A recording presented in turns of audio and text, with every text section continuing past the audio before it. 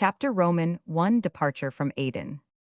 I doubt not there are many who ignore the fact that in eastern Africa, scarcely 300 miles distant from Aden, there is a counterpart of ill-famed Timbuktu in the far west, the more adventurous Abyssinian travelers Salt, and Stuart Krapf and Eisenberg Barker, and Rochetnot, to mention divers Roman Catholic missioners attempted Harar, but attempted it in vain. The bigoted ruler and barbarous people threatened death to the infidel who ventured within their walls. Some Negro Merlin having it is said read decline, and fall in the first footsteps of the Frank. One of all foreigners, the English were of course the most hated and dreaded at Harar slavery, still holds its headquarters, and the old dragon well knows what to expect from the hand of St. George. Thus the various travelers who appeared in beaver and black coats became persuaded that the city was inaccessible, and Europeans ceased to trouble themselves about Harar. It is therefore a point of honor with me, dear Roman, 50, to utilize my title of Haji, by entering the city, visiting the ruler, and returning in safety after breaking the guardian's spell. The most auspicious day in the Moslem year for beginning a journey is doubtless the 6th of the month Safar II, on which quoth the Prophet Islam emerged from obscurity. Yet even at Aden, we could not avail ourselves of this lucky time. Our delays and difficulties were a fit prelude for a journey amongst those blameless Ethiopians, with whom no less a personage than august Jove can dine and depart. 3. On Sunday the 29th October 1854, our manifold impediments were pronounced complete. Friend S threw the slipper of blessing at my back, and about 4 p. Roman 1000 embarking from Malabundar, we shook out our muslin, and sailed down the fiery harbor. Passing the guard boat, we delivered our permit. Before venturing into the open sea, we repeated the Fatiha prayer in honor of the Sheikh Majid, inventor of the mariner's compass. 4.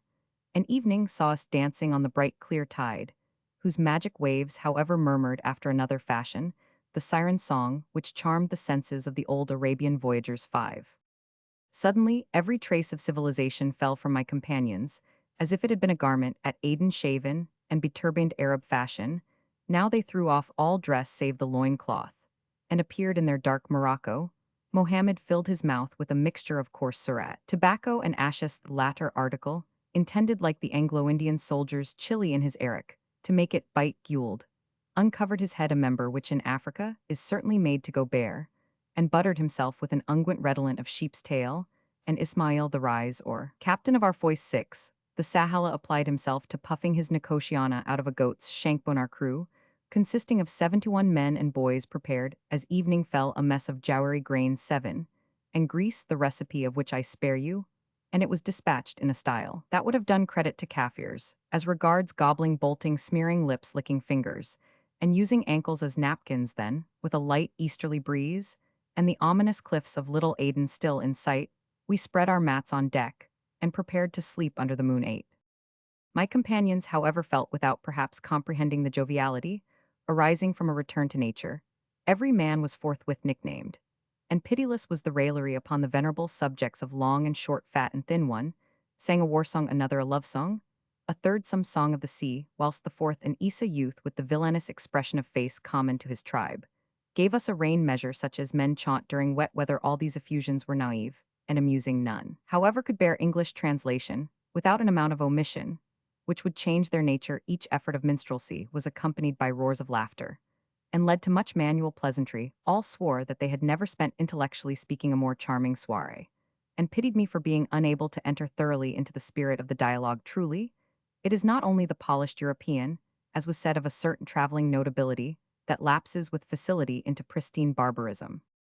I will now introduce you to my companions. The managing man is one Mohammed Mahmud 9, generally called El Hamel, or the porter. He is a havildar or sergeant in the Aden police, and was entertained for me by Lute Dancy, an officer, who unfortunately was not confirmed in a political appointment at Aden. The Hamel is a bull-necked, round-headed fellow of lymphatic temperament, with a lamp-black skin, regular features, and a pulpy figurette. Rarities amongst his countrymen who compare him to a banyan, an orphan in early youth, and becoming, to use his own phrase, sick of milk. He ran away from his tribe, the Haberjur Hajis, and engaged himself as a coultermer with the slaves on board an Indian war steamer. After rising in rank to the command of the crew, he became servant and interpreter to travelers visited distant lands, Egypt and Calcutta. Finally settled as a Ferengi policeman, he cannot read or write, but he has all the knowledge to be acquired by 15 or 20 years hard knocking about. He can make a long speech, and although he never prays a longer prayer, he is an excellent mimic, and delights his auditors by imitations and descriptions of Indian ceremony Egyptian, dancing Arab vehemence Persian abuse, European vivacity and Turkish insolence, with prodigious inventiveness and a habit of perpetual intrigue, acquired in his travels, he might be called a knowing man, but for the truly Somali weakness of showing in his countenance all that passes through his mind, this people can hide nothing the blank eye the contracting brow the opening nostril, and the tremulous lip betray despite themselves their innermost thoughts. The second servant whom I bring before you is Guld, another policeman at Aden. He is a youth of good family, belonging to the Ismail, or rather royal clan of the great Haber Jurhajis tribe. His father was a man of property, and his brethren near Berbera are wealthy Bedouins, yet he ran away from his native country when 7 or 8 years old, and became a servant in the house of a butter merchant at Mocha. Thence he went to Aden, where he began with private service, and ended his career in the police. He is one of those long-lived skeletons common amongst the Somali. His shoulders are parallel with his ears, his ribs are straight as a mummy's, his face has not an ounce of flesh upon it, and his features suggest the idea of some lank bird. We call him Long Guld, to which he replies with the Yemen saying, length is honor, even in wood he is brave enough, because he rushes into danger without reflection.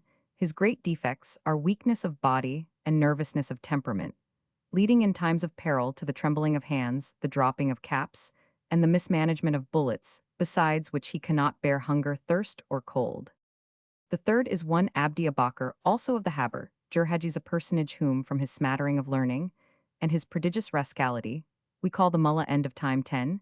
He is a man about 40, very old-looking for his age, with small, deep-set, cunning eyes, placed close together, a hook nose, a thin beard, a bulging brow, scattered teeth 11, and a short, scant figure, remarkable only for length of back. His gait is stealthy like a cat's, and he has a villainous grin. This worthy never prays, and can neither read nor write, but he knows a chapter or two of the Quran, recites audibly a long ratib or task morning, and evening 12, whence together with his store of hashed hadith tradition, he derives the title of Wided or Hedgepriest. His tongue, primed with the satirical sayings of Aban Zayd al-Hilali and Humayd ibn Mansur 13, is the terror of men, upon whom repartee imposes. His father was a wealthy shipowner in his day, but cursed with Abdi and another son, the old man has lost all his property, his children have deserted him, and he now depends entirely upon the charity of the Zayla chief.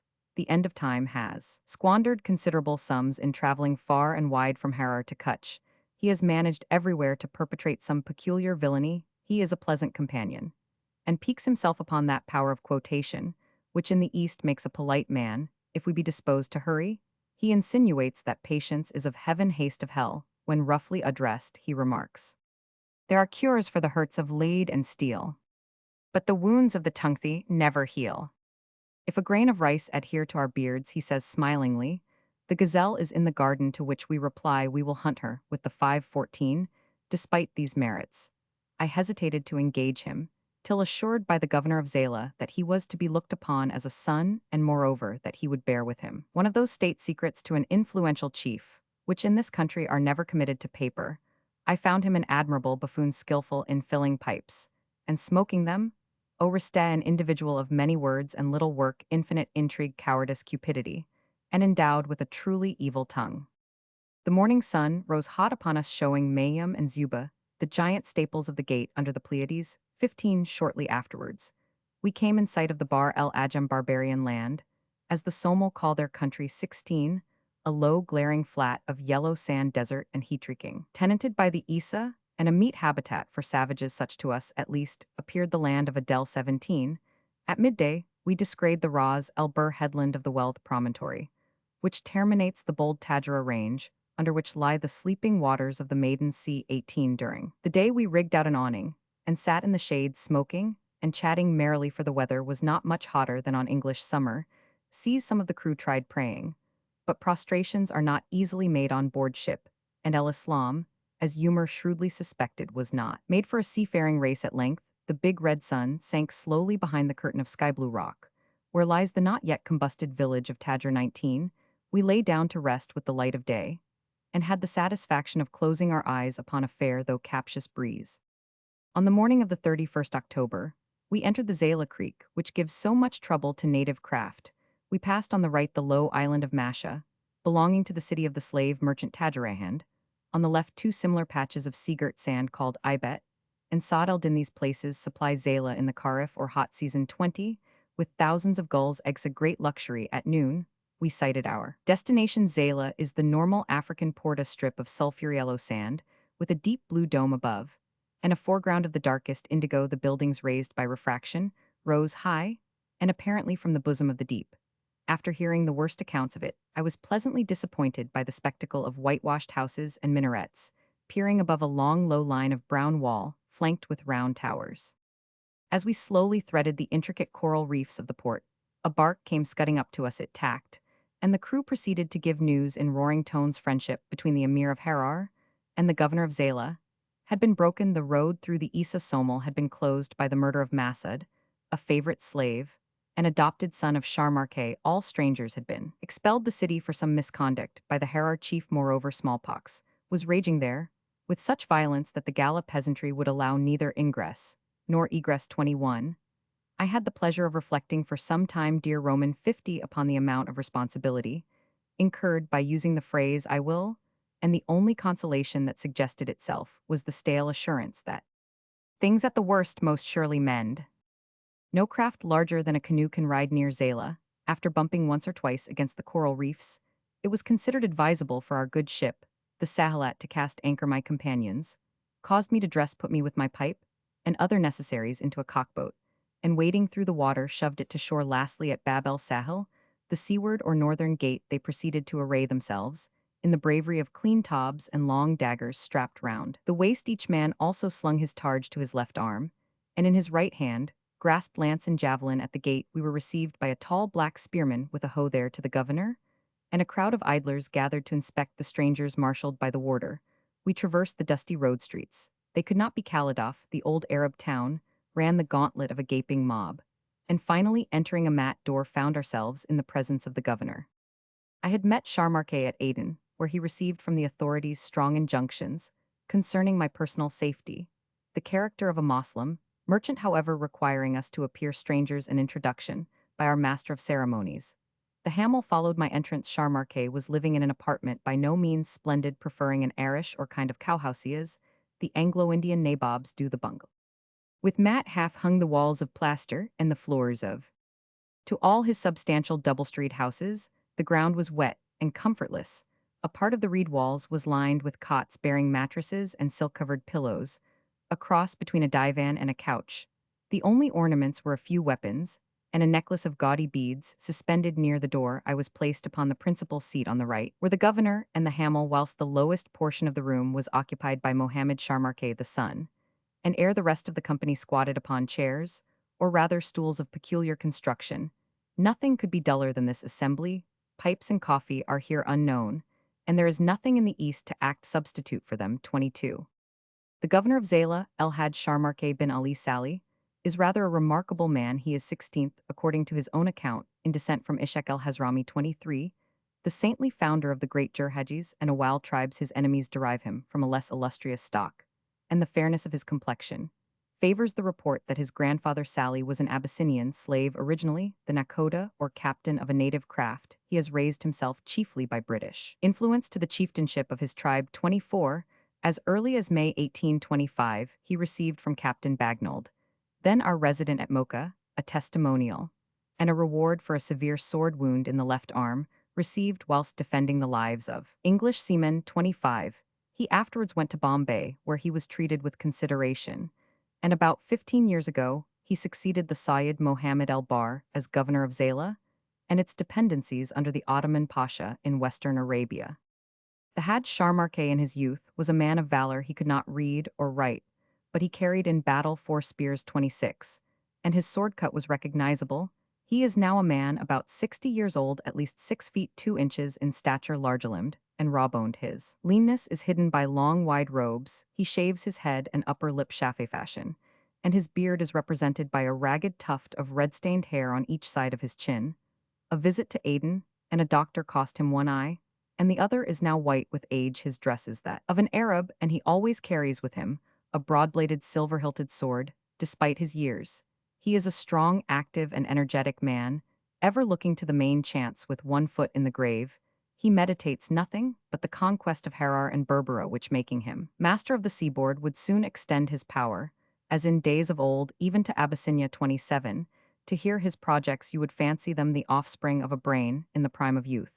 In order to carry them out, he would even assist in suppressing the profitable slave trade 28. After half an hour's visit, I was led by the Hajj through the streets of Zayla 29 to one of his substantial houses of coralline and mud, plastered over with glaring whitewash. The ground floor is a kind of warehouse full of bales and boxes scales, and buyers a flight of steep steps, leads into a long room with shutters to exclude the light floored with tamped earth, full of evening flyers, 30 and destitute of furniture. Parallel to it are three smaller apartments, and above is a terraced roof where they who fear not the dew and the land breeze sleep. 31. I found a room, duly prepared. The ground was spread with mats and cushions against the walls. Denoted the divan for me was placed a kursy or cot covered with fine Persian rugs and gaudy silk and satin pillows. The Hajj installed us with ceremony, and insisted despite my remonstrances upon occupying the floor, whilst I sat on the raised seat after ushering in supper. He considerately remarked that traveling is fatiguing, and left us to sleep. The well-known sounds of El Islam returned from memory. Again, the melodious chant of the Muezzino evening bell can compare with it for solemnity and beauty. And, in the neighboring mosque, the loudly intoned Amin and Allahu Akbar far superior to any organ rang in my ear. The evening gun of camp was represented by the nakara, or kettle drum, sounded about 7 p. Roman 1000 at the southern gate, and at 10 a second drumming warned the paterfamilias that it was time for home and thieves, and lovest that it was the hour for bastinado. Nightfall was ushered in by the song The Dance, and the marriage festival. Her no permission is required for native music in the linesend. Muffled figures flitted mysteriously through the dark alleys. After a peep through the open window, I fell asleep feeling once more at home. Easterns do not box the compass after our fashion with them. Each point has its own name, generally derived from some prominent star. On the horizon of these I subjoin a list, as in use amongst the Somali, hoping that it may be useful to Oriental students. The names in hyphens are those given in a paper on the nautical instrument of the Arabs by Jas Princeps Journal of the Az Soch, December 1836. The learned secretary appears not to have heard the legend of Sheikh Majid, for he alludes to the Majidi Kitab, or Oriental ephemeris, without any explanation. North Jah Arabic, East Matla Arabic. N by E Farjid Arabic, E by S Jaza Arabic. Or Arabic Essay Tur Arabic. Nni Nash Arabic SC by E Iklil Arabic. Ni by E Nakab Arabic SC Akrab Arabic. Ni Ayuk Arabic SC by S Himarain Arabic. Ni by E Waki Arabic SSC Suhil Arabic. Ni Sumak Arabic S by E Suntubar Arabic. E by N Surya Arabic or Arabic. The south is called El Kutb Arabic, and the west El Maghrib Arabic. The western points are named like the eastern northeast. For instance, is Ayuk El Matlai northwest Ayuk El Maghribi. Finally, the Dara Jahai is when the magnetic needle points due north. The Dara Farjadi, more common in these regions, is when the bar is fixed under Farjad to allow for variation, which at Berbera is about 450 west. Ishaq ibn Ahmed ibn Abdullah. Jurhaji's his eldest son. Said the eldest son Daud being the second. Ara also the eldest, Ili Roman 1 E Ali being the second. Musa the third son, the eldest was Ismail, then in succession Ishaq Masay, Mikahil Gamba Dandan Roman 100. Ibrahim. Fiki Roman 1 E Faki. Adan Roman 1 E Adam. Mohammed. Hamid. Jibril Roman 1 E Jibril. Ali. Awaz. Sally. Ali. Sharmarke. The last is a peculiarly Somali name, meaning one who sees no harm. Sharmarke.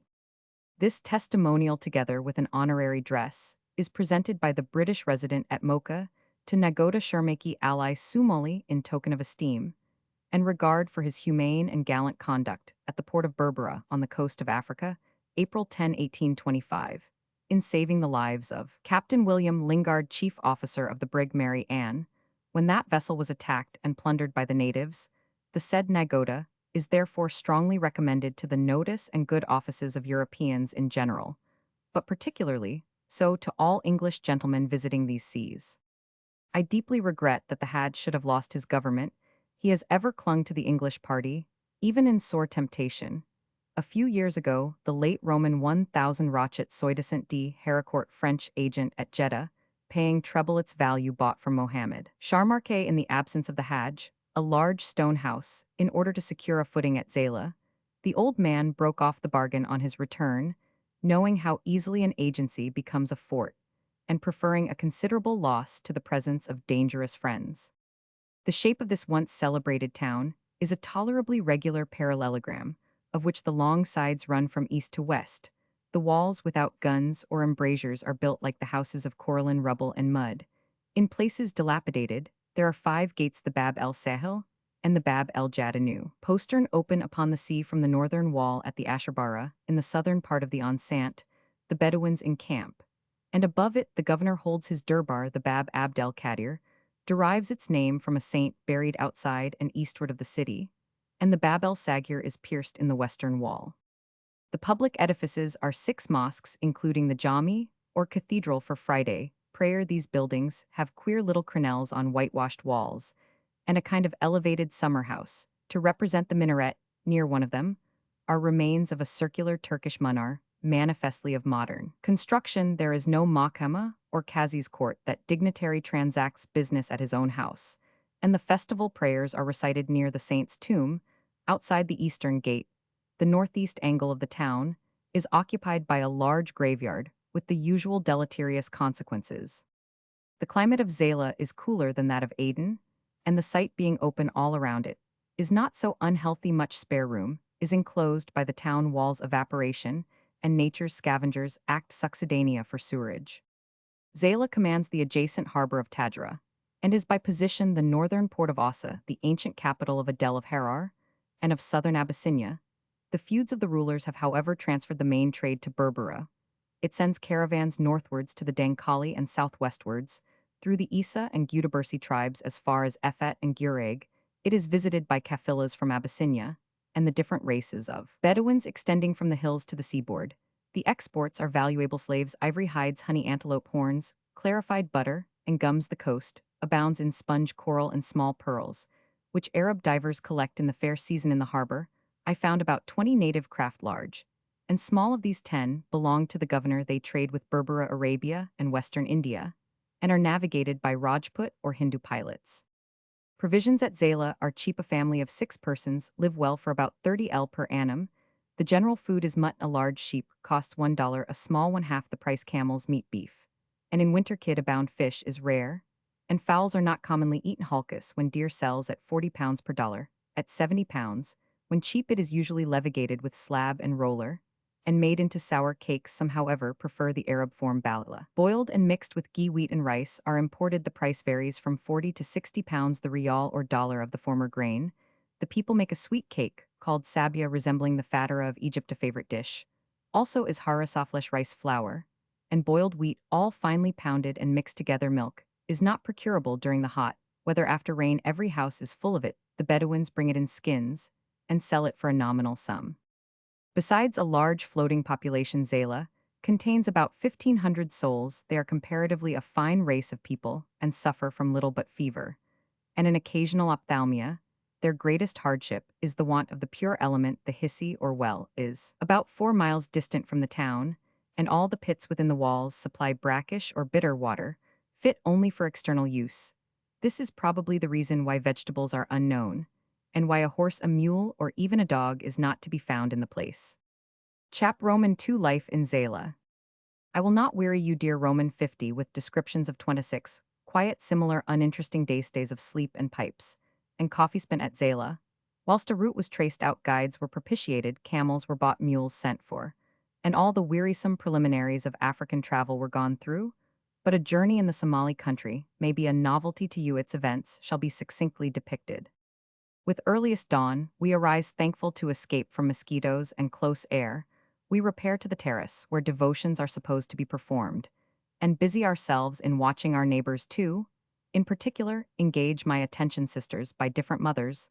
The daughter of an Indian woman is a young person of fast propensititious chocolate-colored skin, long hair, and parrot-like profile. One are much admired by the elegance of Zayla, and she coquettes by combing, dancing, singing, and slapping the slave girls, Whenever an adorer may be looking, we sober-minded men seeing her quote the well-known lines. Without justice, a king is a cloud without rain. Without goodness, a sage is a field without fruit. Without manners, a youth is a bridleless horse. Without lore, an old man is a waterless wadey. Without modesty, woman is bread without salt. The other is a matron of Abyssinian descent, as her skin scarcely darker than a gypsy's, her long and bright blue fillet, and her gaudily fringed dress denote. She tattoos her face too, a livid line extends from her front hair to the tip of her nose between her eyebrows, is an ornament resembling a fleur-de-lis, and various beauty spots adorn the corners of her mouth. And the flats of her countenance, she passes her day superintending the slave girls and weaving mats three the worsted work of this part of the world. We soon made acquaintance as far as an exchange of salams. I regret, however, to say that there was some scandal about my charming neighbor, and that more than once she was detected making signals to distant persons with her hands for. At 6 a Roman 1000, we descend to breakfast, which usually consists of sour grain cakes and roast mutton. At this hour, a fine trial of health and cleanly living. A napkin is passed under my chin, as if I were a small child, and a sound scolding is administered. When appetite appears, deficient visitors are always asked to join us. We squat on the uncarpeted floor round a circular stool, eat hard, and never stop to drink. The appetite of Africa astonishes us. We dispose of 6 ounces here for every one in Arabia, probably the effect of sweet water.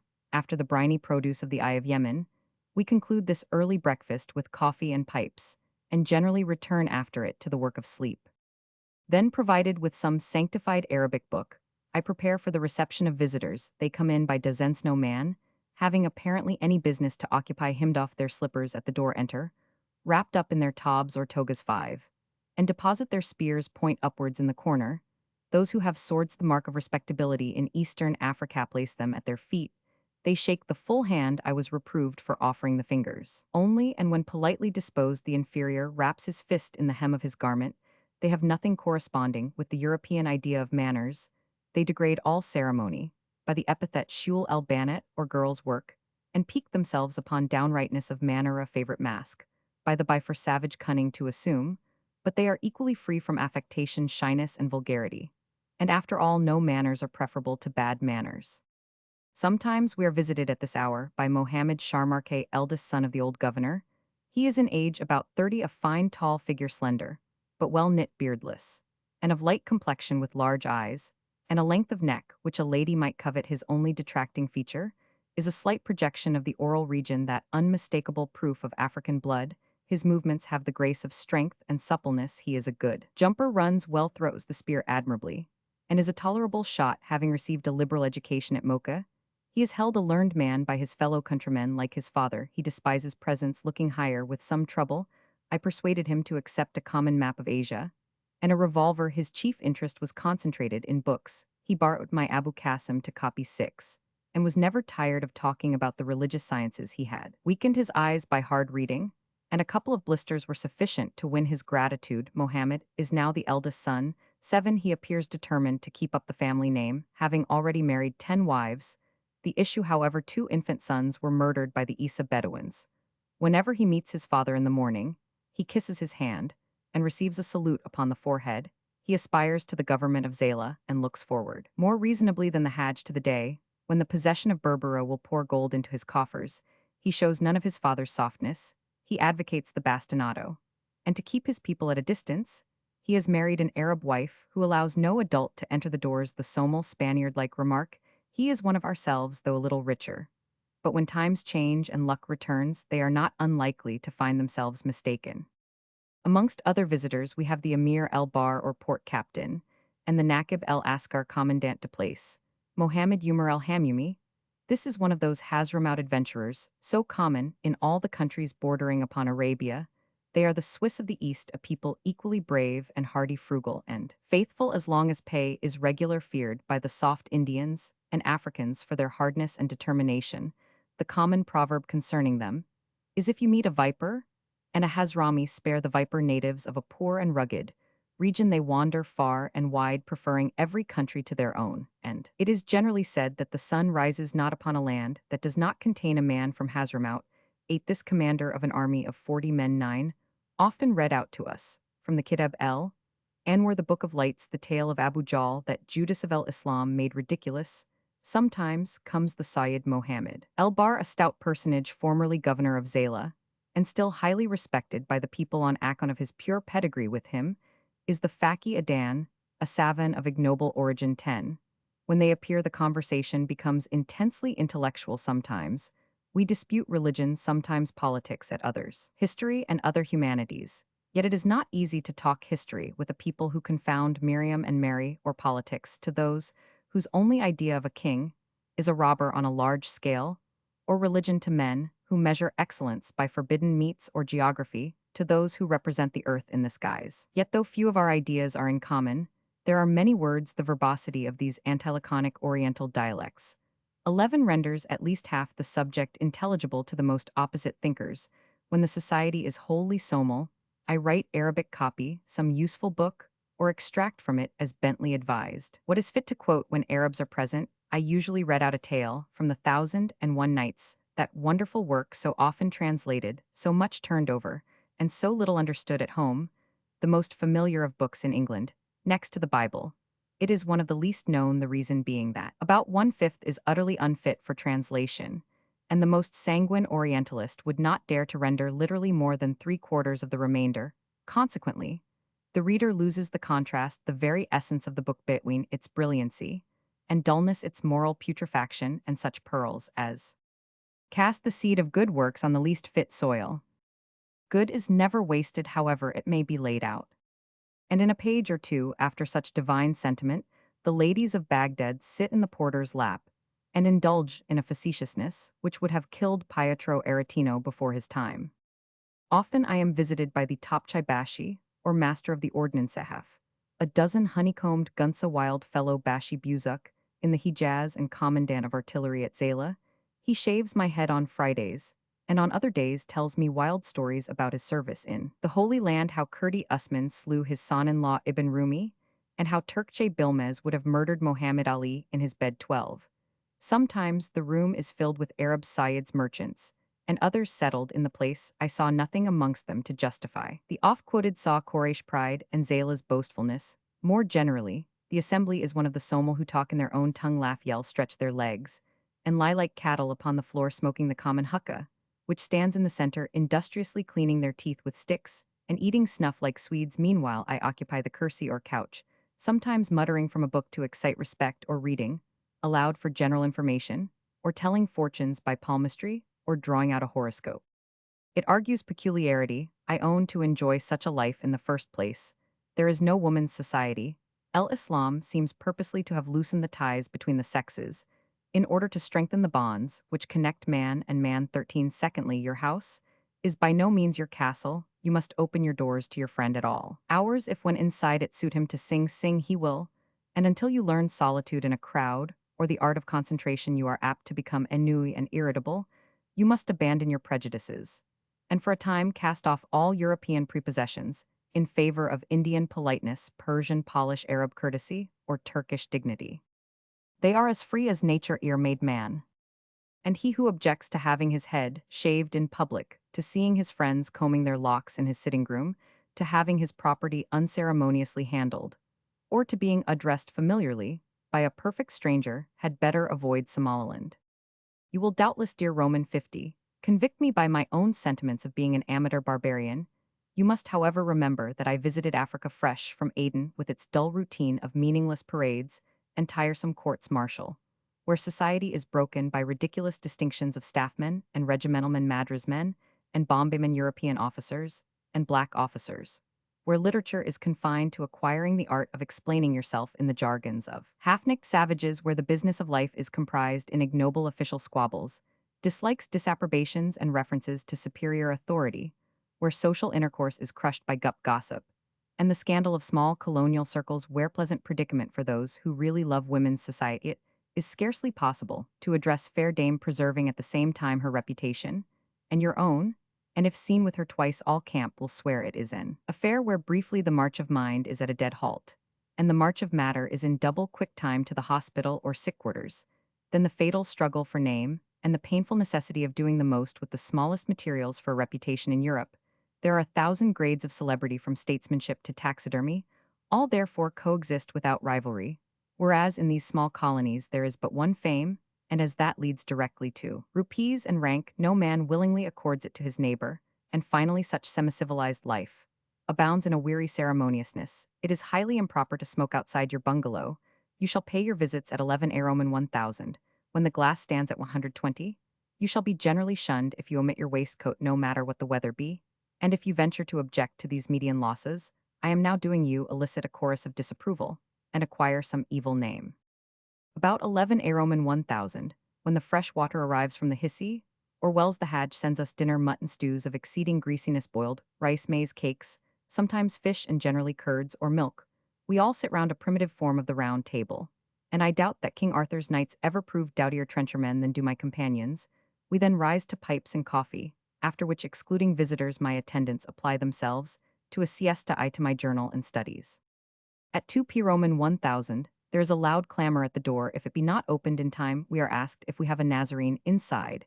Enters a crowd of visitors anxious to pass the afternoon. We proceed with a copy of the forenoon, till the sun declines, when it is time to escape the flies to repair to the terrace for fresh air, or to dress for a walk. Generally our direction is through the town eastwards to a plain of dilapidated graves and salt sand peopled only by land crabs. At the extremity near the sea is a little mosque of wattlework. We sit there under the shade, and play a rude form of draughts called shantara, or at Shah a modification of the former 14, more often eschewing these effeminacies, we shoot at a mark, throw the javelin leap, or engage in some gymnastic exercise. The favorite Somali weapons are the spear dagger, and war club, the bow and poisoned arrows are peculiar to the servile class who know the dreadful art to taint with deadly drugs the barbed dart. And the people despise at the same time that they fear firearms, declaring them to be cowardly weapons 15, with which the poltroon can slay the bravest. The Somali spear is a form of the Cape assegai, a long, thin, pliant, and knotty shaft of the dibidicteb, and makari trees, is dried, polished, and greased with rancid butter.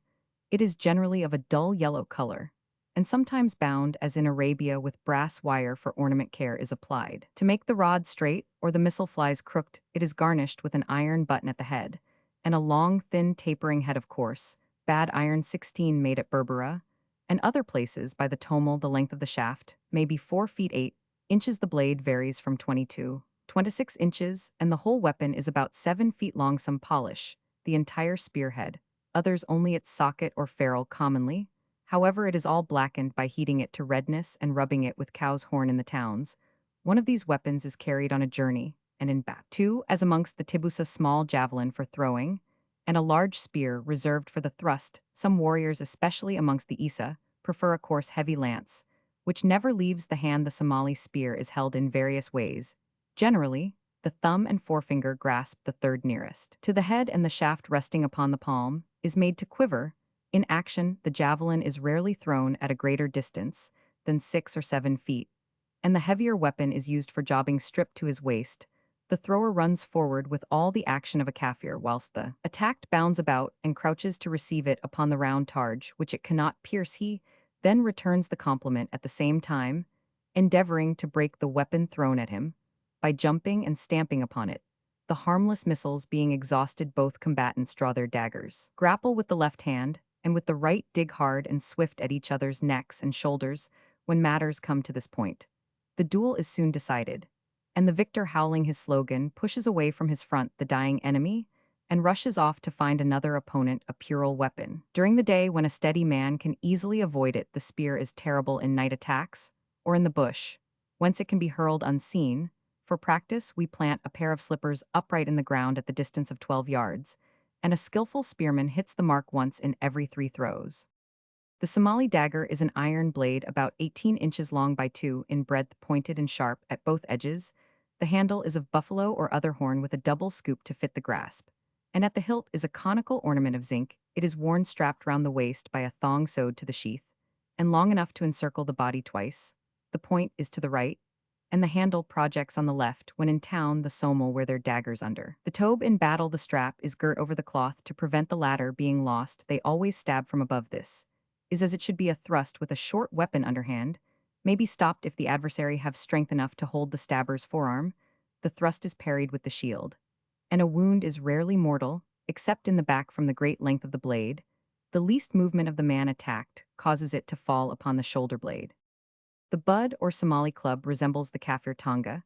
It is a knobstick about a cubit long made of some hardwood. The head is rounded on the inside, and the outside is cut to an edge in quarrels. It is considered a harmless weapon, and is often thrown at the opponent and wielded viciously enough, where the spear point would carefully be directed at the buckler. The gashan, or shield, is a round targe about 18 inches in diameter. Some of the Bedouins make it much larger. Rhinoceros skin being rare. The usual material is common bull's hide or preferably that of the oryx called by the Arabs val, and by the Somal bade. These shields are prettily cut and are always protected when new with a covering of canvas. The boss in the center easily turns a spear, and the strongest throw has very little effect even upon the thinnest portion. When not used, the gashan is slung upon the left forearm. During battle, the handle, which is in the middle, is grasped by the left hand and held out at a distance from the body. We are sometimes joined in our exercises by the Arab mercenaries, who are far more skillful than the Somal. The latter are unacquainted with the sword, and cannot defend themselves against it. With the targe, they know little of dagger practice, and were beaten at their own weapon, the javelin, by the children of Bur Hamid. Though unable to jump for the honor of the turban, I soon acquired the reputation of being the strongest man in Zayla. This is perhaps the easiest way of winning respect from a barbarous people who honor body and degrade mind to mere cunning. When tired of exercise, we proceed round the walls to the Asharbara, or southern gate. Here boys play at hockey with sticks and stones. Energetically as in England, they are fine manly specimens of the race, but noisy and impudent like all young savages. At 2 years of age they hold out the right hand for sweetmeats, and if refused become insolent. The citizens amuse themselves with the ball. 17, at which they play roughly as Scotch linkers. They are divided into two parties, bachelors and married men. Accidents often occur, and no player wears any but the scantiest clothing, otherwise he would retire from the conflict.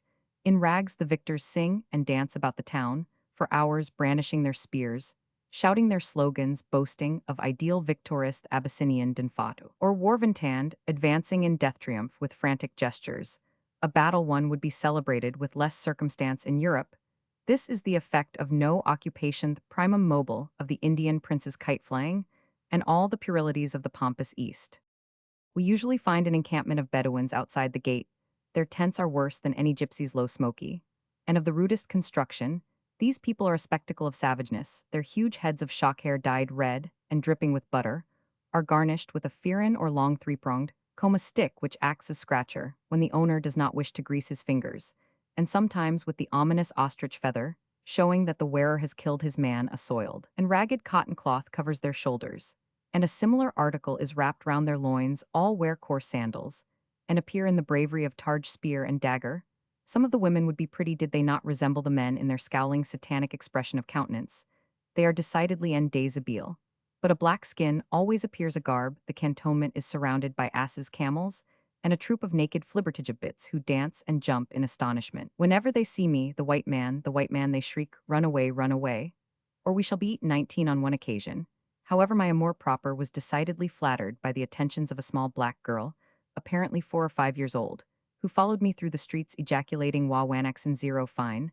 The Bedouins, despite their fierce scowls, appear good-natured. The women flock out of the huts to stare and laugh, the men to look and wonder. I happened once to remark, "Lo, we come forth to look at them, and they look at us. We gaze at their complexion, and they gaze at ours." A Bedouin who understood Arabic translated this speech to the others, and it excited great merriment in the mining counties of civilized England, where the genial brickbat is thrown at the passing stranger, or in enlightened Scotland, where hair a few inches too long or a pair of mustachios justifies mobbing. It would have been impossible for me to have mingled as I did with these wild people. We must return before sunset, when the gates are locked and the keys are carried to the Hajj. A vain precaution, when a donkey could clear half a dozen places in the town wall. The call to evening prayer sounds. As we enter, none of my companions pray 20, but all, when asked, reply in the phrase which an Englishman hates, Inshallah Bukraif, Allah please tomorrow, and they have the decency not to appear in public at the hours of devotion.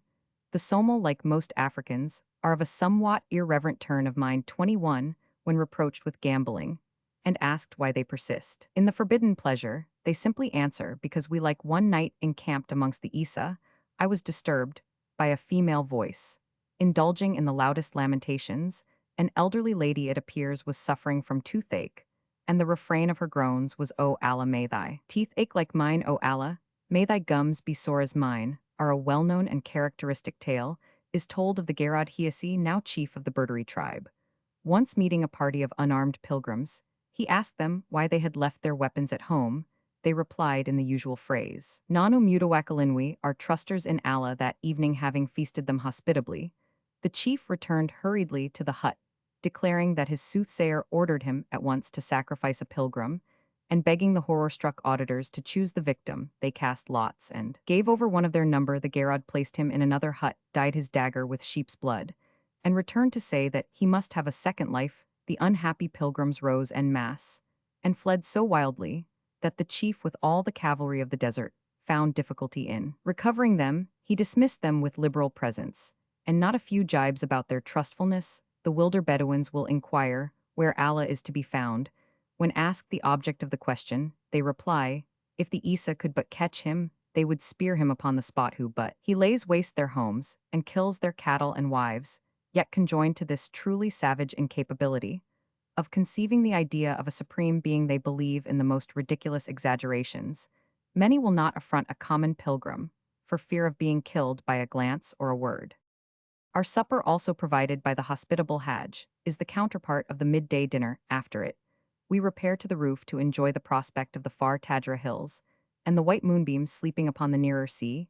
The evening star hangs like a diamond upon the still horizon around the moon, a pink zone of light mist shading off into turquoise blue, and a delicate green like chrysoprase, invests the heavens with a peculiar charm. The scene is truly suggestive. Behind us, purpling in the night air, and silvered by the radiance from above, lie the wolds and mountains, tenanted by the fiercest of savages, their shadowy, mysterious forms, exciting vague alarms in the traveler's breast, sweet as the harp of David. The night breeze and the music of the water come up from the sea, but the ripple and the rustling sound alternate with the hyena's laugh, the jackal's cry, and the wild dog's lengthened howl.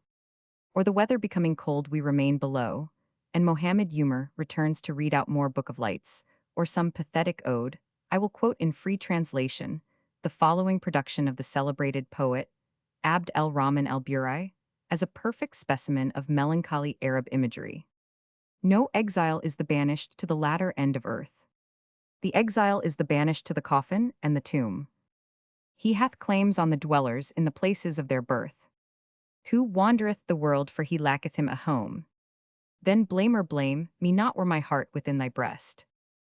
The sigh would take the place of thy laughter and thy scorn. Let me weep for the sin that debars my soul of rest. The tear may yet avail all in vain, I may not mourn. 22. Woe, woe to thee, flesh with a purer spirit now. The death day were a hope, and the judgment there a joy. One morn I woke in pain with a pallor on my brow, as though the dreaded angel were descending to destroy. They brought to me a leech, saying, heal him lest he die. On that day by Allah were his drugs a poor deceit. They stripped me and bathed me and closed the glazing eye, and dispersed unto prayers and to haggle for my sheet. The prayers without a bow. 23, they prayed over me that day. Brought nigh to me the bier, and disposed me within. For bear upon their shoulders this tenement of clay. Friend and kinsmen in procession bore the dust of friend and kin. They threw upon me mold of the tomb, and went their way. A guest, 'twould seem, had flitted from the dwellings of the tribe. My gold and my treasures, each a share they bore away. Without thanks, without praise, with a jest and with a jibe. My gold and my treasures, each his share they bore away. On me they left the weight, with me they left the sin. That night within the grave, without hoard or child I lay. No spouse, no friend were there, no comrade, and no kin.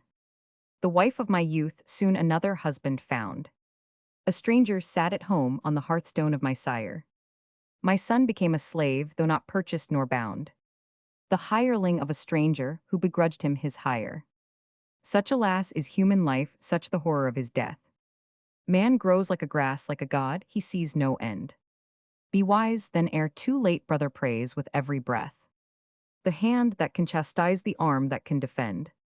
And bless thou the prophet, the averter of our ills, while the lightning flasheth bright o'er the ocean and the hills. At this hour my companions become imaginative and superstitious. One Salamane, a black slave from the Sahel. 24, now secretary, To the Hajj reads our fortunes in the rosary, the fowl 25, as it is called, acts a prominent part in Somali life. Some men are celebrated for accuracy of prediction. And in times of danger, when the human mind is ever open to the fooleries of faith, perpetual reference is made to their art. The worldly wise Salamain, I observed, never sent away a questioner with an illumined reply. But he also regularly insisted upon the efficacy of sacrifice and almsgiving, which, as they would assuredly be neglected, afforded him an excuse in case of accident. Then, we had a recital of the tales common to Africa, and perhaps to all the world in modern France, as in ancient Italy Versipels become wolves, and hide themselves in the woods in Persia they change themselves into bears, and in Bornu and Shoa assume the shapes of lions, hyenas, and leopards. 26. The origin of this metamorphic superstition is easily traceable, like man's fetishism or demonology, to his fears. A Bedouin, for instance, becomes dreadful by the reputation of sorcery. Bears and hyenas are equally terrible. And the two objects of horror are easily connected. Curious to say, individuals having this power were pointed out to me, and people pretended to discover it in their countenances. At Zayla, I was shown a Bedouin by name Fari Badun, who notably became a hyena at times for the purpose of tasting human blood. 27. About 40 years ago, three brothers, Kana, Fardna, and Salin, were killed on Gules near Berbera for the crime of metamorphosis.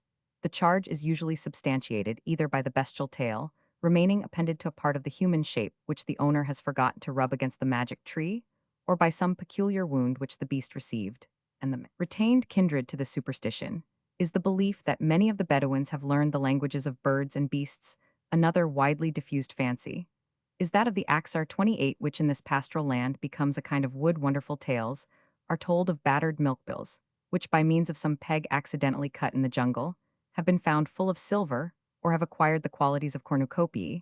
It is supposed that a red heifer always breaks her fast upon the wonderful plant. Consequently, much time and trouble have been expended by the Somal in watching the morning proceedings of red heifers. At other times, we hear fearful tales of old women who, like the Jigger Kh war of Persia, feed upon man's liver. They are fond of destroying young children. Even adults are not ashamed of defending themselves with talismans in this country. The crone is called Bida, or Cumio, words signifying a witch. The worst is she that destroys her own progeny. No wound is visible in this vampire's victim. Generally, he names his witch, and his friends beat her to death. Unless she heal him, many are thus martyred. And in Somaliland, scant notice is taken of such a peccadillo as murdering an old woman. The sex, indeed, has by no means a good name here as elsewhere. Those who degrade it are the first to abuse it for degradation. At Zayla, almost all quarrels are connected with women, the old butch. In one way, the young in another, and both are equally maligned. Wit in a woman exclaims, one man is a habit of running away in a dromedary Allah, declares another made woman of a crooked bone.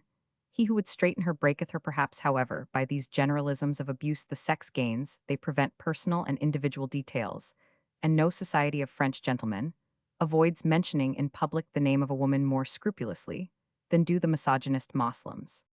After a conversazione of 2 hours, my visitors depart, and we lose no time, for we must rise at cockcrowing. Spreading our mats round the common room, you would admire the Somali pillow. 29, a dwarf pedestal of carved wood, with a curve upon which the greasy pole and its elaborate frisure repose like the Abyssinian article. It resembles the headrest of ancient Egypt in all points, except that it is not worked with typhons and other horrors to drive away dreadful dreams. Sometimes the sound of the kettle drum, the song, and the clapping of hands summon us at a later hour than usual to a dance. The performance is complicated, and as usual with the trivialities easily learned in early youth, it is uncommonly difficult to a stranger. Each dance has its own song and measure, and contrary to the custom of el-Islam, the sexes perform together. They begin by clapping the hands and stamping where they stand. To this succeed advancing, retiring, wheeling about, jumping about, and the other peculiarities of the Jim Crow school. The principal measures are those of Ugadane and Batter. These again are divided and subdivided. I fancy that the description of Dilho, Jibwain, and Hobala would be as entertaining and instructive to you, dear Roman 50, as polka, gavotte, and mazurka would be to a Somali. On Friday Sunday, a drunken crier goes about the town, threatening the bastinado to all who neglect their 5 prayers. At 11:30, a kettle drum sounds a summons to the jami, or cathedral. It is an old barn rudely plastered with whitewash posts or columns of artless masonry support the low roof, and the smallness of the windows, or rather air holes, renders its dreary length unpleasantly hot. There is no pulpit. The only ornament is a rude representation of the Meccan mosque, nailed like a pothouse print to the wall, and the sole articles of furniture are ragged mats and old boxes, containing tattered chapters of the Quran in greasy bindings. I enter with a servant carrying a prayer carpet, encounter the stare of 300 pair of eyes belonging to parallel rows of squatters, recite the customary tubo prayer, in honor of the mosque placing sword and rosary before me, and then taking up a Quran, read the cow chapter No 18 loud, and twangingly at the Zohar or midday hour, the muezzin inside the mosque standing before the khatib or preacher, repeats the call to prayer which the congregation sitting upon their shins and feet intone after him. This ended, all present stand up, and recite every man for himself a tubo prayer of sunnat or example, concluding with the blessing on the Prophet and the salam over each shoulder to all brother believers. The khatib then ascends his hole in the wall, which serves for pulpit, and thence addresses us with the peace be upon you, and the mercy of Allah, and his benediction, to which we respond through the muezzin, and upon you be peace and Allah's mercy, after sundry other religious formulas, and their replies concluding with a second call to prayer. Our preacher rises, and in the voice with which Sir Hudibras was wont to blaspheme custard through the nose, preaches El Was 30, or the advice sermon. He sits down for a few minutes, and then rising again recites El Not, or the praise of the Prophet, and his companions. These are the two heads into which the Moslem discourse is divided. Unfortunately, however, there is no application. Our preacher, who is also qazi or judge, makes several blunders in his Arabic, and he reads his sermons, a thing never done in Islam, except by the modest docti. The discourse over our clerk, who is if possible worse than the curate, repeats the form of call termed el ikama, then entering the mihrab or niche, he recites the Tubo Friday litany with, and in front of the congregation I remarked no peculiarity in the style of praying, except that all followed the practice of the Shafis in El Yemen, raising the hands for a moment, instead of letting them depend along the thighs between the rukat or bow, and the sajda or prostration. This public prayer concluded, many people leave the mosque, a few remain for more prolonged devotions. There is a queer kind of family likeness between this scene and that of a village church in some quiet nook of rural England. Old Sharmarke, the squire attended by his son, takes his place close to the pulpit, and although the honoratiors have no padded and cushioned pews, they comport themselves very much as if they had recognitions of the most distant description. Are allowed before the service commences. Looking around is strictly forbidden during prayers, but all do not regard the prohibition, especially when a new mustache enters. Leaving the church, men shake hands, stand for a moment to exchange friendly gossip, or address a few words to the preacher, and then walk home to dinner. There are many salient points of difference. No bonnets appear in public. The squire, after prayers, gives alms to the poor and departs escorted by 24 matchlockmen, who perseveringly fire their shotted guns. As regards the word tobe, it signifies in Arabic a garment. Generally, the Somali call it marrow and the half-tobe a shukka. The Yebir correspond with the Dushan of southern Arabia. The males are usually jesters to the chiefs, and both sexes take certain parts at festivals, marriages, and circumcisions. The number is said to be small, amounting to about 100 families in the northern Somali country. The Tomel or Handed, the blacksmiths originally of Idir race, have become vile by intermarriage with servals. They must now wed maidens of their own class and live apart from the community. Their magical practices are feared by the people. The connection of wits and witchcraft is obvious, and all private quarrels are traced to them. It has been observed that the blacksmith has ever been looked upon with awe by barbarians. On the same principle that made Vulcan a deity in Abyssinia, all artisans are Buddha sorcerers, especially the blacksmith, and he is a social outcast, as among the Somali. Even in El-Hijaz, a land unlike Yemen opposed to distinctions amongst Moslems, the Kalawiya who work in metal are considered vile. Throughout the rest of El-Islam, the blacksmith is respected as treading in the path of David, the father of the craft.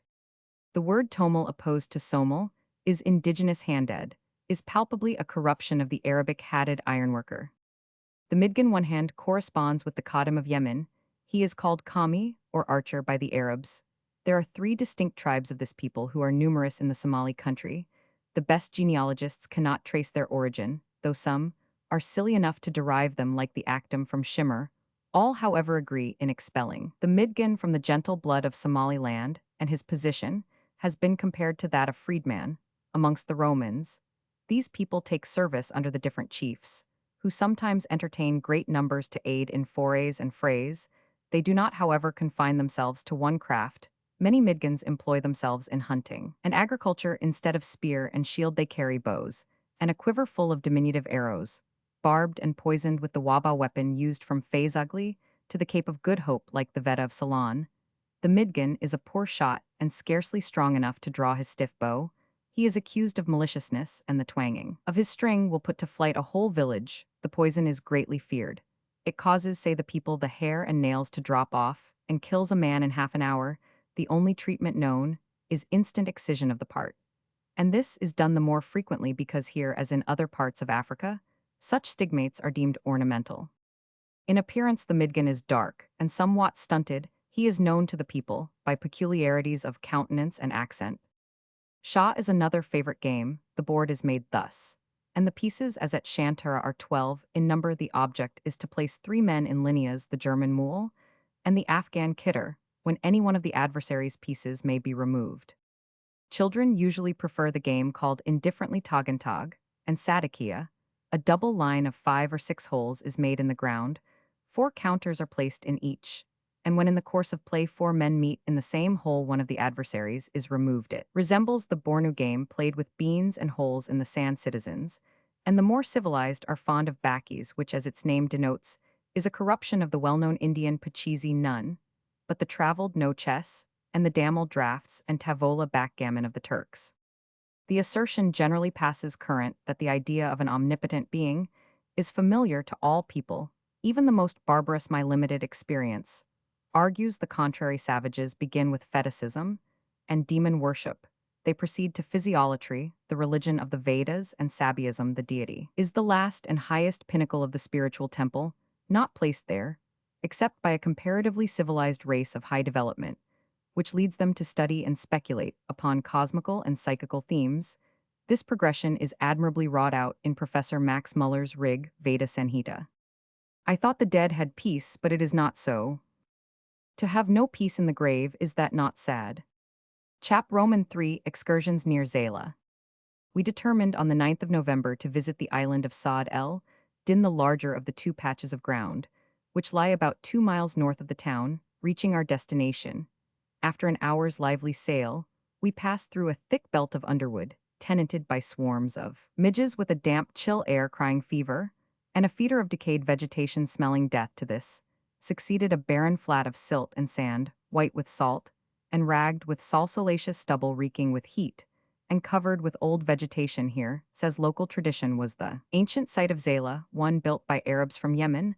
The legend runs that, when Saad al-Din was besieged and slain by David, king of Ethiopia, the wells dried up, and the island sank. Something doubtless occurred, which rendered a removal advisable. The sons of the Moslem hero fled to Ahmed bin al-Ashraf, prince of Senna, offering their allegiance if he would build fortifications for them and aid them against the Christians of Abyssinia.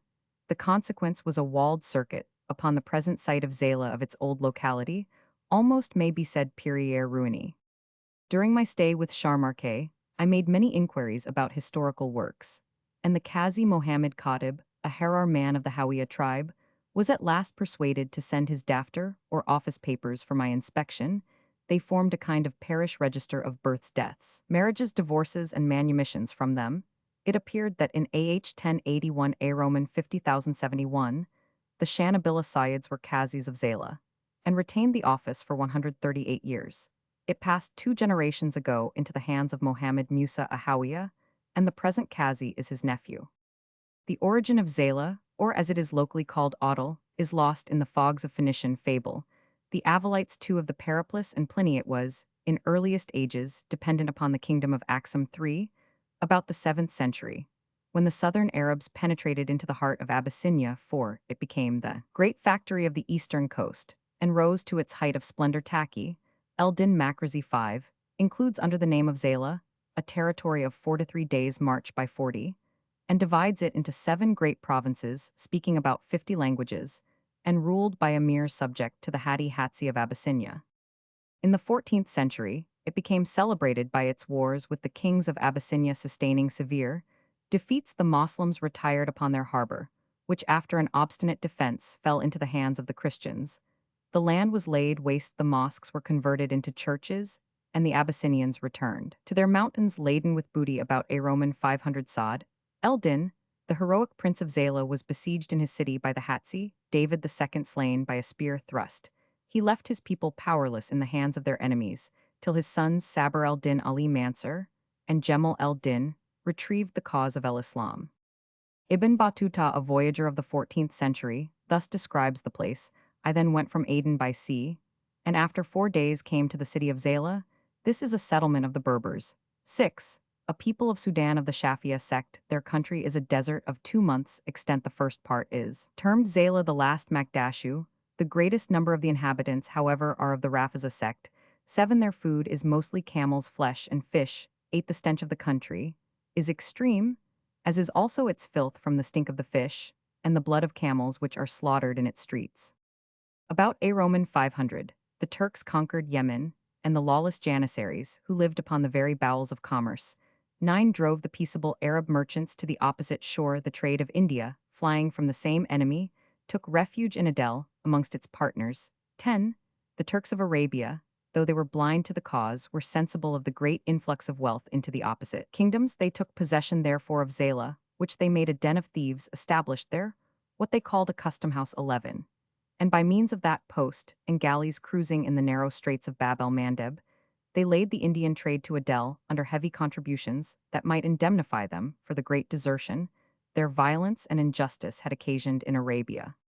This step threatened the very existence both of Adel and Abyssinia, and considering the vigorous government of the one and the weak politics and prejudices of the other, it is more than probable that the Turks would have subdued both had they not in India, their chief object, met the Portuguese strongly established. Bartama, traveling in A. Roman 500, treats in his 15th chapter of Xyla in A. Ethiopia, and the great fruitlessness thereof, and of certain strange beasts seen there. In this city is great frequentation of merchandise, as in a most famous mart, there is marvelous abundance of gold and iron, and an innumerable number of black slaves, sold for small prices. These are taken in war by the Mahomedans out of Ethiopia, of the kingdom of Presbyter Johans, or Preciosus Johans, which some also call the king of Jacobins or Abyssins, being a Christian, and are carried away from thence into Persia, Arabia. Felix Babylonia of Nilis or Alcaire and Mecca. In this city, justice and good laws are observed. 12. It hath an innumerable multitude of merchants. The walls are greatly decayed, and the haven rude and despicable. The king or sultan of the city is a Mahomedan, and entertaineth in wages a great multitude of footmen and horsemen. They are greatly given to war, and wear only one loose single vesture. They are of dark ash color, inclining to black. In July 1516, Zayla was taken, and the town burned by a Portuguese armament under Lopez Suarez Alberguera. When the Turks were compelled to retire from southern Arabia, it became subject to the Prince of Senna, who gave it in perpetuity to the family of a Senani merchant. The kingdom of Yemen, falling into decay, Zayla passed under the authority of the Sheriff of Mocha, who, though receiving no part of the revenue, had yet the power of displacing the governor by him. It was farmed out to the Hajj Sharmarke, who paid annually to Sayyid Mohammed el-Bar at Mocha the sum of 750 crowns, and reserved all that he could collect above that sum for himself. In A. Roman 500, Zayla was taken from the family el-Bar and farmed out to Sharmarke by the Turkish governor of Mocha and Hadida. The extant remains at Saad el-Din are principally those of watercourses, rude lines of coralline, stretching across the plain towards wells now lost 13, and diminutive tanks made apparently to collect rain water. One of these latter is a work of some art, a long sunken vault with a pointed arch projecting a few feet above the surface of the ground. Outside, it is of rough stone, the interior is carefully coated with fine lime, and from the roof, long stalactites depend. Near it is a cemetery. The graves are for the most part provided with large slabs of close black basalt planted in the ground edgeways, and in the shape of a small oblong. The material was most probably brought from the mountains near Tadjara, at another part of the island. I found it in the shape of a gigantic millstone half embedded in the loose sand. Near the cemetery we observed a mound of rough stones, surrounding an upright pole. This is the tomb of Sheikh Saad el-Din, formerly the hero, now the favorite patron saint of Zayla, still popularly venerated, as was proved by the remains of votive banquets, broken bones, dried garbage, and stones blackened by the fire.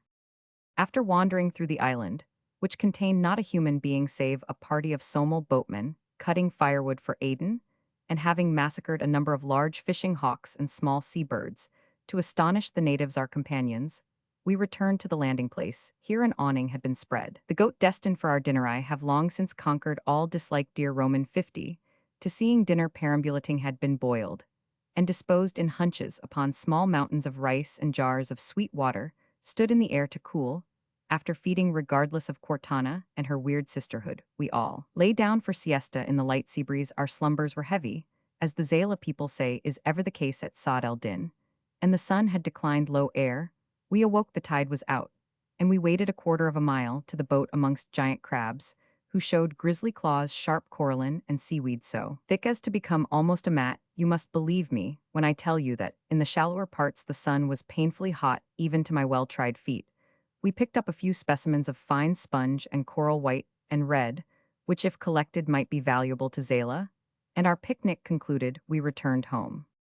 On the 14th November, we left the town to meet a caravan of the Danakil 14, and to visit the tomb of the great Saint Abu Zarbe. The former approached in a straggling line of asses, and about 50 camels laden with cows' hides, ivories, and one Abyssinian slave girl. The men were wild as orangutans, and the women fit only to flog cattle. Their animals were small, meager-looking, and loosely made. The asses of the Bedouins, however, are far superior to those of Zala, and the camels are comparatively speaking well-bred. 15. In a few minutes, the beasts were unloaded, the gurgas, or wigwams, pitched, and all was prepared for repose. A caravan so extensive being an unusual event, small parties carrying only grain come in once or twice a week. The citizens abandoned even their favorite game of ball, with an eye to speculation.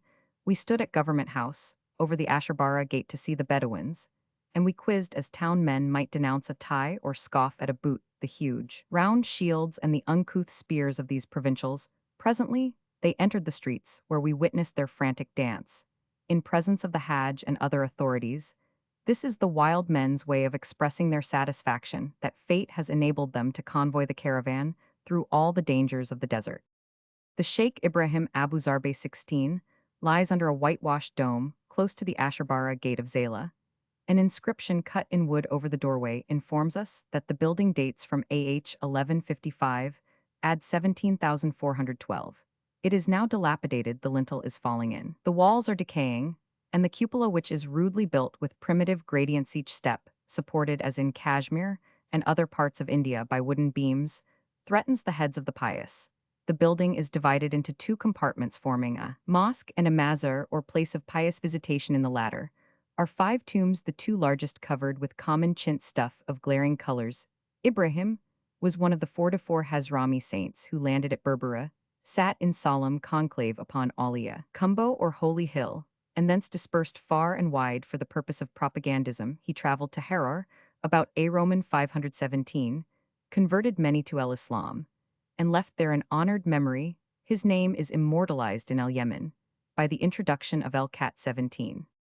Tired of the town, I persuaded the Hajj to send me with an escort to the Hissi, or well, at daybreak I set out with 4 Arab matchlock and taking a direction nearly due west, waited and walked over an alluvial plain, flooded by every high tide. On our way, we passed lines of donkeys and camels carrying waterskins from the town. They were under guard like ourselves, and the sturdy dames that drove them indulged in many a loud joke at our expense. After walking about 4 miles, we arrived at what is called the Takashad, sandy bed of a torrent, nearly a mile broad, 19, covered with a thin coat of caked mud. In the center is a line of pits from 3 to 4 feet deep, with turbid water at the bottom. Around them were several frameworks of 4 upright sticks, connected by horizontal bars, and on these were stretched goatskins, forming the cattle trough of the Somali country. About the wells stood troops of camels whose Isa proprietors scowled fiercely at us, and stalked over the plain with their long, heavy spears for protection against these people. The citizens have erected a kind of round tower, with a ladder for a staircase. Near it are some large tamarisks, and the wild henna of the Somali country, which supplies a sweet-smelling flower, but is valueless as a dye. A thick hedge of thorn trees surrounds the only cultivated ground near Zala, as Ibn Said declared in old times. The people have no gardens, and know nothing of fruits. The variety and the luxuriance of growth, however, prove that industry is the sole desideratum. I remarked the castor plant. No one knows its name or nature. 20 The rayhan, or basil, the kadi, a species of aloe, whose strongly scented flowers the Arabs of Yemen are fond of wearing in their turbans. 21 Of vegetables, there were cucumbers, eggplants, and the edible hibiscus. The only fruit was a small kind of watermelon. After enjoying a walk through the garden and a bath at the well, I started, gun in hand, towards the jungly plain that stretches towards the sea it abounds in hares. And in a large description of Spurfall 22, the beautiful little sand antelope scarcely bigger than an English rabbit 23, bounded over the bushes, its thin legs being scarcely perceptible during the spring. I was afraid to fire with ball, the place being full of Bedouins, huts, herds, and dogs, and the vicinity of man made the animals too wild for small shot and revenge. I did considerable havoc amongst the Spurfell, who proved equally good for sport, and the pot besides knocking over a number of old crows, whose gall the Arab soldiers wanted for Calirium 24 beyond us lay Warabale, or Hyena's Hill, 25. We did not visit it, as all its tenants had been driven away by the migration of the nomads. Returning, we breakfasted in the garden, and rain coming on, we walked out to enjoy the oriental luxury of a wedding. Ali Iskandar, an old Arab mercenary, afforded us infinite amusement. A little opium made him half crazy, when his sarcastic pleasantries never ceased. We then brought out the guns, and being joined by the other escort proceeded to a trial of skill.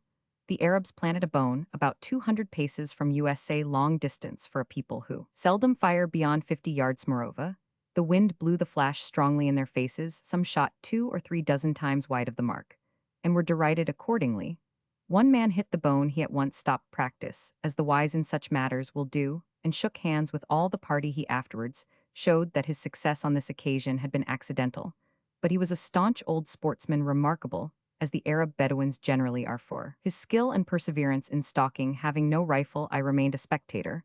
My revolvers excited abundant attention, though none would be persuaded to touch them. The largest, which fitted with a stock, became an excellent carbine, was at once named Abu Sita, the father of 6, and the shaitan or devil, the pocket pistol, became the maluna or accursed, and the distance to which it carried ball made every man wonder the Arabs had antiquated matchlocks, mostly worn away to paper thinness at the mouth. As usual, they fired with the right elbow raised to the level of the ear, and the left hand grasping the barrel, where with us the breech would be Hassan Turkey, had one of those fine old Shishkena rifles formerly made at Damascus, and Senat carried a 2-ounce ball with perfect correctness, but was so badly mounted in its block butt, shaped like a Dutch cheese, that it always required a rest. On our return home, we met a party of Isa girls who derided my color, and doubted the fact of my being a Moslem. The Arabs declared me to be a sheikh of sheikhs, and translated to the prettiest of the party an impromptu proposal of marriage. She showed but little coyness, and stated her price to be an audely or necklace 26, a couple of tobesh asked 1-2 mania, few handfuls of beads 27, and a small present for her papa. She promised naively enough to call next day and inspect the goods. The publicity of the town did not deter her, but the shamefacedness of my 2 companions prevented our meeting again. Arrived at Zayla, after a sunny walk, the Arab escort loaded their guns, formed a line for me to pass along, fired a salute, and entered to coffee and sweetmeats. On the 24th of November, I had an opportunity of seeing what a timid people are these Somali of the towns, who, as has been well remarked, are like the settled Arabs, the worst specimens of their race. 3 Isa Bedouins appeared before the southern gate, slaughtered a cow, buried its head, and sent for permission to visit one of their number who had been imprisoned by the Hajj for the murder of his son Masud. The place was at once thrown into confusion, the gates were locked, and the walls manned with Arab matchlock men. My 3 followers armed themselves, and I was summoned to the fray. Some declared that the Bedouins were doing 28 the town, others that they were the van of a giant host coming to ravish, sack, and slay. It turned out that these Bedouins had preceded their comrades, who were bringing in as the price of blood 29 an Abyssinian slave, 7 camels, 7 cows, a white mule, and a small black mare. The prisoner was visited by his brother, who volunteered to share his confinement, and the meeting was described as most pathetic, partly from mental organization, and partly from the peculiarities of society. The only real tie acknowledged by these people is that which connects male kinsmen. The Hajj, after speaking big, had the weakness to let the murderer depart alive. This measure, like peace policy in general, is the best and surest way to encourage bloodshed and mutilation. But a few months before, an Isa Bedouin enticed out of the gates a boy about 15, and slaughtered him for the sake of wearing the feather. His relations were directed to receive the diet, or blood fine, and the wretch was allowed to depart unhurt. A silly clemency. You must not suppose, dear Roman 50, that I yielded myself willingly to the weary necessity of a month at Zayla. But how explain to you the obstacles thrown in our way by African indolence, petty intrigue, and interminable suspicion? 4 months before leaving Aden, I had taken the precaution of meeting the Hajj, requesting him to select for us an Aban 30 or protector, and to provide camels and mules 2 months before starting I had advanced. To him, the money required in a country where nothing can be done without a whole or partial prepayment. The protector was to be procured anywhere the cattle at Tadra scarcely, a day's sail from Zala. When I arrived, nothing was forthcoming. I at once begged the governor to exert himself. He politely promised to start a messenger that hour, and he delayed doing so for 10 days. An easterly wind set in and gave the crew an excuse for wasting another fortnight. 31 travelers are an irritable genus. I stormed and fretted at the delays to show earnestness of purpose. All the effect was a paroxysm of talking the Hajj, and his son treated me like a spoilt child to a double allowance of food and milk.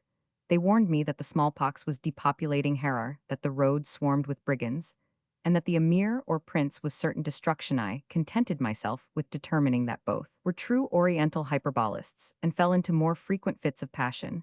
The old man could not comprehend my secret. If the English, he privately remarked, wish to take Harar, let them send me 500 soldiers. If not, I can give all information concerning it. When convinced of my determination to travel, he applied his mind to calculating the benefit which might be derived from the event, and as the following pages will show, he was not without success. Towards the end of November, 4 camels were procured, and Aben was engaged. We hired 2 women cooks, and a 4th servant. My baggage was reformed, the cloth and tobacco being sewn up in matting and made to fit the camel's sides. 32 sandals were cut out for walking. Letters were written, messages of dreary length, too important to be set down in black and white, were solemnly entrusted to us.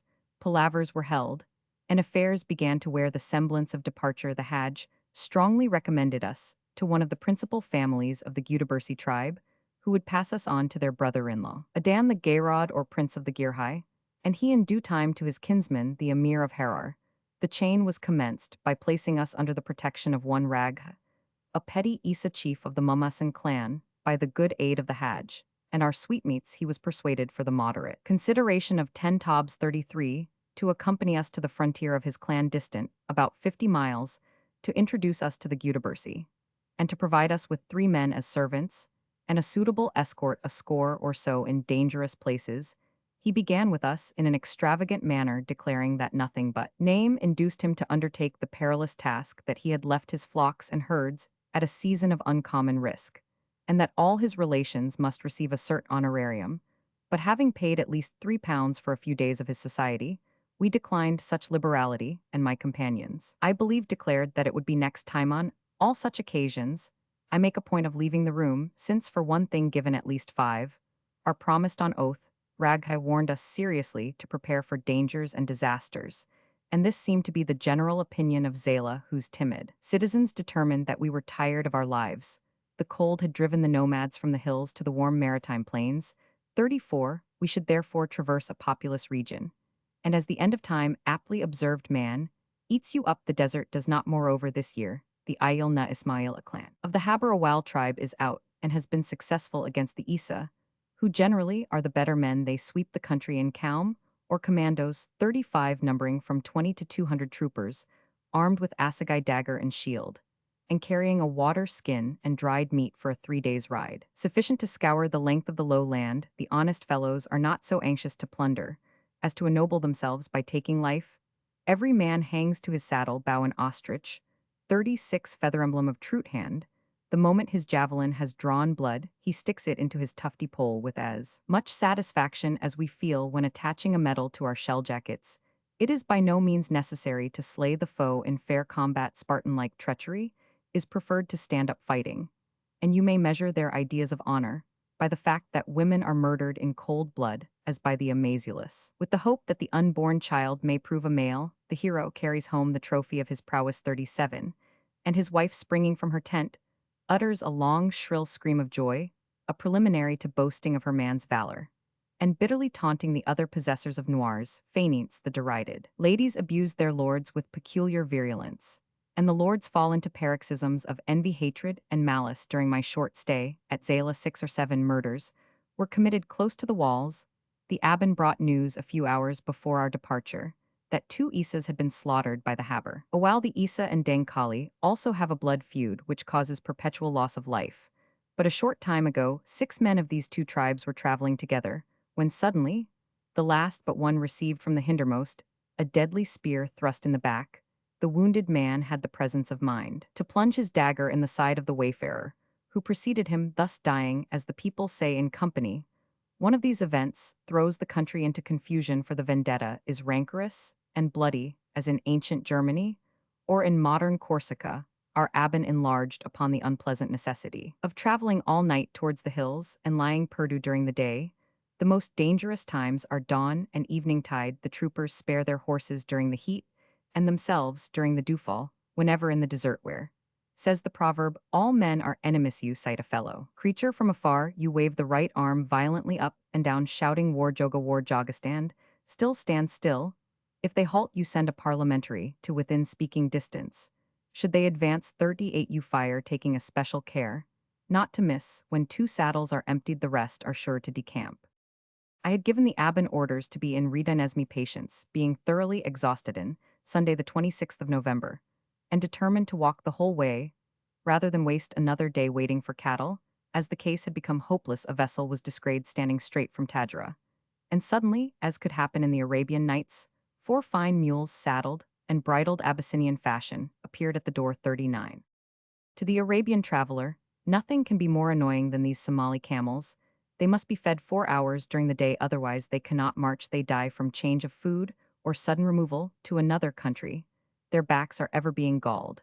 And with all precautions, a month's march lays them up for 3 times that period. They are never used for riding, except in cases of sickness or accidents. The Somali ass is generally speaking a miserable animal, Lute speak. However, reports that, on the windward coast, it is not to be despised. At Harar I found a tolerable breed, superior in appearance, but inferior in size to the thoroughbred little animals at Aden. They are never ridden. Their principal duty is that of carrying waterskins to and from the walls. Cat Arabic, the name of a drug which is brought into Aden from the interior, and largely used especially by the Arabs as a pleasurable excitant. It is generally imported in small cameloads, consisting of a number of parcels, each containing about 40 slender twigs, with the leaves attached and carefully wrapped, so as to prevent as much as possible exposure to the atmosphere. The leaves form the edible part, and these, when chewed, are said to produce great hilarity of spirits and an agreeable state of wakefulness. Some estimate may be formed of the strong predilection which the Arabs have for this drug from the quantity used in Aden alone, which averages about 280 cameloads annually. The market price is 1.25 rupees per parcel, and the exclusive privilege of selling it is farmed by the government for 1,500 rupees per year. Forscal found the plant growing on the mountains of Yemen, and has enumerated it as a new genus in the class Pentandria. Under the name of Catha he notices 2 species, and distinguishes them as Catha edulis and Catha spinosa. According to his account, it is cultivated on the same ground as coffee, and is planted from cuttings. Besides the effects above stated, the Arabs, he tells us, believe the land where it grows to be secure from the inroads of plague, and that a twig of the cat carried in the bosom is a certain safeguard against infection. The learned botanist observes with respect to these supposed virtues: gustus foliarum tamen virtutum tantem indicare, non viter, like coffee cat from its acknowledged stimulating effects, has been a fertile theme for the exercise of Mahomedan casuistry, and names of renown are ranged on both sides of the question, whether the use of cat does or does not contravene the injunction of the Quran, thou shalt not drink wine, or anything intoxicating. The succeeding notes, borrowed chiefly from de Sacy's researches, may be deemed worthy of insertion here.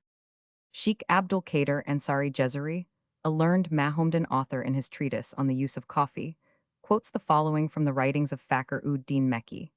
It is said that the first who introduced coffee was the illustrious saint Abu Abdullah Maham Dabhani. Ibn said, but we have learned by the testimony of many persons that the use of coffee in Yemen, its origin and first introduction into that country, are due to the learned al-Shadli ibn Omar, one of the disciples of the learned Dr. Nasr ud-Din, who is regarded as one of the chiefs among the order Shadli, and whose worth attests the high degree of spirituality to which they had attained previous. To that time, they made coffee of the vegetable substance called kafta, which is the same as the leaf known under the name of cat, and not of boon, the coffee berry, nor any preparation of boon. The use of this beverage extended in course of time as far as Aden, but in the days of Maham Dabhani, the vegetable substance from which it was prepared disappeared from Aden. Then it was that the sheik advised those who had become his disciples to try the drink made from the boon, which was found to produce the same effect as the cat, inducing sleeplessness, and that it was attended with less expense, and trouble the use of coffee has been kept up from that time to the present. De Herbalat states that the beverage called Kamet al-Kashet, or kafta, was prohibited in Yemen, in consequence of its effects upon the brain. On the other hand, a synod of learned Mussulmans is said to have decreed that as beverages of kat and kafta do not impair the health or impede the observance of religious duties, but only increase hilarity and good humor, it was lawful to use them, as also the drink made from the boon or coffee berry. I am not aware that kat is used in Aden in any other way than for mastication. From what I have heard, however, I believe that a decoction resembling tea is made from the leaf by the Arabs in the interior, and one who is well acquainted with our familiar beverage assures me that the effects are not unlike those produced by strong green tea, with this advantage in favor of kat that the excitement is always of a pleasing and agreeable kind. Note: Mr. Vaughan has transmitted two specimens called Tuber cat and Muktari cat from the districts in which they are produced. The latter fetches the lower price. Catha Edgeley's Forsk, Nat. Ord. Celestraceae is figured in Dr. Lindley's Vegetable Kingdom, p. 580, 8 London, 1846. But there is a still more complete representation of the plant, under the name of Catha forscalii. Richard, in a work published under the auspices of the French government, entitled Voyage and Abyssiny Execute Pendant, Les Ans 180 3943, Par une Commission Scientifique Composée de Roman. 2000 Théophile Lefebvre Lut du Vaisseau. A. Petty et Martin Dillon, Docteurs Médecins Naturalists, du Muséum Vignaud, Dessinateur. The botanical portion of this work, by Roman 1000 Achille Richard, is regarded either as a distinct publication, under the title of Tentimen Flori Abyssinici, or as a part of the Voyage and Abyssiny. Roman 1000 Richard enters into some of the particulars relative to the synonyms of the plant, from which it appears that Vall referred Forscal's genus Catha to the Linnean genus Celestris, changing the name of Catha edulis to Celestris edulis Hechstetter, applied the name of Celestris edulis to an Abyssinian species Celestris obscurus Richard, which he imagined identical with Forscal's Catha edulis. While of the real Catha edulis Forsk, he formed a new genus and species under the name of Trigonothica serrata hox, Nat. Ord. Hippocrataceae. I quote the following references from the Tentimen Flori Abyssinici Vol Roman 1p 134, Catha forscalii nob Catha, no 4 Forsk lock sit flor a Egypt Arab p 63, Trigonothica serrata hox, in pl skimp abyss sect Roman 2. No 649, Celestris edulis Vol, Ical 121, although in the Flora Egyptiaco Arabica Forscal, no specific name is applied to the Catha at p 63, it is enumerated as Catha edulis at p 107. The reference to Celestris edulis is not contained in the Eclogi Americani of Vol, but in the author's Symboli Botanici Hanuli 1790 Fall Pars, Roman 1 p. 21, Daniel Hanbury signed. There are several species of crows in this part of Africa. Besides the large-beaked bird of the Harar Hills, I found the common European variety with, however, the breast feathers white-tipped in small semicircles. As far as the abdomen, the little kinkrow of India is common. Its bright red eye and purplish plume render it a conspicuous object, as it perches upon the tall camel's back or clings to waving plants. Blood money, however, is seldom accepted, unless the murdered man has been slain with a lawful weapon. Those who kill with the dankil, a poisonous juice rubbed upon meat, are always put to death by the members of their own tribe. The abbon acts at once as broker, escort, agent, and interpreter, and the institution may be considered the earliest form of transit dues in all sales.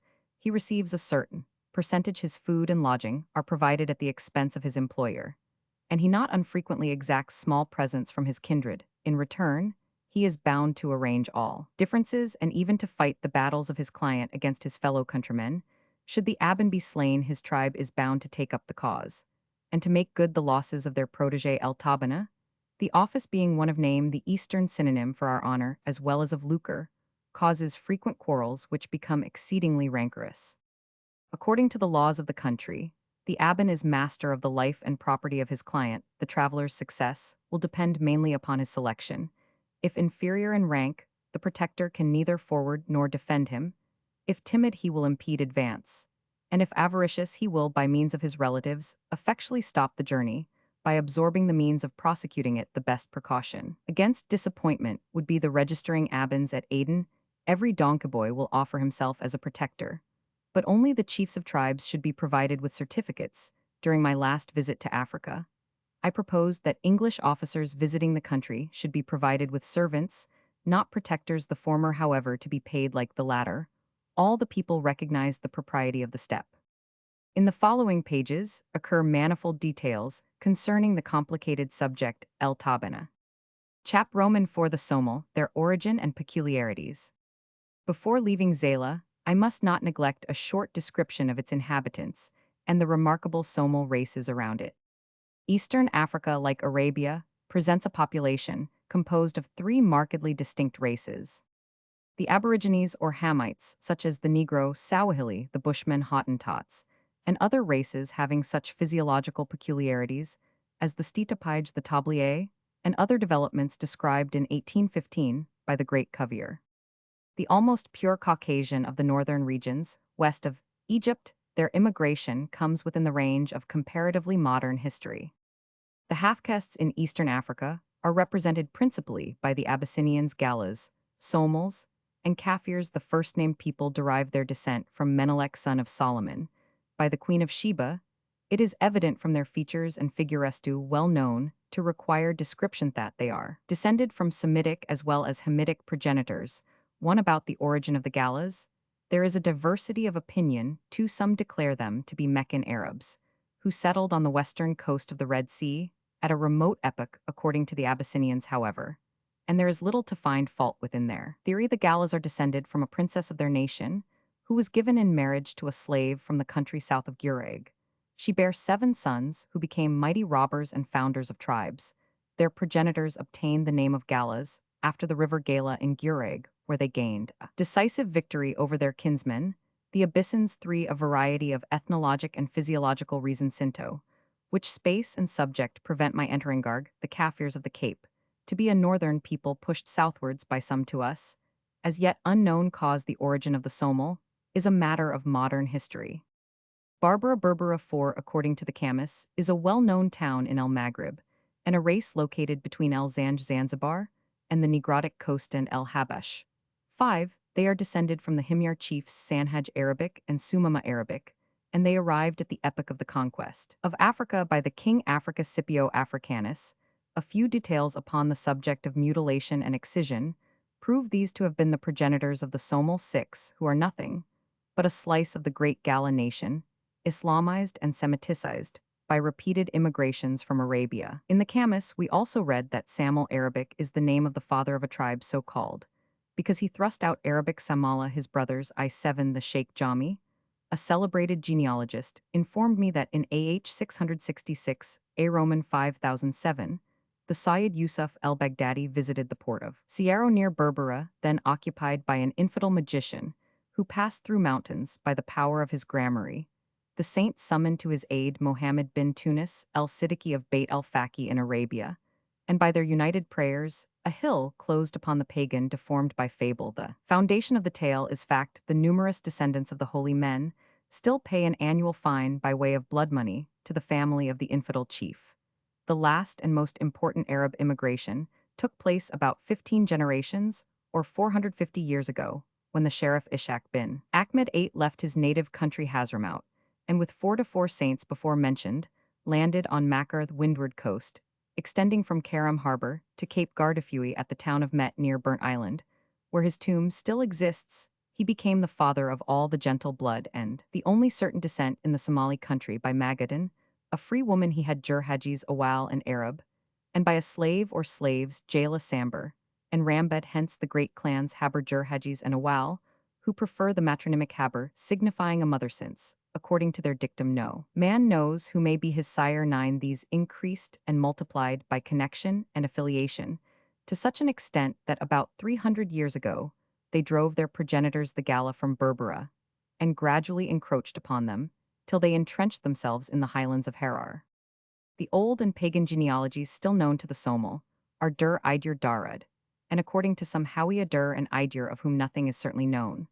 But the name 10 are the progenitors of the northern Somal, the Isa Gudabursi Ishak and Bursak tribes. Darad Jabarti, 11 bin Ismail bin Akil, or Ukil, is supposed by his descendants to have been a noble Arab from El-Hijaz, who, obliged to flee his country, was wrecked on the northeast coast of Africa, where he married a daughter of the Hawiya tribe. Rival races declare him to have been a Gala slave, who, stealing the Prophet's slippers 12, was dismissed with the words in Na Tarid Nahu, verily, We have rejected him, hence his name Tarad Arabic, or Darad, the rejected 13. The etymological part of the story is doubtless fabulous. It expresses, however, the popular belief that the founder of the eastward or windward tribes now extending over the seaboard from Bundar Jedide to Ras Hafun and southward from the sea to the Webs 14, was a man of ignoble origin. The children of Darud are now divided into two great bodies. Hardy is the family name of the Dulbahanta Ogadane Warsangali and Majorthane, who call themselves sons of Hardy bin, Kambo bin, Kabul Ullah bin Darud. The other Darud tribes not included under that appellation are the Gir Hibertari Marihan and Bahabar Ali the Hawiya are. Doubtless of ancient and pagan origin, they call all Somal, except themselves Hashia, and thus claim to be equivalent to the rest of the nation. Some attempt as usual to establish a holy origin deriving themselves like the Sheikh Hash from the Caliph, Abubakr the Antiquity, and consequently the pagan origin of the Hawiya are proved by its present widely scattered state. It is a powerful tribe in the Majorthane country, and yet is found in the hills of Harar. The Somal, therefore, by their own traditions, as well as their strongly marked physical peculiarities, their customs, and their geographical position, may be determined to be a half-caste tribe, an offshoot of the Great Gala race, approximated like the originally Negro-Egyptian to the Caucasian type, by a steady influx of pure Asiatic blood. In personal appearance, the race is not unprepossessing. The crinal hair is hard and wiry, growing like that of a half-caste West Indian in stiff ringlets, which sprout in tufts from the scalp, and attaining a moderate length, which they rarely surpass, hang down a few elders' savans, and the wealthy who can afford the luxury of a turban shave the head more generally. Each filament is duly picked out with the comb, or a wooden scratcher like a knitting needle, and the mass made to resemble a child's, putting an old bobwig, a mop, a counselor's peruke, or an old-fashioned coachman's wig. There are 100 ways of dressing the head. The Bedouins, true specimens of the greasy African race, wear locks dripping with rancid butter, and accuse their citizen brethren of being more like birds than men. The coloring matter of the hair, naturally a bluish black, is removed by a mixture of quicklime and water, or in the desert by a lessive of ashes. 15. This makes it a dull yellowish white, which is converted into red permanently by henna, temporarily by ochreish earth kneaded with water. The ridiculous Somali peruke of crimsoned sheepskin, almost as barbarous an article as the Welshies, apparently a foreign invention. I rarely saw one in the low country, although the hill tribes about Harar sometimes wear a black or white scratchwig. The head is rather long than round, and generally of the amiable variety. It is gracefully put on the shoulders, belongs equally to Africa and Arabia, and would be exceedingly weak.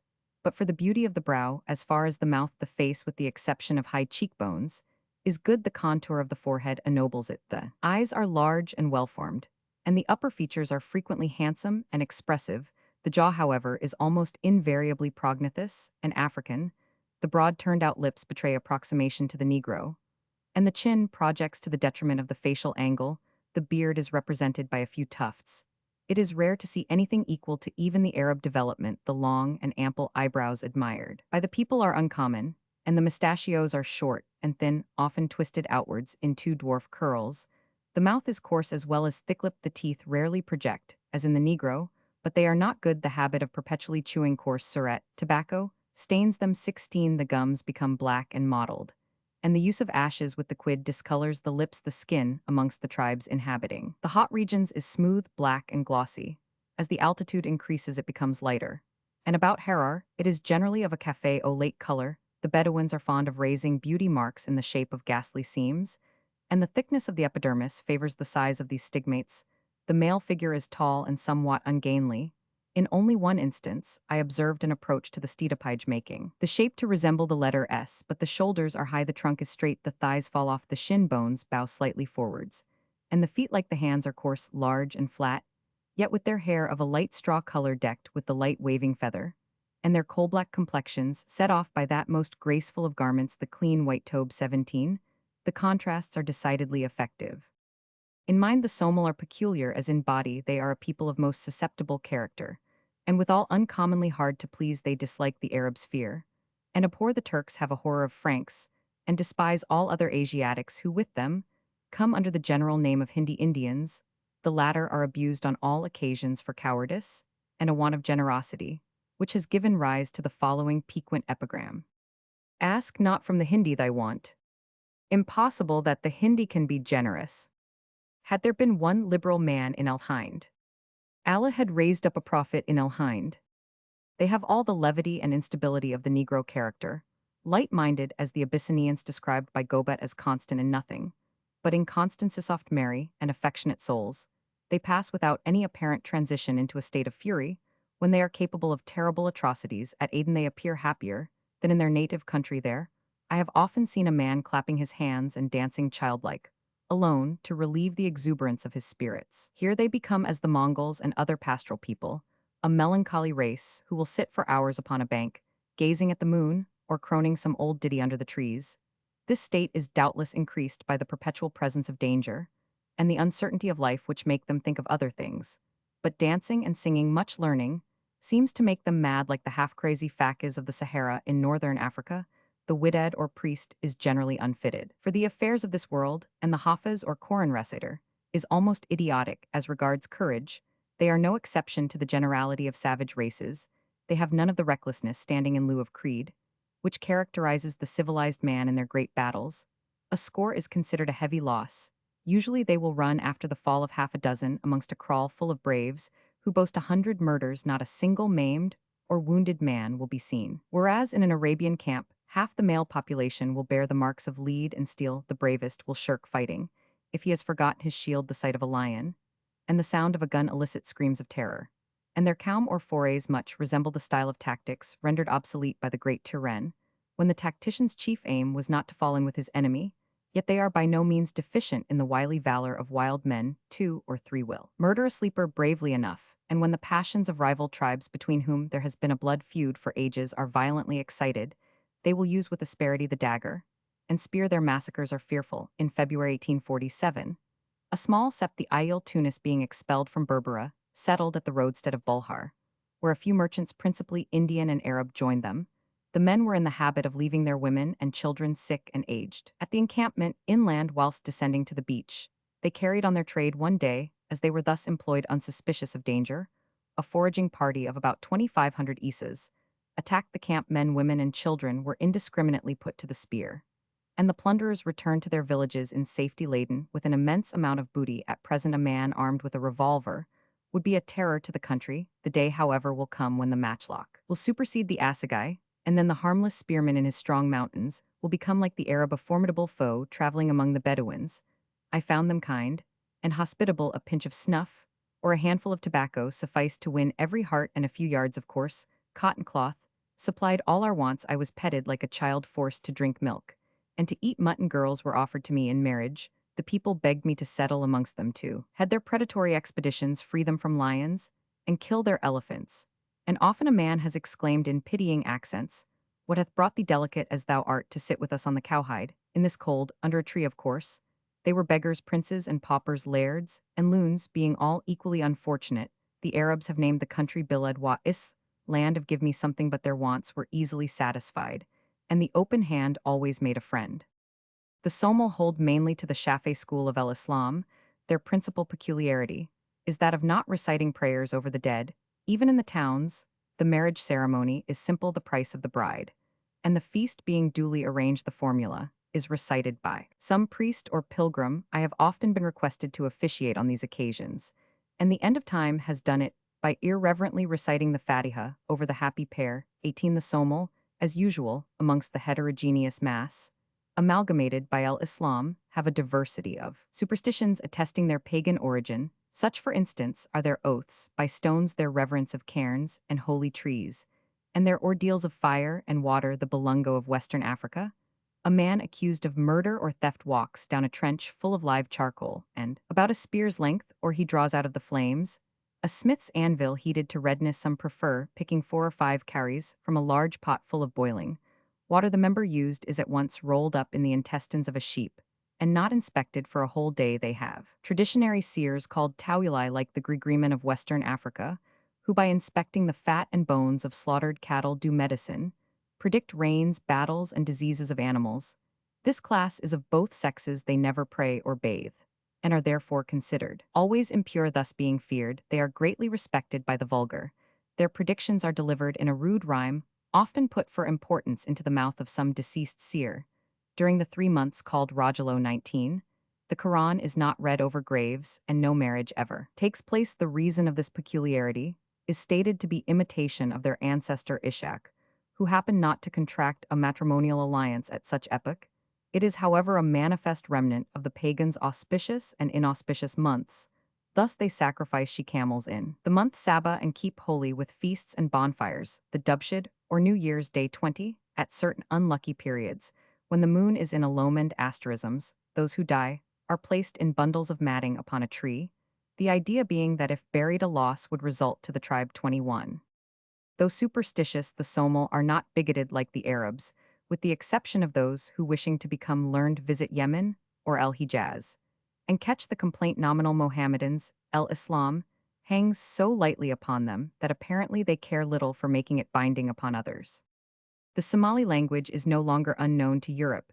It is strange that a dialect which has no written character should so abound in poetry and eloquence. There are thousands of songs, some local, others general, upon all conceivable subjects, such as camel loading, drawing water, and elephant hunting. Every man of education knows a variety of them. The rhyme is imperfect, being generally formed by the syllable I pronounced, as in our word hey, which gives the verse a monotonous regularity, but assisted by a tolerably regular alliteration and cadence. It can never be mistaken for prose, even without the song, which invariably accompanies it. The country teems with poets, poetasters, poetitos, and poetaxios. Every man has his recognized position in literature, as accurately defined as though he had been reviewed in a century of magazines. Fine ear of this people 22, causing them to take the greatest pleasure in harmonious sounds and poetical expressions, whereas a false quantity, or a prosaic phrase, excite their violent indignation. Many of these compositions are so idiomatic that Arabs settled for years amongst the Somali cannot understand them. Though perfectly acquainted with the conversational style, every chief in the country must have a panegyric to be sung by his clan, and the great patronize light literature. By keeping a poet the amatory, is of course the favorite theme. Sometimes it appears in dialogue. The rudest form, we are told, of the drama, the subjects are frequently pastoral. The lover, for instance, invites his mistress to walk with him towards the well in Lahilo, the Arcadia of the land. He compares her legs to the tall, straight Libai tree and imprecates the direst curses on her head if she refused to drink with him the milk of his favorite camel. There are a few celebrated ethical compositions in which the father lavishes upon his son all the treasures of Somali good advice, long as the somniferous sermons of Mentor to the insipid son of Ulysses. Sometimes a black Titius breaks into a wild lament for the loss of warriors or territory. He taunts the clan with cowardice, reminds them of their slain kindred, better men than themselves, whose spirits cannot rest unavenged in their gory graves, and urges a furious onslaught upon the exulting victor. And now, dear Roman 50, I will attempt to gratify your just curiosity concerning the sex in Eastern Africa. The Somali matron is distinguished externally from the maiden by a fillet of blue network or indigoted cotton, which covering the head and containing the hair, hangs down to the neck. Virgins, where their locks long parted in the middle, and plaited in a multitude of hard thin pigtails. On certain festivals they twine flowers, and plaster the head like Kafir women with a red ochre coiffure, has the merit of originality, with massive rounded features, large, flat craniums, long big eyes, broad brows, heavy chins, rich brown complexions, and round faces. They greatly resemble the stony beauties of Egypt. The models of the land, Air Persia, Greece, and Rome, reformed the profile and bleached the skin. They are of the Venus Callipyga order of beauty. The feature is scarcely ever seen amongst young girls, but after the first child it becomes remarkable to a stranger. The Arabs have not failed to make it a matter of jibe. 'Tis a wonderful fact that your hips swell like boiled rice or a skin blown out. Sings a satirical Yemeni. The Somali retort by comparing the lank haunches of their neighbors to those of tadpoles or young frogs. One of their peculiar charms is a soft, low, and plaintive voice derived from their African progenitors. Always an excellent thing in woman here, it has an undefinable charm. I have often lain awake for hours listening to the conversation of the Bedouin girls, whose accents sounded in my ears rather like music than mere utterance. In muscular strength and endurance, the women of the Somali are far superior to their lords at home. They are engaged all day in domestic affairs, and tending the cattle on journeys. Their manifold duties are to load and drive the camels, to look after the ropes, and if necessary to make them, to pitch the hut, to bring water and firewood, and to cook. Both sexes are equally temperate from necessity. The mead and the millet beer, so common among the Abyssinians and the Danakil, are entirely unknown to the Somal of the plains. As regards their morals, I regret to say that the traveler does not find them in the golden state, which teetotal doctrines lead him to expect after much wandering. We are almost tempted to believe the bad doctrine that morality is a matter of geography, that nations and races have like individuals a pet vice, and that, by restraining one, you only exasperate another. As a general rule, Somali women prefer amorettes with strangers, following the well known Arab proverb, the newcomer filleth the eye. In cases of scandal, the woman's tribe revenges its honor upon the man should a wife disappear with a fellow clansman and her husband accord divorce. No penal measures are taken, but she suffers in reputation, and her female friends do not spare her. Generally, the Somali women are of cold temperament, the result of artificial as well as natural causes like the Kafirs. They are very prolific, but peculiarly bad mothers, neither loved nor respected by their children. The fair sex lasts longer in Eastern Africa than in India and Arabia at 30. However, charms are on the wane, and when old age comes on, they are no exceptions to the hideous decrepitude of the East. The Somal, when they can afford it, marry between the ages of 15 and 20. Connections between tribes are common, and entitle the stranger to immunity from the blood feud. Men of family refuse, however, to ally themselves with the servile castes, contrary to the Arab custom. None of these people will marry cousins. At the same time, a man will give his daughter to his uncle, and take to wife, like the Jews and Gallas, a brother's relict. Some clans, the Haberunis, for instance, refuse maidens of the same, or even of a consanguineous family. This is probably a political device to preserve nationality and provide against a common enemy. The bride, as usual in the East, is rarely consulted but frequent teats at the well, and in the bush when tending cattle. Effectually obviate this inconvenience, her relatives settle the marriage portion, which varies from a cloth and a bead necklace to 50 sheep or $30, and dowries are unknown in the towns. Marriage ceremonies are celebrated with feasting and music. On first entering the nuptial hut, the bridegroom draws forth his horsewhip and inflicts memorable chastisement upon the fair person of his bride, with the view of taming any lurking propensity to shrewishness. 23. This is carrying out with a will the Arab proverb, the slave girl from her capture, the wife from her wedding. During the space of a week, the spouse remains with his espoused, scarcely ever venturing out of the hut. His friends avoid him, and no lesser event than a plundering party or dollars to gain would justify any intrusion. If the correctness of the wife be doubted, the husband on the morning after marriage digs a hole before his door and veils it with matting, or he rends the skirt of his tobe, or he tears open some new hut covering. This disgraces the woman's family. Polygamy is indispensable in a country where children are the principal wealth.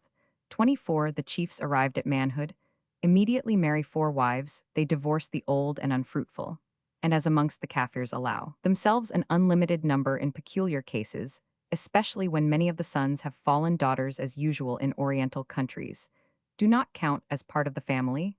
They are, however, utilized by the father, who disposes of them to those who can increase his wealth and importance. Divorce is exceedingly common, for the men are liable to sudden fits of disgust. There is little ceremony in contracting marriage with any but maidens. I have heard a man propose after half an hour's acquaintance, and the fair one's reply was generally the question direct concerning settlements. Old men frequently marry young girls, but then the portion is high, and the menage a trois common. The Somal know none of the exaggerated and chivalrous ideas by which passion becomes refined affection amongst the Arab Bedouins and the sons of civilization, nor did I ever hear of an African abandoning the spear and the sex to become a darwish. Their hudhudu, however, reminds the traveler of the Abyssinian I love, the Afghans Namzad Bazi, and the Semites Ishkuzri, which, for want of a better expression, we translate platonic love. 25.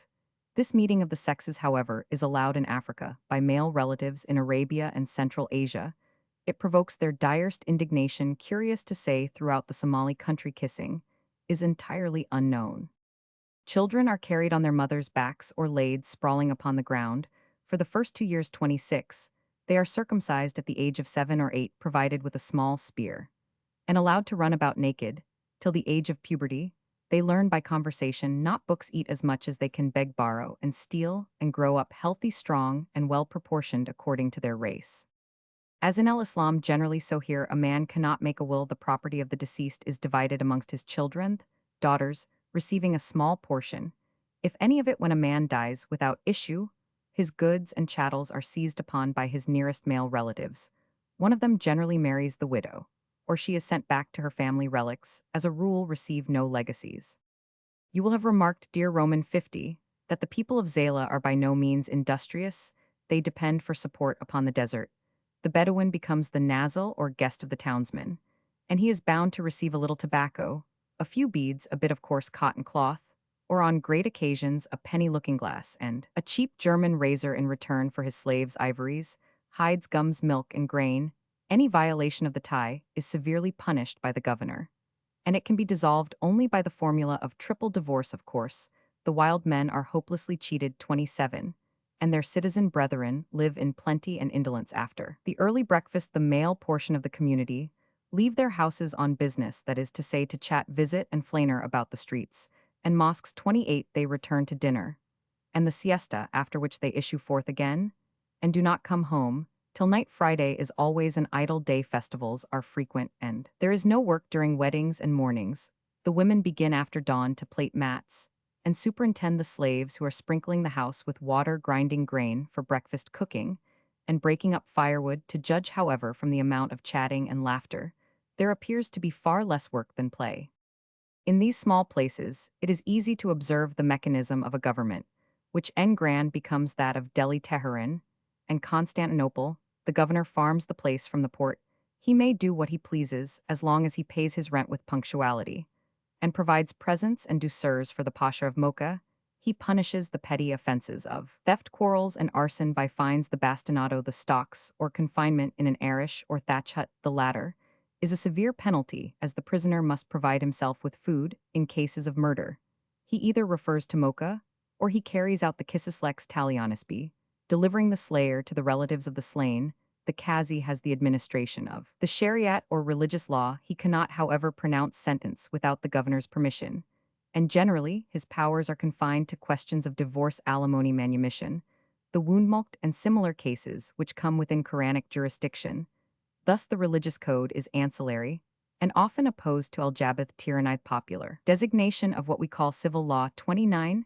Yet is al-Jabr, despite its name, generally preferred by the worldly wise. The governor contents himself with a moderate bribe. The Qazi is insatiable. The former may possibly allow you to escape, unplundered; the latter assuredly will not. This I believe to be the history of religious jurisdiction in most parts of the world. Rev. Mr. Forster, Dr. Bird. We assailed with cries of he, the Syrian philosopher, hatred, and rage the Abyssinians in Abadan, bishop of, and Berbers, Cape Aden, who inscribed this in the desert blesses.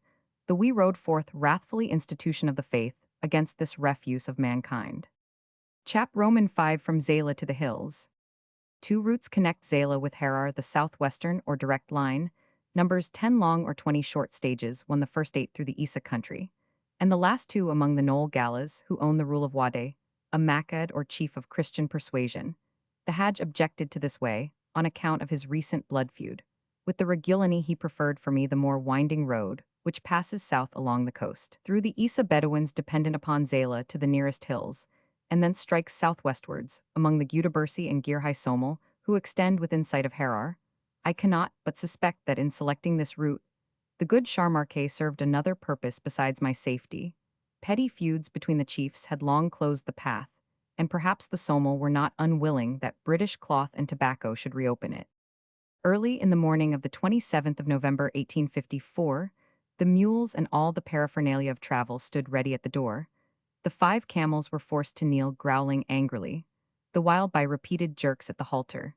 Their forelegs were duly tied or stood upon till they had shifted themselves into a comfortable position, and their noses were held down by the bystanders. Whenever grasshopper-like they attempted to spring up, whilst spreading the saddle mats, our women, to charm away remembrance of chafed hump and bruised sides, sang with vigor the song of travel. 0 caravanmen, we deceive ye not, we have laden the camels. Old women on the journey are kenned by their sleeping eye.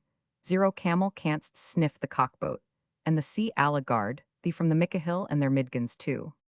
As they arose from squat, it was always necessary to adjust their little mountains of small packages by violently heaving up one Sidian operation, never failing to elicit a vicious grunt, a curve of the neck. And an attempt to bite one camel was especially savage.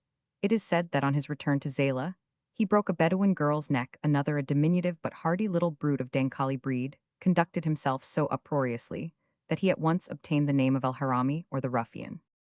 About 3 Roman 1000, accompanied by the Hajj his amiable son Mohammed and a party of Arab matchlick who escorted me as a token of especial respect, I issued from the Asharbara gate through the usual staring crowds, and took the way of the wilderness. After half a mile's march we exchanged affectionate adieus, received much prudent advice about keeping watch and ward at night, recited the Fatiha with upraised palms, and with many promises to write frequently, and to meet soon shook hands and parted. The soldiers gave me a last volley to which I replied with the father of six.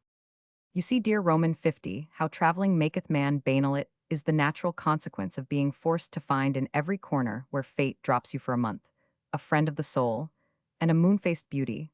With Orientals generally, you must be on extreme terms as in Hibernia, either an angel of light or that. Failing a goblin damned in East Africa, especially English phlegm, shyness, or pride, will bar every heart and raise every hand against you three, whereas what Roman 1000 Rochet calls a certain rondeur of manner is a specific for winning affection. You should walk up to your man, clasp his fist, pat his back, speak some unintelligible words to him. If, as is the plan of prudence, you ignore the language, laugh, a loud guffaw, sit by his side, and begin pipes and coffee, he then proceeds to utilize you to beg in one country for your interest, and in another for your tobacco. You gently, but decidedly thrust that subject out of the way, and choose what is most interesting to yourself. As might be expected, he will at times revert to his own concerns. Your superior obstinacy will oppose effectual passive resistance to all such efforts. By degrees the episodes diminish in frequency and duration. At last, they cease altogether. The man is now your own. You will bear in mind, if you please, that I am a Moslem, merchant, a character, not to be confounded with the notable individuals seen on Change Mercator in the East, is a compound of tradesman divine, and T.G. usually of gentle birth. He is everywhere welcomed and respected, and he bears in his mind and manner that if Allah please he may become prime minister a month after he has sold you a yard of cloth. Commerce appears to be an accident, not an essential with him, yet he is by no means deficient in acumen. He is a grave and reverend signor, with rosary in hand and Koran on lip, is generally a pilgrim, talks at dreary length about holy places, writes a pretty hand, has read, and can recite much poetry, is master of his religion, demeans himself with respectability, is perfect in all points of ceremony and politeness, and feels equally at home, whether sultan or slave sit upon his counter. He has a wife and children in his own country, where he intends to spend the remnant of his days, but the world is uncertain, fate descends, and man's eye seeth it not. Earth is a charnel house. Briefly, his many wise old saws give him a kind of theoretical consciousness, that his bones may moulder in other places but his fatherland. To describe my little caravan, foremost struts Raghar Isa guide. In all the bravery of abinship he is bareheaded and clothed in tobe and slippers. A long, heavy, horn-hilted dagger is strapped round his waist outside his dress. In his right hand he grasps a ponderous wire-bound spear, which he uses as a staff, and the left forearm supports a round targe of battered hide. Being a man of education, he bears on one shoulder a musella, or prayer carpet of tanned leather. The article used throughout the Somali country. Slung over the other is a wessie or wicker bottle, containing water for religious ablution. He is accompanied by some men who carry a little stock of town goods, and drive a camel colt, which by the by they manage to lose before midnight. My other attendants must now be introduced to you, as they are to be for the next 2 months companions of our journey. First in the list are the fair Samoda Yusuf, and Iblafari, 4 buxom dames about 30 years old, who presently secured the classical nicknames of Scheherazade and Dinarzade. They look each like 3 average women rolled into one, and emphatically belong to that race, for which the article of feminine attire called, I believe, a bustle, would be quite superfluous. Wonderful truly is their endurance of fatigue during the march. They carry pipe and tobacco, lead and flog the camels, adjust the burdens, and will never be induced to ride in sickness or in health. At the halt, they unload the cattle, dispose the parcels in a semicircle, pitch over them the gurgi or mat tent, cook our food, boil tea and coffee, and make themselves generally useful. They bivouac outside our abode, modesty not permitting the sexes to mingle, and in the severest cold wear no clothing but a head fillet and an old tobe. They have curious soft voices, which contrast agreeably with the harsh organs of the males. At first they were ashamed to see me, but that feeling soon wore off, and presently they enlivened the way with pleasantries far more naive than refined. To relieve their greatest fatigue, nothing seems necessary but the Jogsy 5 they lie at full length prone, stand upon each other's backs trampling, and, kneading with the toes and rise like giants much refreshed always attendant upon these dames, is Yusuf a Zayla lad who being wonied was pitilessly named by my companions. The Kalandar he prays frequently is strict in his morals, and has conceived like Mrs. Brownrigg, so exalted an idea of discipline, that but for our influence he certainly would have beaten the two female prentices to death. They hate him therefore, and he knows it. Immediately behind Rag and his party walk Scheherazade, and Dinarzade the former leading the head camel, the latter using my chibok stick as a staff. She has been at Aden and sorely suspects me her little black eyes never meet mine, and frequently with affected confusion, she turns her sable cheek the clean contrary way strung together by their tails, and soundly beaten, when disposed to lag the 5 camels' pace steadily along under their burden spales of Wilgadi or American sheeting dowara or Kutch canvas with indigoted stuff slung along the animal's sides, and neatly sewn up in a case of matting to keep off dust and rain a cow's hide, which serves as a couch covering the whole. They carry a load of mushakar bad mocha dates for the somel with a parcel of better quality for ourselves, and a half hundredweight of course surat tobacco 6, besides which we have a box of beads, and another of trinkets mosaic gold earrings. Necklaces, watches, and similar knickknacks, our private provisions, are represented by about 300 pounds of rice her. The traveler's staff of life a large pot full of kawarmeh, 7 dates, salt, 8 clarified butter, tea, coffee, sugar, a box of biscuits in case of famine, halwa or Arab sweetmeats, to be used when driving hard bargains, and a little turmeric for seasoning a simple batterie de cuisine, and sundry skins, full of potable water, 9 dangle from chance rope ends, and last, but not the least important, is a heavy box 10 of ammunition, sufficient for a 3-month sporting tour, 11 in the rear of the caravan.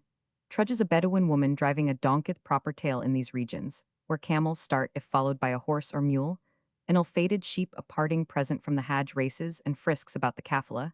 It became so tame that the somel received an order not to cut it one day, however I found myself dining, and that pet lamb was the menu. By the side of the camels ride my 3 attendants, the pink of Somali fashion. Their frizzled wigs are radiant with grease. Their tobs are splendidly white with borders dazzlingly red. Their new shields are covered with canvas cloth, and their 2 spears poised over the right shoulder are freshly scraped, oiled, blackened, and polished. They have added my spare rifle and guns to the camelode. Such weapons are well enough at Aden in Somaliland. Men would deride the outlandish tool. I told them that, in my country, women use bows and arrows, moreover, that lancers are generally considered a core of non-combatants. In vain they adhered as stronglisso mighty, a thing is prejudisto their partiality for bows, arrows, and lances, their horsemanship is peculiar, they balance themselves upon little Abyssinian saddles, extending the leg, and raising the heel in the Louis Quinze style of equitation. And the stirrup is an iron ring, admitting only the big toe. I follow them, mounting a fine white mule, which with its gaudily gallant Arab pad and wrapper cloth has a certain dignity of look. A double-barreled gun lies across my lap, and a rude pair of holsters, the work of Hassan Turkey, contains my Colt's 6 shooters. Marching in this order, which was to serve as a model, we traveled due south along the coast, over a hard stoneless and alluvial plain, here dry, there muddy, where the tide reaches across boggy creeks, broad watercourses, and warty flats of black mold, powdered with nitrous salt, and bristling with the salsolaceous vegetation familiar to the Arab voyager. Such is the general formation of the plain between the mountains and the sea, whose breadth in a direct line may measure from 45 to 48 miles. Near the first zone of hills or sub-gouts, it produces a thicker vegetation. Thorns and acacias of different kinds appear in clumps, and ground, broken with ridges and ravines, announces the junction after the monsoon. This plain is covered with rich grass at other seasons it affords, but a scanty supply of an aqueous matter resembling bilgewater. The land belongs to the Mumasan clan of the Isa. How these Kurajog, or sun-dwellers, as the Bedouins are called by the Berger Somel, can exist here in summer is a mystery. My arms were peeled even in the month of December, and my companions panting with the heat like the Atlantes of Herodotus poured forth reproaches upon the rising sun. The townspeople, when forced to hurry across it in the hotter season, cover themselves during the day with tobs wetted every half hour in sea water, yet they are sometimes killed by the fatal thirst, which the simum engenders. Even the Bedouins are now longing for rain. A few weeks' drought destroys half their herds. Early in the afternoon, our abbin and a woman halted for a few minutes, performed their ablutions, and prayed with a certain display, satisfied apparently with the result. They never repeated the exercise about sunset, We passed on the right clumps of trees, overgrowing a water called Warabad the hyena's well this is. The first marhala or halting place, usually made by travelers to the interior hence, there is a direct path leading south-southwest by 6 short marches to the hills our Aben however, was determined that we should not so easily escape his crawl. Half an hour afterwards, we passed by the second station Hangagari. Well near the sea frequent lights twinkling through the darkening air, informed us that we were in the midst of the Isa at 8 p. Roman 1000. We reached Gagab the third Marhala, where the camels casting themselves upon the ground imperatively demanded a halt. Rag was urgent for an advance, declaring that already he could sight the watchfires of Hisra or Tribe 12. But the animals carried the point against him. They were presently unloaded and turned out to graze, and the lariats of the mules who are addicted to running away were fastened to stones for want of pegs. 13. Then, lighting a fire, we sat down to a homely supper of dates. The air was fresh and clear, and the night breeze was delicious after the steamy breath of day. The weary confinement of walls made the splendid expanse a luxury to the sight, whilst the tumbling of the surf upon the near shore, and the music of the jackal predisposed to sweet sleep. We now felt that at length the die was cast, placing my pistols by my side with my rifle butt for a pillow, and its barrel as a bedfellow. I sought repose. With none of that apprehension, which even the most stout-hearted traveler knows before the start, it is the difference between fancy and reality, between anxiety and certainty. To men gifted with any imaginative powers, the anticipation must ever be worse than the event. Thus it happens that he who feels a thrill of fear before engaging in a peril exchanges it for a throb of exultation when he finds himself hand to hand with the danger.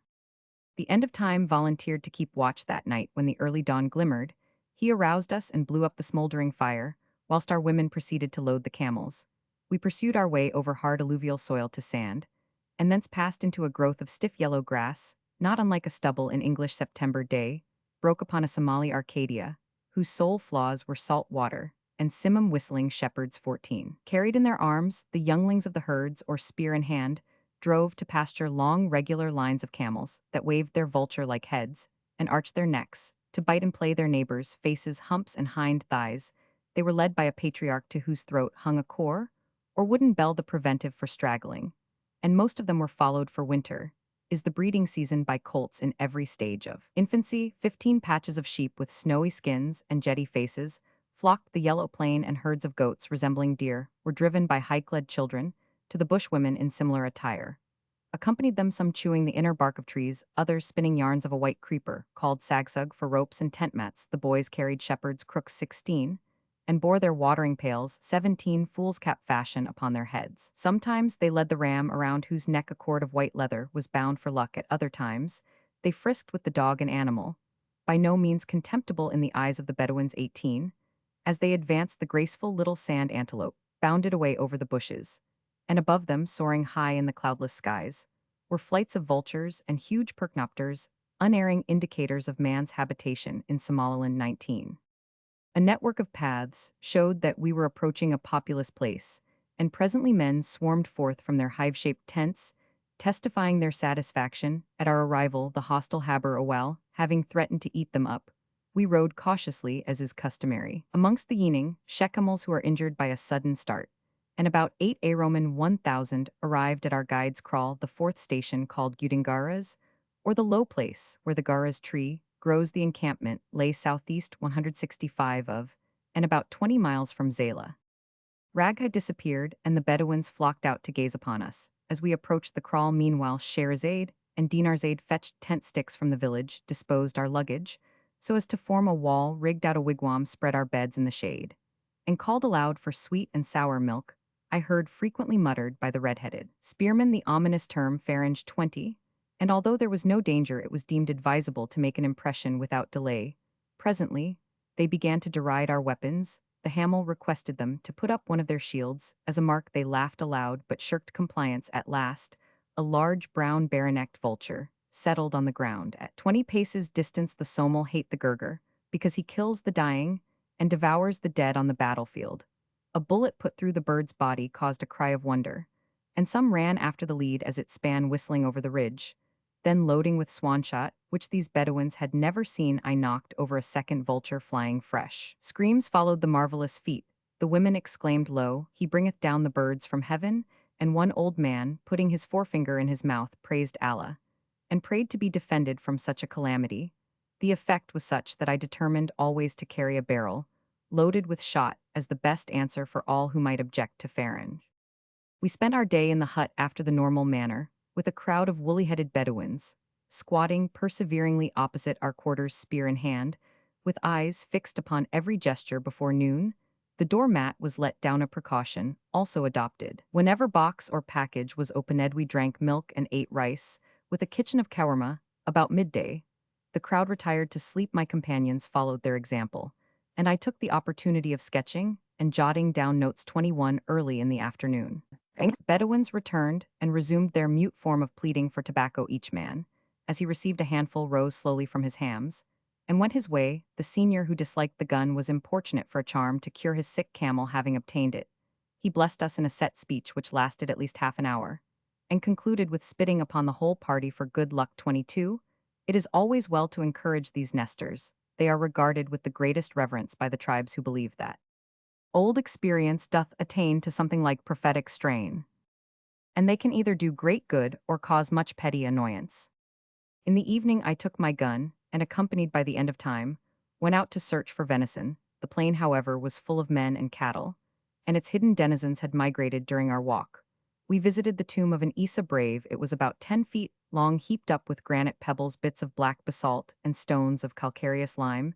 Two upright slabs denoted the position of the head and feet, and upon these hung the deceased's milk bells. Much the worse for sun and wind round the grave was a thin fence of thorns. Opposite the single narrow entrance were 3 blocks of stone, planted in line, and showing the number of enemies slain by the brave. 23. Beyond these trophies, a thorn roofing supported by 4 bare poles served to shade the relatives when they meet to sit, feast, weep, and pray. The Bedouin funerals and tombs are equally simple. They have no favorite cemeteries, as in Sind and other Moslem and pastoral lands. Men are buried where they die, and the rarity of the graves scattered about the country excited my astonishment. The corpse is soon interred. These people, like most barbarians, have a horror of death, and all that reminds them of it. On several occasions, I have been begged to throw away a hutstick that had been used to dig. Grave the bier is a rude framework of poles bound with ropes of hide. Some tie up the body and plant it in a sitting posture to save themselves the trouble of excavating deep. This perhaps may account for the circular tomb seen in many parts of the country. Usually the corpse is thrust into a long hole covered with wood and matting, and heaped over with earth and thorns, half protected by an oval mass of loose stones, and abandoned to the jackals and hyenas. We halted a day at Gudingaras, wishing to see the migration of a tribe before dawn. On the 30th November, the Somali stentor proclaimed from the ridgetop, "Fetch your camels, load your goods, we march." About 8 Roman 1000. We started in the spectacle was novel to me. Some 150 spearmen, assisted by their families, were driving before them divisions, which in total might amount to 200 cows, 7,000 camels, and 11,000 or 12,000 sheep. And goats. Only 3 wore the bal or feather, which denotes the brave. Several, however, had the other decoration, an ivory armlet. 24. Assisted by the boys whose heads were shaved in a cristated fashion, truly ridiculous, and large dogs with bushy tails, they drove the beasts, and carried the colts, belabored runaway calves, and held up the hind legs of struggling sheep. The sick, of whom there were many dysentery being at the time prevalent, were carried upon camels, with their legs protruding in front from under the hide cover. Many of the dromedaries showed the Habarawal brand. 25. Laden with hutting materials and domestic furniture, they were led by the maidens.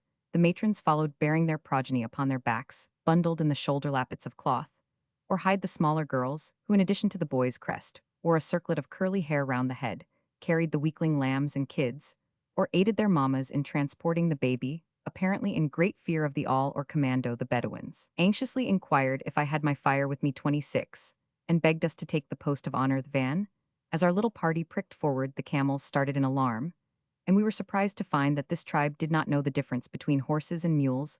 Whenever the boys lost time in sport or quarrel, they were threatened by their fathers with the jaws of that ogre, the white stranger. And the women exclaimed, as they saw us approach, "Here comes the old man who knows knowledge." 27. Having skirted the sea for 2 hours, I rode off with the end of time to inspect the Disilil. 28, a fiumara which runs from the western hills northeastwards to the sea. Its course is marked by a long line of graceful tamarisks, whose vivid green looked doubly bright, set off by tawny stubble and amethyst blue sky. These freshets are the Edens of a dell, The banks are charmingly wooded with acacias of many varieties, some thorned like the fabled zacum, others parachute-shaped and planted in impenetrable thickets, huge white creepers, snake-shaped and clasp giant trees, or connect with their cordage the higher boughs, or depend like cables from the lower branches, to the ground luxuriant parasites abound here. They form domes of flashing green there they surround with verdure decayed trunks, and not unfrequently cluster into sylvan bowers, under which grateful sight appears succulent grass from the thinner thorns. The bell-shaped nests of the loxia depend waving in the breeze, and the wood resounds with the cries of bright-winged choristers. The torrent beds are of the clearest and finest white sand glittering with gold-colored mica, and varied with nodules of clear and milky, quartz red porphyry and granites of many hues. Sometimes the center is occupied by an islet of torn trees and stones, rolled in heaps supporting a clump of thick jujube or tall acacia, whilst the lower parts of the beds are overgrown with long lines of lively green colocynth. 29 here are usually the wells surrounded by heaps of thorns from which the leaves have been browsed off and dwarf sticks that support the waterhide. When the flocks and herds are absent, troops of gazelles may be seen daintily pacing the yielding surface. Snake trails streak the sand, and at night the fiercer kind of animals, lions, leopards, and elephants, take their turn in Somaliland. The well is no place of social meeting, no man lingers to chat near it, no woman visits it, and the traveler fears to pitch hut where torrents descend, and where enemies human and bestial meet. We sat under a tree, watching the tribe defile across the watercourse. Then, remounting after a ride of 2 miles, we reached a ground called Kuraniali 30, upon which the wigwams of the nomads were already rising. The parched and treeless stubble lies about 8 miles from, and 145 esi of Gudingaras. Both places are supplied by Angagari, a well near the sea which is so distant that cattle, to return before nightfall, must start early in the morning. My attendants had pitched the gurgi, or hut. The hamel and long guled were however sulky on account of my absence, and the Kalandar appeared disposed to be mutinous. The end of time, who never lost an opportunity to make mischief, whispered in my ear, "Despise thy wife, thy son, and thy servant, or they despise." The old saw was not wanted, however, to procure for them a sound scolding. Nothing is worse for the Eastern traveler than the habit of sending to Coventry. It does away with all manner of discipline. We halted that day at Kuraniali, preparing water and milk for 2 long marches over the desert to the hills. Being near the shore, the air was cloudy. Although men prayed for a shower in vain, about midday the pleasant sea breeze fanned our cheeks, and the plain was thronged with tall pillars of white sand. 31. The heat forbade egress, and our wigwam was crowded with hungry visitors. Rag, urged thereto by his tribe, became importunate, now for tobacco, then for rice, now for dates, then for provisions in general. No wonder that the Prophet made his paradise for the poor a mere place of eating and drinking. The half-famished Bedouin, Somal or Arab, think of nothing beyond the stomach. Their dreams know no higher vision of bliss than mere repletion. A single article of diet, milk or flesh, palling upon man's palate, they will greedily suck the stones of eaten dates. Yet Abyssinian, like they are squeamish and fastidious as regards food, they despise the excellent fish with which nature has so plentifully stocked their seas. 32. Speak not to me with that mouth which eateth fish is a favorite insult amongst the Bedouins. If you touch a bird or a fowl of any description, you will be despised even by the starving beggar. You must not eat marrow or the flesh about the sheep's thigh bone, especially when traveling, and the kidneys are called a woman's dish. None but the northern Somal will touch the hares which abound in the country, and many refuse the sand antelope and other kinds of game, not asserting that the meat is unlawful, but simply alleging a disgust. Those who chew coffee berries are careful not to place an even number in their mouths, and camel's milk is never heated for fear of bewitching the animal. 33. The Somali, however, differs in one point from his kinsman, the Arab. The latter prides himself upon his temperance. The former, like the North American Indian, measures manhood by appetite. A son of the Somal is taught as soon as his teeth are cut to devour 2 pounds of the toughest mutton, and ask for more if his powers of deglutition fail. He is derided as degenerate. On the next day, Friday, first deck, we informed the Abbin that we intended starting early in the afternoon, and therefore warned him to hold himself and his escort together with the water and milk necessary for our march in readiness. He promised compliance, and disappeared about 3 p. Roman 1000. The Bedouins, armed as usual with spear and shield, began to gather round the hut, and nothing in this country can be done without that terrible palaver. Speechifying, presently commenced Rag in a lengthy harangue, hoped that the tribe would afford us all the necessary supplies, and assist us in the arduous undertaking. His words elicited no hear harther, was an evident unwillingness on the part of the wild men to let us, or rather our cloth and tobacco, depart. One remarked with surly emphasis that he had seen no good and eaten no bori. 34. From that caravan Why should he aid it when we asked the applauding hearers what they had done for us? They rejoined by inquiring whose the land was another smitten, by the fair Shahrazade's bulky charms had proposed matrimony, and offered as dowry a milch camel. She temporized, not daring to return a positive refusal, and the suitor betrayed a certain Hibernian velate to consider consent an unimportant part of the ceremony. The mules had been sent to the well with orders to return before noon at 4 p. Roman 1000. They were not visible. I then left the hut, and sitting on a cowshite in the sun, ordered my men to begin loading despite the remonstrances of the abbin and the interference of about 50 Bedouins. As we persisted, they waxed surlier and declared that all which was ours became theirs to whom the land belonged. We did not deny the claim, but simply threatened sorcery death by wild beasts and foraging parties to their camels, children, and women. This brought them to their senses, the usual effect of such threats. And presently arose the senior who had spat upon us for luck's sake. With his toothless jaws he mumbled a vehement speech and warned the tribe that it was not good to detain such strangers. They lent ready ears to the words of Nestor, saying, "Let us obey him. He is near his end." The mules arrived. But when I looked for the escort, none was forthcoming. At Zala it was agreed that 20 men should protect us across the desert, which is the very passage of plunder now. However, 5 or 6 paupers offered to accompany us for a few miles. We politely declined troubling them, but insisted upon the attendance of our abbin and 3 of his kindred. As some of the Bedouins still opposed us, our aged friend once more arose, and by copious abuse finally silenced them. We took leave of him with many thanks and handfuls of tobacco, in return for which he blessed us with fervor. Then mounting our mules we set out, followed for at least a mile by a long tail of howling boys who, ignorant of clothing, except a string of white beads round the neck, but armed with dwarf spears, bows, and arrows, showed all the impudence of baboons. They derided the end of time's equitation, till I feared a sailor like. He prided himself upon graceful horsemanship, and the imps were touching his tenderest point.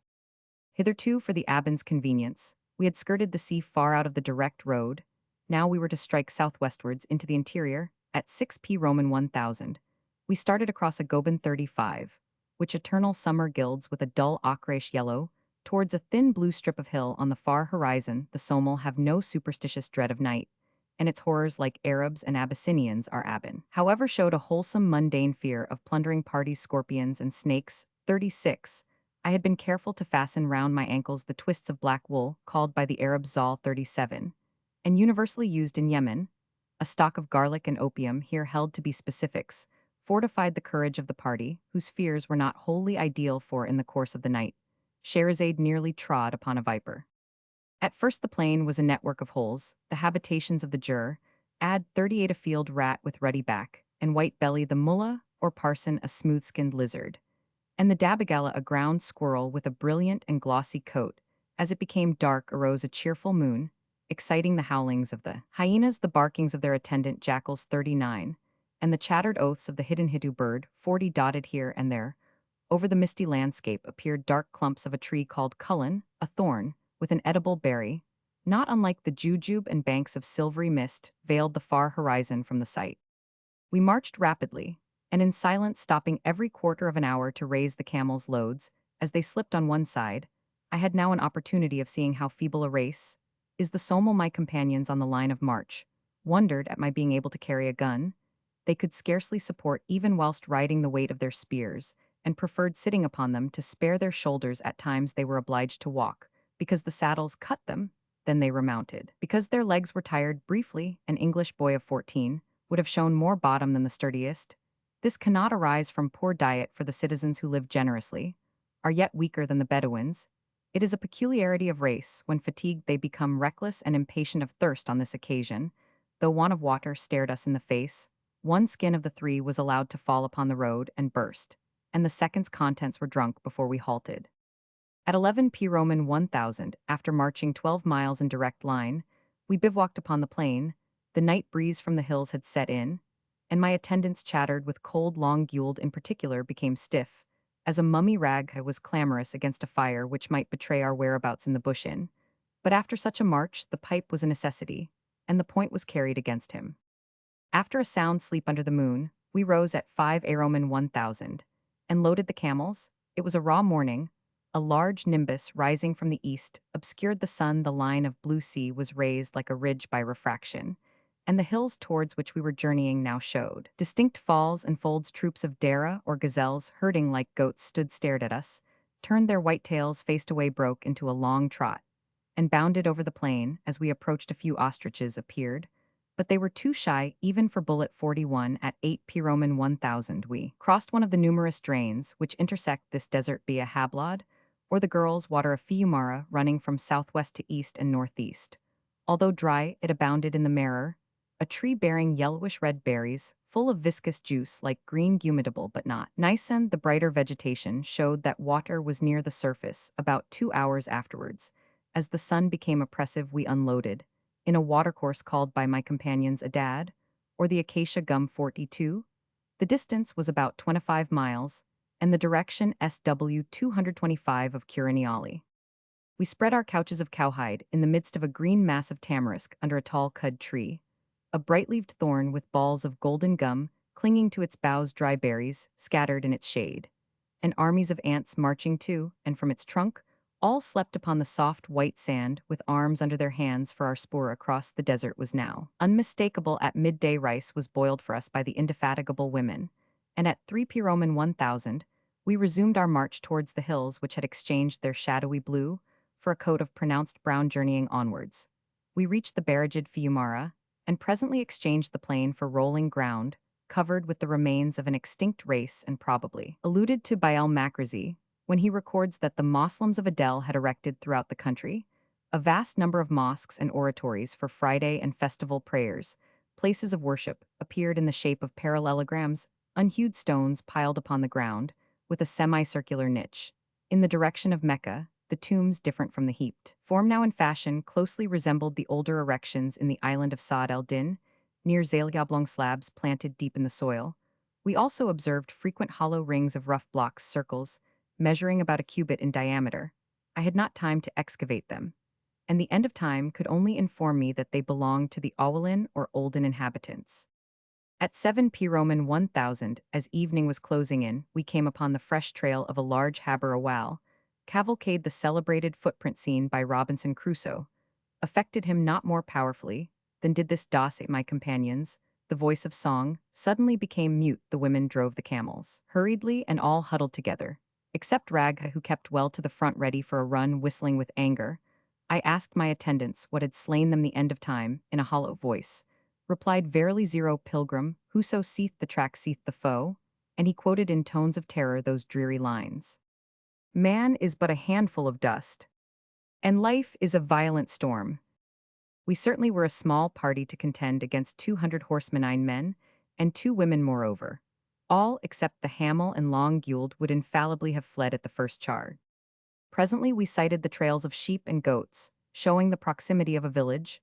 Their freshness was ascertained by my companions, after an eager scrutiny in the moon's bright beams. About half an hour afterwards, rough ravines with sharp and thorny descents warned us that we had exchanged the dangerous plain for a place of safety, where horsemen rarely venture. Ragha, not admiring the open, hurried us onward in hope of reaching some kraal at 8 Roman 1000. However, seeing the poor women lamed with thorns, and the camels casting themselves upon the ground, I resolved to halt despite all objections.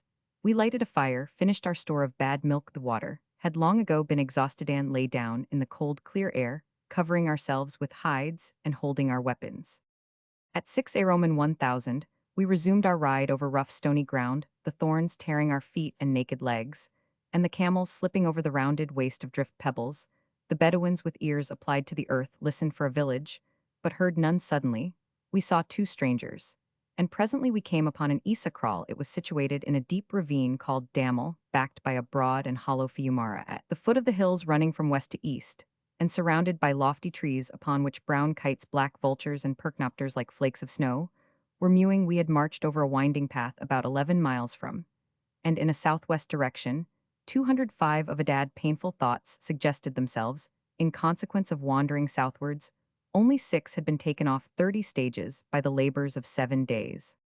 As usual in Eastern Africa, we did not enter the kraal uninvited, but unloosed and pitched the wigwam under a tree outside. Presently, the elders appeared, bringing with soft speeches sweet water, new milk, fat sheep, and goats, for which they demanded a tobe of kutch canvas. We passed with them a quiet, luxurious day of coffee and pipes, fresh cream, and roasted mutton after the plain heats. We enjoyed the cool breeze of the hills, the cloudy sky, and the verdure of the glades made doubly green by comparison with the parched stubbles below. The Isa here mixed with the Gudabersi have little power. We found them poor and proportionally importunate, the men wild-looking, as open mouths, staring eyes, and tangled hair could make them gazed with extreme eagerness upon my scarlet blanket. For very shame they did not beg it, but the inviting texture was pulled and fingered by the greasy multitude.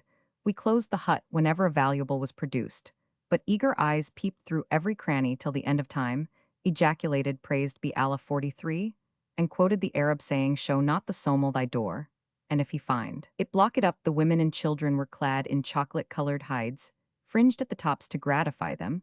I shot a few hawks, and was rewarded with loud exclamations, Allah preserve thy handmaid, thy skill never fail thee before the foe.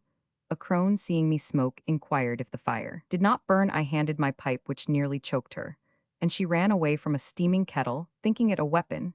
As my companions observed, there was not a mescal of sense in a mound of heads, yet the people looked upon my sunburnt skin with a favor they denied to the limewhite face.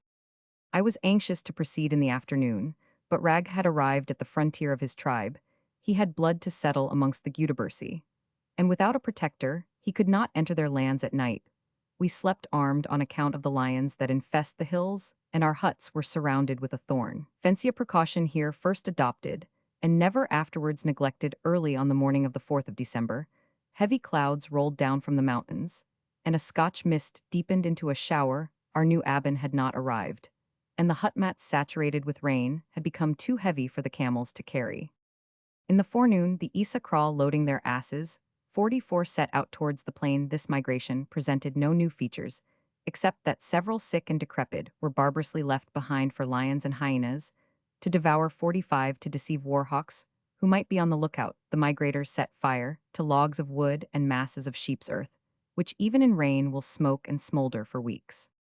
About midday arrived the 2 Gudabersi, who intended escorting us to the village of our Abens. The elder Ruresh was a black-skinned, wild-looking fellow with a shock head of hair and a deep scowl which belied his good temper and warm heart. The other was a dun-faced youth betrothed to Rag's daughter. They both belonged to the Mahadasan clan, and commenced operations by an obstinate attempt to lead us far out of our way eastwards. The pretext was the defenseless state of their flocks, and herds the real reason, and itching for cloth and tobacco. We resisted manfully, this time nerved by the memory of wasted days, and despite their declarations of Absi 46, we determined upon making westward for the hills. At 2 p. Roman 1000, the caravan started along the Fiumara course in rear of the deserted kraal, and after an hour's ascent, Ruresh informed us that a well was near the hamel, and I, taking 2 water skins, urged our mules over stones and thorny ground. Presently, we arrived at a rocky ravine, where, surrounded by brambles, rude walls, and tough frameworks, lay the wells, 3 or 4 holes sunk 10 feet deep in the limestone, whilst we bathed in the sulphurous spring, which at once discolored my silver ring. Ruresh, bailing up the water in his shield, filled the bags and bound them to the saddles in haste. We rejoined the caravan, which we found about sunset, halted by the vain fears of the guides. The ridge upon which they stood was a mass of old mosques and groves, showing that in former days a thick population tenanted these hills. From the summit appeared distant herds of kine and white flocks, scattered like patches of mountain quartz. Riding in advance, we traversed the stony ridge, fell into another ravine, and soon saw signs of human life. A shepherd descried us from afar, and ran away reckless of property, causing the end of time to roll his head with dignity, and to ejaculate, of a truth, said the prophet of Allah, fear is divided. Presently, we fell in with a village from which the people rushed out, some exclaiming, lo, let us look at the kings. Others, come see the white man, he is governor of Zala. I objected to such dignity principally on account of its price. My companions, however, were inexorable. They would be salatinking sand. My color was against claims to low degree this fairness, and the Arab dress made me at different times the ruler of Aden, the chief of Zala, the Hajj's son, a boy, an old woman, a man painted white, a warrior in silver armor, a merchant, a pilgrim, a hedge priest, Ahmed, the Indian, a Turk, an Egyptian, a Frenchman, a Banyan, a sheriff, and lastly a calamity sent down from heaven to weary out the lives of the Somel. Every kraal had some conjecture of its own, and each fresh theory was received by my companions with roars of laughter.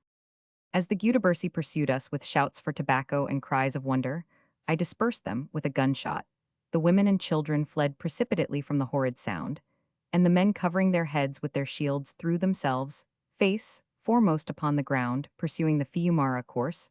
We passed a number of kraals whose inhabitants were equally vociferous. Out of one came a Zala man, who informed us that the Gudebersi Abans to whom we bore Charmarquet's letter of introduction were encamped within 3 days' march. It was reported, however, that a quarrel had broken out between them and the Gayrodadan, their brother-in-law. No pleasant news in Africa under such circumstances. It is customary for friends to detain and for foes to oppose the traveler. We rode stoutly on till the air darkened, and the moon tipped the distant hill peaks with a dim, mysterious light. I then called a halt. We unloaded on the banks of the Darkinlay Fiumara, so called from a tree which contains a fiery milk fenced, ourselves in taking care to avoid being trampled upon by startled camels during our sleep. By securing them in a separate but neighboring enclosure, spread our couches, ate our frugal suppers, and lost no time in falling asleep. We had traveled 5 hours that day, but the path was winding, and our progress in a straight line was at most 8 miles. And now, dear Roman 50, being about to quit the land of the Isa, I will sketch the tribe. The Isa, probably the most powerful branch of the Somali nation, extends northwards to the Wema family of the Dankali, southwards to the Gudebersi, and midway between Zala and Berbera eastwards. It is bounded by the sea, and westwards by the Galas around Harar.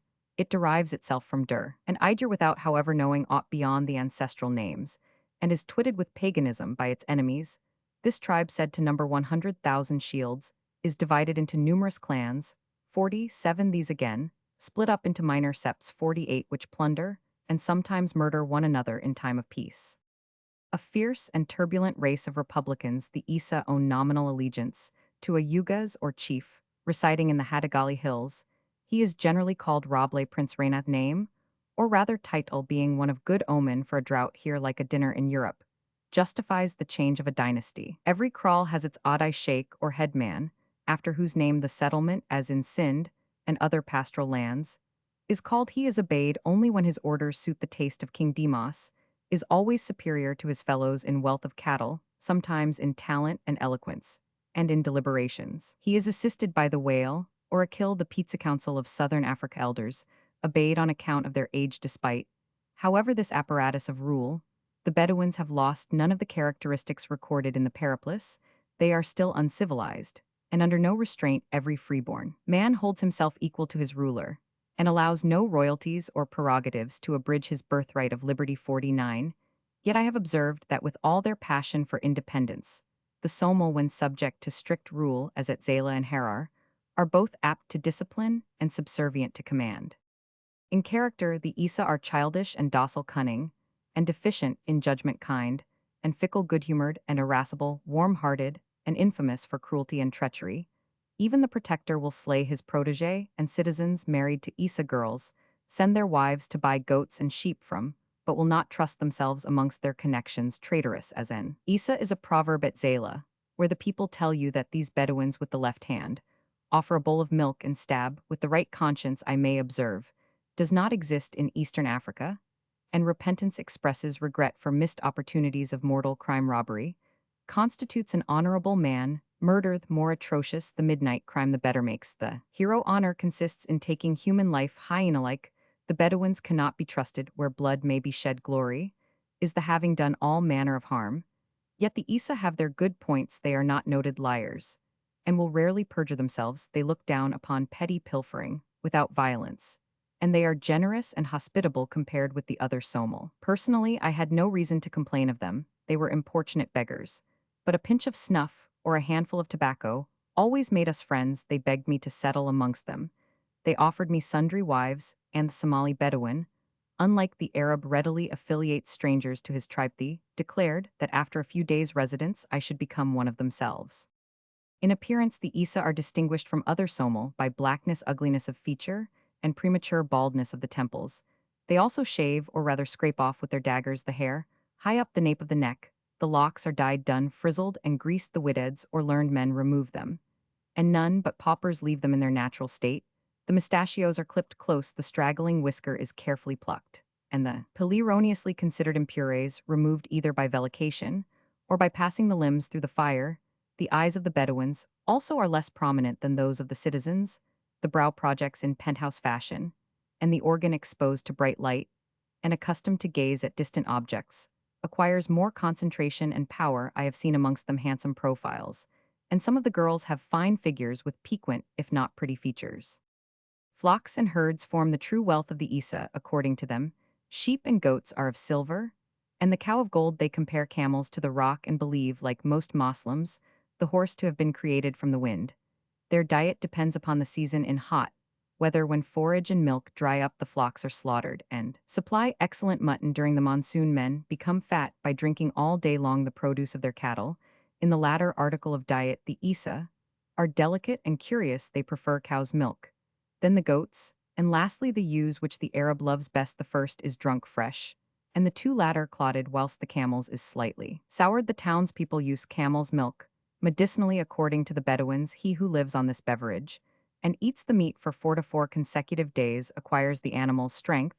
It has perhaps less body than any other milk, and is deliciously sweet shortly after foaling. Presently, it loses flavor, and nothing can be more nauseous than the produce of an old camel. The somel have a name for cream, Laban, but they make no use of the article, churning it with the rest of the milk. They have no buffaloes shudder at the Tartar idea of mare's milk. Like the Arabs, hold the name Laban 50 a disgrace, and make it a point of honor not to draw supplies from their cattle during the day.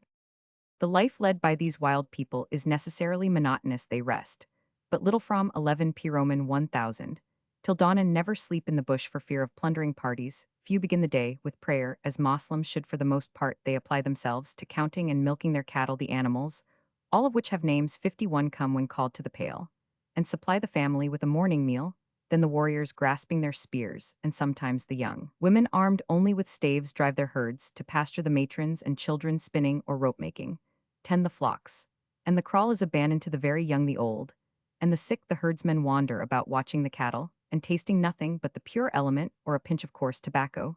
Sometimes they play at Shah Shantara, and other games of which they are passionately fond, with a board formed of lines traced in the sand and bits of dry wood, or camel's earth. Acting pieces, they spend hour after hour, every looker-in vociferating his opinion, and catching at the men, till apparently the two players are those least interested in the game, or to drive off sleep they sit whistling to their flocks, or they perform upon the foremo, a reed pipe generally made at Harar, which has a plaintive sound uncommonly pleasing. 52 in the evening, the kraal again resounds with lowing and bleating. The camel's milk is all drunk. The cows and goats reserved for butter and ghee, which the women prepare. The numbers are once more counted, and the animals are carefully penned up for the night.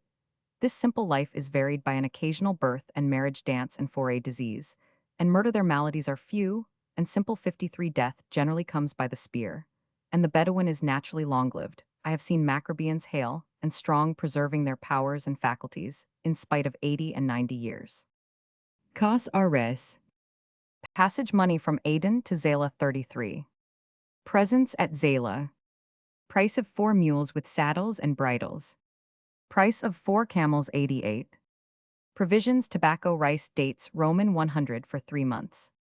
Price of 150 tabs. 9 pieces of indigoted cotton 16. Minor expenses, cowhides for camels, mats for tents. Presents to Arabs, a box of beads 3 handsome. Abyssinian tabs bought for chiefs. Expenses at Berbera, and passage back to Aden 77. Total costs Rs 1490 L. Rewardic, the royal clan 6, Raharoni 2, Ra Abdullah 7, Rawina 3, Ramusa 8, Rafurlaba 4, Ramummasan 9, Regata 5, Regulani 10, Ra'ali Ada. These are again subdivided, the Ramusa, numbering half the Isa, split up, for instance, into Regalan 4, Reduba 2, Raharla 5, Rakul 3, Regadisha 6, Rajeti. There are leeches who have secret simples for curing wounds. Generally, the blood is squeezed out, the place is washed with water, the lips are sewn up, and a dressing of astringent leaves is applied. They have splints for fractures, and they can reduce dislocations. A medical friend at Aden partially dislocated his knee, which half a dozen of the faculty insisted upon treating as a sprain. Of all his tortures, none was more severe than that inflicted by my Somali visitors. They would look at him, distinguish the complaint, ask him how long he had been invalided, and hearing the replifer months, would break into exclamations of wonder. In our country, they cried, when a man falls, to pull his body, and to his legs, then they tie sticks round it, give him plenty of camel's milk, and he is well in a month. A speech which made friend S groan in spirit. Firing and clarified butter are the farrier's panaceas. Camels are cured by sheep's head broth. Asses by chopping one ear. Mules by cutting off the tail, and horses by ghee or a drench of melted fat. Chap Roman 6 from the Zala Hills to the Marar Prairie. I have now, dear Roman 50, quitted the maritime plain or first zone to enter the Ghauts, that threshold of the Ethiopian highlands, which beginning at Tadjara sweeps in semicircle round the Bay of Zala, and falls about Berbera into the range of mountains, which fringes the bold Somali coast. This chain has been inhabited within history's memory by three distinct races: the Galas, the ancient Moslems of Adel, and by the modern Somal. As usual, however, in the east, it has no general vernacular name. 1.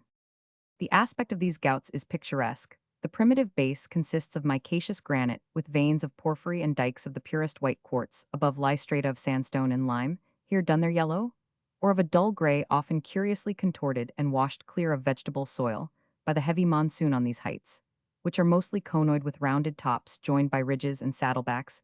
Various kinds of acacia cast a pallid and sickly green. Like the olive tree upon the hills of Provence, they are barren in the cold season, and the nomads migrate to the plains when the monsoon covers them with rich pastures. The people revisit their deserted kraals. The kloofs or ravines are the most remarkable features of this country. In some places, the sides rise perpendicularly like gigantic walls, the breadth varying from 100 yards to half a mile. In others, cliffs and scores, sapped at their foundations, encumber the bed, and not unfrequently a broad band of white sand stretches between two fringes of emerald green, delightful to look upon after the bare and ghastly basalt of southern Arabia. The jujube grows to a height, already betraying signs of African luxuriance. Through its foliage flit birds, gaudy colored as kingfishers of vivid red, yellow, and changing green. I remarked a long-tailed jay called gabion, or fat too, russet-hued. Ringdoves, the modest honeybird corn. Quails, canary-colored finches, sparrows gay as those of Suriname, hummingbirds with a plume of metallic luster, and especially a witty-eyed kind of maina, called by the Somal shimbir lode, or the cowbird, the armacreeper 3, with large fleshy leaves, pale green, red, or crimson, and clusters of bright berries like purple grapes, forms a conspicuous ornament in the valleys. There is a great variety of the cactus tribe, some growing to the height of 30 and 35 feet. These one was particularly pointed out to me. The vulgar Somal call it Girato, the more learned Shajarat al-Zakam. It is the mandrake of these regions, and the round excrescences upon the summits of its fleshy arms are supposed to resemble men's heads and faces. On Tuesday, the 5th December, we arose at 6 Aroman 1000, after a night so dewy that our clothes were drenched, and we began to ascend the weighty dark inlay, which winds from east to south. After an hour's march appeared a small cairn of rough stones called Sierro, or Mazar 4, to which each person, in token of honor, added his quatum. The abbin opined that Aulia or holy men had sat there, but the end of time more sagaciously conjectured that it was the site of some gala idol or superstitious rite. Presently, we came upon the hills of the White Ant 5, a characteristic feature in this part of Africa. Here the land has the appearance of a Turkish cemetery on a grand scale. There it seems like a city in ruins. In some places, the pillars are truncated into a resemblance to beehives, in others they cluster together, suggesting the idea of a portico, whilst many of them, veiled by trees and overrun with gay creepers, look like the remains of sylvan altars. Generally, the hills are conical and vary in height from 4 to 12 feet. They are counted by hundreds, and the Somal account for the number by declaring that the insects abandon their home when dry and commence building another. The older erections are worn away by wind and rain to a thin tapering spire, and are frequently hollowed and arched beneath by rats and ground squirrels. The substance, fine yellow mud glued by the secretions of the ant, is hard to break. It is pierced sieve-like by a network of tiny shafts. I saw these hills for the first time in the weighty dark inlay in the interior. They are larger and longer than near the maritime regions. We traveled up the Fiumara in a southerly direction till 8 Aroman 1000, when the guides led us away from the bed. They anticipated meeting Gudabursis pallid with fear. They also trembled with cold and hunger. Anxious consultations were held. One man, Alice named Doso, because he did nothing but eat, drink, and stand over the fire, determined to leave us as however he had received a tobe for pay. We put a veto upon that proceeding after a march of 2 hours over ground so winding that we had not covered more than 3 miles. Our guides halted under a tree near a deserted kraal at a place called El Armo, the Armacreeper water, or more facetiously Dabadalashe. From Damel it bore SW 190. One of our Bedouins, mounting a mule, rode forward to gather intelligence and bring back a skin full of water. I asked the end of time what they expected to hear. He replied with the proverb, news live. The Somali Bedouins have a passion for knowing how the world wags in some of the more desert regions.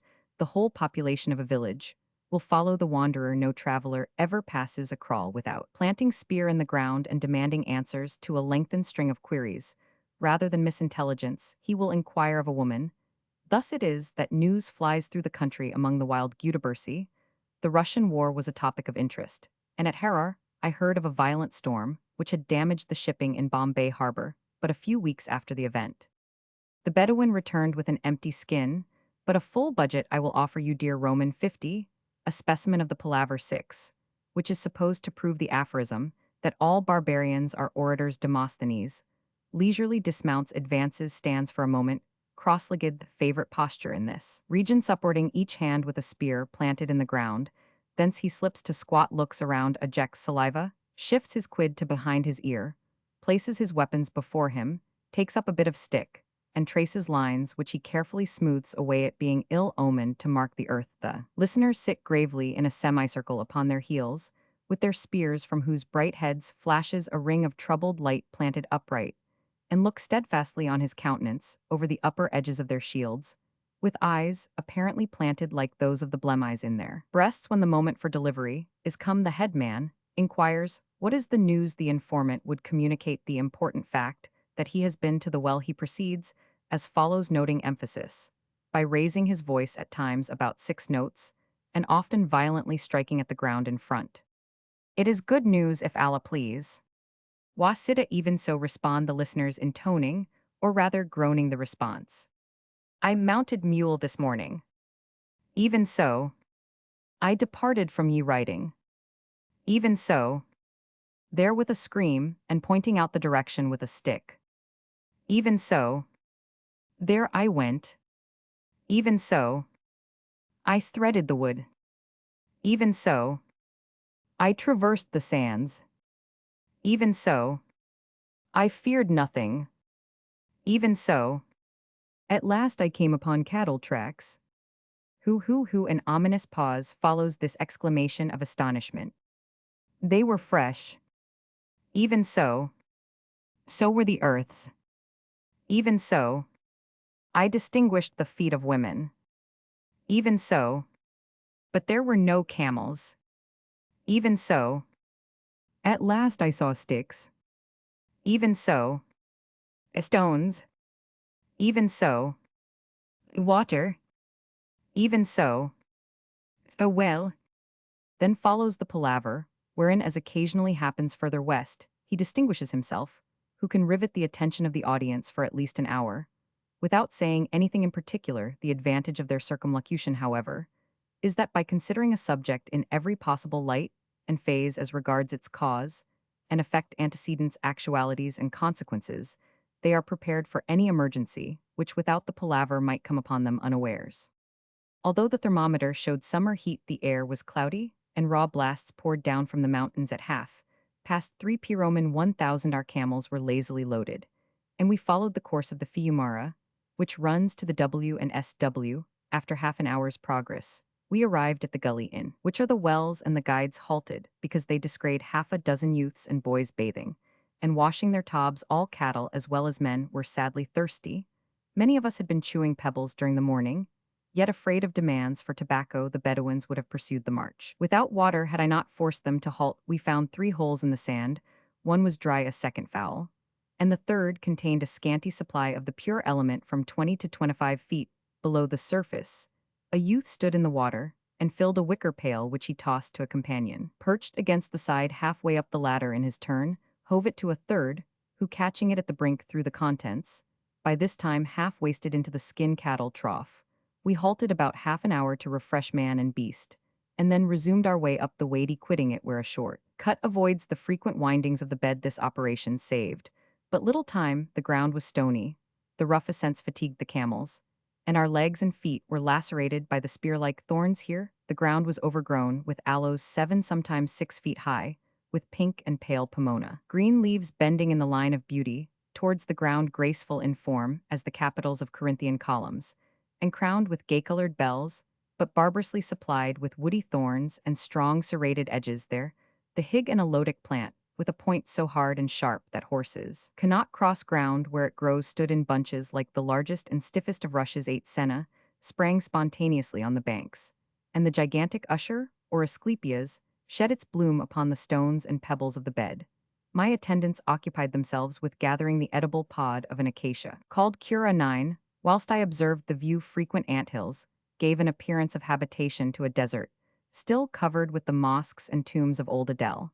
And the shape of the country had gradually changed basins and broad slopes, now replacing the thickly crowded conoid peaks of the lower regions. As the sun sank towards the west, Long Gould complained bitterly of the raw breeze from the hills.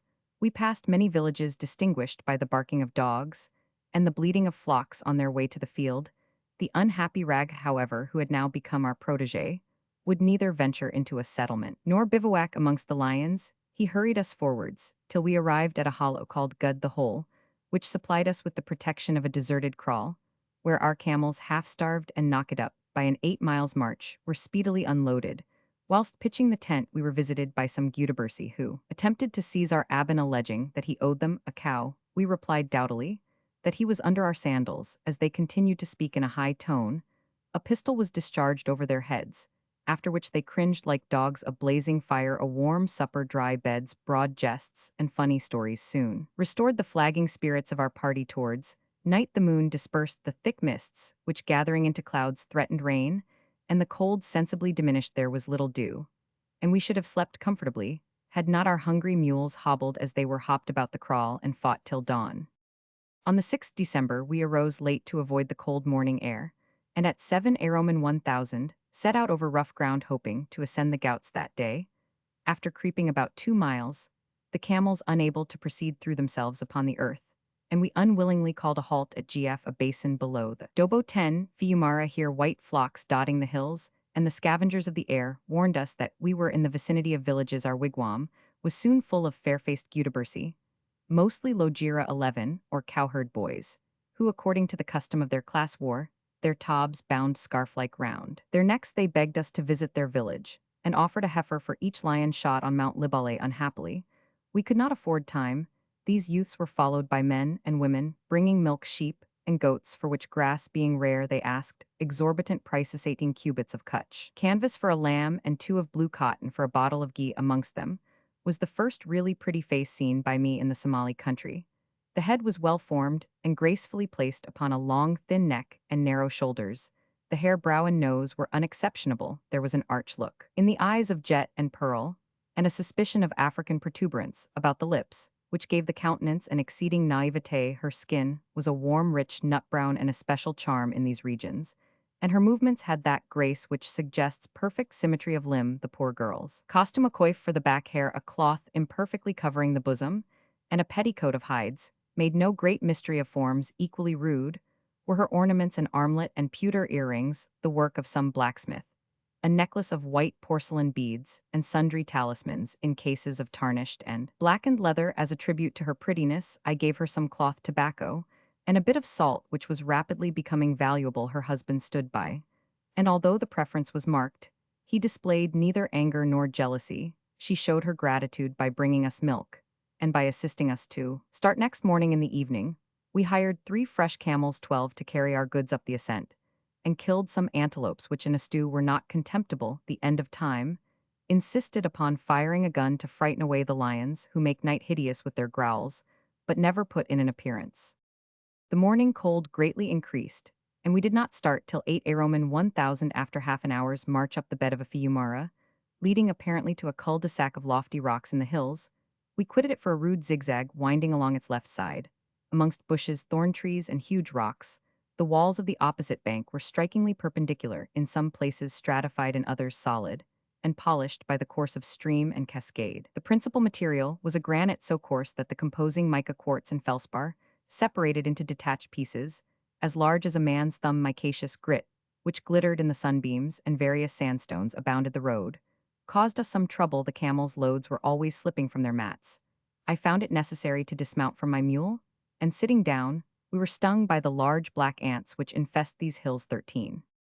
About halfway up, we passed 2 cairns, and added to them our might like good Somel. After 2 hours of hard work, the summit of this primitive pass was attained, and 60 minutes more saw us on the plateau above the hills, second zone of East Africa. Behind us lay the plains of which we vainly sought a view. The broken ground at the foot of the mountains is broad, and mists veiled the reeking expanse of the low country. 14. The plateau in front of us was a wide extent of rolling ground, rising slightly towards the west. Its color was brown with a threadbare coat of verdure, and at the bottom of each rugged slope ran a stony watercourse trending from southwest to northeast. The mass of tangled aloes, ragged thorn, and prim-looking poison trees, 15, must once have been populous tombs and houses of the early Moslems, covered with ruins the hills and ridges. About noon, we arrived at a spot called the Kafir's Grave. It is a square enceinte of rude stones, about 100 yards each side, and legends say that one Misragala chief, when dying, ordered the place to be filled 7 times with shekemels, destined for his ahan or funeral feast. This is the 4th stage upon the direct road from Zayla to Harar. We had wasted 10 days, and the want of grass and water made us anxious about our animals. The camels could scarcely walk, and my mule's spine rose high beneath the Arab pad. Such are the effects of Jilal 16, the worst of traveling seasons in eastern Africa. At 1 p. Roman 1000, we unloaded under a sycamore tree called after a Gala chieftain. 17 Halamala, and giving its name to the surrounding valley. This ancient of the forest is more than half decayed. Several huge limbs lie stretched upon the ground, whence, for reverence, no one removes them. Upon the trunk, or rather trunks, for its bifurcates, are marks deeply cut by a former race, and time has hollowed in the larger stem an arbor capable of containing half a dozen men. This holy tree was, according to the Somal, a place of prayer for the infidel, and its ancient honors are not departed here, probably to commemorate the westward progress of the tribe. The Gutabursi Yugas, or chief, has the white canvas turban bound about his brows, and hence rides forth to witness the equestrian games in the Harawa Valley, as everyone who passes by visits the Halamala tree. Foraging parties of the northern Isa and the Jibril Abakar, a clan of the Haber Awal, frequently meet, and the traveler wends his way in fear and trembling. The thermometer showed an altitude of 3350 feet under the trees. Cool shade. The climate reminded me of southern Italy in winter.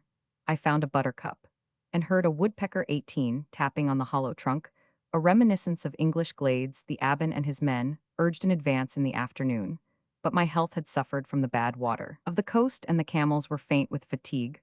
We therefore dismissed the hired beasts, carried our property into a deserted kraal, and lighting a fire prepared to make all snug for the night. The Bedouins, chattering with cold, stood closer to the comfortable blaze than ever did paterfamilias in England. They smoked their faces, toasted their hands, broiled their backs with intense enjoyment, and waved their legs to and fro through the flame to singe away the pile which at this season grows long, the end of time, who was surly compared them to demons, and quoted the Arab's saying, Allah never bless smooth man or hairy woman. On the 8th of December at 8 a Roman 1000, we traveled slowly up the Halamala Valley, whose clayey surface glistened with mica and quartz pebbles from the hills. All the trees are thorny, except the sycamore, and the asclepias. The gub, or jujube, grows luxuriantly in thickets. Its dried wood is used by women to fumigate their hair. 19 The kedi, a tree like the porcupinal spicussupplies the Bedouins. With hatchet handles I was shown the abal with its edible gum, and a kind of acacia here called galil. Its bark dyes cloth a dull red, and the thorn issues from a bulb which, when young and soft, is eaten. By the somal, when old it becomes woody and hard as a nut. At 9 a Roman 1000, we crossed the lesser Abaso, a fiumara with high banks of stiff clay and filled with large rolled stones issuing from it.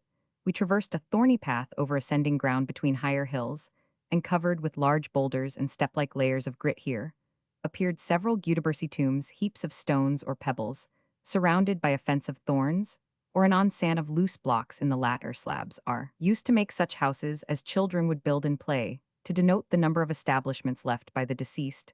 The new grave is known by the conical milk-bills.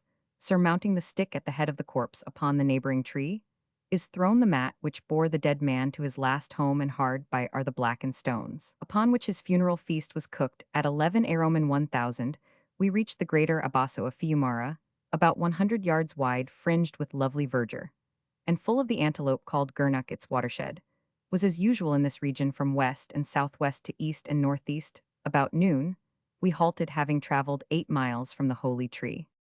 At 3:30, reloading, we followed the course of the Abaso Valley, the most beautiful spot we had yet seen. The presence of mankind, however, was denoted by the cut branches of thorn encumbering the bed.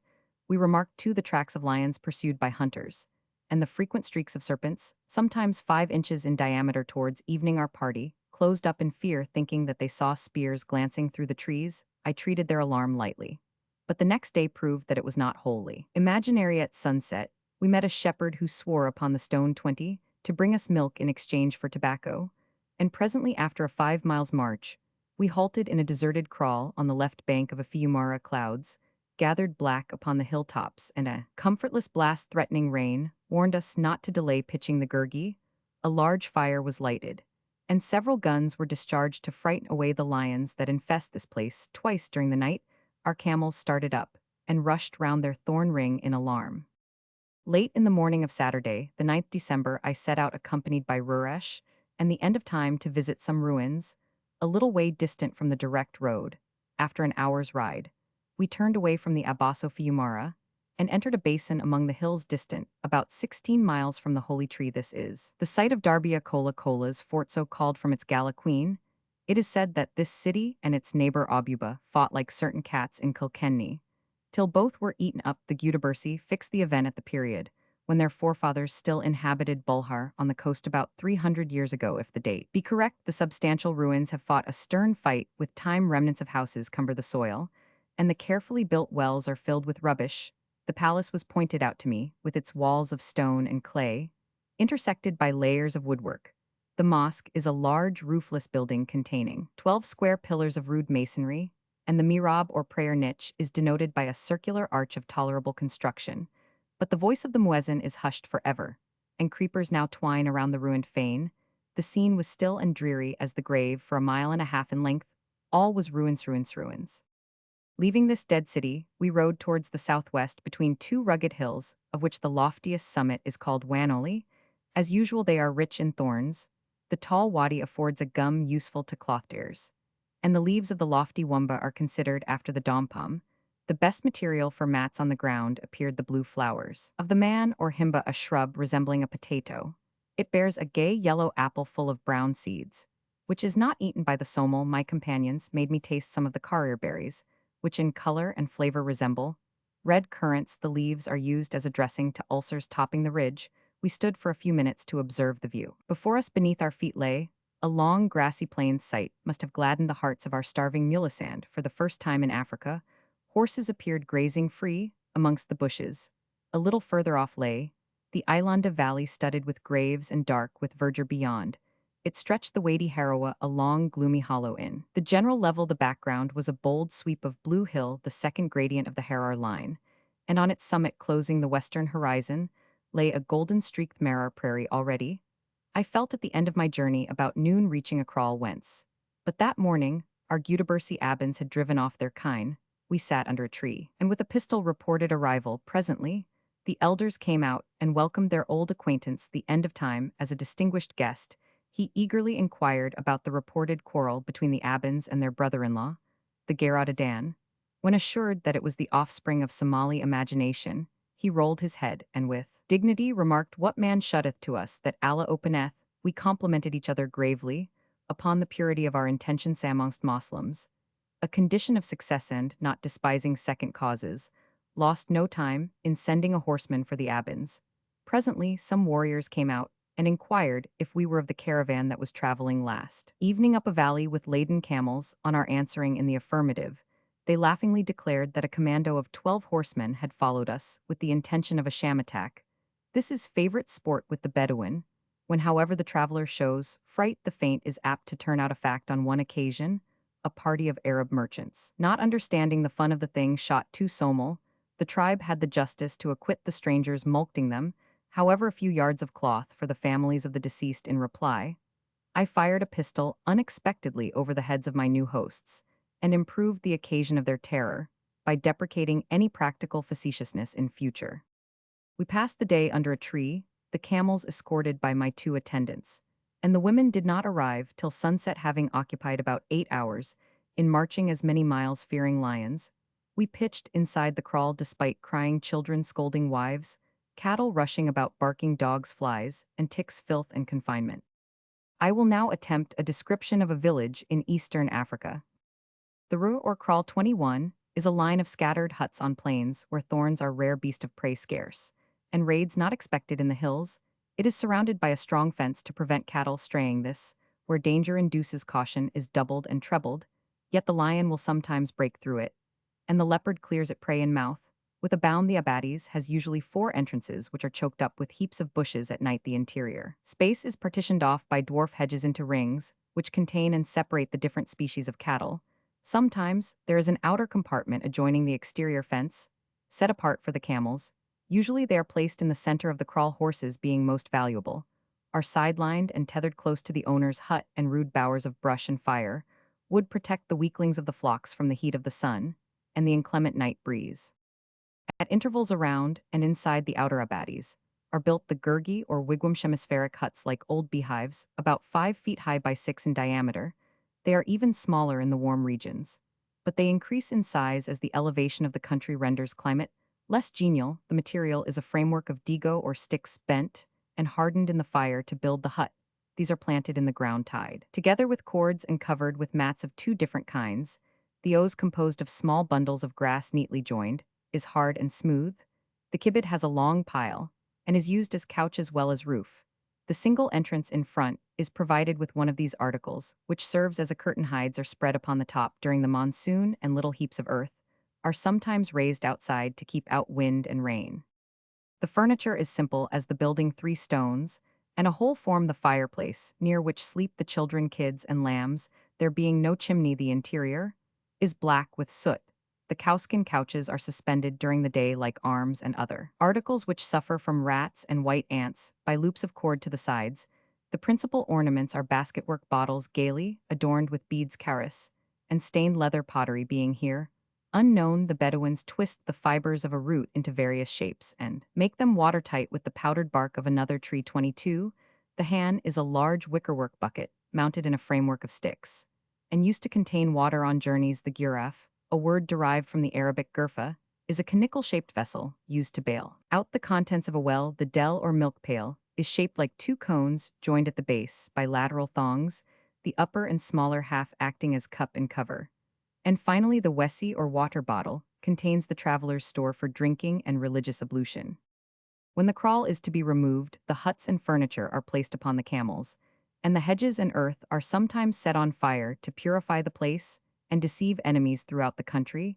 Black circles of cinders or thorn diversify the hillsides and show an extensive population. Travelers always seek deserted kraals for security of encampment, as they swarm with vermin by night and flies by day. 23. I frequently made strong objections to these favorite localities. The utmost conceded to me was a fresh enclosure added by a smaller hedge to the outside abadis of the more populous cowcrawls. On the 10th December, we halted the bad water, the noonday sun of 107, and the cold mornings being the average had seriously affected my health. All the population flocked to see me darkening the hut with nodding wigs and staring faces, and the Gudabursi, our polite knaves, apologized for the intrusion. Men, women, and children appeared in crowds bringing milk and ghee meat and water. Several of the elders remembered having seen me at Berbera. 24, and the blearied maidens, who were in no wise shy, insisted upon admiring the white stranger. Feeling somewhat restored by repose, I started the next day with a tail on to inspect the ruins of Abuba. After a rough ride over stony ground, we arrived at a grassy hollow near a line of hills and dismounted to visit the Sheikh Abuba's remains. He rests under a little conical dome of brick clay and wood similar in construction to that of Zayla. It is falling to pieces, and the adjoining mosque, long roofless, is overgrown with trees that rustle melancholy sounds in the light. Joyous breeze creeping in by a dwarf door, or rather hole. My Gudabursi guides showed me a bright object forming the key of the arch. As it shone, they suspected silver, and the end of time whispered a sacrilegious plan for purloining it. Inside the vault were 3 graves apparently empty, and upon the dark sunken floor lay several rounded stones resembling cannon balls, and used as weights by the more civilized Somal. Thence we proceeded to the battlefield, a broad sheet of sandstone, apparently dinted by the hoofs of mules and horses on this ground, which according to my guides was in olden days soft, and yielding. Took place the great action between Abuba and Darbia Kola. A second mosque was found with walls in tolerable repair, but like the rest of the place roofless. Long Guld ascended the broken staircase of a small square minaret, and delivered a most ignorant and Bedouin-like azan. or call to prayer passing by the shells of houses, we concluded our morning's work with a visit to the large graveyard. Apparently, it did not contain the bones of Moslems. Long lines of stones pointed westward, and one tomb was covered with a coating of hard mortar, in whose sculptured edge my benighted friends detected magical inscriptions. I heard of another city called Ahamid in the neighboring hills, but did not visit it. These are all remains of Gala settlements, which the ignorance and exaggeration of the Somali fill with writings and splendid edifices. Returning home, we found that our Gutabersi Bedouins had at length obeyed the summons, the 6 sons of a noted chief Ali Atta, or White Ali, by 3 different mothers, Bu Iga Khairi Nur Ismail and Yunis, all advanced towards me as I dismounted, gave the hand of friendship, and welcomed me to their homes, with the exception of the first named, a hard-featured man at least 40 years old. The brothers were good-looking youths with clear brown skins, regular features, and graceful figures. They entered the gurgi when invited, but refused to eat, saying that they came for honor, not for food. The Haj Sharmarke's introductory letter was read aloud to their extreme delight, and at their solicitation, I perused it a second and a third time. Then, having dismissed with sundry small presents the 2 Abans Rag and Ruresh, I wrote a flattering account of them to the Hajj, and entrusted it to certain citizens who were returning in caravan Zalawards after a commercial tour in the interior. Before they departed, there was a feast after the Homeric fashion. A sheep was cut, disemboweled, dismembered, tossed into one of our huge cauldrons, and devoured within the hour. The almost live food 25 was washed down with huge draughts of milk. The feasters resembled Wordsworth's cows 40, feeding like one. In the left hand they held the meat to their teeth, and cut off the slice in possession with long daggers perilously close. Were their noses longer, and their mouths less obtrusive during the dinner. Escaped from the place of flies, and retired to a favorite tree, here the end of time, seeing me still in pain, insisted upon trying a Somali medicine. He cut 2 pieces of dry wood, scooped a hole in the shorter, and sharpened the longer, applied point to socket, which he sprinkled with a little sand, placed his foot upon the female stick, and rubbed the other between his palms, till smoke and char appeared. He then cauterized my stomach vigorously in 6 different places, quoting a tradition, "The end of physic is fire." On Tuesday, the 12th December, I vainly requested the 2 sons of White Ali, who had constituted themselves our guides, to mount their horses. They feared to fatigue the valuable animals at a season when grass is rare and dry. I was disappointed by seeing the boasted faras, 26 of the Somali, in the shape of ponies, hardly 13 hands high. The head is pretty, the eyes are well opened, and the ears are small. The form also is good, but the original Arab breed has degenerated in the new climate. They are soft, docile, and, like all other animals in this part of the world, timid. The habit of climbing rocks makes them sure-footed, and they show the remains of blood when forced to fatigue. The Gutabersi will seldom sell these horses, the great safeguard against their conterminous tribes, the Isa and Girhai, who are all infantry. A village seldom contains more than 6 or 8, and the lowest value would be 10 cows or 20 tobs. 27 Careful of his beast. When at rest, the Somali Bedouin in the saddle is rough and cruel. Whatever beauty the animal may possess in youth completely disappears before the 5th year, and few are without spavin or sprained backs. In some parts of the country. 28 To ride violently to your hut 2 or 3 times before finally dismounting is considered a great compliment, and the same ceremony is observed on leaving, springing into the saddle, if he has one, with the aid of his spear. The Somali cavalier first endeavors to infuse a little spirit into his half-starved hack by persuading him to accomplish a few plunges and capers, then his heels raining a hurricane of blows against the animal's ribs, and occasionally using his spear point as a spur. Away he gallops, and after a short circuit in which he endeavors to show himself to the best advantage, returns to his starting point at full speed, when the heavy Arab bit brings up the blown horse with a shock that breaks his jaw and fills his mouth with blood. The affection of the true Arab for his horse is proverbial. The cruelty of the Somali to his may, I think, be considered equally so. The Bedouins practice horse racing, and run for bets which are contested with ardor on solemn occasions.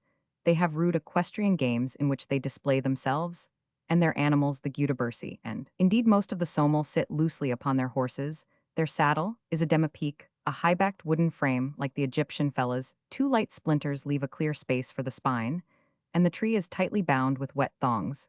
A sheepskin shabrack is loosely spread over it, and the dwarf iron stirrup admits only the big toe, as these people fear a stirrup which, if the horse fall, would entangle the foot. Their bits are cruelly severe, a solid iron ring, as in the Arab bridle embracing the lower jaw, takes the place of a curb chain. Some of the headstalls made at Berbera are prettily made of cut leather, and bright steel ornaments like diminutive quoits. The whip is a hard hide handle, plated with zinc and armed with a single short broad thong.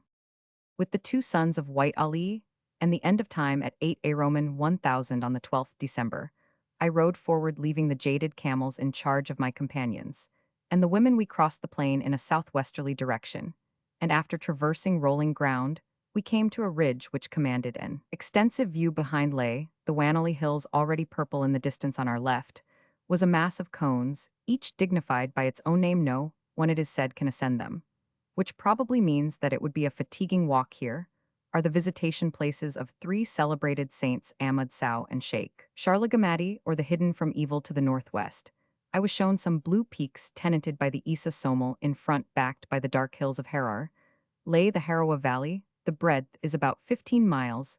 It runs from southwest to northeast, between the highlands of the Girhai and the rolling ground of the Gudabursi Somal. As far, it is said, as the Dankali country of old, this luxuriant waste belonged to the former tribe. About 12 years ago, it was taken from them by the Gudabursi, who carried off at the same time 30 cows, 40 camels, and between 300 and 400 sheep and goats. Large herds tended by spearmen and grazing about the bush warned us that we were approaching the kraal in which the sons of White Ali were camped at 10:30 A.M. 1000. After riding 8 miles, we reached the place which occupies the lower slope of the northern hills that enclose the Harawa Valley. We spread our hides under a tree and were soon surrounded by Bedouins who brought milk, sundried beef, ghee, and honey in one of the painted wooden bowls exported from Kutch. After breakfast, at which the end of time distinguished himself by dipping his meat into honey, we went out gun in hand towards the bush. It swarmed with sand antelope and gurnuk. The ground squirrels haunted every anthill. Hoopoes and spur fowls paced among the thickets. In the trees, we heard the frequent cry of the gabion, and the bird facetiously termed from its cry Dabadog and Guswin, and the bright-colored hawk, the abodi or bakia 29, lay on wing high in the cloudless air. When tired of killing, we returned to our cowhides and sat in conversation with the Bedouins. They boasted of the skill with which they used the shield, and seemed not to understand the efficiency of a sword parry. To illustrate the novel idea, I gave a stick to the best man, provided myself in the same way, and allowed him to cut at me. After repeated failures, he received a sounding blow upon the least bony portion of his person. The crowd laughed long and loud, and the pretending knight-at-arms retired in confusion. Darkness fell, but no caravan appeared. It had been delayed by a runaway mule, perhaps by the desire to restrain my vagrant propensities, and did not arrive. Till midnight my hosts cleared a gurgi for our reception, brought us milk, and extended their hospitality to the full limits of even savage complaisance. Expecting to march on the 13th December soon after dawn, I summoned Bew and his brethren to the hut, reminding him that the Hajj had promised me an escort without delay to the village of the Gayrad Adan. To my instances, they replied that, although they were most anxious to oblige the arrival of Mude, the eldest son, rendered a consultation necessary, and retiring to the woods sat in palaver from 8 A Roman 1000 to past noon. At last, they came to a resolution which could not be shaken. They would not trust one of their number in the Jared's country. A horseman, however, should carry a letter inviting the Girhai chief to visit his brothers-in-law. I was assured that Adan would not drink water before mounting to meet us, but fear is reciprocal. There was evidently bad blood between them, and already a knowledge of Somali customs caused me to suspect the result of our mission. However, a letter was written, reminding the Gerard of the words spoken under the tree, and containing, in case of recusants, a threat to cut off the salt well, at which his cows are periodically driven to drink. Then came the bargain. For safe conduct, after much haggling, especially on the part of the handsome Iga, they agreed to receive 20 tobs, 3 bundles of tobacco, and 14 cubits of indigoted cotton. In addition to this, I offered as a bribe one of my handsome Abyssinian shirts, with a fine silk fringe, made at Aden, to be received by the man Bew on the day of entering the Jarad's village. I arose early in the next morning, having been promised by the Abans grand sport in the Harawa Valley. The Somal had already divided the elephant's spoils. They were to claim the hero's feather. I was to receive 2/3 of the ivory. Nothing remained to be done but the killing. After sundry pretenses and prayers for delay, Bew saddled his hack. The Hamel mounted one mule. A stout-hearted Bedouin called Fahai took a second, and we started to find the herds. The end of time lagged in the rear. The reflection that a mule cannot outrun an elephant made him look so ineffably miserable that I sent him back to the kraal. Dost thou believe me to be a coward? Zero pilgrim. Thereupon exclaimed the mullah, waxing bold in the very joy of his heart. Of a truth I do, was my reply. Nothing abashed, he hammered his mule with heel, and departed, ejaculating, what hath man but a single life? And he who throweth it away, what is he? But a fool? Then we advanced with cocked guns, bew singing bonerges like the song of the elephant. In the Somali country, as amongst the Kafirs, after murdering a man or boy, the death of an elephant is considered the act of heroism. Most tribes wear for it the hair feather and the ivory bracelet. Some hunters, like the Bushmen of the Cape 30, kill the titan of the forests with barbed darts carrying waba poison. The general way of hunting resembles that of the Abyssinian Agagirs described by Bruce. One man mounts a white pony and galloping before the elephant induces him, as he readily does, firearms being unknown to charge. And Chivi, the rider, directs his course along and close to some bush where a comrade is concealed, and the latter, as the animal passes at speed, cuts the back sinew of the hind leg, where in the human subject the tendon Achilles would be with a sharp, broad, and heavy knife. 30. This wound at first occasions little inconvenience presently. The elephant, fancying it is supposed that a thorn has stuck in his foot, stamps violently and rubs the scratch till the sinew is fairly divided. The animal, thus disabled, is left to perish wretchedly of hunger and thirst. The tail, as amongst the Kafirs, is cut off to serve as trophy, and the ivories are removed when loosened by decomposition. In this part of Africa, the elephant is never tamed. 32. For 6 hours we rode the breadth of the Harawa Valley. It was covered with wild vegetation and surface drains that carry off the surplus of the hills, enclosing it in some places. The torrent beds had cut 20 feet into the soil, the banks were fringed with milkbush, and Asclepias, the armor creeper, a variety of thorns, and especially the yellow-berried jujube. Here numberless birds, followed bright-winged butterflies, and the shakes of the blind, as the people call the black fly, settled in swarms upon our hands and faces. As we rode by, the higher ground was overgrown with a kind of cactus, which here becomes a tree, forming shady avenues, its quadrangular fleshy branches of emerald green, sometimes 40 feet high, support upon their summits large round bunches of a bright crimson berry. When the plantation is close, domes of extreme beauty appear scattered over the surface of the country. This hasidin abounds in burning milk, and the somal look downwards when passing under its branches. The elephant is said to love it, and in many places the trees were torn to pieces by hungry trunks. The nearest approaches to game were the last year's earth's likely places. However, shady trees and green thorns near water were by no means uncommon. When we reached the valley's southern wall, Bew informed us that we might ride all day if we pleased. With the same result at Zala, I had been informed that elephants are thick as sand in Harawa. Even the Gudabursi, when at a distance, declared that they fed there like sheep, and after our failure swore that they killed 30. But last year the animals were probably in the high Harara Valley, and would be driven downwards by the cold at a later period.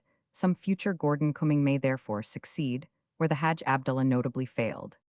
On the 15th December, I persuaded the valiant Bew with his 2 brothers and his bluff cousin Fahai to cross the valley with us, after recovering a mule which had strayed 5 miles back to the well, and composing sundry quarrels between Sherazade, whose swains had detained her from camel loading, and the Kalandar, whose one eye flashed with indignation at her conduct. We set out in a southerly direction. An hour's march brought us to an open space, surrounded by thin thorn forest. In the center is an ancient grave about which are performed the equestrian games, when the turban of the Yugas has been bound under the holy tree. Shepherds issued from the bush to stare at us. As we passed and stretched forth the hand for Bori, the maidens tripped forwards, exclaiming, "Come, girls, let us look at this prodigy."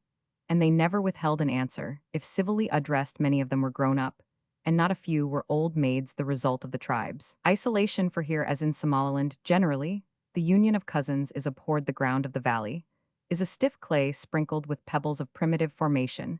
The hills are mere rocks, and the torrent banks, with strata of small stones, showed a watermark varying from 10 to 15 feet in height. In these fiumaras we saw frequent traces of the edligame deer and hog. At 1 Roman 1,000 our camels and mules were watered at wells in a broad wadi called Jana Gabin, or the little garden. Its course, I was told, lies northwards through the Harawa Valley to the Adla and Warraf, 2 depressions in the Wayma country near Tajra. About half an hour afterwards we arrived at a deserted sheepfold distant 6 miles from our last station. After unloading, we repaired to a neighboring well, and found the water so hard that it raised lumps like nettle stings in the bather's skin.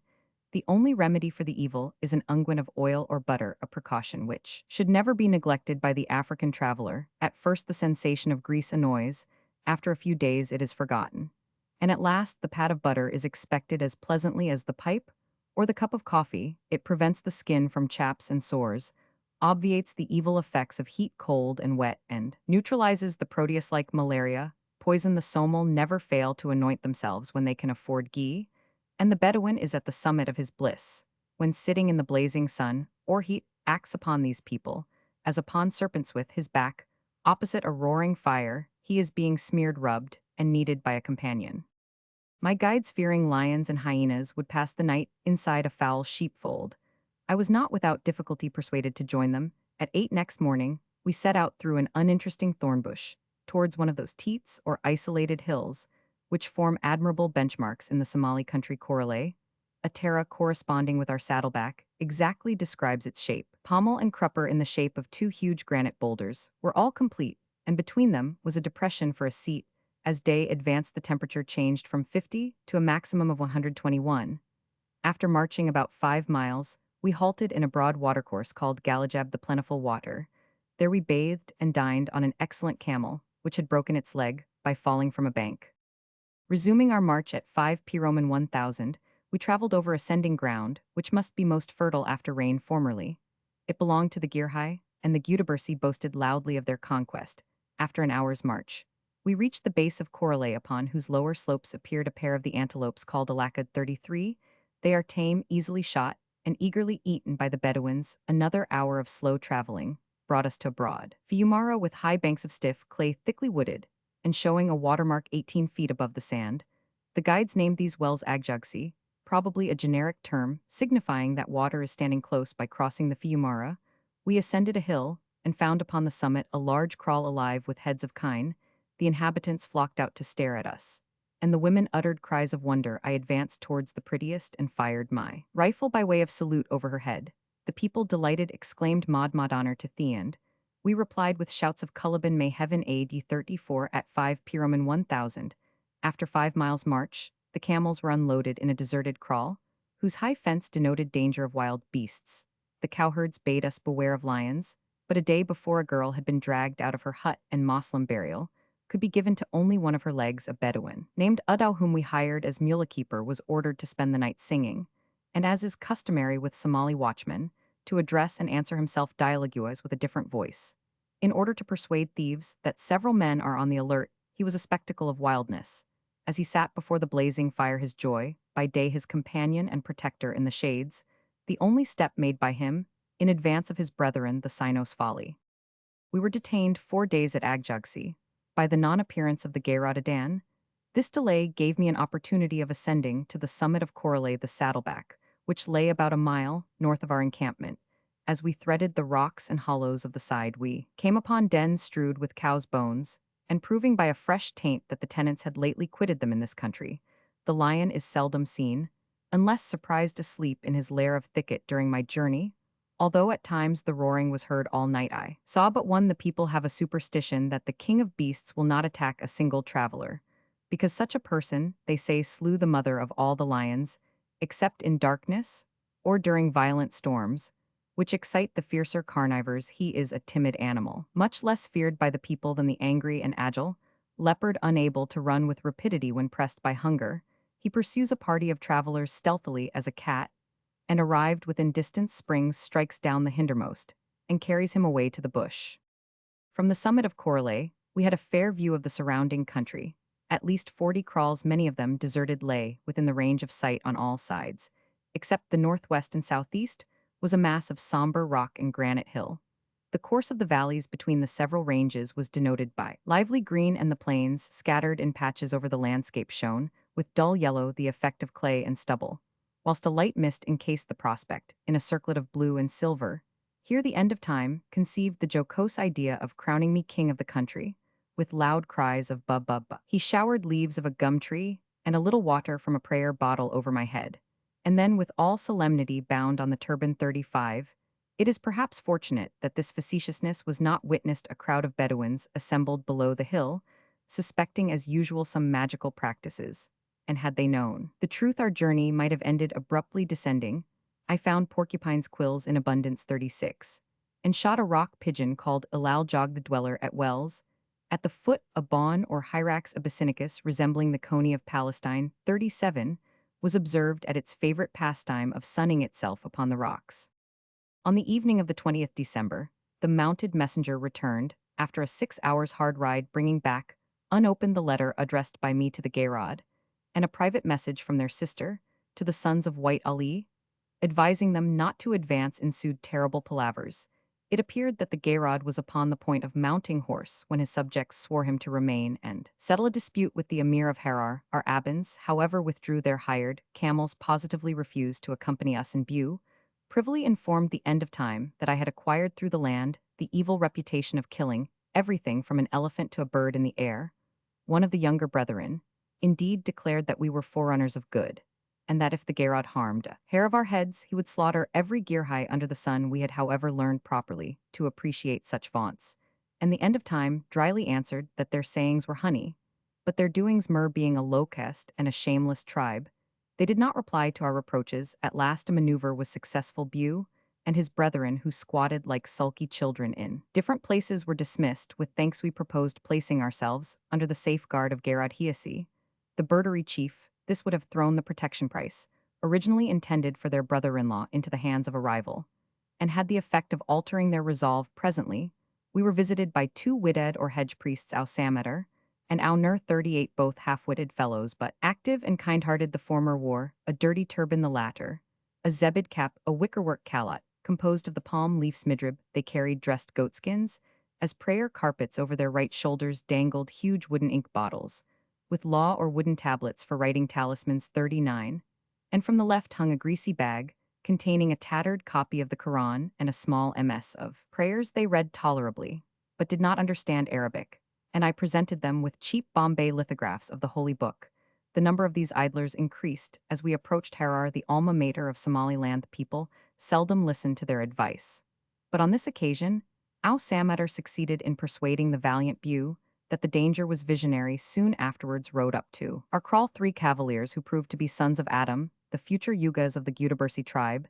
This chief had fully recognized the benefits of reopening to commerce a highway closed by their petty feuds, and sent to say that in consequence of his esteem for the Had Sharmarke, if the sons of White Ali feared to escort us, he in person would do the deed. Thereupon Bew became a Jesse, or hero, as the end of time ironically called him. He sent back his brethren with their horses and camels, and valorously prepared to act as our escort. I tauntingly asked him what he now thought of the danger. For all reply, he repeated the words with which the Bedouins, who, like the Arabs, have a holy horror of townshend, been dinning daily into my ears. They will spoil that white skin of thine at Harar.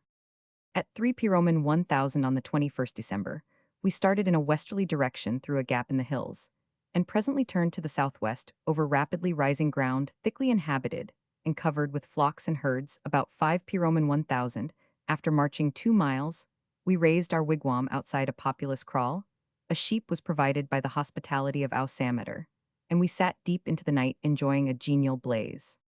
Early the next morning, we had hoped to advance. Water, however, was wanting, and a small caravan was slowly gathering. These details delayed us till 4 Piroman 1000. Our line lay westward, over rising ground towards a conspicuous conical hill called Conti. Nothing could be worse for camels than the rough ridges at the foot of the mountain, full of thickets cut by deep fiumaras, and abounding in dangerous watercourses. The burden slipped now backwards, then forwards. Sometimes the load was almost dragged off by thorns, and at last we were obliged to leave one animal to follow slowly in the rear. After creeping on 2 miles, we bivouacked in a deserted cowcrawl sub dio. As it was warm under the hills that evening, our party was increased by a Gudabursi maiden in search of a husband. She was surlily received by Scheherazade and Dinarzade, but we insisted upon her being fed, and superintended the operation. Her style of eating was peculiar. She licked up the rice from the hollow of her hand. Next morning, she was carried away in our absence, greatly against her will, by some kinsmen who had followed her. And now, bidding adieu to the Gudabursi, I will briefly sketch the tribe. The Gudabursi or Gudabursi derive themselves from Dire and Idir, thus claiming affinity with the Isa. Others declare their tribe to be an offshoot from the Bagoba clan of the Habarawal, originally settled near Jebel Almis and Bulhar on the seashore. The Somal unhesitatingly stigmatized them as a bastard and ignoble race. A noted genealogist once informed me that they were little better than Midgans or Servals. Their ancestors' mother, it is said, could not name the father of her child. Some proposed to slay it, others advocated its preservation. saying perhaps we shall increase by it, hence the name of the tribe 40. The Gutabursi are such inveterate liars that I could fix for them no number between 3,000 and 10,000. They own the rough and rolling ground, diversified with thorny hill and grassy vale, above the first or seaward range of mountains. And they have extended their lands by conquest towards, Harar being now bounded in that direction, by the Marar Prairie. As usual, they are subdivided into a multitude of clans 41. In appearance, the Gutabursi are decidedly superior to their limitrophes. The Isa I have seen handsome faces amongst the men, as well as the women. Some approach closely to the Caucasian type, one old man, with olive-colored skin, bald brow and white hair curling round his temples. An occiput exactly resembled an Anglo-Indian veteran. Generally, however, the prognathous mouth betrays an African origin, and chewing tobacco mixed with ashes stains the teeth, blackens the gums, and mottles the lips. The complexion is the Abyssinian cafe, olate, contrasting strongly with the sooty skins of the coast, and the hair, plentifully anointed with rancid butter, hangs from the head in lank corkscrews the color of a Russian pointer's coat. The figure is rather squat but broad and well set. The Gutabursi are as turbulent and unmanageable, though not so bloodthirsty, as the Isa, their late chief Yugas Roble of the Bait Sameter, sept left children, who could not hold their own. The turban was at once claimed by a rival branch, the Ra Abdullah, and a civil war ensued. The lovers of legitimacy will rejoice to hear that when I left the country, Gala, son of the former Prince Rainy, was likely to come to his own again. The stranger's life is comparatively safe amongst this tribe, as long as he feeds and fees them. He may even walk about unarmed. They are, however, liars even amongst the Somal Bobadils, amongst boasters, inveterate thieves, and importunate beggars. The smooth-spoken fellows seldom betray emotion, except when cloth or tobacco is concerned. Dissimulation is as natural to them as breathing, and I have called one of their chief's dog, without exciting his indignation. The commerce of these wild regions is at present in a depressed state. Were the road safe, traffic with the coast would be considerable. The profit on hides, for instance, at Aden, would be at least cent per cent. The way, however, is dangerous, and detention is frequent. Consequently, the gain will not remunerate for risk and loss of time. No operation can be undertaken in a hurry. Consequently, demand cannot readily be supplied. What laying applies to Western may be repeated of Eastern Africa. The endeavor to accelerate an undertaking is almost certain to occasion its failure. Nowhere is patience more wanted in order to perform perfect work. The wealth of the Gutabursi consists principally in cattle, peltries, hides, gums, and ghee. The asses are dun-colored, small, and weak. The camels large, loose, and lazy. The cows are pretty animals with small humps, long horns, resembling the Damara cattle, and in the grazing season with plump, well-rounded limbs. There is also a bigger breed, not unlike that of Tuscany. The standard is the tobe of coarse canvas, worth about 3 shillings at Aden. Here it doubles in value. The price of a good camel varies from 6 to 8 cloths. One tobe buys a 2-year-old heifer, 3 a cow between 3 and 4 years old. A ewe costs half a cloth. The goat, although the flesh is according to the Somal nutritive, whilst mutton is disease, is a little cheaper than the sheep. Hides and peltries are usually collected at and exported from Harar on the coast. They are rubbed over with salt, and in this state carried to Aden. Cows' skins fetch $0.25, or about 1 shilling in cloth, and $2 are the extreme price for the kurja or score of goats' skins. The people of the interior have a rude way of tanning. 42. They macerate the hide dress and stain it of a deep calfskin color with the bark of a tree called germa. And lastly, the leather is softened with the hand. The principal gum is the adad, or Acacia arabica. Foreign merchants purchase it for about half a dollar per faricilla of 20 pounds. Cows and sheep's butter may fetch $1 worth of cloth for the measure of 32 pounds. This great article of commerce is good and pure in the country, whereas at Berbera, the Habarawal adulterate it previous to exportation with melted sheep's tails. The principal wants of the country which we have traversed are coarse cotton cloth, surat, tobacco, beads, and indigoted stuffs for women's coifs. The people would also be grateful for any improvement in their breed of horses. And when at Aden I thought of taking with me some old Arab stallions as presents to chiefs. Fortunately, the project fell to the ground. A strange horse of unusual size or beauty in these regions would be stolen at the end of the first march. Travelers have erroneously supposed the arrow poison of Eastern Africa to be the sap of a euphorbium. The following observations accompanying a substance procured near Aden and used by the Somalis to poison their arrows by F.S. Arnott Esq. Roman 1000 Roman 500 will be read with interest.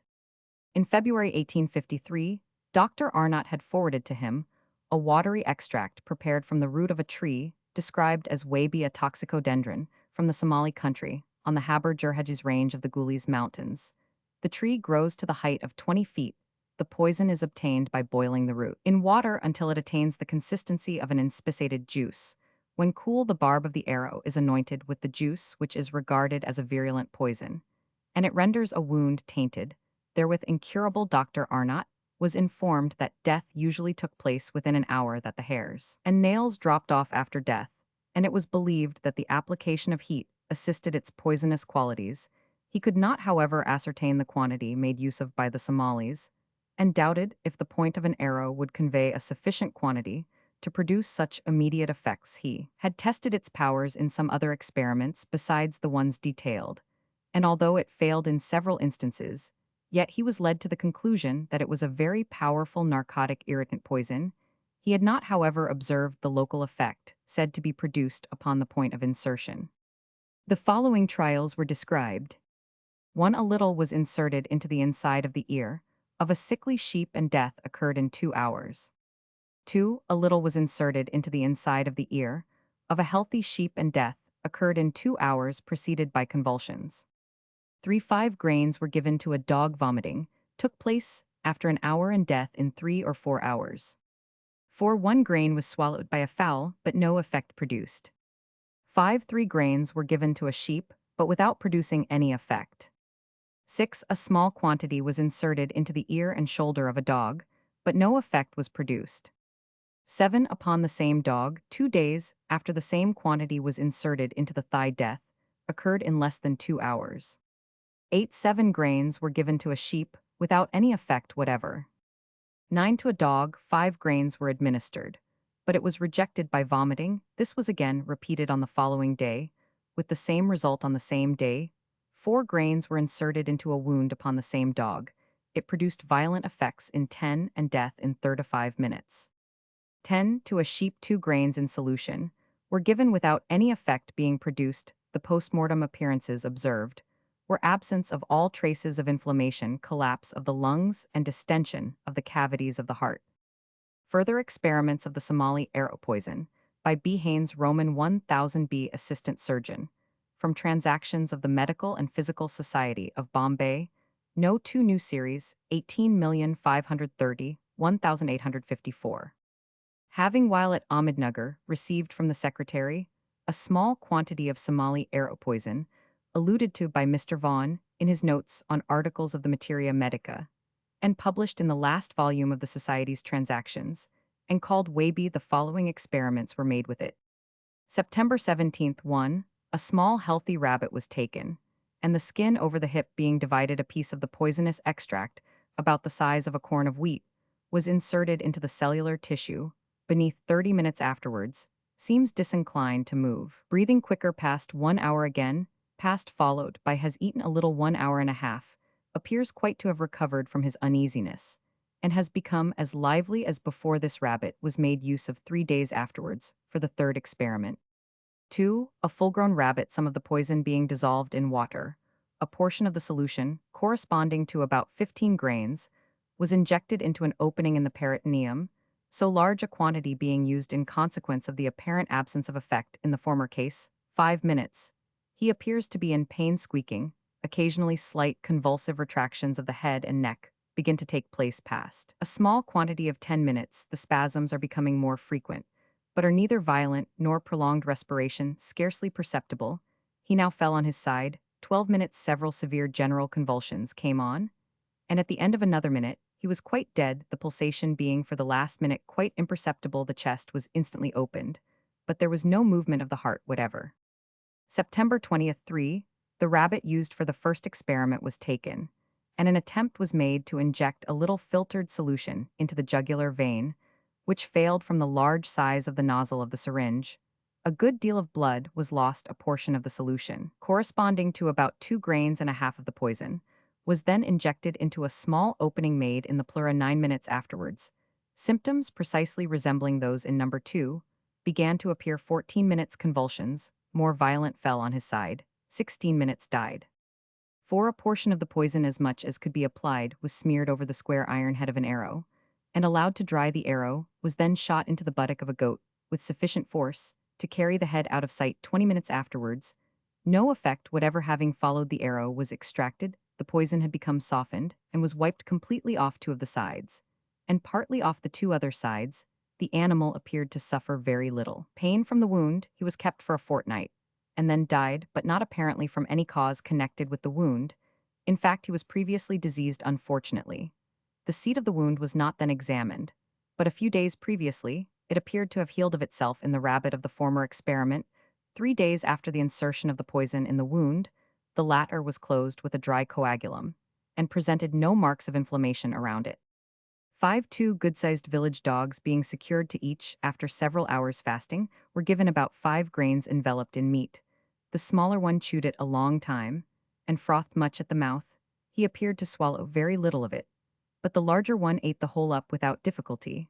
After more than 2 hours, no effect whatever being perceptible in either animal, they were shot to get rid of them. These experiments, though not altogether complete, certainly establish the fact that it is a poison of no very great activity. The quantity made use of in the second experiment was too great to allow a fair deduction to be made as to its properties.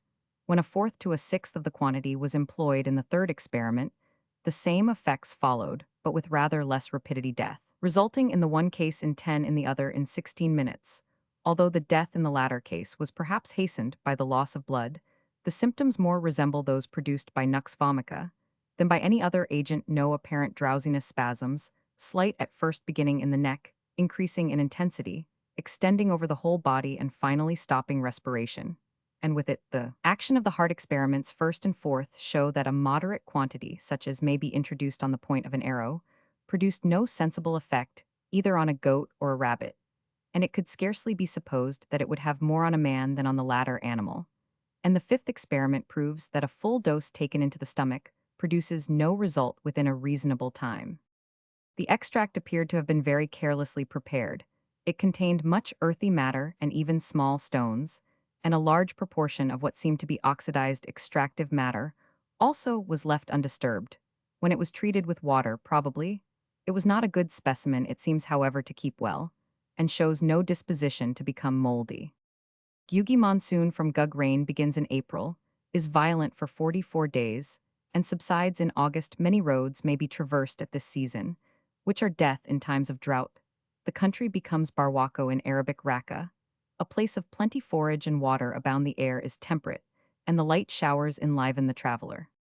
Haga is the hot season after the monsoon, and corresponding with our autumn, the country suffers from the flora, a violent dusty simum, which is allayed by a fall of rain called Karen. Dare, the beginning of the cold season, opens the sea to shipping. The rain, which then falls, is called Derdi, or Highs. It comes with a west-southwest wind from the hills of Harar. Jilal is the dry season from December to April. The country then becomes Abar, in Arabic, Jar, a place of famine. The nomads migrate to the low plains, where pasture is procurable. Some reckon as a fifth season Khalil, or the heats between Jilal and the monsoon. Somali country retains the Arab appellation, far as this proves that the Somal, like their progenitors, the Galas, originally had no cavalry. The Gutabursi tribe has but lately mounted itself by making purchases of the Haber Jur Hedges and the Haber Awal herds. Jibril Yunis 3, Ali Yunis, Tunar Yunis 4, Adan Yunis. The other chief clans are Mikahil Dara 7, Basana 2, Ryugas 8, Bahabar Hassan 3, Jibrain 9, Abdullah Mikahil 4, Mohammed Asa 10, Hassan Mikahil 5, Musa Fin 11, Aya Mikahil 6, Robakar 12, Hassan Waraba. Chap Roman 7, from the Mara Prairie to Harar. Early on the 23rd December, assembled the caravan, which we were destined to escort across the Mara Prairie. Upon this neutral ground, the Isa Berdari and Haber Awal meet to rob and plunder unhappy travelers. The Somal shuddered at the sight of a wayfarer, who rushed into our encampment in Kuapo, having barely run away with his life. Not that our caravan carried much to lose, a few hides and pots of clarified butter, to be exchanged for the hulkus grain of the Girhai cultivator. Still, the smallest contributions are thankfully received by these plunderers. Our material consisted of 4 or 5 half-starved camels, about 50 donkeys with ears cropped as a mark, and their eternal accompaniments in Somali land, old women. The latter seemed to be selected for age, hideousness, and strength, All day, they bore their babes smothered in hides upon their backs, and they carried heavy burdens apparently without fatigue. Amongst them was a Bedouin widow known by her were a strip of the inner bark of a tree tied round the greasy fillet, when we were accompanied by three wideds provided with all the instruments of their craft. And uncommonly tiresome companions, they recited Qur'an tort. At a traverse at every moment, they proposed Fatihas, the name of Allah was perpetually upon their lips, and they discussed questions of divinity, like Gil Blas and his friends, with a violence bordering upon frenzy.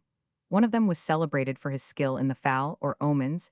He was constantly consulted by my companions, and informed them that we had naught to fear, except from wild beasts. The prediction was a good hit. I must own, however, that it was not communicated to me before fulfillment. At 6:30 a Roman 1000, we began our march over rough and rising ground, a network of thorns and watercourses, and presently entered a stony gap between two ranges of hills. On our right was a conical peak, bearing the remains of buildings. Upon its summit here said Abtidin, a wild Gudebersi hired to look after our mules, rests the venerable Sheikh Samui. Of old a number of wells existed in the gaps between the hills. These have disappeared with those who drank of them. Presently we entered the bar or prairie of Merar, one of the long strips of plain which diversify the Somali country, its breadth, bounded on the east by the rolling ground, over which we had passed on the west by Gures. A range of cones offshooting from the highlands of Harar is about 27 miles. The general course is north and south in the former direction. It belongs to the Isa in the latter. May be seen the peaks of Kadau and Madir, the property of the Haber-Awal tribes. And along these ranges, it extends, I was told, towards Ogaden. The surface of the plain is gently rolling ground, the black earth filled with the holes of small beasts would be most productive, and the outer coat is an expanse of tall, waving, sunburnt grass, so unbroken that from a distance it resembles the nap of yellow velvet in the frequent wadies, which carry off the surplus rain of the hill scrub, and thorn trees grow in dense thickets, and the grass is temptingly green, yet the land lies fallow. Water and fuel are scarce at a distance from the hills, and the wildest Bedouins dare not front the danger of foraging parties, the fatal heats of day, and the killing colds of night. On the edges of the plain, however, are frequent vestiges of deserted kraals. About midday, we crossed a depression in the center where acacias supplied us with gum for luncheon and sheltered flocks of antelope. I endeavored to shoot the white-tailed sig and the large dun oryx, but the brouhaha of the caravan prevented execution. Shortly afterwards, we came upon patches of halcus which had grown wild from seeds scattered by travelers. This was the first sight of grain that gladdened my eyes since I left Bombay. The grave of the first murderer never knew a triptolmus. 2 and Zala is a barren flat of sand. My companions eagerly devoured the pith of this African sweet cane. Despite its ill reputation for causing fever, I followed their example, and found it almost as good as bad sugar. The Bedouins loaded their spare asses with the bitter gourd called ubba. Externally, it resembles the watermelon, and becomes, when shaped, dried, and smoked, the wickerwork of the Somali and the pottery of more civilized people. Towards evening, as the setting sun sank slowly behind the distant western hills, the color of the prairie changed from glaring yellow to a golden hue mantled with a purple flush inexpressibly lovely. The animals of the waste began to appear shy. Lynxes 3 and jackals fattened by many sheep's tails forewarned my companions that fierce beasts were nigh. Ominous anecdotes were whispered, and I was told that a caravan had lately lost 9 asses by lions. As night came on, the Bedouin kafila, being lightly loaded, preceded us, and our tired camels lagged far behind. We were riding in rear to prevent straggling, when suddenly my mule, the hindermost, pricked his ears uneasily and attempted to turn his head. Looking backwards, I distinguished the form of a large animal, following us with quick and stealthy strides. My companions would not fire, thinking it was a man. At last, a rifle ball pinging through the air. The moon was too young for correct shooting. Put to flight a huge lion. The terror excited by this sort of an adventure was comical to look upon. The valiant Bew, who according to himself had made his preuves in a score of foughten fields, threw his arms in the air wildly shouting Libba, Libba, lion. The lion, and nothing else was talked of that evening. The ghostly western hills seemed to recede as we advanced over the endless rolling plain. Presently the ground became broken and stony. The mules stumbled in deep holes, and the camels could scarcely crawl along. As we advanced, our wideds, who poor devils had been roasted by the women all day on account of their poverty, began to recite the Quran with might. In gratitude for having escaped many perils, night, deepening our attention, was riveted by a strange spectacle. A broad sheet of bright blaze, reminding me of Hanno's fiery river, swept apparently down a hill, and according to my companions, threatened the whole prairie. These accidents are common. A huntsman burns a tree for honey or cooks his food in the dry grass. The wind rises, and the flames spread far and wide. On this occasion, no accident occurred. The hills, however, smoked like a solfatara for 2 days. About 9 p.m. 1000 we heard voices, and I was told to discharge my rifle lest the kraal be closed to us in due time. We reached a long, low, dark line of 60 or 70 huts, disposed in a circle, so as to form a fence with a few bushes, thorns being hereabouts rare in the gaps between the abodes. The people, a mixture of Girhai and Gudabursi Bedouins, swarmed out to gratify their curiosity, but we were in no humor for long conversations. Our luggage was speedily disposed in a heap near the kraal. The mules and camels were tethered for the night, then supperless and shivering with cold. We crept under our mats and fell asleep. That day we had ridden nearly 15 hours. Our halting place lay about 30 miles from and 240 southwest of Corale. After another delay and a second vain message to the Garadadan about noon, appeared that dignitary's sixth wife, sister to the valiant Bew. Her arrival disconcerted my companions, who were too proud to be protected by a woman. Dahabo, however, relieved their anxiety by informing us that the Garad had sent his eldest son Sherwa as escort. This princess was a gypsy-looking dame, coarsely dressed, about 30 years old, with a gay leer, a jaunty demeanor, and the reputation of being fast. She showed little shamefacedness when I saluted her, and received with noisy joy the appropriate present of a new and handsome tobe. About 4 p.m. 1000, returned our second messenger, bearing with him a reproving message from the Garad for not visiting him without delay. In token of sincerity, he forwarded his baton, a knobstick about 2 feet long, painted in rings of Kutch colors, red, black, and yellow alternately, and garnished on the summit with a ball of similar material. At dawn on the 26th December, mounted upon a little pony, came Sherwa, heir presumptive to the Garadadan's knobstick. His father had sent him to us 3 days before, but he feared the Gudabursi as much as the Gudabursi feared him, and he probably hung about our camp, till certain that it was safe to enter. We received him politely, and he, in acknowledgment, positively declared that Bew should not return before eating honey in his cottage. Our Aban's heroism now became infectious. Even the end of time, whose hot valor had long since fallen below zero, was inspired by the occasion, and recited as usual with him in places, and at times of extreme safety, the Arab's warrior lines. I have crossed the steed since my eyes saw light. I have fronted death till he feared my sight. And the cleaving of helm and the riving of mail were the dreams of my user, my manhood's delight. As we had finished loading, a mule's bridle was missed. Sherwa ordered instant restitution to his father's stranger on the ground that all the property now belonged to the Garad, and we by no means idle fiercely threatened to bewitch the kraal. The article was presently found hard by on a hedge. This was the first and last case of theft which occurred to us in the Somali country. I have traveled through most civilized lands and have lost more. At 8 Roman 1000, we marched towards the northwest along the southern base of the Gures Hills, and soon arrived at the skirt of the prairie, where a well-trodden path warned us that we were about to quit the desert. After advancing 6 miles in line, we turned to the right and recited a fatiha over the heap of rough stones, where, shadowed by venerable trees, lie the remains of the great Sheikh Abdel Malik. A little beyond this spot rises suddenly from the plain a mass of castellated rock, the subject of many a wild superstition. Caravans always encamp beneath it, as whoso sleeps upon the summit loses his senses to evil spirits. At some future day, Harar will be destroyed, and Jana Siri will become a flourishing town. We ascended it, and found no life but hawks, conies, and owl 5, and a graceful species of black eagle 6. There were many traces of buildings, walls, ruined houses, and wells, whilst the sides and summit were tufted with venerable sycamores. This act was an imprudence. The Bedouins at once declared that we were prospecting for a fort, and the evil report preceded us to Harar. After a mile's march from Jana Siri, we crossed a ridge of rising ground, and suddenly, as though by magic, the scene shifted.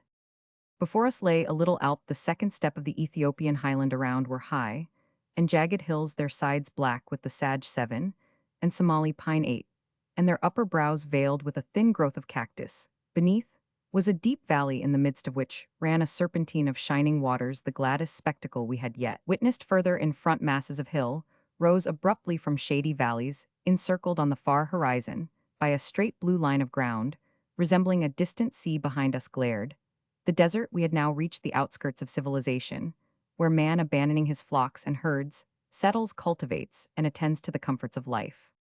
The fields are either terraces upon the hill slopes, or the sides of valleys divided by flowery hedges, with lanes between not unlike those of rustic England.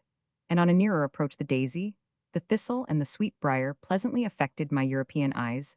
The villages are no longer movable, the kraal and wigwam are replaced by the gambessa, or bell-shaped hut of Middle Africa, 9 circular cottages of hulkus wattle, covered with coarse dab, and surmounted by a stiff, conical thatch roof above which appears the central supporting post, crowned with a gourd, or ostrich egg, 10 strong bodies of thorns, protects these settlements which stud the hills in all directions. Near most of them are clumps of tall trees, to the southern sides of which are hung like bird cages long cylinders of matting. The hives of these regions, yellow crops of hulkus, rewarded the peasant's toil. In some places, the long stems tied in bunches below the ears as piled muskets stood ready for the reaper. In others, the barer ground showed that the task was done. The boys sat perched upon reed platforms 11 in the trees, and with loud shouts drove away thieving birds, whilst their fathers cut the crop with diminutive sickles, or thrashed heaps of straw, with rude flails 12, or winnowed grain, by tossing it with a flat wooden shovel against the wind. The women husked the piniple-formed heads in mortars composed of a hollowed trunk. 13 smeared the thrashing floor with cow-dung and water to defend it from insects, piled the hulkus heads into neat yellow heaps, spanned and crossed by streaks of various colors, brick-red and brownish-purple. 14. And stacked the carby or straw, which was surrounded like the grain with thorn, as a defense against the wild hog. All seemed to consider it a labor of love. The harvest thome song sounded pleasantly to our ears, and contrasting with the silent desert, the hum of man's habitation was a music. Descending the steep slope, we reposed after a 7 miles march on the banks of a bright rivulet, which bisects the Cabo or valley. It runs, according to my guides, from the north towards Ogaden, and the direction is significant. About Harar, I found neither hill nor stream. Trending from east to west, the people of the Cudi 15 flocked out to gaze upon us.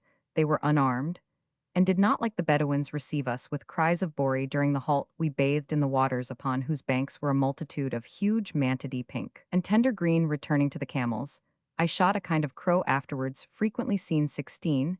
It is about 3 times the size of our English bird, of a bluish black, with a snow-white poll, and a beak of unnatural proportions. The quantity of lead which it carried off surprised me. A number of wideds assembled to greet us, and some Habarawal, who were returning with a caravan, gave us the salam, and called my people cousins. Verily, remarked the Hamel, amongst friends, we cut one another's throats; amongst enemies, we become sons of uncles.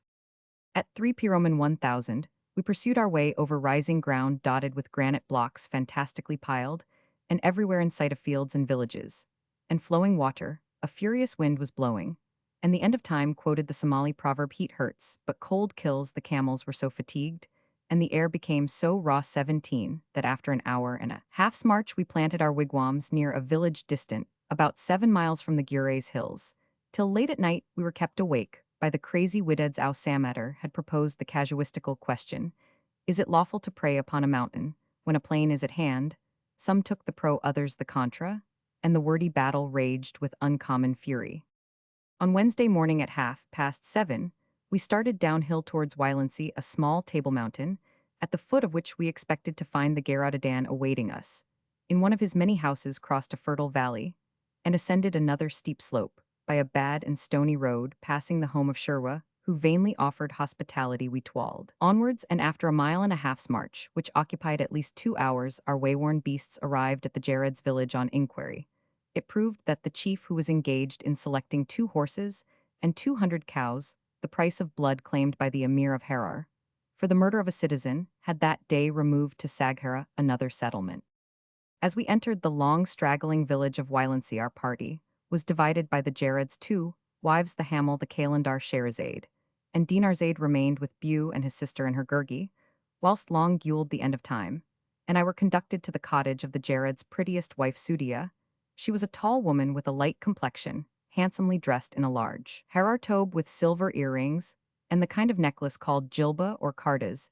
18. The Jared, a princess, at once ordered our hides to be spread in a comfortable part of the hut, and then supplied us with food boiled beef pumpkin and jowari cakes.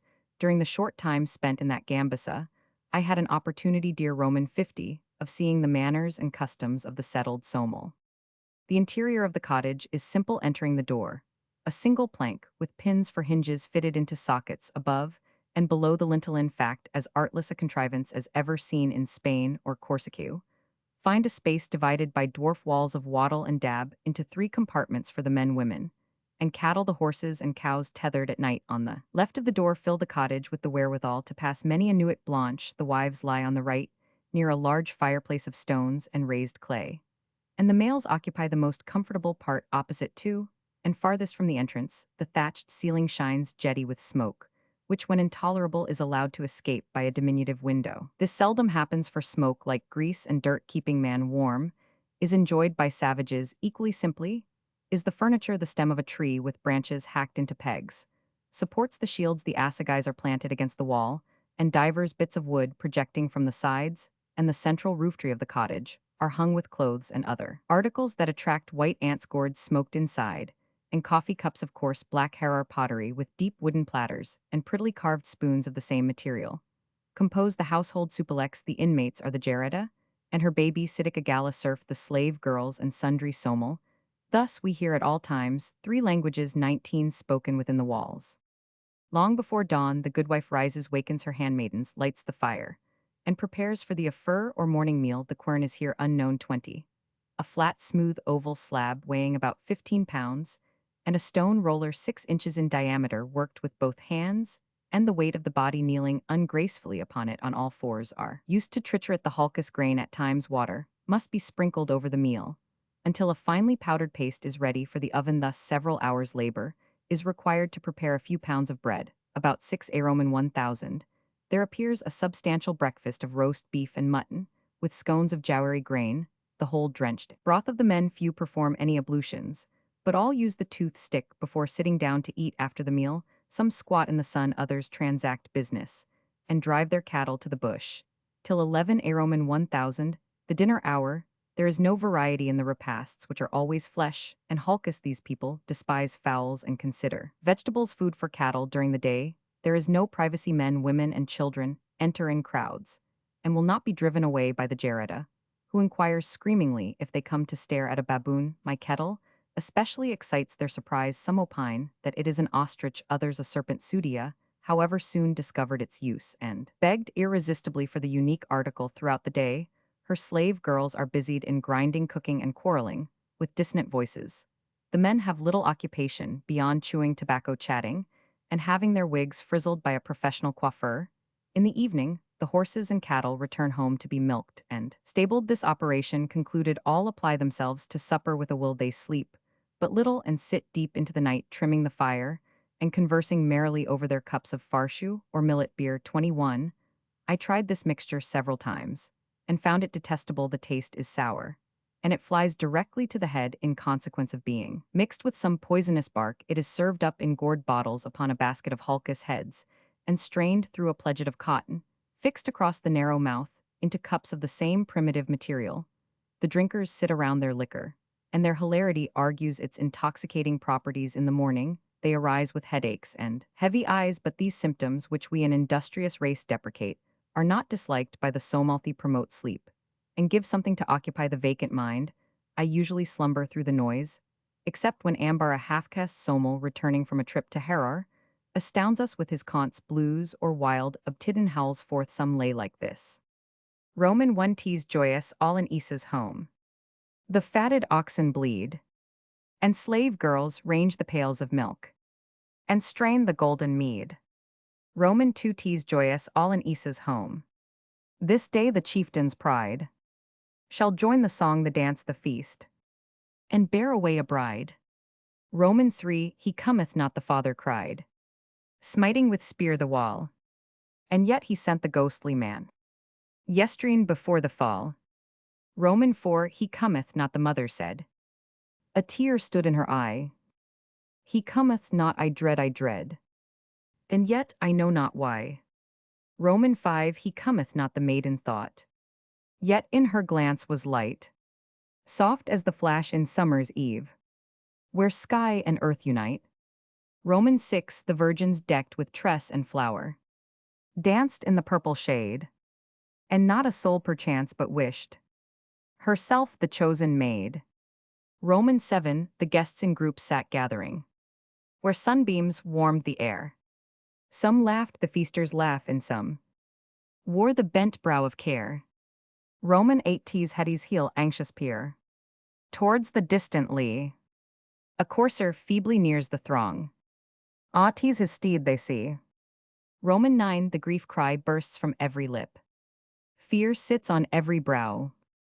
There's blood upon the courser's flank. Blood on the saddle bow. Roman 10 tees headies heel arm and run. Towards the Marar plain.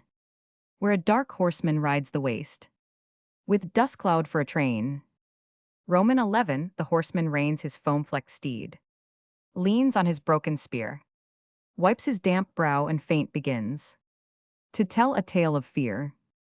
Roman 12 where is my son, go seek him there. Far on the Marar plain. Where vultures and hyenas hold their orgies o'er the slain. Roman 13 we took our arms, we saddled horse. We rode the east country. And drove the flocks and harried herds. Betwixt the hills and sea.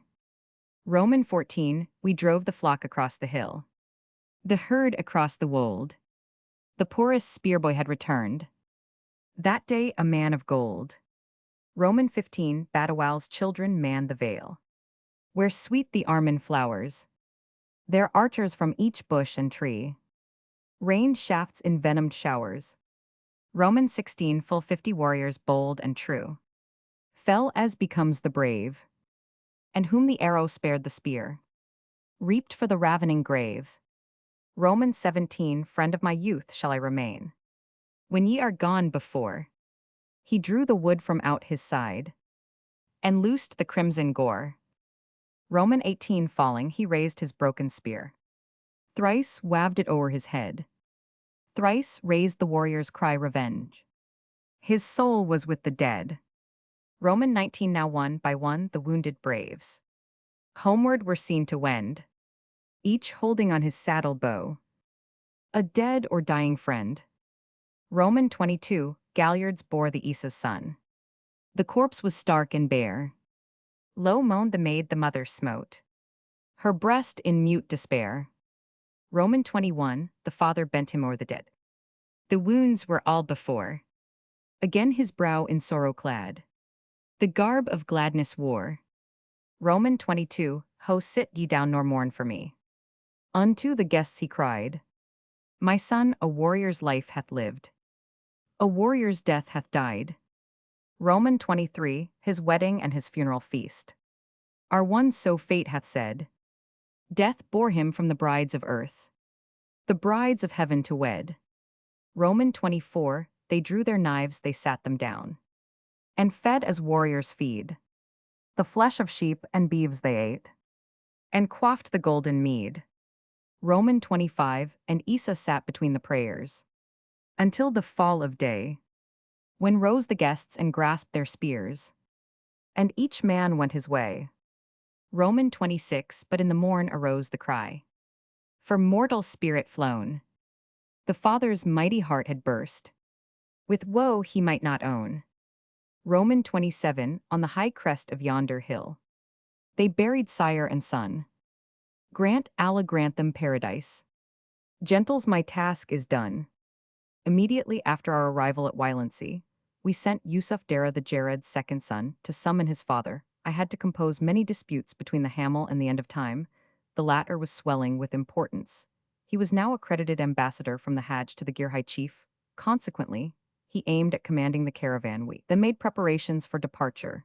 In case of the Gayrad being unable to escort us, Scheherazade and Dinarzade hearing that the smallpox raged at Harar, and fearing for their charms, begged hard to be left behind the Kalandar, was directed, despite his manly objections, to remain in charge of these dainty dames.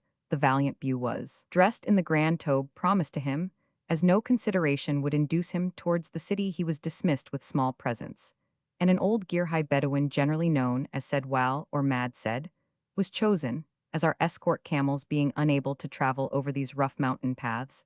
Our weary brutes were placed for rest and pasture under the surveillance of Sherwa, and not wishing the trouble and delay of hiring asses the only transport in this country, certain moreover that our goods were safer here than nearer Harar, we selected the most necessary objects and packed them in a pair of small leathern saddlebags, which could be carried by a single mule. All these dispositions duly made at 10 Roman 1000 on the 29th December, we mounted our animals, and guided by Mad said trotted round the northern side of the Wilency Table Mountain, down a lane fenced with fragrant dog roses, then began the descent of a steep rocky hill, the wall of a woody chasm, through whose gloomy depths the shrunken stream of a large fiumara wound like a thread of silver. The path would be safe to not less sure-footed than a mule. We rode slowly over rolling stone steps of micaceous grit, and through thorny bush for about half an hour in the plain below, appeared a village of the Jareds Midgans, who came out to see us pass, and followed the strangers to some distance, one happening to say, "Of what use is his gun before he could fetch fire? I should put this arrow through him." I discharged a barrel over their heads, and derided the convulsions of terror caused by the unexpected sound. Passing onwards, we entered a continuation of the Wadi Harara. It is a long valley choked with dense vegetation through which meandered a line of water brightly gilt.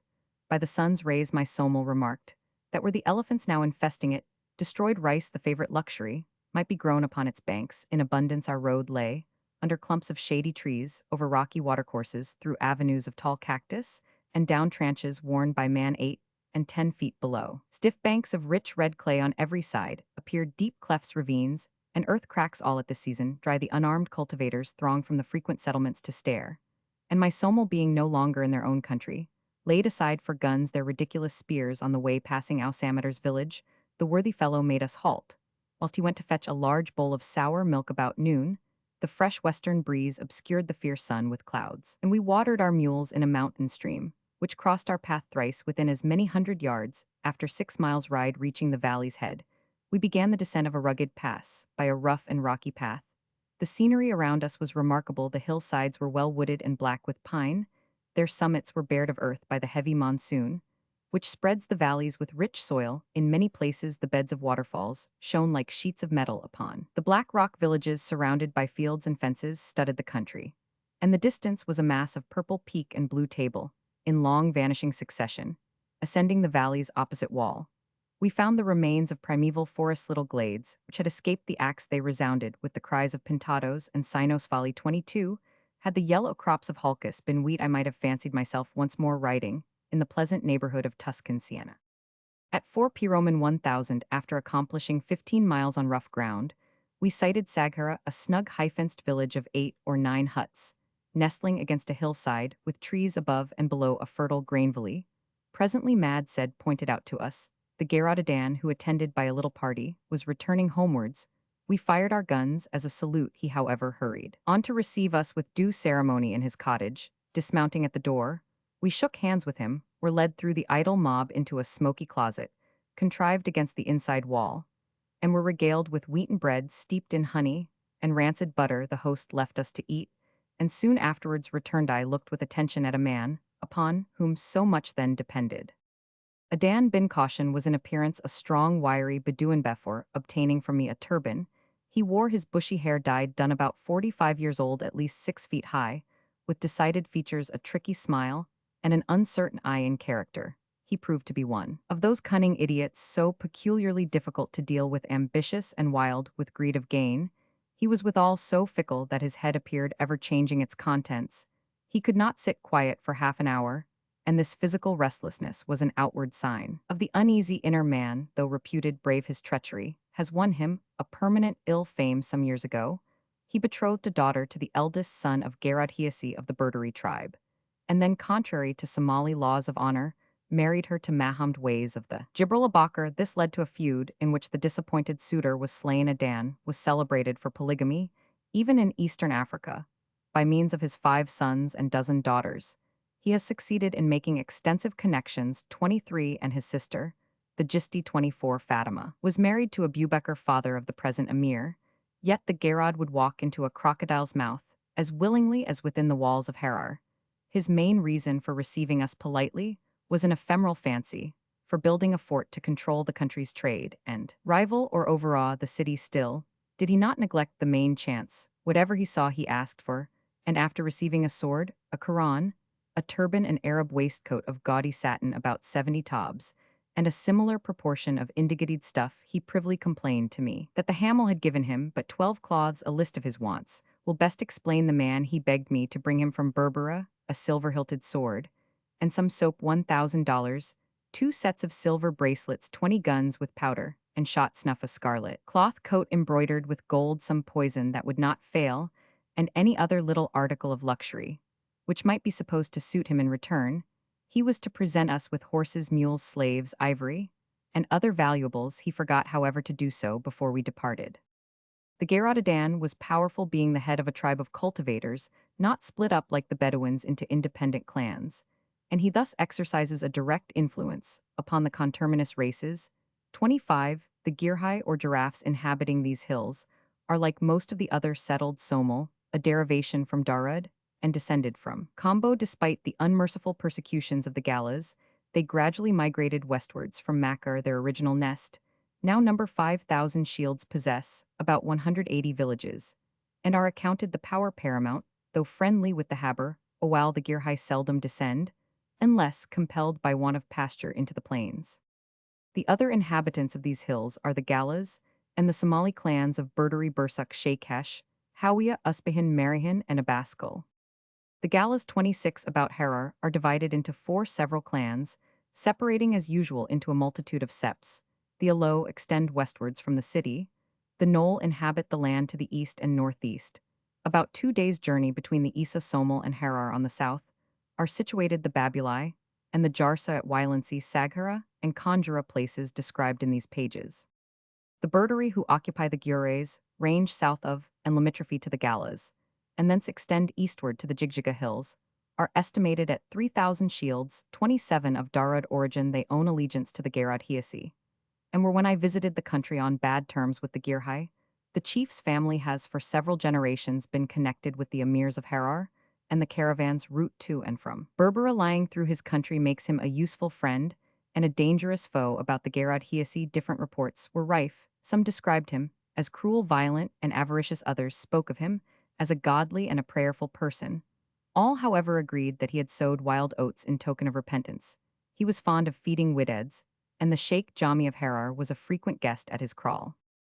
The Bursak number about 5,000. Shields own no chief, and in 1854 were at war with the Girhai, the Berduri, and especially the Galas in this country. The feuds differ from those of the plains. The hillmen fight for 3 days, as the end of time phrased it, and make peace for 3 days. The maritime clans are not so abrupt in their changes. Moreover, they claim blood money, a thing here unknown. The Sheikhesh, or reverend, as the term means, are the only Somal of the mountains not derived from Dyer and Darud, claiming descent from the Caliph Abubakar. They assert that 10 generations ago one Al-Quda bin Faki Umar crossed over from El-Hijaz and settled in eastern Africa, with his 6 sons, Umar the Greater, Umar the Less, 2 Abdullahs, Ahmed, and lastly Siddiq. This priestly tribe is dispersed like that of Levi amongst its brethren, and has spread from Efat to Ogaden. Its principal subfamilies are Au Umar the Elder and Ba Duma the junior branch. The Hawiya has been noticed in a previous chapter of the Usbehan I saw, but few individuals. They informed me that their tribe numbered 40 villages and about 1,000. Shields, that they had no chief of their own race, but owned the rule of the Girhai and Berduri Jerads. Their principal clans are the Yusuf, Rasedra Bakr, and Yusuf Leo. In the eastern horn of Africa, and at Ogaden, the Marihan is a powerful tribe. Here it is unconsequential and affiliated to the Girhai. The Abaskal also lies scattered over the Harar hills, and owns the Geradadan as its chief. This tribe numbers 14 villages and between 400 and 500. Shields, and is divided into the Yusuf, the Jibrila, and the Waradig. The latter clan is said to be of Gala extraction. On the morning after my arrival at Saghara, I felt too ill to rise, and was treated with unaffected kindness by all the establishment. The Gerad sent to Harar for millet beer. Au Samatter went to the gardens in search of Kat the sons Yusuf Dara, and a dwarf 28 insisted upon firing me with such ardor that no refusal could avail, and Kyra the wife with her daughters, 2 tall, dark, smiling, and well-favored girls of 13 and 15, sacrificed sheep as my fida, or expiatory offering. Even the Gala Christians, who flocked to see the stranger, wept for the evil fate which had brought him so far from his fatherland to die under a tree. Nothing indeed would have been easier than such operation. All required was the turning face to the wall for 4 or 5 days, but to expire of an ignoble colic thing was not to be thought of, and a firm resolution to live on sometimes, methinks, affects its object. On the 1st January 1855, feeling stronger, I clothed myself in my Arab best, and asked a palaver with the Gerad. We retired to a safe place behind the village, where I read with pomposity the Had Sharmarke's letter. The chief appeared much pleased by our having preferred his country to that of the Isa. He at once opened the subject of the new fort, and informed me that I was the builder as his eldest daughter had just dreamed, that the stranger would settle in the land. Having discussed the project to the Jared's satisfaction, we brought out the guns, and shot a few birds for the benefit of the vulgar. Whilst engaged in this occupation, appeared a party of 5 strangers, and 3 mules with ornamented Morocco saddles, bridles, bells, and brass neck ornaments. After the fashion of Harar, 2 of these men, Haji Umar and Nur Ambar, were citizens, the others Ali, Hassan Hussein Aril and Haji Mohammed, were Somal of the Habarawal tribe, high in the emir's confidence. They had been sent to settle with Adan the weighty matter of blood money. After sitting with us almost half an hour, during which they exchanged grave salutations with my attendants, inspected our asses with portentous countenances, and asked me a few questions concerning my business in those parts, they went privily to the Garad, told him that the Arab was not one who bought and sold, that he had no design, but to spy out the wealth of the land, and that the whole party should be sent prisoners in their hands to Harar. The chief curtly replied that we were his friends, and bade them throw far those words. Disappointed in their designs, they started late in the afternoon, driving off their 200 cows, and falsely promising to present our salams to the emir. It became evident that some decided step must be taken. The Garad confessed fear of his Harari kinsman, and owned that he had lost all his villages in the immediate neighborhood of the city. I asked him point blank to escort us. He as frankly replied that it was impossible. The request was lower read. We begged him to accompany us as far as the frontier. He professed inability to do so, but promised to send his eldest son Sherwa. Nothing then remained, dear Roman 50, but payer daudes, and throwing all forethought to the dogs, to rely upon what has made many a small man great, the good star. I addressed my companions, in a set speech advising amount without delay. They suggested a letter to the emir requesting permission to enter his city. This device was rejected for 2 reasons. In the first place, had a refusal been returned, our journey was cut short, and our labors stultified. Secondly, the end of time had whispered that my 2 companions were plotting to prevent the letter reaching its destination. He had charged his own sin upon their shoulders. The Hamel and Long Guild were incapable of such treachery. But our hedgepriest was thoroughly terrified, a coward body, after his face brightened when ordered to remain with the Garad at Saghara. And though openly taunted with poltroonery, he had not the decency to object. My companions were then informed that hitherto our acts had been those of old women, not soldiers, and that something savoring of manliness must be done before we could return. They saw my determination to start alone, if necessary, and to do them justice, they at once arose. This was the more courageous in them, as alarmists had done their worst. But a day before, some traveling Somali had advised them, as they valued dear life, not to accompany that Turk to Harar. Once in the saddle, they shook off sad thoughts, declaring that if they were slain, I should pay their blood money, and if they escaped, that their reward was in my hands. When in some danger, the Hamel especially behaved with a sturdiness which produced the most beneficial results. Yet they were true Easterns, wearied by delay at Harar. I employed myself in meditating flight. They dryly declared that after it serves no good purpose. Whilst I considered the possibility of escape, they looked only at the prospect of being dragged back with pinioned arms by the emir's guard. Such is generally the effect of the vulgar Moslem's blind fatalism. I then wrote an English letter, 29, from the political agent at Aden to the emir of Harar, proposing to deliver it in person and throw off my disguise. 2 reasons influenced me in adopting this neck or nothing plan. All the races amongst whom my travels lay hold him nidering, who hides his origin in places of danger. And secondly, my white face had converted me into a Turk, a nation more hated and suspected than any Europeans without our prestige. Before leaving Saghara, I entrusted to the end of time a few lines addressed to Lut Hern at Berbera, directing him how to act in case of necessity. Our baggage was again decimated. The greater part was left with Adan, and an ass carried only what was absolutely necessary: a change of clothes, a book or 2, a few biscuits, ammunition, and a little tobacco. My Girhai escort consisted of Sherwa, the Bedouin of Tidin, and Mad Said, mounted on the end of time's mule. At 10 Aroman 1000 on the 2nd January, all the villagers assembled and recited the Fatiha, consoling us with the information that we were dead men by the worst of footpaths. We ascended the rough and stony hill behind Saghara, through bush and burn, and over ridges of rock. At the summit was a village where Sherwa halted, declaring that he dared not advance. A swordsman, however, was sent on to guard us through the Gala Pass. After an hour's ride, we reached the foot of a tall table mountain called Conjura, where our road, goat path rough with rocks or fallen trees, and here and there arched over with giant creepers, was reduced to a narrow ledge with a forest above. and a forest below, I could not but admire the beauty of this Vallombrosa, which reminded me of Scene's Willome. Enjoyed in fair terrain high up on our left, rose the perpendicular walls of the misty hill fringed with tufted pine, and on the right the shrub-clad folds fell into a deep valley. The cool wind whistled and sunbeams, like golden shafts, darted through tall shady trees. Bearded with moss and in garments green, the ground was clothed with dank grass, and around the trunks grew thistles, daisies, and blue flowers which at a distance might well pass for violets. Presently we were summarily stopped by half a dozen galas, attending upon one Rabba the chief, who owns the pass 30. This is the African style of toll-taking. The pike appears in the form of a plump of spearmen, and the gate is a pair of lances thrown across the road, not without trouble, for they feared to depart from the mos majorum. We persuaded them that the ass carried no merchandise. Then rounding Conjura's northern flank, we entered the emir's territory about 30 miles distant, and separated by a series of blue valleys, lay a dark speck upon a tawny sheet of stubble Harar. Having paused for a moment to savor success, we began the descent. The ground was a slippery black soil mist, ever settles upon Conjuran frequent springs, oozing from the rock-formed beds of black mire. A few huge berbisa trees, the remnant of a forest still thick around the mountain's neck, marked out the road. They were branchy from stem to stern, and many had a girth of from 20 to 25 feet, 31. After an hour's ride amongst thistles whose flowers of a bright red like worsted were not less than a child's head, we watered our mules at a rill below the slope. Then remounting we urged over hill and dale, where gala peasants were thrashing and storing their grain with loud songs of joy.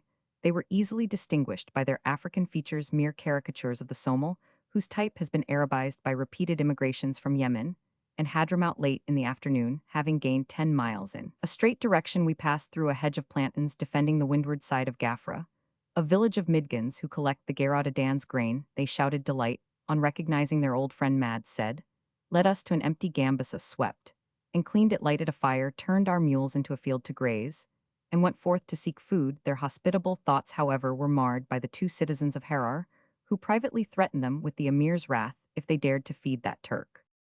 As evening drew on, came a message from our enemies, the Habarawal, who offered, if we would wait till sunrise, to enter the city in our train. The Garadadan had counseled me not to provoke these men, so contrary to the advice of my two companions.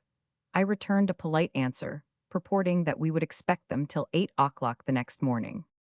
At 7 p. Roman 1000 on the 3rd January, we heard that the treacherous Habarawal had driven away their cows. Shortly after midnight, seeing their hostile intentions, I left my journal, sketches, and other books in charge of an old Midgan, with directions that they should be forwarded to the Garadadan, and determined to carry nothing but our arms and a few presents for the emir.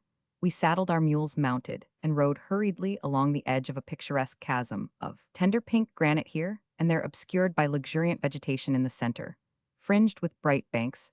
A shallow rill called Dagla now brawls in tiny cascades, then whirls through huge boulders towards the Arar River, presently descending by a ladder of rock scarcely safe even for mules. We followed the course of the burn, and emerging into the valley beneath, we pricked forwards rapidly, for day was wearing on, and we did not wish the Habarawal to precede us.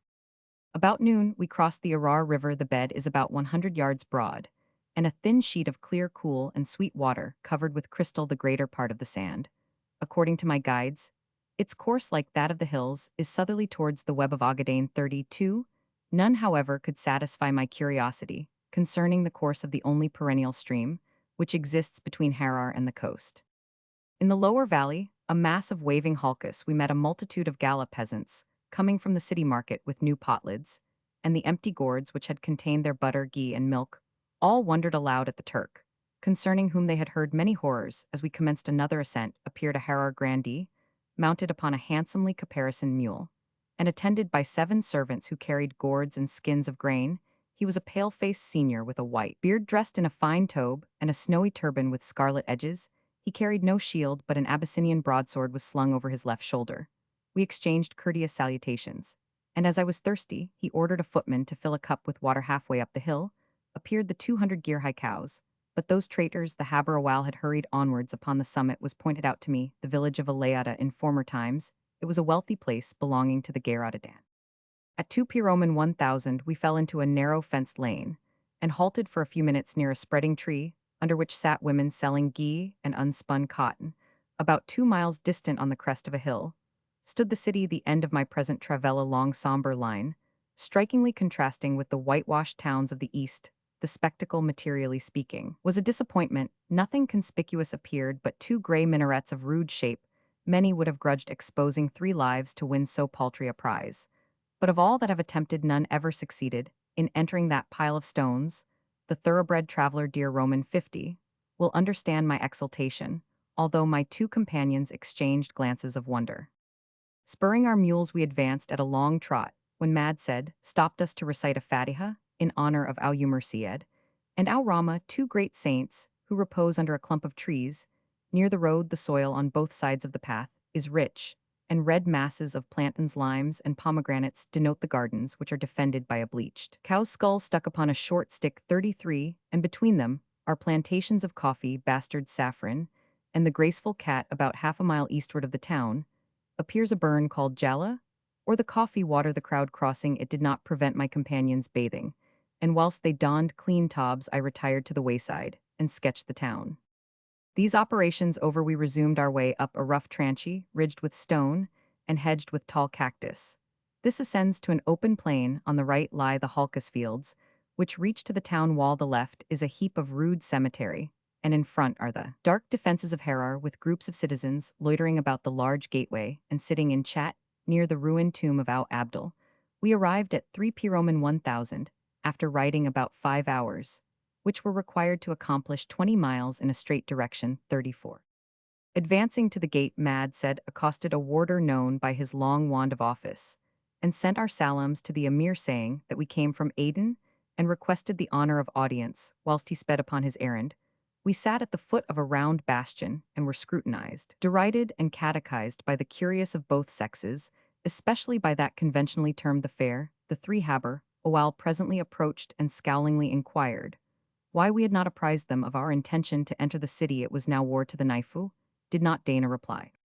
Bahuia, the race which supplies the Jareds, 2 Abu Tunis, divided into 10 seps. 3, Ra Ibrahim, similarly divided 4, Jibril 5, Bakasia 6, Ra Mumad 7, Musa Dar 8, Ra Oro 9, Ra Walmbo 10, Ra Khalid.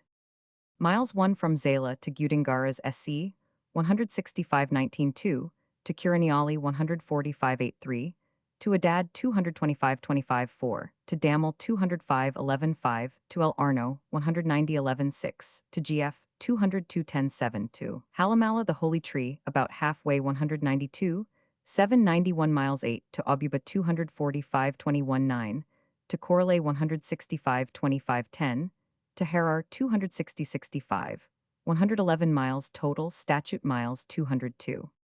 Chap Roman 8, 10 days at Harar. After waiting half an hour at the gate, we were told by the returned warder to pass the threshold, and remounting guided our mules along the main street, a narrow uphill lane with rocks cropping out from a surface more irregular than a parrot pavement. Long Gould had given his animal into the hands of our 2 Bedouins. They did not appear till after our audience, when they informed us that the people at the entrance had advised them to escape with the beasts, an evil fate having been prepared for the proprietors. Arrived within 100 yards of the gate of Halkastocks, which opens into the courtyard of this African St. James, our guide, a blearied, surly-faced, angry-voiced fellow, made signs none of us, understanding his Hararido, dismount. We did so. He then began to trot and roared out apparently that we must do the same. When we looked at one another, the Hamel swore that he would perish foully rather than obey. And conceived, dear Roman 50, the idea of a petticoated pilgrim, venerable as to beard and turban, breaking into a long double eye, expressed much the same sentiment. Leading our mules leisurely in spite of the guide's wrath, we entered the gate, strode down the yard, and were placed under a tree in its left corner, close to a low building of rough stone, which the clanking of frequent fetters argued to be a state prison. This part of the court was crowded with galas, some lounging about, others squatting in the shade under the palace walls.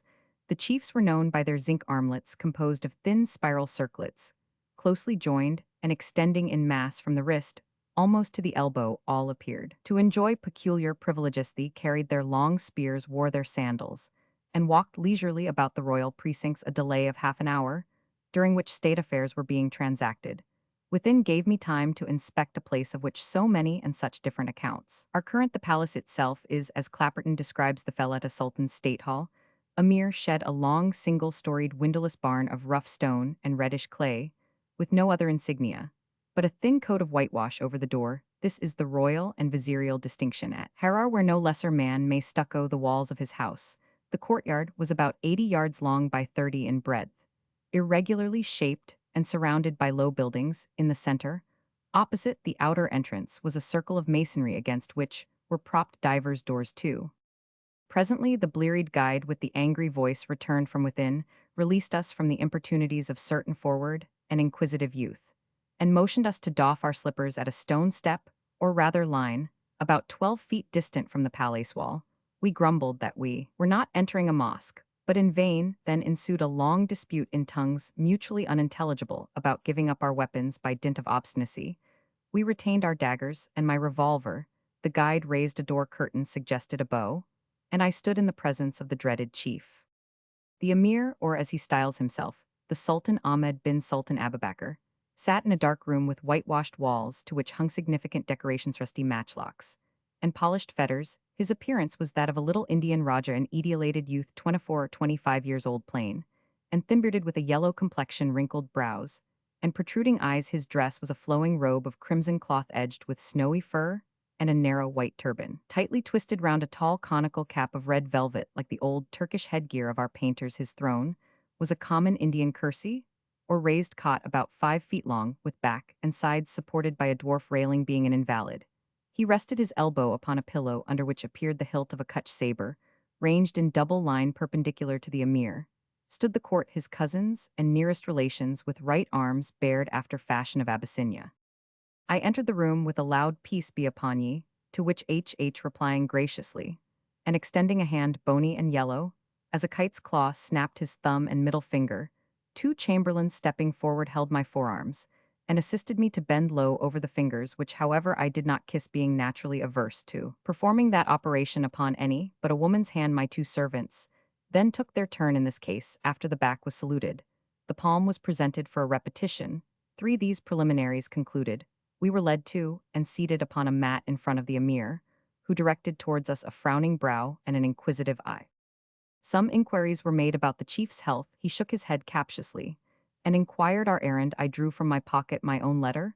It was carried by a chamberlain with hands veiled in his tobe to the emir, who after a brief glance laid it upon the couch, and demanded further explanation. I then represented in Arabic that we had come from Aden bearing the compliments of our Dawla, or governor, and that we had entered Harar to see the light of H's countenance. This information concluded with a little speech describing the changes of political agents in Arabia, and alluding to the friendship formerly existing between the English and the deceased chief Abubakar. The emir smiled graciously. This smile, I must own, dear Roman 50, was a relief. We had been prepared for the worst, and the aspect of affairs in the palace was by no means reassuring. Whispering to his treasurer, a little ugly man with a badly shaven head, coarse features, pug nose, angry eyes, and stubby beard, the emir made a sign for us to retire. The bay's mane was repeated, and we backed out of the audience in high favor. According to grandiloquent Bruce, the court of London and that of Abyssinia are in their principles one. The loiterers in the Harar palace yard, who had before regarded us with cut-throat looks, now smiled as though they loved us. Marshaled by the guard, we issued from the precincts, and after walking 100 yards, entered the emir's second palace, which we were told to consider our home. There we found the Bedouins, who, scarcely believing that we had escaped alive, grinned in the joy of their hearts, and we were at once provided from the chief's kitchen with a dish of shabta halkas cakes, soaked in sour milk, and thickly powdered with red pepper, the salt of this inland region. When we had eaten, the treasurer reappeared bearing the emir's command that we should call upon his wazir, the Garad Mohammed. Resuming our peregrinations, we entered an abode distinguished by its external streak of chunam, and in a small room on the ground floor, cleanly whitewashed and adorned like an old English kitchen, with varnished wooden porringers of various sizes, we found a venerable old man whose benevolent countenance belied the reports current about him in Somaliland. For half rising, although his wrinkled brow showed suffering, he seated me by his side upon the carpeted masonry bench, where lay the implements of his craft, reeds, inkstands, and whitewashed boards for paper, politely welcomed me, and gravely stroking his cotton-colored beard, desired my object in good Arabic. I replied almost in the words used to the emir, adding, however, some details, how in the old day one, Madar Fari, had been charged by the late Sultan Abubakar with a present to the governor of Aden, and that it was the wish of our people to reestablish friendly relations and commercial intercourse with Harar. Kar Inshalahit is well, if Allah please, ejaculated the Gayrod. I then bent over his hand and took leave. Returning, we inquired anxiously of the treasurer about my servants' arms which had not been returned, and were assured that they had been placed in the safest of storehouses, the palace. I then sent a common six-barreled revolver as a present to the explaining its use to the bearer, and we prepared to make ourselves as comfortable as possible. The interior of our new house was a clean room with plain walls and a floor of tamped earth. Opposite the entrance were two broad steps of masonry, raised about 2 feet and a yard above the ground, and covered with hard matting. I contrived to make upon the higher ledge a bed with the cushions which my companions used as shabracks, and after seeing the mules fed and tethered lay down, to rest worn out by fatigue and profoundly impressed with the poesy of our position, I was under the roof of a bigoted prince, whose least word was death amongst a people who detest foreigners, the only European that had ever passed over their inhospitable threshold, and the fated instrument of their future downfall. I now proceed to a description of unknown Harar. The ancient capital of Hadia, called by the citizens Harar Gay 5 by the Somal Adari, by the Galazadere, and by the Arabs and ourselves. Harar 6 lies, according to my dead reckoning, 220 SW of, and 175 statute miles from Zala W of, and 219 miles distant from Berbera. This would place it in 920 N lat, and 4217 E long. The thermometer showed an altitude of about 5,500 feet above the level of the sea. 7. Its site is the slope of an hill which falls gently from west to east. On the eastern side are cultivated fields. Westwards, a terraced ridge is laid out in orchards. Northwards is a detached eminence covered with tombs, and to the south the city declines into a low valley bisected by a mountain burn. This irregular position is well sheltered from high winds, especially on the northern side, by the range of which Conjura is the lofty apex. Hence, as the Persian poet sings of a heaven-favored city, its heat is not hot nor its cold cold. During my short residence, the air reminded me of Tuscany. On the afternoon of the 11th January, there was thunder accompanied by rain. Frequent showers fell on the 12th, and the morning of the 13th was clear. But as we crossed the mountains, black clouds obscured the heavens. The monsoon is heavy during one summer month. Before it begins, the crops are planted, and they are reaped in December and January. At other seasons, the air is dry, mild, and equable. The province of Hadia is mentioned by Makrizi as one of the 7 members of the Zala Empire 8 founded by Arab invaders, who in the 7th century of our area conquered and colonized the low tract between the Red Sea and the highlands. Moslem, Harar exercised a pernicious influence upon the fortunes of Christian Abyssinia. 9. The allegiance claimed by the Ethiopian emperors from the Adel Denkali and ancient Somal was evaded at a remote period, and the intractable Moslems were propitiated with rich presents when they thought proper to visit the Christian court. The Abyssinians supplied the Adel with slaves, the latter returned the value in rock-salt. Commercial intercourse united their interests, and from war resulted injury to both people. Nevertheless, the fanatic lowlanders, propense to pillage and proselytizing, burned the Christian churches, massacred the infidels, and tortured the priests until they provoked a blood feud of uncommon asperity. In the 14th century, a Roman 5,001,342, Amdasian, emperor of Ethiopia, taunted by Amano, king of Hadia, as a monarch fit only to take care of women, overran and plundered the lowlands from Tegulet to the Red Sea. The Amharas were commanded to spare nothing that drew the breath of life. To fulfill a prophecy which foretold the fall of el-Islam, they perpetrated every kind of enormity. Peace followed the death of Amdasian in the reign of Zara Yaqub, 10 A Roman 5,001,468. The flame of war was again fanned in Hadia by a Zala princess who was slighted by the Ethiopian monarch on account of the length of her 40th. The hostilities which ensued were not, however, of an important nature. Boda Mariana, the next occupant of the throne, passed his life in a constant struggle for supremacy over the Adel. On his deathbed, he caused himself to be so placed that his face looked towards those lowlands upon whose subjugation the energies of 10 years had been vainly expended. At the close of the 15th century, Mahfuz, a bigoted Moslem, inflicted a deadly blow upon Abyssinia, vowing that he would annually spend the 40 days of Lent amongst his infidel neighbors. When weakened by rigorous fasts, they were less capable of bearing arms for 30 successive years. He burned churches and monasteries, slew without mercy every male that fell in his way. And driving off the women and children, he sold some to strange slavers and presented others to the sheriffs of Mecca he bought. Over Salasa, commander-in-chief of the emperor's bodyguard, and caused the assassination of Alexander A. Roman, 5,001,495. At the ancient capital Tegulit, Nod the successor obtained some transient advantages over the Moslems during the earlier reign of the next emperor David Roman III, son of Nod 11, who being but 11 years old when called to the throne, was placed under the guardianship of his mother. The Idig Helena, new combatants, and new instruments of warfare, appeared on both sides in the field. After the conquest of Egypt and Arabia by Selim, Roman 1a Roman 512, the caravans of Abyssinian pilgrims traveling to Jerusalem were attacked, the old were butchered, and the young were swept into slavery. Many Arabian merchants fled from Turkish violence and injustice to the opposite coast of Africa, whereupon the Ottomans took possession from Aden of Zala and not only laid the Indian trade under heavy contributions by means of their wargalas, but threatened the total destruction of Abyssinia.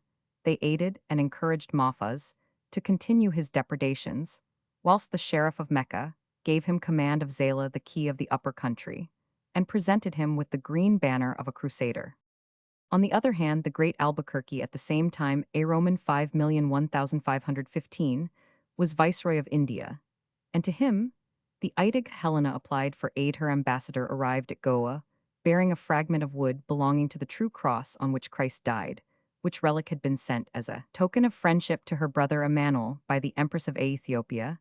The overture was followed by the arrival at Massawa of an embassy from the King of Portugal, too proud, however, to await foreign aid. David, at the age of 16, took the field in person against the Moslems. During the battle that ensued, Mahfuz, the Goliath of the unbelievers, was slain in single combat by Gabriel Andreas, a soldier of tried valor, who had assumed the monastic life, in consequence of having lost the tip of his tongue for treasonable freedom of speech. The green standard was captured, and 12,000 Moslems fell. David followed up his success by invading the lowlands, and in defiance struck his spear through the door of the king of Ad. Harar was a mere mass of Bedouin villages during the reign of Mohammed Gragni, the left-handed Attila of Adel 13, supplied with Arab mercenaries from Mocha, and by the Turks of Yemen with a body of janissaries, and a train of artillery. He burst into Efat and Fatigar in a Roman 500. He took possession of Shoa, overran Amhara, burned the churches, and carried away an immense booty. The next campaign enabled him to winter at Begnder in the following year. He hunted the Emperor David through Tigray to the borders of Sennar, gave battle to the Christians on the banks of the Nile, and with his own hand killed the monk Gabriel, then an old man reinforced by Gideon and Judith, king and queen of the Saman Jews, and aided by a violent famine, which prostrated what had escaped the spear. He perpetrated every manner of atrocity, captured and burned Axum, destroyed the princes of the royal blood on the mountain of Amba Jesh 14, and slew in a Roman 500 David, third of his name, and last emperor of Ethiopia, who displayed the magnificence of King of Kings. Claudius, the successor to the tottering throne, sent as his ambassador to Europe 1 John, Bermudez, a Portuguese who had been detained in Abyssinia, and promised it is said submission to the Pontiff of Rome, and the cession of the third of his dominions in return for reinforcements by order of John Roman III, Don Stephen and Don Christopher, sons of Don Vasco da Gama, cruised up the Red Sea with a powerful flotilla, and the younger brother landing at Massawa with 400 musketeers slew Nur the governor and sent his head to Gondar, where the Idig Sable Wenghul received it as an omen of good fortune. Thence the Portuguese general imprudently marched in the monsoon season, and was soon confronted upon the plain of Balat by Mohammed Gragni at the head of 10,000 spearmen, and a host of cavalry. On the other side stood a rabble-rout of Abyssinians, and a little band of 350 Portuguese heroes, headed by the most chivalrous soldier of a chivalrous age. According to Father Jerome Lobo 15, who heard the events from an eyewitness, a conference took place between the two captains. Mohammed, encamped in a commanding position, sent a message to Don Christopher informing him that the treacherous Abyssinians had imposed upon the King of Portugal, and that in compassion of his opponent's youth, he would give him and his men free passage and supplies to their own country. The Christian presented the Moslem ambassador with a rich robe, and returned this gallant answer that he and his fellow soldiers were come with an intention to drive Mohammed out of these countries which he had wrongfully usurped, that his present design was, instead of returning back the way he came, as Mohammed advised, to open himself, a passage through the country of his enemies that Mohammed should rather think of determining whether he would fight or yield up his ill-gotten territories than of prescribing measures to him, that he put his whole confidence in the omnipotence of God and the justice of his cause, and that to show how full a sense he had of Mohammed's kindness, he took the liberty of presenting him with a looking-glass and a pair of pincers. The answer and the present so provoked the Adel monarch that he arose from table to attack the little troop of Portuguese posted upon the declivity of a hill, near a wood above them, stood the Abyssinians who resolved to remain quiet spectators of the battle, and to declare themselves on the side favored by victory. Mohammed began the assault with only 10 horsemen, against whom an equal number of Portuguese were detached. These fired with so much exactness that 9 of the Moors fell, and the king was wounded in the leg by Peter de Sa in the melee which ensued. The Moslems, dismayed by their first failure, were soon broken by the Portuguese muskets and artillery.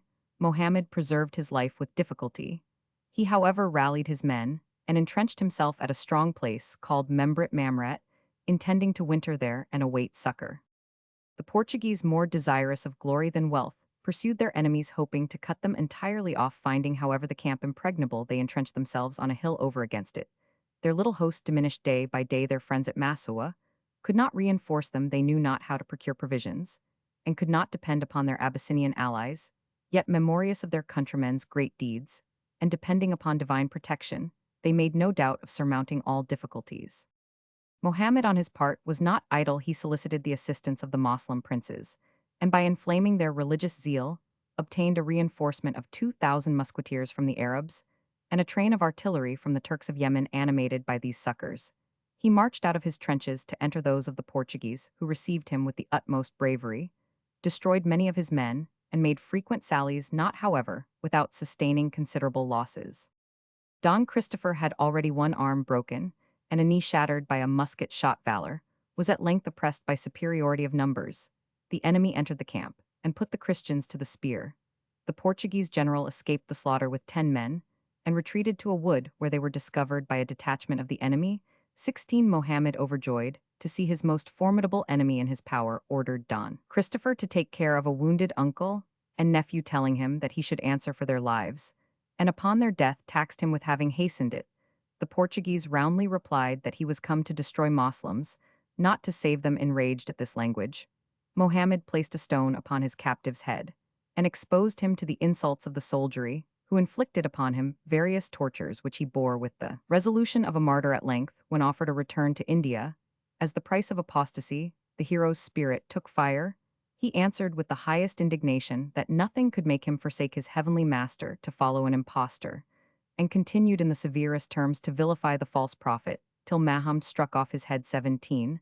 The body was divided into quarters, and sent to different places. 18. But the Catholics gathered their martyrs' remains, and interred them. Every Moor who passed by threw a stone upon the grave, and raised in time such a heap that Father Lobo found difficulty in removing it. To exhume the relics, he concludes with a pardonable superstition. There is a tradition in the country that in the place where Don Christopher's head fell, a fountain sprang up of wonderful virtue, which cured many diseases otherwise past remedy. Mohammed Gragny improved his victory by chasing the young Claudius over Abyssinia, where nothing opposed the progress of his arms. At last, the few Portuguese survivors repaired to the Christian emperor, who was persuaded to march an army against the king of Adel. Resolved to revenge their general, the musketeers demanded the post opposite Mohammed, and directed all their efforts against the part where the Moslem Attila stood. His fellow religionists still relate that, when Gragny fell in action, his wife Talwambara, 19, the heroic daughter of Mahfuz, to prevent the destruction and dispersion of the host of Islam, buried the corpse privately, and caused a slave to personate the prince, until a retreat to safe lands enabled her to discover the stratagem to the nobles. 20. Father Lobo tells a different tale. According to him, Peter Leon, a marksman of low stature, but passing valiant, who had been servant to Don Christopher, singled the Adel king out of the crowd, and shot him in the head. As he was encouraging his men, Mohammed was followed by his enemy, till he fell down dead. The Portuguese, then alighting from his horse, cut off one of his ears and rejoined his fellow countrymen. The Moslems were defeated with great slaughter, and an Abyssinian chief, finding Gragna's corpse upon the ground, presented the head to the Negush, or emperor, claiming the honor of having slain his country's deadliest foe. Having witnessed in silence This impudence Peter asked whether the king had but one ear, and produced the other from his pocket, to the confusion of the Abyssinian. Thus perished after 14 years uninterrupted fighting the African hero, who dashed to pieces the structure of 2,500 years like the cardolan of the Holy Land Mohammed Gragni, is still the subject of many a wild and grisly legend. And to the present day, the people of Shoa retain an inherited dread of the lowland Moslems. Mohammed was succeeded on the throne of Adel by the Emir Nur son of Majid, and according to some brother to the left-handed, he proposed marriage to Talwambara, who accepted him on condition that he should lay the head of the Emperor Claudius at her feet in A. Roman 500. He sent a message of defiance to the Negash, who having saved Abyssinia, almost by a miracle was rebuilding on Deborah work the Golden Mount, a celebrated shrine which had been burned by the Moslems. Claudius, despising the eclipse's evil prophecies and portents, which accompanied his enemy's progress, accepted the challenge. On the 22nd March 1559, the armies were upon the point of engaging, when the high priest of Deborah Libanos, hastening into the presence of the Negash, declared that in a vision Gabriel had ordered him to dissuade the emperor of Ethiopia from needlessly risking life. The superstitious Abyssinians fled, leaving Claudius, supported by a handful of Portuguese who were soon slain around him, and he fell covered with wounds. The Emir Nur cut off his head and laid it at the feet of Talwambara, who in observance of her pledge became his wife. This Amazon suspended the trophy by its hair to the branch of a tree opposite her abode. That her eyes might be gladdened by the sight, after hanging 2 years it was purchased by an Armenian merchant, who interred it in the sepulchre of St. Claudius at Antioch. The name of the Christian hero, who won every action save that in which he perished, has been enrolled in the voluminous catalogue of Abyssinian saints, where it occupies a conspicuous place as the destroyer of Mohammed the left-handed. The Emir Nur has also been canonized by his countrymen, who have buried their favorite wali under a little dome near the Jami Mosque at Harar. Shortly after his decisive victory over the Christians, he surrounded the city with its present wala circumstance. Now invested with the garb of Moslem fable, the warrior used to hold frequent conversations with Al-Khizr. On one occasion, when sitting upon a rock still called Gay Humberty Harar's navel, begged that some sheriff might be brought from Mecca to aid him in building a permanent city. By the use of the great name, the vagrant prophet instantly summoned from Arabia the Sheriff Yunis, his son Fakhr al-Din, and a descendant from the Ansar or auxiliaries of the prophet. They settled at Harar, which throve by the blessing of their presence. From this tradition, we may gather that the city was restored, as it was first founded and colonized by hungry Arabs. The sheriffs continued to rule with some interruptions, until but a few generations ago, when the present family rose to power according to Bruce. They are Jabardis who, having intermarried with Sayyid women, claim a noble origin. They derive themselves from the Caliph Abu Bakr, or from Akil, son of Abu Talib and brother of Ali. The ulama, although lacking boldness to make the assertion, evidently believe them to be of Gala or pagan extraction. The present city of Harar is about 1 mile long by half that breadth. An irregular wall lately repaired 21, but ignorant of canon, is pierced with 5 large gates 22, and supported by oval towers of artless construction. The material of the houses and defenses are rough stones, the granites and sandstones of the hills, cemented like the ancient Gala cities with clay. The only large building is the Jami or cathedral, a long barn of poverty-stricken appearance with broken-down gates and 2 whitewashed minarets of truncated conoid shape. They were built by Turkish architects from Mocha and Hadida. One of them lately fell, and has been replaced by an inferior effort of Harari art. There are a few trees in the city, but it contains none of those gardens which give to eastern settlements that pleasant view of town and country. Combined, the streets are narrow lanes up hill and down dale, strewed with gigantic rubbish heaps upon which repose packs of mangy or one-eyed dogs, and even the best are encumbered with rocks and stones. The habitations are mostly long flat-roofed sheds, double-storied with doors composed of a single plank and holes for windows pierced high above the ground, and decorated with miserable woodwork. The principal houses have separate apartments for the women, and stand at the bottom of large courtyards, closed by gates of halkis. Stocks, the poorest classes, inhabit Gambasa, the thatched cottages of the hill cultivators. The city abounds in mosques, plain buildings without minarets, and in graveyards stuffed with tombs, oblong troughs formed by long slabs, planted edgeways in the ground. I need scarcely say that Harar is proud of her learning sanctity. And wholly dead, the principal saint buried in the city is Sheikh Umar Abadir al-Bakri, originally from Jeddah, and now the patron of Harar. He lies under a little dome in the southern quarter of the city, near the Baisadimo Gate. The ancient capital of Hadia shares with Zebed in Yemen the reputation of being an alma mater, and inundates the surrounding districts with poor scholars and crazy widheads. Where knowledge leads to nothing, says philosophically Volney, nothing is done to acquire it, and the mind remains in a state of barbarism. There are no establishments for learning, no endowments, as generally in the East, and apparently no encouragement to students' books also are rare and costly none.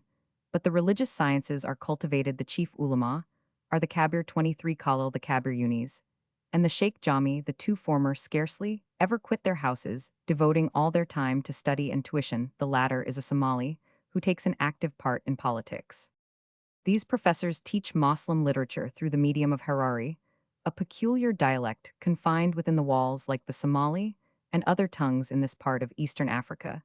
It appears to be partly Arabic in etymology, and grammar, the Semitic scion being grafted upon an indigenous root. The frequent recurrence of the guttural kh renders it harsh and unpleasant, and it contains no literature, except songs and tales which are written in the modern Naskai character. I would willingly have studied it deeply, but circumstances prevented. Explorer too frequently must rest satisfied with disgraying from his Pisgah, the promised land of knowledge, which another more fortunate is destined to conquer. At Zayla, the Hajj sent to me an Abyssinian slave who was cunning in languages. But he, to use the popular phrase, showed his right ear with his left hand. Inside Harar we were so closely watched that it was found impossible to put pen to paper. Escaped, however, to Wylandsea. I hastily collected the grammatical forms and a vocabulary, which will correct the popular assertion that the language is Arabic. It has an affinity with the Amharic 24. Harar has not only its own tongue unintelligible to any save the citizens, even its little population of about 8,000 souls is a distinct race. The Somal say of the city that it is a paradise inhabited by asses. Certainly, the exterior of the people is highly unprepossessing. Amongst the men, I did not see a handsome face, their features are coarse and debauched, many of them squint, others have lost an eye by smallpox, and they are disfigured by scrofula and other diseases. The bad expression of their countenances justifies the proverb, hard as the heart of Harar. Generally, the complexion is a yellowish brown, the beard short, stubby, and untractable as the hair, and the hands and wrists, feet and ankles are large and ill-made. The stature is moderate-sized. Some of the elders show the pudding sides and the pulpy stomachs of Banyans, whilst others are lank and bony as Arabs or Jews. Their voices are loud and rude. They dress is a mixture of Arab and Abyssinian. They shave the head and clip the mustachios and imperial clothes like the Shafi of Yemen. Many are bareheaded, some wear a cap, generally the embroidered Indian work, or the common cotton takia.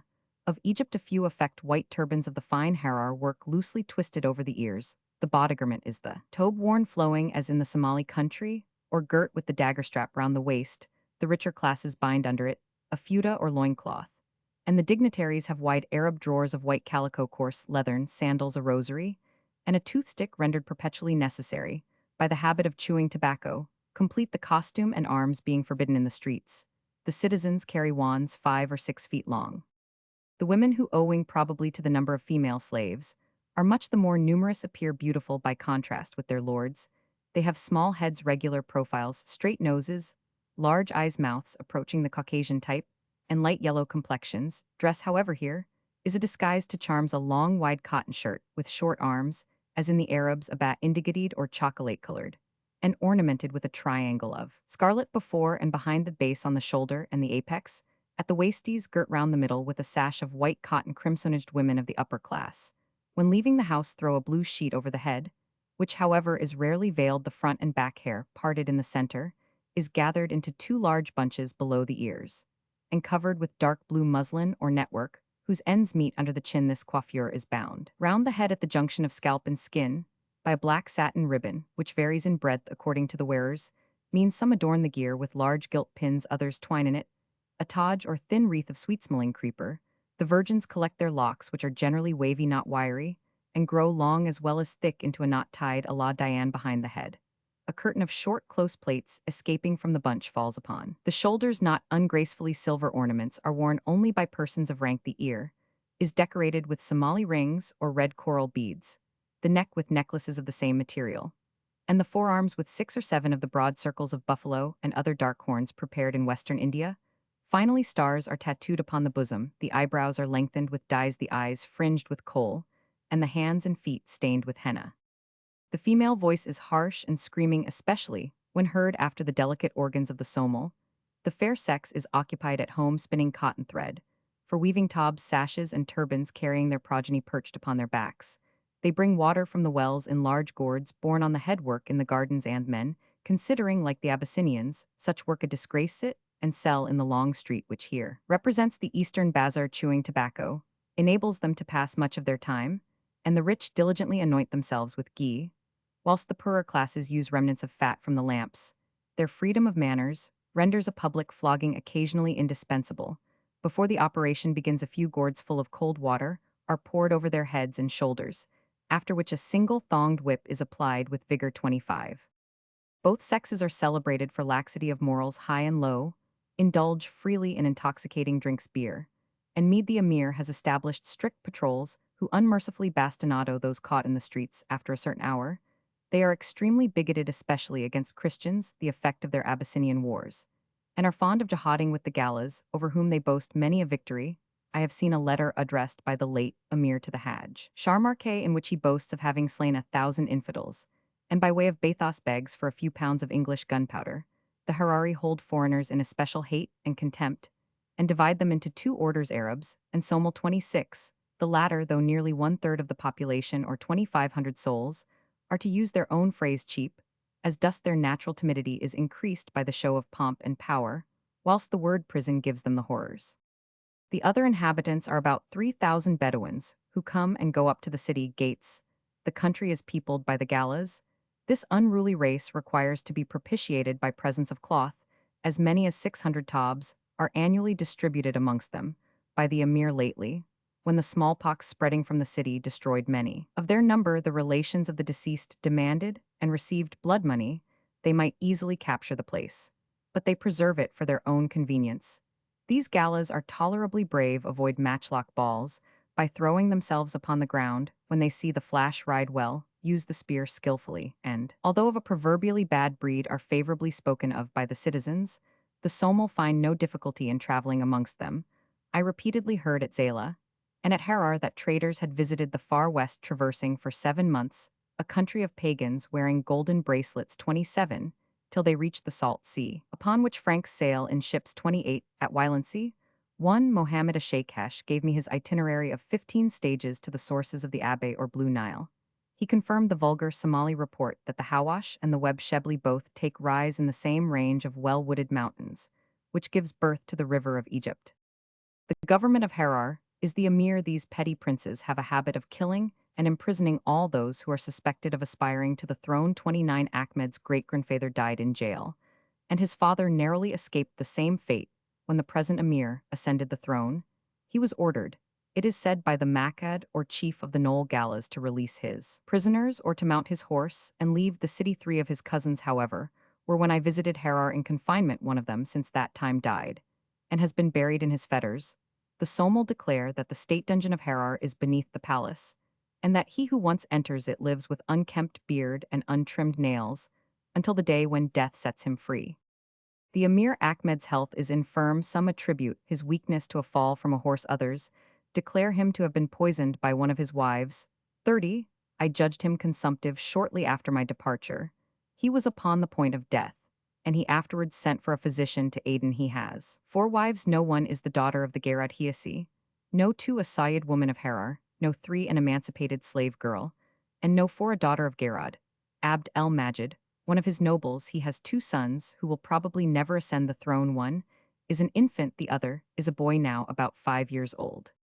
The Emir Ahmed succeeded his father about 3 years ago. His rule is severe if not just, and it has all the prestige of secrecy. As the Amharas say, the belly of the master is not known. Even the Gerad Mohammed, though summoned to council at all times in sickness, as in health, dares not offer Khalid for advice, and the Queen Dowager, the Jisti Fatima, was threatened with fetters if she persisted in interference. Ahmed's principal occupations are spying his many stalwart cousins, indulging in vain fears of the English, the Turks, and the Hajj Sharmarke, and amassing treasure by commerce and escheats. He judges civil and religious causes in person, but he allows them with little interference to be settled by the Qazi Abd el-Rahman bin Umar el-Harari. The latter, though a highly respectable person, is seldom troubled. Rapid decision being the general predilection, the punishments when money forms no. Part of them are mostly according to Quranic code.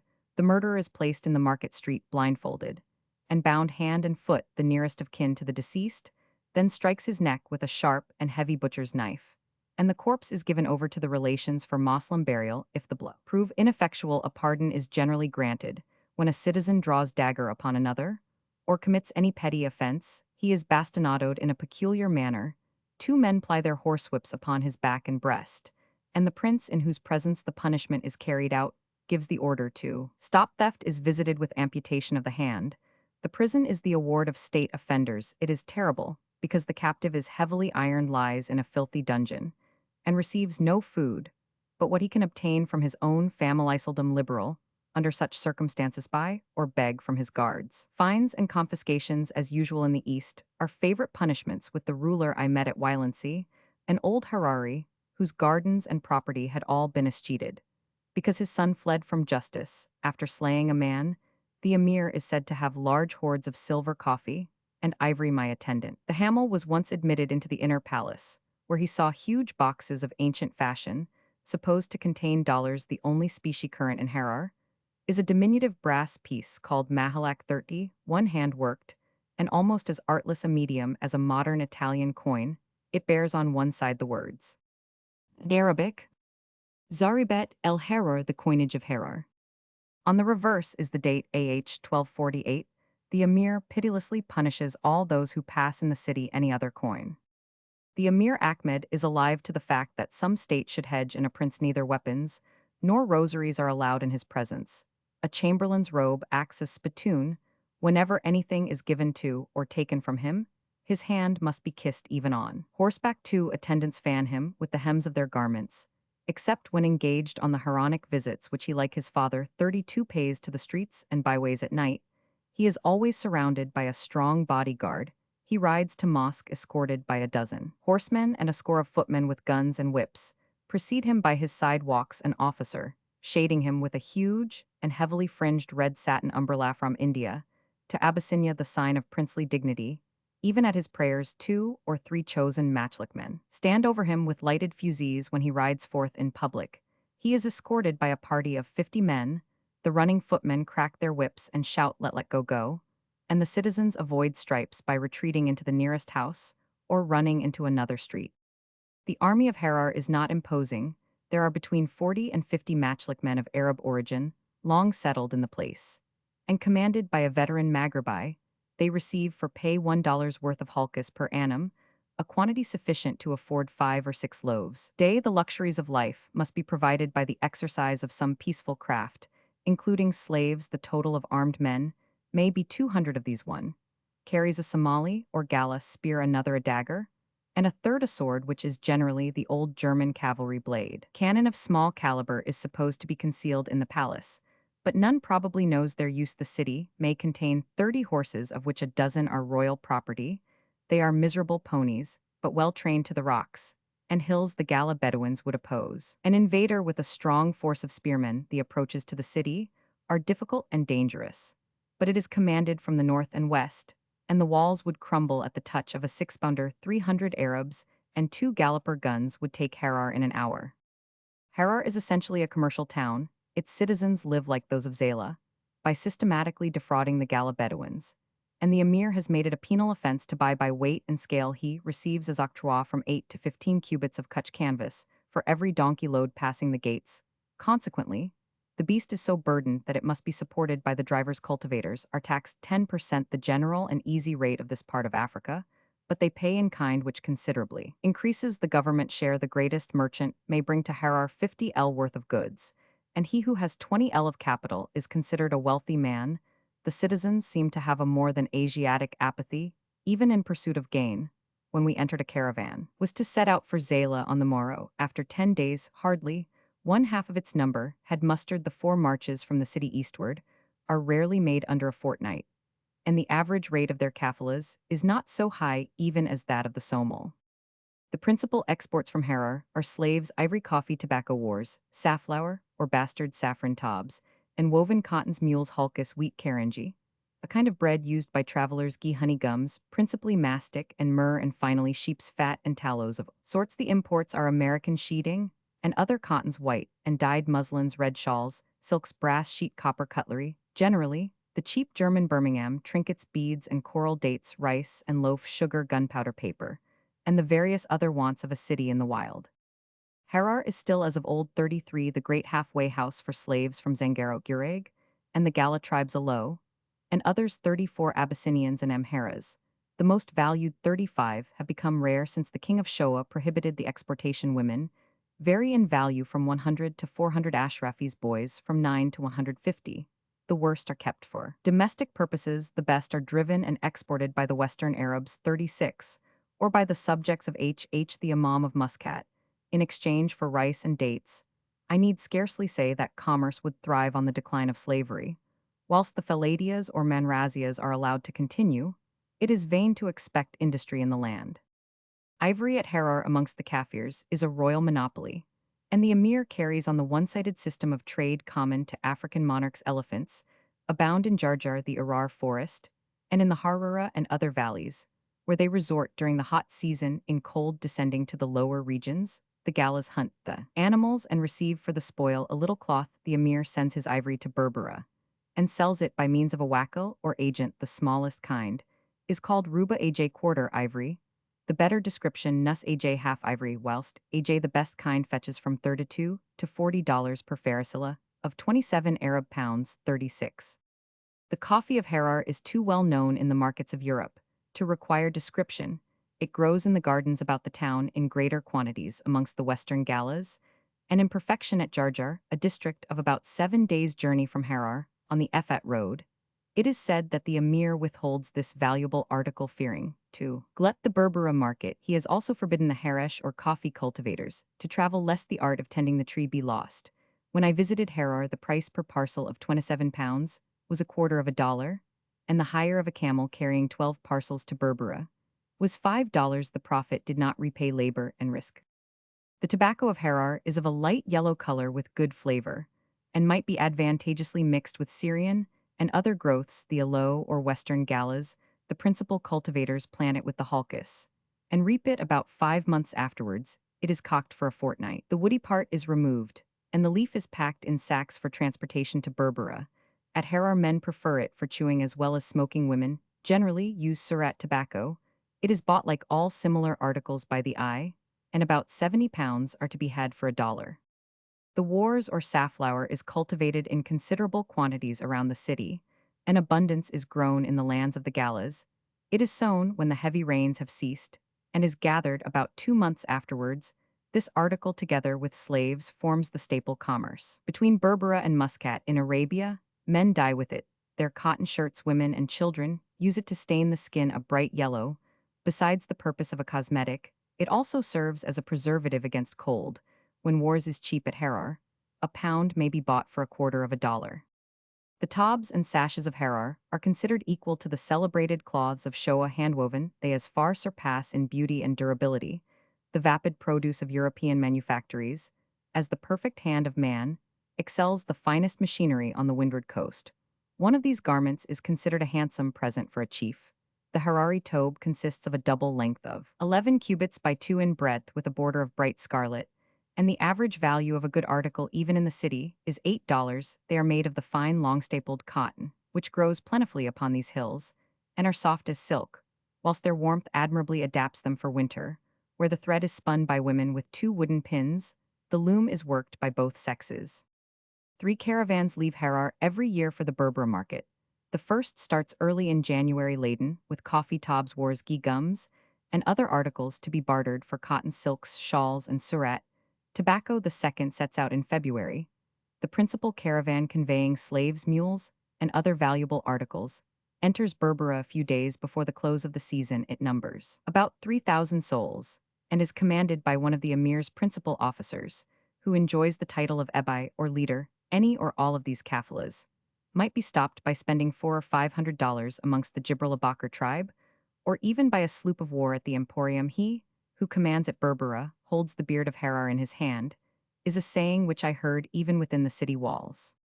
The furniture of a house at Harar is simply a few skins, and in rare cases a Persian rug stool's coarse mats, and Somali pillows wooden spoons and porringers, shaped with a hatchet finished with a knife stained red, and brightly polished the gourd, is a conspicuous article smoked inside, and fitted with a cover of the same material it serves as cup bottle pipe, and waterskin a coarse, and heavy kind of pottery of black or brown clay, is used by some of the citizens.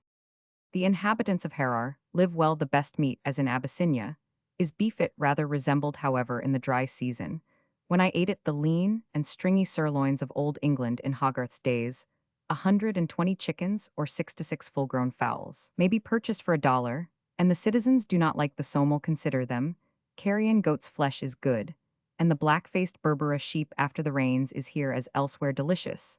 The staff of life is halcus fruit grows almost wild, but it is not prized as an article of food. The plantains are coarse and bad grapes seldom come to maturity, although the brab flourishes in every ravine, and the palm becomes a lofty tree, it has not been taught to fructify, and the citizens do not know how to dress preserve or pickle their limes and citrons no vegetables, but gourds are known from the cane, which thrives upon these hills. A little sugar is made the honey of which, as the Abyssinians say, the land stinks, is the general sweetener, the condiment of East Africa is red pepper. To resume dear Roman 50, the thread of our adventures at Harar. Immediately after arrival, we were called upon by the Arabs, a strange mixture. One, the Haji Mukhtar, was a Maghrebi from Fez, an expatriation of 40 years, had changed his hissing Arabic as little as his rocky face. This worthy had a coffee garden assigned to him, as commander of the emir's bodyguard. He introduced himself to us, however, as a merchant, which led us to look upon him as a spy. Another, Haji Hassan, was a thoroughbred Persian. He seemed to know everybody, and was on terms of bosom friendship with half the world from Cairo to Calcutta. Moslem, Christian and pagan amongst the rest, was a boy from Mecca, a Muscat man, a native of Suez, and a citizen of Damascus. The others were Arabs from Yemen. All were most civil to us at first, but afterwards, when our interviews with the emir ceased, they took alarm and prudently cut us. The Arabs were succeeded by the Somel, amongst whom the Hamel and Long Gueld found relatives, friends, and acquaintances, who readily recognized them as government servants at Aden. These visitors at first came in fear and trembling with visions of the Harar jail. They desired my men to return the visit by night, and made frequent excuses for apparent want of hospitality. Their apprehensions, however, soon vanished presently. They began to prepare entertainments, and as we were without money, they willingly supplied us with certain comforts of life. Our 3 Haber Awal enemies, seeing the tide of fortune settling in our favor, changed their tactics. They threw the past upon their 2 Harari companions, and proposed themselves as Abans on our return to Berbera. This offer was politely staved off. In the first place, we were already provided with protectors, and secondly, these men belonged to the Ayil Shurden, a clan most hostile to the Haber Hajis. They did not fail to do us all the harm in their power, but again, my good star triumphed. After a day's repose, we were summoned by the treasurer early in the forenoon to wait upon the Garad Mohammed's sword in hand, and followed by the Hamel and Long Gueld, I walked to the palace, and entering a little ground floor room on the right of and close to the audience hall, found the minister sitting upon a large dais, covered with Persian carpets. He was surrounded by 6 of his brother Jarads, or counselors, 2 of them in turbans, the rest with bare and shaven heads. Their tobs, as is customary on such occasions of ceremony, were allowed to fall beneath the waist. The lower part of the hovel was covered with dependents, amongst whom my Somel took their seats. It seemed to be customs time, for names were being registered, and money changed hands. The grandees were eating cat, or as it is here called, Jot 37. One of the party prepared for the prime minister the tenderest twigs of the tree, plucking off the points of even the softest leaves. Another pounded the plant with a little water in a wooden mortar of this paste called al-madkuk. A bit was handed to each person, who, rolling it into a ball, dropped it into his mouth all at times, as is the custom, drank cold water from a smoked gourd, and seemed to dwell upon the sweet and pleasant draught. I could not but remark the fine flavor of the plant, after the coarser quality grown in Yemen. Europeans perceive but little effect from it. Friend S.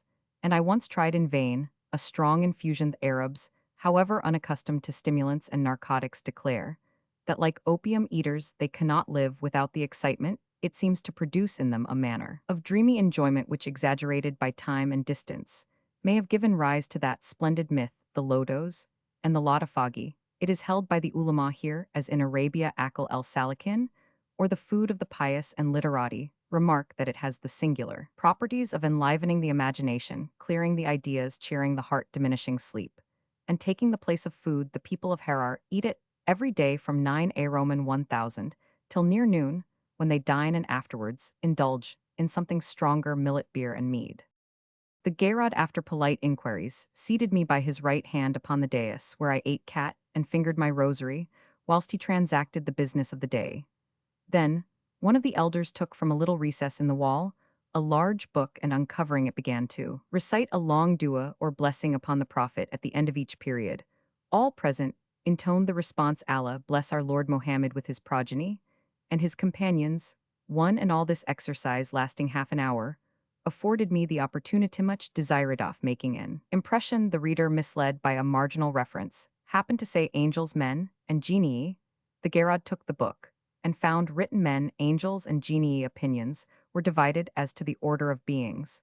When I explained that human nature, which amongst Moslems is not a little lower than the angelic, ranked highest, because of it were created prophets, apostles, and saints, whereas the other is but a wasita or connection between the Creator and his creatures, my theology won general approbation and a few kinder glances from the elders.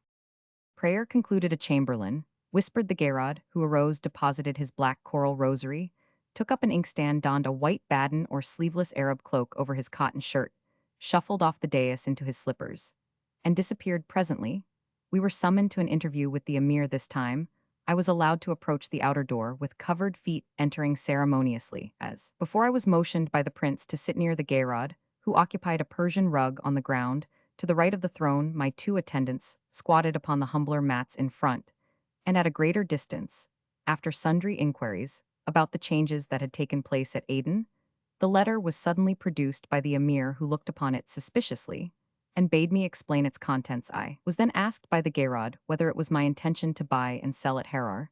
The reply was, we are no buyers nor sellers. 38 We have become your guests to pay our respects to the Amir, whom may Allah preserving that the friendship between the two powers may endure. This appearing satisfactory, I added, in lively remembrance of the proverbial delays of Africa, where 2 or 3 months may elapse before a letter is answered, or a verbal message delivered, that perhaps the prince would be pleased to dismiss us soon as the air of Harar was too dry for me, and my attendants were in danger of the smallpox.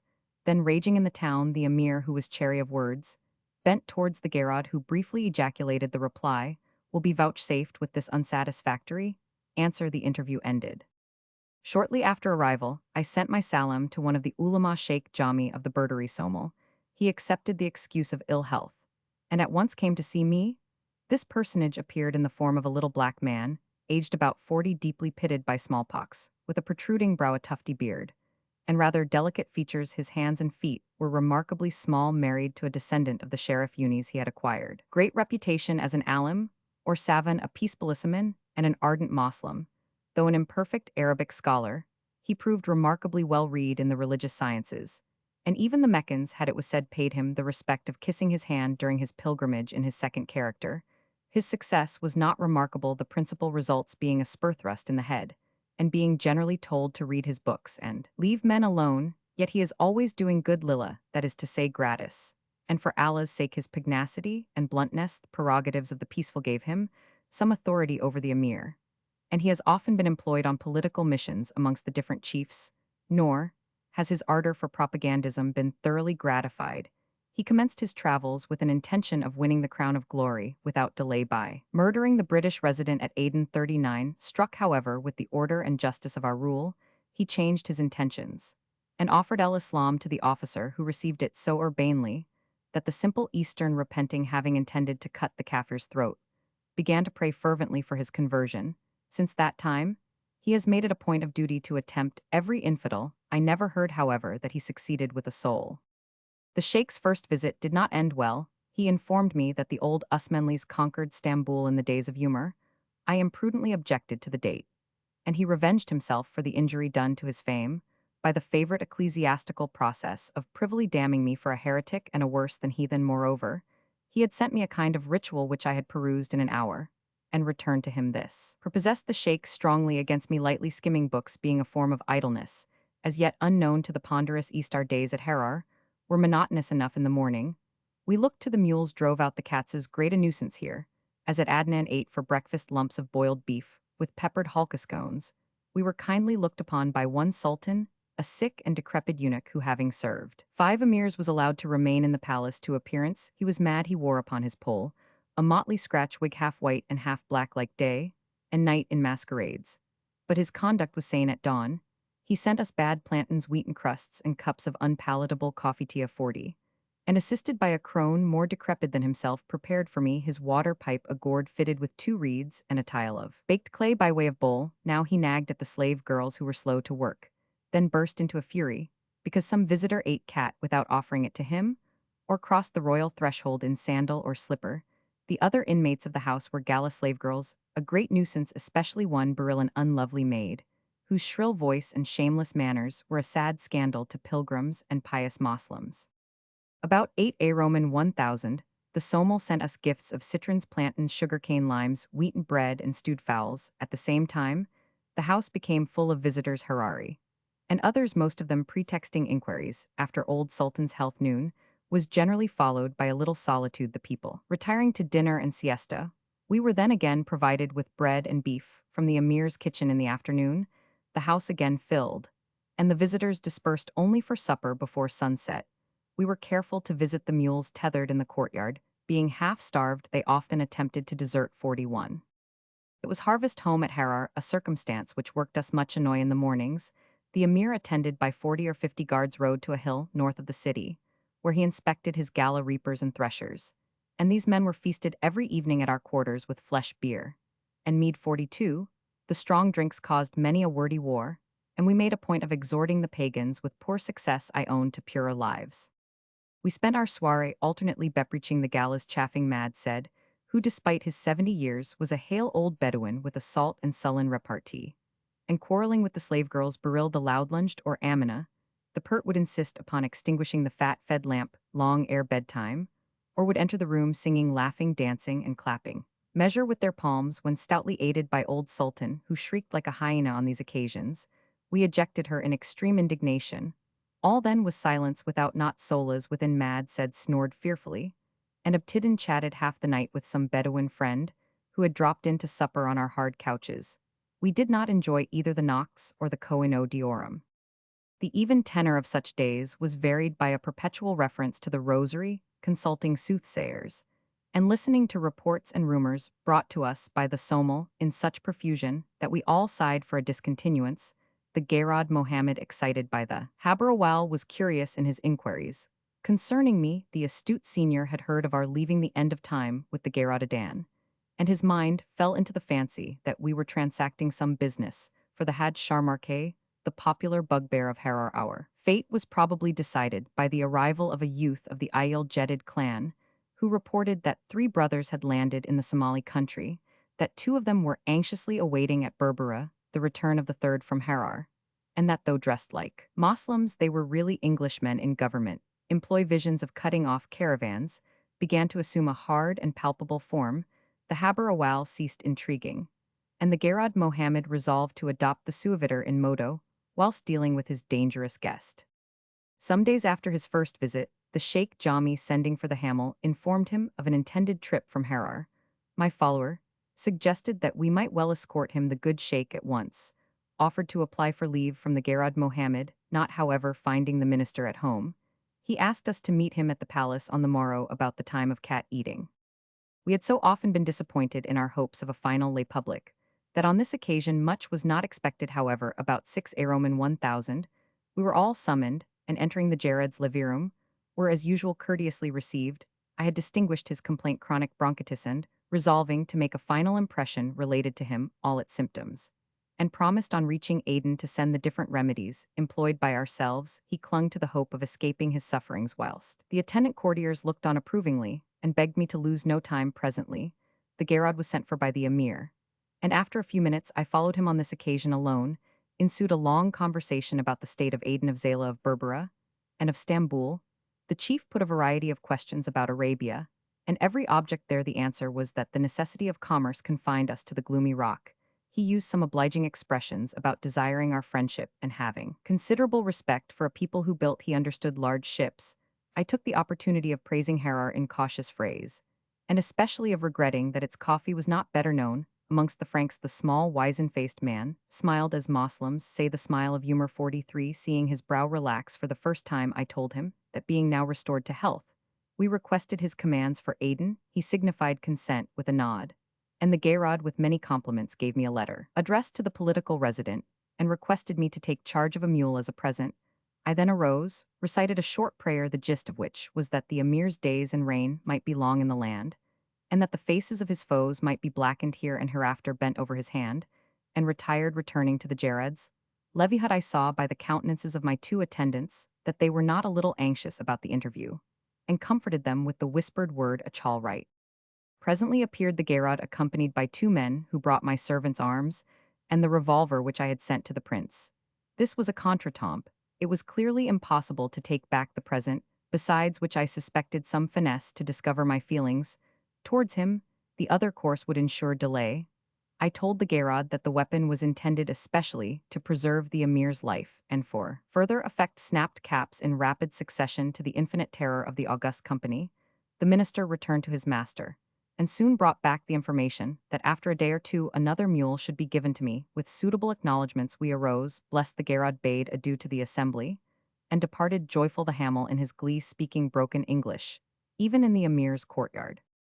Returning home, we found the good Sheikh Jami, to whom we communicated the news with many thanks for his friendly aid. I did my best to smooth his temper about Turkish history, and succeeded becoming communicative. He informed me that the original object of his visit was the offer of good offices, he having been informed that in the town was a man who brought down the birds from heaven, and the citizens having been thrown into great excitement by the probable intentions of such a personage, whilst he sat with us Kabir Khalil, one of the principal ulama, and one Haji Abdullah, a sheikh of distinguished fame who had been dreaming dreams in our favor, sent their salams. This is one of the many occasions in which during a long residence in the East, I have had reason to be grateful to the learned whose influence over the people when unbiased by bigotry is decidedly for good. That evening, there was great joy amongst the Somali, who had been alarmed for the safety of my companions. They brought them presents of Harari tobs, and a feast of fowls, limes, and wheaten bread for the stranger. On the 11th of January, I was sent for by the Gayrod, and received the second mule at noon. We were visited by the Sheikh Jami, who, after a long discourse upon the subject of Sufism, 44 invited me to inspect his books. When midday prayer was concluded, we walked to his house, which occupies the very center of the city. In its courtyard is Gay Humberty, the historic rock upon which Saint Nur held converse with the Prophet. Khizr the Sheikh, after seating us in a room about 10 feet square, and lined with scholars and dusty tomes, began reading out a treatise upon the genealogies of the Grand Masters, and showed me in half a dozen tracts the tenets of the different schools. The only valuable MS in the place was a fine old copy of the Quran. The Kamis and the Siha were there. 45, but by no means remarkable for beauty or correctness. Books at Harar are mostly antiques, copyists being exceedingly rare, and the square massive character is more like Kufic with diacritical points than the graceful modern Naskai. I could not, however, but admire the bindings. No Eastern country save Persia surpasses them in strength and appearance. After some desultory conversation, the Sheikh ushered us into an inner room, or rather a dark closet partitioned off from the study, and ranged us around the usual dish of boiled beef, hulkus, bread, and red pepper. After returning to the study, we sat for a few minutes. Easterns rarely remain long. After dinner, Rand took leave, saying that we must call upon the Gayrod Mohammed. Nothing worthy of mention occurred during our final visit to the minister.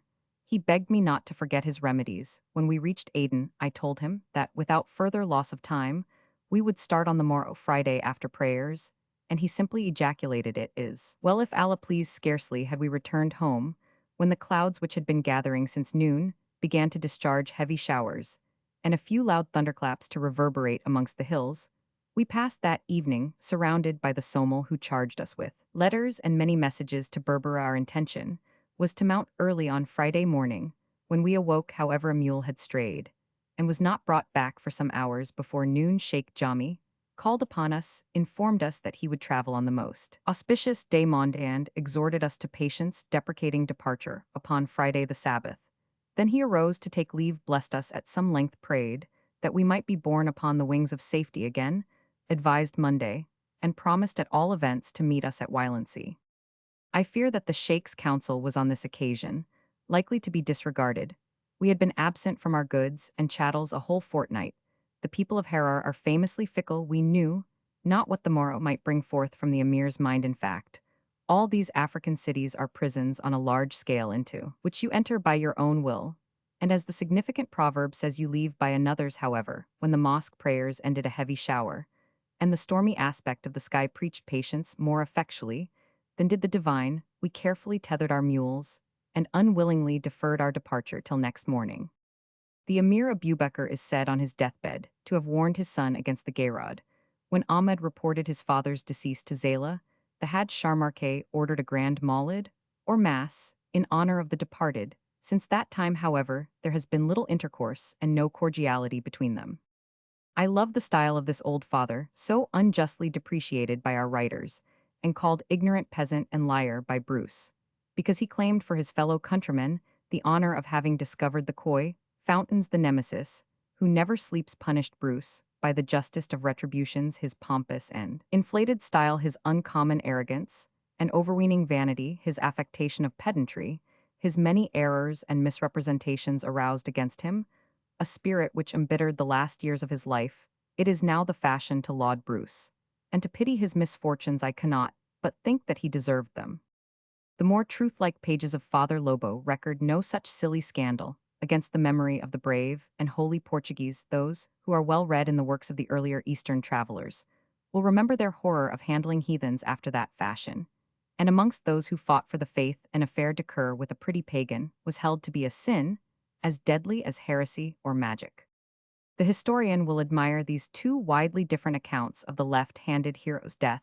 Upon the whole, he will prefer the Moslem's tradition from the air of truth pervading it, and the various improbabilities which appear in the more detailed story of the Christians. Eastward Argab Bari Bar in Amharic is a gate, for example Ankabar, the gate of Anko, a Gala queen, and Argab, is the name of a Gala clan living in this quarter, by the Somal called Irar. North Assam Bari, the gate of Axum in Somali Faldano, or the Zayla entrance. West Ismadim Bari, or Hamaresa. South Badro Bari, or Babbita. Southeast Sukudal Bari, or Baisadimo. At all times these gates are carefully guarded in the evening. The keys are taken to the emir, after which no one can leave the city till dawn. Shortly before our arrival, the dozen of petty Arab peddlers at Harar, treacherous intriguers like all their dangerous race, had been plotting against the emir one morning, when they least expected it. Their chief was thrown into a prison, which proved his grave, and the rest were informed that any stranger found in the city should lose his head. After wandering some months among the neighboring villages, they were allowed to return and live under surveillance. No one at Harar dared to speak of this event, and we were cautioned not to indulge our curiosity. 20 mahalaks are worth 1 grush. 12 grush 1 miscal. 4 miscal 1 wakia ounce. At Harar 22, plantains the only small change 1 mahalak 22, mahalaks 1 ashrafi, now a nominal coin, and 3 ashrafi $1. Luke Cruttenden remarks the ashrafi stamped at the Harar mint is a coin peculiar to the place. It is of silver, and the 20 part of $1, the only specimen I have been able to procure, bore the date of 910 of the Hajira, with the name of the emir on one side and on its reverse La ilaha il Allah. This traveler adds in a note, the value of the ashrafi changes with each successive ruler. In the reign of Emir Abd el-Shukr, some 200 years ago, it was of gold. At present the ashrafi, as I have said above, is a fictitious medium used in accounts. Nubian if you would be rich, and Abyssinian, and if you require an ass.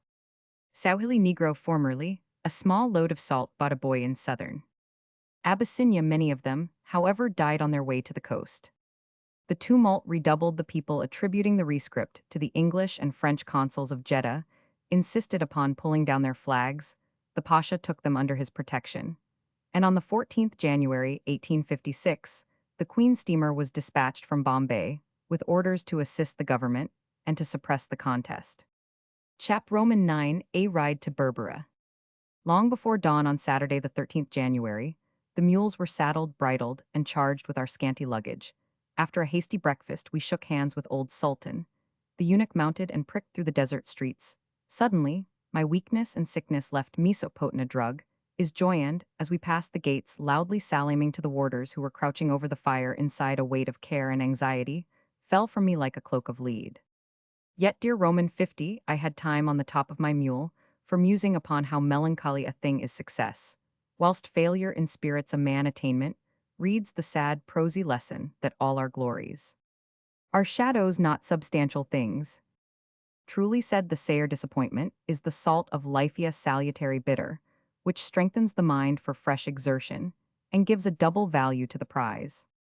This shade of melancholy soon passed away. The morning was beautiful, a cloudless sky, then untarnished by sun, tinged with reflected blue the mist crowns of the distant peaks, and the smoke wreaths hanging round the sleeping villages, and the air was a cordial after the rank atmosphere of the town. The dew hung in large diamonds from the coffee trees, the spur fowl crew blithely in the bushes, by the wayside briefly. Never did the face of nature appear to me so truly lovely. We hurried forwards, unwilling to lose time and fearing the sun of the Arar Valley, with arms cocked a precaution against the possibility of gala spears in ambuscade. We crossed the river, entered the yawning chasm, and ascended the steep path. My companions were in the highest spirits, nothing interfered with the general joy but the villain Abtidon, who loudly boasted in a road, crowded with market people, that the mule which he was riding had been given to us by the emir as a jizya or tribute. The Hamel, direfully wrath, threatened to shoot him upon the spot, and it was not without difficulty that I calmed the storm. Passing Gafra, we ascertained from the Midgans that the Gerard Dan had sent for my books, and stored them in his own cottage. We made in a direct line for Conjura, at 1 P. Roman 1000. We safely threaded the Galas Pass, and about an hour afterwards, we exclaimed Alhamdulillah at the sight of Saghara, and the distant Marar Prairie. Entering the village, we discharged our firearms. The women received us with the masharad or joikri, and as I passed the enclosure, the Jarad Akaira performed the fola by throwing over me some handfuls of toasted grain.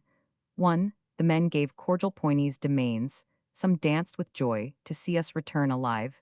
They had heard of our being imprisoned, bastinadoed. Slaughtered, they swore that the Gerard was raising an army to rescue or revenge use. In fact, had we been their kinsmen, more excitement could not have been displayed. Lastly, in true humility, crept forward the end of time, who, as he kissed my hand, was upon the point of tears. He had been half-starved, despite his dignity as Charmarquet's Mercury, and had spent his weary nights and days reciting the chapter YS, and fumbling the rosary for omens. The Gerard, he declared, would have given him a sheep, and one of his daughters to wife temporarily.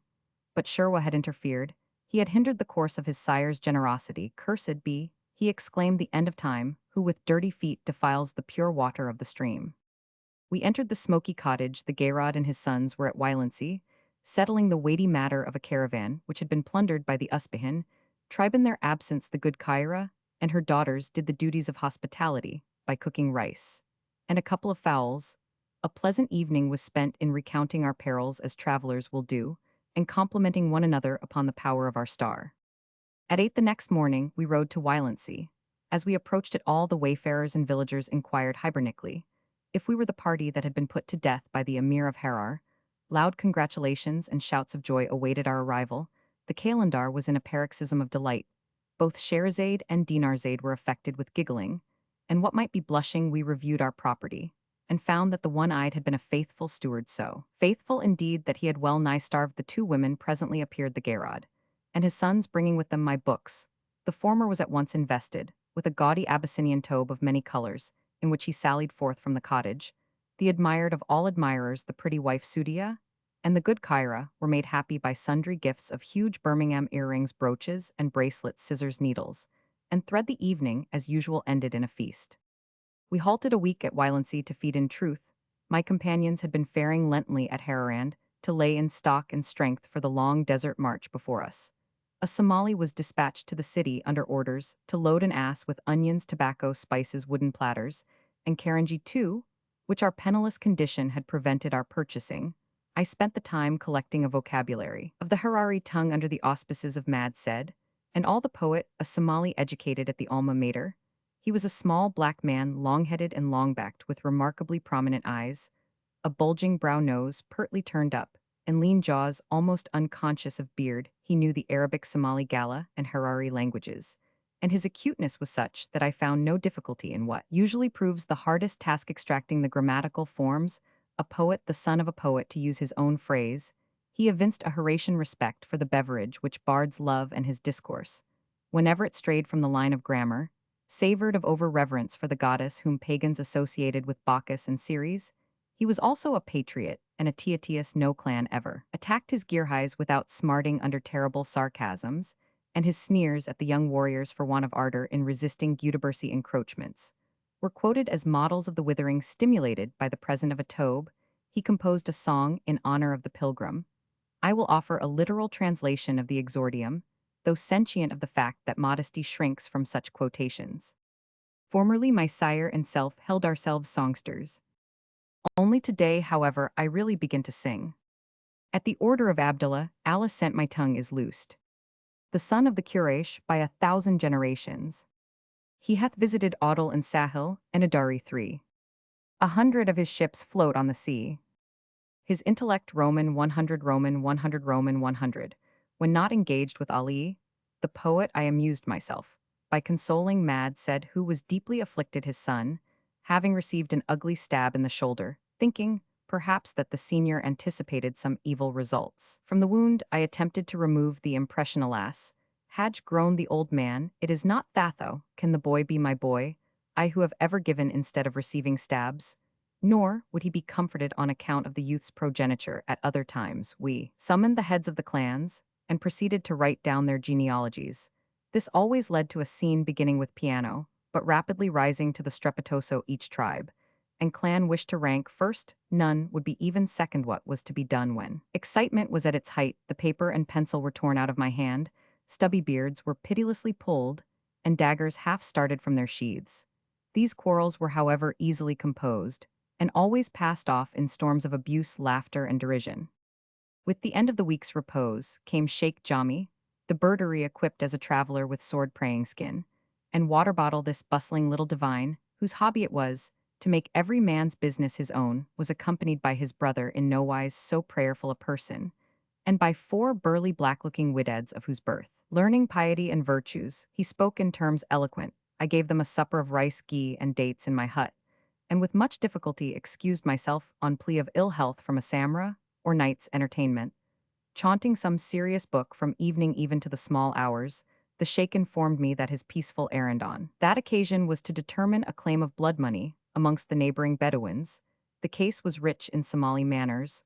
One man gave medicine to another who happened to die about a month afterwards.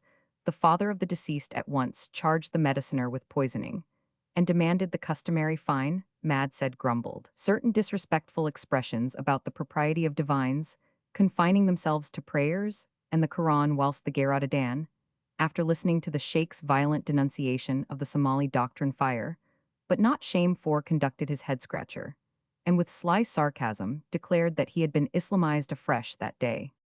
On Sunday the 21st of January, our messenger returned from Harar, bringing with him supplies for the road. My vocabulary was finished, and as nothing delayed us at Wylandsea, I determined to set out the next day. When the rumor went abroad, every inhabitant of the village flocked to our hut, with the view of seeing what he could beg or borrow. We were soon obliged to close it with peremptory orders that none be admitted.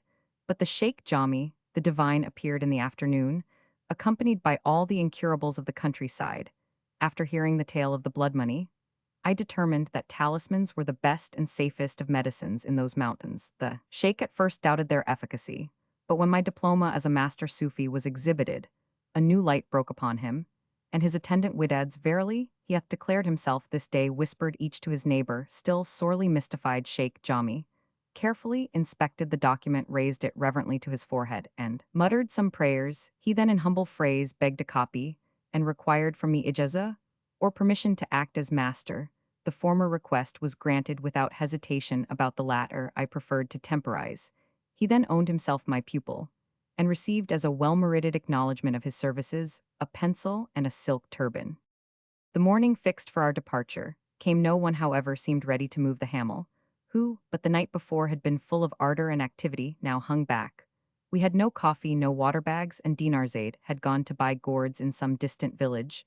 This was truly African. 26 days had not sufficed to do the work of a single watch. No servants had been procured for us by the Gayrad, although he had promised 100. Whenever required, Long Guld had imprudently lent his dagger to the smooth-tongued Yusuf Dara, who, hearing of the departure, naturally absconded. And at the last moment, one Abdi Amin, who had engaged himself at Harar as guide to Berbera, for the sum of $10, asked a score. A display of energy was clearly necessary. I sent the Gerard with directions to bring the camels at once, and ordered the Hamel to pull down the huts. Abdi Amin was told to go to Harar. The other place, Long Guld, was promised another dagger at Berbera. A message was left directing Dinarzade to follow, and the word was given to load. By dint of shouting and rough language, the caravan was ready at 9 Roman 1000 the Geradadan, and his ragged tail leading we skirted the eastern side of Wilency, and our heavily laden camels descended with pain the rough and stony slope of the wide kloof, dividing it from the Marar prairie at 1 P Roman 1000. The chief summoned us to halt. We pushed on, however, without regarding him. Presently Long Guld and the end of time were missing. Contrary to express orders, they had returned to seek the dagger to ensure discipline on this occasion. I must have blown out the long youth's brains, which were, he declared, addled by the loss of his weapon. The remedy appeared worse than the disease. Attended only by the Hamel, I entered with pleasure the Marar prairie. In vain, the Gerard entreated us not to venture upon a place swarming with lions. Vainly he promised to kill sheep and oxen. For a feast we took abrupt leave of him and drove away the camels. Journeying slowly over the skirt of the plain, when rejoined by the truants, we met a party of travelers, who as usual stopped to inquire the news. Their chief, mounted upon an old mule, proved to be Madar Fari, a Somali well known at Aden. He consented to accompany us as far as the halting place, expressed astonishment at our escaping Harar, and gave us intelligence which my companions judged grave. The Gerard Hiasi of the Berdery, amongst whom Madar had been living, was incensed with us for leaving the direct road. Report informed him, moreover, that we had given $600 and various valuables to the Geradadan. Why, then, had he been neglected? Madar sensibly advised us to push forward that night, and to wear the bush whence Midgans might use their poisoned arrows. We alighted at the village formerly, beneath Gures, now shifted to a short distance from those hills. Presently appeared Dinarzade, hung round with gourds, and swelling with hurt feelings. She was accompanied by Dahabo, sister of the valiant Bew, who, having forever parted from her graceless husband, the Gerard was returning under our escort to the Gurgi of her family. Then came Yusuf Dara with a smiling countenance and smooth manners, bringing the stolen dagger and many excuses for the mistake. He was accompanied by a knot of kinsmen, deputed by the Gerard as usual for no good purpose. That worthy had been informed that his Berdery rival offered 100 cows for our persons, dead or alive. He pathetically asked my attendants, "Do you love your pilgrim?" and suggested that if they did so, they might as well send him a little more cloth, upon the receipt of which he would escort us with 50 horsemen. My Somel lent a willing ear to a speech which smelt of falsehood. A mile off they sat down. To debate the subject was important, and for 3 mortal hours did that palaver endure. I proposed proceeding at once. They declared that the camels could not walk, and that the cold of the prairie was death to man, pointing to a caravan of grain couriers that awaited our escort. I then spoke of starting next morning. Still they hesitated. At length darkness came on, and knowing it to be a mere waste of time to debate overnight about dangers to be faced next day, I ate my dates, and drank my milk, and lay down to enjoy tranquil sleep in the deep silence of the desert. The morning of the 23rd of January found my companions as usual in a state of faint-heartedness. The Hamel was deputed to obtain permission for fetching the Gerard, and all the Jared's men. This was positively refused. I could not, however, object to sending sundry tobs to the cunning idiot in order to back up a verbal request for the escort. Thereupon, Yusuf Dara, Madar Fari, and the other worthies took leave, promising to dispatch the troop before noon. I saw them depart with pleasure, feeling that we had bade adieu to the Girhais. The greatest danger we had run was from the Geradadan, a fact of which I was not aware till some time after my return to Berbera. He had always been plotting an avenue which, if attempted, would have cost him dear, but at the same time would certainly have proved fatal to us. Noon arrived, but no cavalry. My companions had promised that if disappointed they would start before nightfall and march till morning. But when the camels were sent for one as usual, if delay was judged advisable, had strayed, they went in search of him, so as to give time for preparation to the caravan. I then had a sharp explanation with my men, and told them in conclusion that it was my determination to cross the prairie alone, if necessary, on the morrow. That night heavy clouds rolled down from the Gures hills, and veiled the sky with a deeper gloom. Presently came a thin streak of blue lightning, and a roar of thunder which dispersed like flies the mob of gazers from around my Gurgi. Then rain streamed through our hut, as though we had been dwelling under a system of calendars. Dinarzade declared herself too ill to move. Sherazade swore that she would not work briefly. That night was by no means pleasantly spent. At dawn on the 24th, we started across the Mara Prairie, with a caravan of about 20 men and 30 women driving camels carrying grain asses, and a few sheep. The long straggling line gave a wide berth to the doughty Hiasi and his Burterus, whose campfires were clearly visible in the morning gray. The air was raw. Piles of purple clouds settled upon the hills, whence cold and damp gusts swept the plain. Sometimes we had a shower, at others a Scotch mist, which did not fail to penetrate our thin raiment. My people trembled, and their teeth chattered as though they were walking upon ice in our slow course. We passed herds of quagga and gazelles, but the animals were wild, and both men and mules were unequal to the task of stalking them. About midday, we closed up for our path, wound through the valley, wooded with a caseaphidist place for an ambuscade of archers. We dined in the saddle on huge lumps of sundried beef and bits of gum gathered from the trees. Having at length crossed the prairie, without accident, the caravan people shook our hands, congratulated one another, and declared that they owed their lives to us. About an hour after sunset, we arrived at Abtidon's home, a large kraal at the foot of the Conti cone. Fear of lions drove my people into the enclosure, where we passed a night of scratching. I was now haunted by the dread of a certain complaint, for which sulfur is said to be a specific. This is the pest of the inner parts of Somaliland. The people declare it to arise from flies and fleas. The European would derive it from the deficiency, or rather the impossibility of ablutions. Allah help the goer, but the return is rolling. This adage was ever upon the end of time's tongue, yet my fate was apparently an exception to the general rule. On the 25th January, we were delayed by the weakness of the camels, which had been half starved in the Girhai Mountains, and as we were about to enter the lands of the Haber Awal, then at blood feud with my men. All Haber Jurhajis. Probably a week would elapse before we could provide ourselves with a fit and proper protector. Already, I had been delayed 10 days after the appointed time. My comrades at Berbera would be apprehensive of accidents, and although starting from Wylandsea, we had resolved to reach the coast within the fortnight, a month's march was in clear prospect. Whilst thus chewing the cud of bitter thought where thought was of scant avail, suddenly appeared the valiant Bew, sent to visit us by Dahabo, his gay sister. He informed us that a guide was in the neighborhood, and the news gave me an idea. I proposed that he should escort the women, camels, and baggage under command of the Kalandar to Zala, whilst we, mounting our mules and carrying only our arms and provisions for 4 days, might push through the lands of the Haber Awal. After some demur, all consented. It was not without apprehension that I pocketed all my remaining provisions, 5 biscuits, a few limes, and sundry lumps of sugar. Any delay, or accident to our mules, would starve us. In the first place, we were about to traverse a desert, and secondly, where Haber Awal, where they would not sell meat or milk to Haber Jurhajis. My attendants provided themselves with a small provision of sundried beef grain and sweetmeats. Only 1 water bottle, however, was found amongst the whole party. We arose at dawn, after a wet night on the 26th January. But we did not start till 7 Aroman 1000, the reason being that all the party the Kalandar, Sherazade, and Dinarzade claimed, and would have his and her several and distinct palaver. Having taken leave of our friends and property 6, we spurred our mules, and guided by Bew rode through cloud and mist towards Correlay, the Saddleback Hill. After an hour's trot over rugged ground falling into the Harrowa Valley, we came to a Gudabersi village, where my companions halted to inquire the news, also to distend their stomachs with milk. Thence we advanced slowly, as the broken path required, through thickets of wild henna, to the kraal occupied by Bew's family. At a distance, we were descried by an old acquaintance, Fahai, who straightways began to dance like a little Polyphemus, his shockwig waving in the air plentiful potations of milk. Again, delayed my companions, who were now laying in a 4 days' stock. Remounting, we resumed our journey over a mass of rock and thicket, watered our mules at holes in a fiumara, and made our way to a village belonging to the Yugas, or chief of the Gudabersi tribe.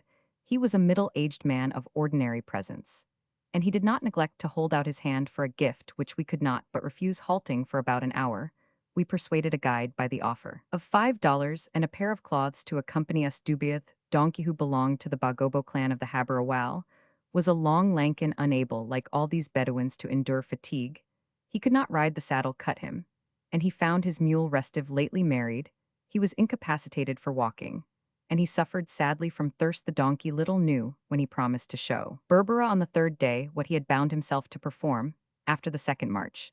He was induced only by the promise of a large present and one continual talk of food to proceed, and often he threw his lengthy form upon the ground groaning that his supreme hour was at hand in the land, which we were to traverse every man's spear would be against us.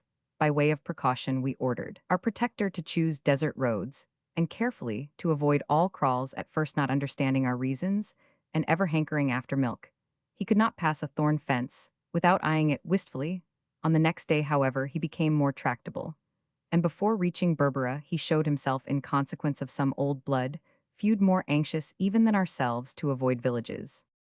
Remounting under the guidance of the donkey, we resumed our eastward course. He was communicative even for a Somali, and began by pointing out on the right of the road the ruins of a stone building called as customary in these countries, a fort beyond it.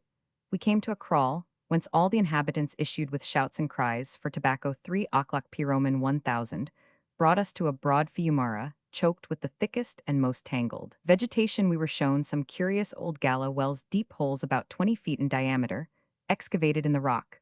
Some were dry, others overgrown with huge creepers, and one only supplied us with tolerable water. The Gutabersi tribe received them from the Girhai in lieu of blood money. Beyond this watercourse the ground belongs to the Rayunis, Jibril, a powerful clan of the Habarawal, and the hills are thickly studded with thorn fence and kraal. Without returning the salutations of the Bedouins, who loudly summoned us to stop and give them the news, we trotted forwards in search of a deserted sheepfold. At sunset, we passed upon an eminence on our left, the ruins of an ancient settlement called after its patron Saint Albar, and both sides of the mountain road were flanked by tracts of prairie land, beautifully purpling in the evening air. After a ride of 35 miles, we arrived at a large fold, where by removing the inner thorn fences we found fresh grass for our starving beasts. The night was raw and windy, and thick mists deepened into a drizzle, which did not quench our thirst, but easily drenched the saddle cloths, our only bedding in one sense. However, the foul weather was propitious to us. Our track might easily have been followed by some enterprising son of Yunis. Jibril, these tracts of thorny bush are favorite places for cattle lifting. Moreover, the fire was kept blazing all night, yet our mules were not stolen. We shook off our slumbers before dawn on the 27th. I remarked near our resting place one of those detached heaps of rock common enough in the Somali country. At one extremity, a huge block projects upwards and suggests the idea of a gigantic canine tooth. The donkey declared that the summit still bears traces of building, and related the legend connected with Moga Medir. 7 there, in times of old, dwelt a gala maiden whose eye could distinguish a plundering party, at the distance of 5 days' march. The enemies of her tribe, after sustaining heavy losses, hit upon the expedient of an attack, not en chemise, but with their heads muffled in bundles of hay. When Moga the maiden informed her sire and clan that a prairie was on its way towards the hill, they deemed her mad. The maneuver succeeded, and the unhappy seer lost her life. The legend interested me by its wide diffusion. The history of Zarka, the blue-eyed witch of the Jadis tribe, who seized Yemama by her gramarye, and our Scotch tale of Burnham Wood's March, are Asiatic and European facsimiles of African Moga's tooth. At 7 Roman 1000 we started through the mist, and trotted eastwards, in search of a well. The guide had deceived us the day before. He had promised water at every half-mile. He afterwards owned with groans that we should not drink before nightfall. These people seem to lie involuntarily. The habit of untruth with them becomes a second nature. They deceive without object for deceit, and the only way of obtaining from them correct information is to inquire, receive the answer, and determine it to be diametrically opposed to fact. I will not trouble you, dear Roman 50, with descriptions of the uniform and uninteresting scenery through which we rode. Horrid hills upon which withered aloes brandished their spears, plains apparently rained upon by a shower of stones, and rolling ground abounding only with thorns like the waitebits of Kaffir land, created to tear man's skin or clothes. Our toil was rendered doubly toilsome by the eastern travelers. Dread the demon of thirst rode like care behind us for 24 hours. We did not taste water. The sun parched our brains. The mirage mocked us at every turn, and the effect was a species of monomania. As I jogged along with eyes closed against the fiery air, no image unconnected with the want suggested itself. Water ever lay before Myotter, lying deep in the shady well-water, in streams bubbling icy from the rockwater, in pellucid lakes inviting me to plunge and revel in their treasures. Now, an Indian cloud was showering upon me, fluid more precious than molten pearl. Then an invisible hand offered a bowl for which the mortal part would gladly have bartered years of life. Then drear contrast, I opened my eyes to a heat-reeking plain, and a sky of that eternal metallic blue so lovely to painter and poet, so blank and deathlike to us, whose Greek Kalon was tempest rainstorm. and the huge purple nimbus I tried to talk it was in vain to sing in vain vainly, to think every idea was bound up in one subject water ate. As the sun sank into the east, we descended the wide Gagasa Valley. With unspeakable delight we saw in the distance a patch of lively green. Our animals scented the blessing. From afar they raised their drooping ears and started with us at a canter, till turning a corner we suddenly sighted sundry little wells to spring from the saddle, to race with our mules who now feared not the crumbling sides of the pits, to throw ourselves into the muddy pools, to drink a long slow draught, and to dash the water over our burning faces took less time to do than to recount. A calmer inspection showed a necessity for caution's surface was alive with tadpoles and insects. Prudence, however, had little power at that time. We drank, and then drank again, as our mules had fallen with avidity upon the grass. I proposed to pass a few hours near the well. My companions, however, pleading the old fear of lions, led the way to a deserted kraal upon a neighboring hill. We had marched about 30 miles eastward, and had entered a safe country belonging to the Bagoba, our guide's clan. At sunrise on the 28th of January, the donkey whose limbs refused to work was lifted into the saddle, declaring that the white man must have been sent from heaven as a special curse upon the children of Ishak. We started after filling the water bottle down the Gagasa Valley. Our mules were becoming footsore, and the saddles had already galled their backs. We were therefore compelled to the additional mortification of traveling at snail's pace over the dreary hills and through the uninteresting bush. About noon, we entered Wadi Danan, or the Sour, a deep chasm in the rocks. The center is a winding sandy watercourse here, and they're grassy with tall rushes and affording at every half-mile a plentiful supply of sweet water. The walls of the ravine are steep and rugged, and the thorny jungle clustering at the sides gives a wild appearance to the scene. Traces of animals, quagga and gazelle, everywhere abounded. Not being, however, in Dianic humor, and unwilling to apprise Bedouins of our vicinity, I did not fire a shot as we advanced. Large trees freshly barked, and more tender plants torn up by the roots showed the late passage of a herd of elephants. My mule, though the bravest of our beasts, was in a state of terror. All the way, the little gray honeybird Nine tempted us to wander with all his art. Now he sat upon the nearest tree chirping his invitation to a feast. Then he preceded us with short jerking flights to point out the path. My people, however, despite the fondness for honey inherent in the Somali palate, would not follow him, deciding that, on this occasion, his motives for inviting us were not of the purest. Emerging from the valley, we urged on our animals over comparatively level ground, in the fallacious hope of seeing the sea. That night the trees became rarer as we advanced, and the surface metallic in spots. The path led over ironstone that resembled slag in other places. The soil was ochre-colored. 11 The cattle lick it, probably on account of the aluminous matter with which it is mixed. Everywhere the surface was burnt up by the sun and withered from want of rain. Towards evening we entered a broad slope called by the Somal de Murodi, or Muradile, the Elephant's Valley, crossing its breadth from west to east. We traversed 2 Fiumaras, the nearer Hammer, the further Las Dorje, or the Tamarisk waterholes. They were similar in appearance, the usual Wadi about 100 yards wide, pearly sand lined with borders of leek green pitted with dry wells, around which lay heaps of withered thorns, and a herd of gazelles tripping gracefully over the quartz carpet. After spanning the valley, we began to ascend the lower slopes of a high range, whose folds formed like a curtain the bold background of the view. This is the landward face of the Ghauts, over which we were to pass before sighting the sea. Masses of cold gray cloud rolled from the table-formed summit. We were presently shrouded in mist, and as we advanced rain began to fall. The light of day vanishing, we again descended into a fiumara with a tortuous and rocky bed, the main drain of the landward mountains. Sighed my companions. Now half-starved, had lived through 3 days on a handful of dates and sweetmeats, devoured with avidity the wild jujube berries that strewed the stones. The guide had preceded us when we came up with him. He was found seated upon a grassy bank on the edge of the rugged torrent bed. We sprang in pleased astonishment from the saddle. Dire had been the anticipations that our muleson of them already required driving with the spearwood after another night of starvation, leave us to carry their loads upon our own hacks. The cause of the phenomenon soon revealed itself. In the rock was a hole about 2 feet wide, whence a crystal sheet welled over the Fiumara bank, forming a paradise for frog and tadpole. This gongle is considered by the Somal a fairy's well. All, however, that the donkey could inform me was that, when the nomads settle in the valley, the water sinks deep below the eartha, not which methinks might be unraveled without the interposition of a god. The same authority declared it to be the work of the old ancient Arabs. The mules fell hungrily upon the succulent grass, and we with the most frugal of suppers prepared to pass the rainy night. Presently, however, the doves and cottas 12, the only birds here requiring water, approached in flights and fearing to drink, fluttered around us with shrill cries. They suggested to my companions the possibility of being visited in sleep by more formidable beasts, and even man, after a short halt in advance, was proposed. And this was an offer which on principle I never refused. We remounted our mules, now refreshed and in good spirits, and began to ascend the stony face of the eastern hill, through a thick mist deepening the darkness. As we reached the bleak summit, a heavy shower gave my companions a pretext to stop. They readily found a deserted thorn fence, in which we passed a wet night. That day we had traveled at least 35 miles.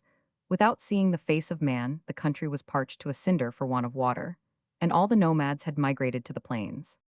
The morning of the 29th January was unusually fine. The last night's rain hung in masses of mist about the hillsides, and the rapid evaporation clothed the clear background with deep blue.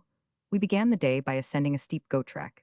It led to a sandy fiumara overgrown with jujubes and other thorns, abounding in water and showing in the rocky sides, caverns fit for a race of troglodytes pursuing the path over a stony valley, lying between parallel ranges of hill. We halted at about 10 Aroman 1000 in a large patch of grassland, the produce of the rain which for some days past had been fertilizing the hilltops. Whilst our beasts grazed greedily, we sat under a bush and saw far beneath us the low country which separates the Ghauts from the sea. Through an avenue in the rolling nimbus, we could trace the long courses of fiumaras, and below, where mist did not obstruct the sight, the tawny plains cut with watercourses glistening white shone in their eternal summer. Shortly after 10 Aroman 1000, we resumed our march, and began the descent of the Ghauts by a ravine to which the guide gave the name of Kadar. No sandy watercourse, the pass of this barbarous land here, facilitates the traveler's advance. The rapid slope of the hill presents a succession of blocks and boulders piled one upon the other in rugged steps, apparently impossible to a laden camel. This ravine, the Splugin of Somaliland, led us after an hour's ride to the Wadi, done to a gigantic mountain cleft, formed by the violent action of torrents.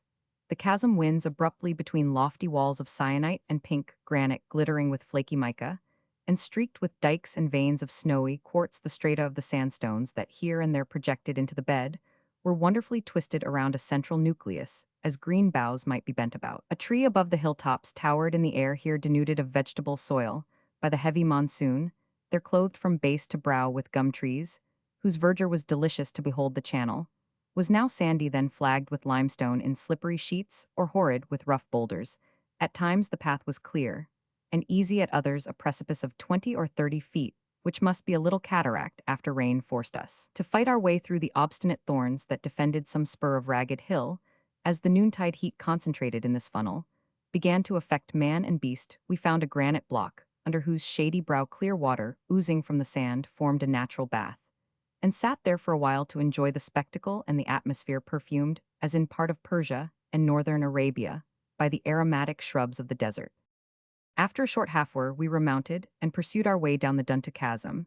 As we advanced, the hills shrank in size, the bed became more level, and the walls of rock, gradually widening out, sank into the plain, brisk and elastic above the air here, soft, damp, and tepid, and the sun burning with a more malignant heat convinced us that we stood once more below the Ghauts. For 2 hours, we urged our mules in a southeast direction down the broad and winding Fiumara, taking care to inspect every well, but finding them all full of dry sand.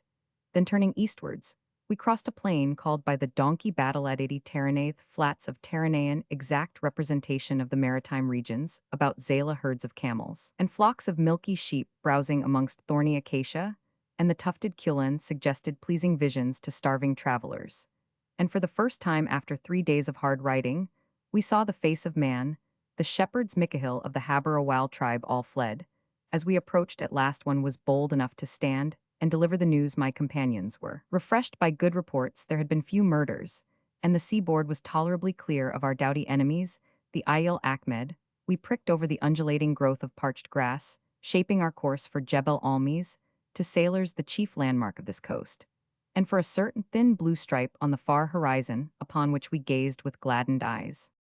Our road lay between low brown hills of lime and sandstone, the sub-Ghauts forming a scattered line between the maritime mountains and the sea. Presently, the path was choked by dense scrub of the Arman acacia. Its yellow blossoms scented the air, but hardly made amends for the injuries of a thorn nearly 2 inches long and tipped with a wooden point sharp as a needle emerging towards evening from this bush. We saw large herds of camels, and called their guardians to come and meet us. For all reply they ran like ostriches to the nearest rocks, tittering the cry of alarm. And when we drew near, each man implored us to harry his neighbor's cattle. Throughout our wanderings in Somaliland, this had never occurred. It impressed me strongly, with the disturbed state of the regions inhabited by the Habarawal. After some time, we persuaded a Bedouin who with frantic gestures was screaming and flogging his camels to listen. Reassured by our oaths, he declared himself to be a Bagoba and promised to show us a village of the Ayil, Jedid the Hamel, who had married a daughter of this clan and had constituted his father-in-law my protector at Berbera, made sure of a hospitable reception. "Tonight we shall sleep under cover and drink milk," quoth one hungry man to another, who straightways rejoined, "and we shall eat mutton." After dark we arrived at a kraal. We unsaddled our mules and sat down near it, indulging in Epicurean anticipations. Opposite us, by the door of a hut, was a group of men who observed our arrival, but did not advance or salute us. Impatient, I fired a pistol, when a gruff voice asked why we disturbed the camels that were being milked. "We have fallen upon the Ayil Shurdunner bitterest enemies," whispered the end of time. The same voice then demanded in angrier accents, "Of what tribe be ye?" We boldly answered, "Of the Haberjurhajis." Thereupon ensued a war of words. The Ayil Shurdan inquired what we wanted, where we had been, and how we dared, seeing that peace had not been concluded between the tribes, to enter their lands. We replied civilly, as our disappointment would permit, but apparently gained little by soft words. The inhospitable Bedouins declared our arrival to be in the 17th house of geomancy, and advent probable, as the Greek Kalinsand rudely insisted upon knowing what had taken us to Harar. At last, a warrior armed with 2 spears came to meet us, and bending down, recognized the end of time. After a few short sentences, he turned on his heel and retired. I then directed Long Guld to approach the group and say that a traveler was at their doors, ready and willing to give tobacco in exchange for a draught of milk. They refused point blank and spoke of fighting. We at once made ready with our weapons, and showing the plain, bade them come on and receive a belly full. During the lull which followed this obliging proposal, we saddled our mules and rode off in the grimmest of humors, loudly cursing the craven churls who knew not the value of a guest. We visited successively 3 villages of the Ayil. Jedid the Hamel failed to obtain even a drop of water from his connections, and was taunted accordingly. He explained their inhospitality by the fact that, all the warriors being at Berbera, the villages contained nothing but women, children, servants, and flocks. The donkey, when strictly questioned, declared that no well nearer than Bulhar was to be found. As men and mules were faint with thirst, I determined to push forward to water. That night many times the animals were stopped. A mute hint that they could go no further, I spurred onwards, and the rest, as on such occasions they had now learned to do, followed. Without a word our path lay across a plain called Banka Hadla, intersected in many places by deep watercourses, and thinly strewed with cullen clumps. The moon arose, but cast a cloud-veiled and uncertain light. Our path, moreover, was not clear, as the guide, worn out by fatigue, tottered on far in the rear. About midnight we heard a delightful sound, the murmur of the distant sea. Revived by the music, we pushed on more cheerily. At last the donkey preceded us, and about 3 Roman 1000, we found in a Fiumara some holes which supplied us with bitter water, truly delicious. After 15 hours of thirst, repeated draughts of the element which the late rains had rendered potable relieved our pain, and hard by we found a place where coarse stubbly grass saved our mules from starvation. Then, rain coming on, we coiled ourselves under the saddle cloths, and reckless alike of Ayil Ahmed and Ayil Shurdan, slept like the dead. At dawn on the 30th January, I arose and inspected the site of Bulhar. It was then deserted, a huge heap of bleached bones being the only object suggestive of a settlement. This at different times has been a thriving place owing to its roadstead, and the feuds of Berbera. It was generally a village of Girgis with some stone houses built by Arabs. The coast, however, is open and havenless, and the Shimmel wind, feared even at the great port, here rages with resistless violence. Yet the place revives when plundering parties render the plain unsafe. The timid merchants here embark their goods and persons, whilst their camels are marched round the bay.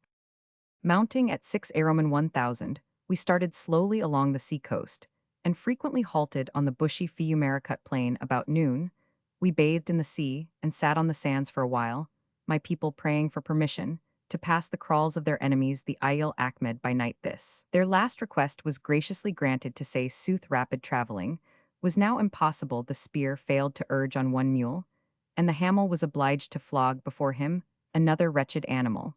We then traversed an alluvial plain, lately flooded, where slippery mud doubled the fatigue of our cattle, and at 3 p. Roman 1000 again, halted on a patch of grass below the rocky spur of Dabesnes, a hill halfway between Bulhar and Berbera. On the summit, I was shown an object that makes travelers shudder, a thorn tree under which the Haber Jurhajis 13 and their friends of the Isa Musa sit vulture-like on the lookout for plunder and murder. Advancing another mile, we came to some wells where we were obliged to rest our animals. Having there finished our last mouthful of food, we remounted, and following the plain eastward prepared for a long nightmare. As the light of day waned, we passed on the right hand a table-formed hill, apparently a detached fragment of the Sub-Ghauts or Coast Range. This spot is celebrated in local legends as Alia Kumbo, the Mount of Saints, where the 4 Arab Santons sat in solemn conclave before dispersing over the Somali country to preach el-Islam. It lies about 6 hours of hard walking from Berbera. At midnight we skirted Bulhofarangi, the Franks' watering place, 14, a strip of ground, thickly covered with trees abounding in grass and water. It has been the site of a village when we passed it. However, all was desert by the moon's light we descried. As we silently skirted the sea, the crawls and folds of our foe, the Ayil Ahmed, and at times we could distinguish the lowing of their cattle. My companions chuckled hugely at the success of their maneuver, and perhaps not without reason. At Berbera, we were afterwards informed that a shepherd in the bush had witnessed and reported our having passed, when the Ayil Ahmed cursed the star that had enabled us to slip unhurt through their hands. Our mules could scarcely walk after every bowshot they rolled upon the ground, and were raised only by the whip.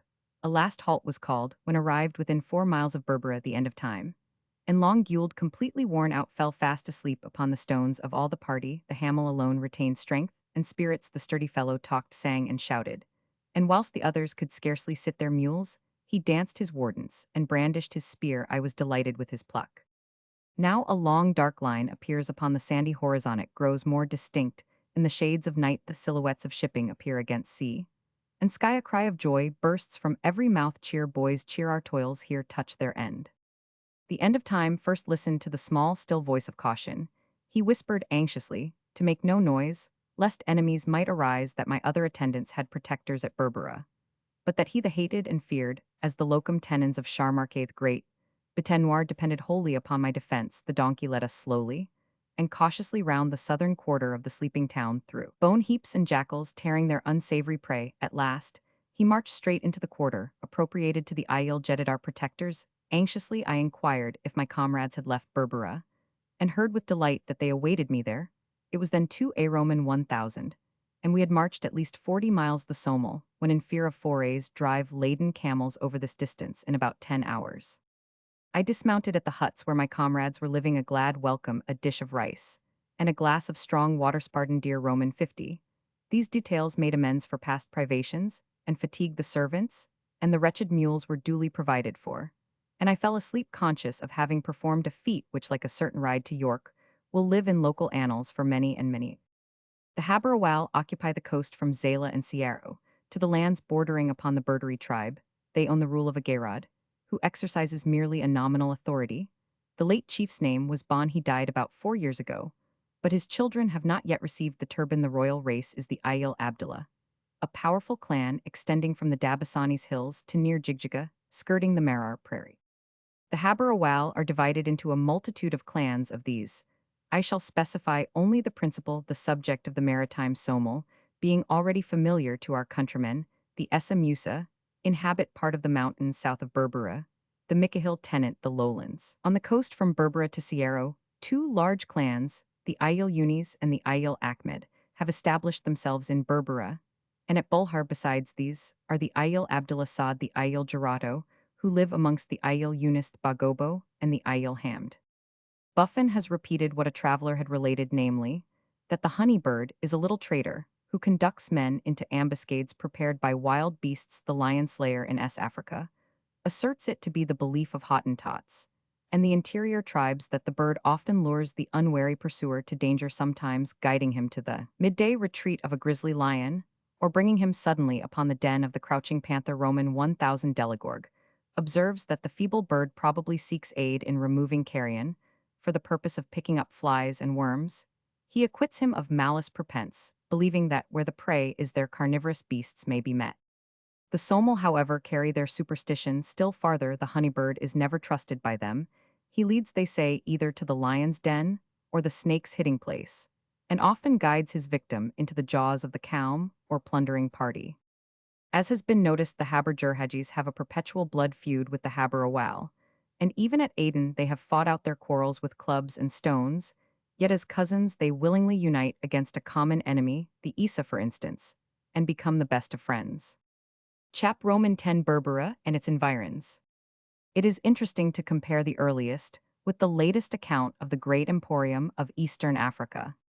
Bartema, writing in the 16th century of Barbara and the island of Ethiop, offers the following brief description: after that the tempests were appeased, we gave wind to our sails, and in short time arrived at an island named Barber the Prince, whereof is a Mahometan one. The island is not great, but fruitful and well peopled. It hath abundance of flesh, the inhabitants are of color inclining to black, all their riches is in herds of cattle.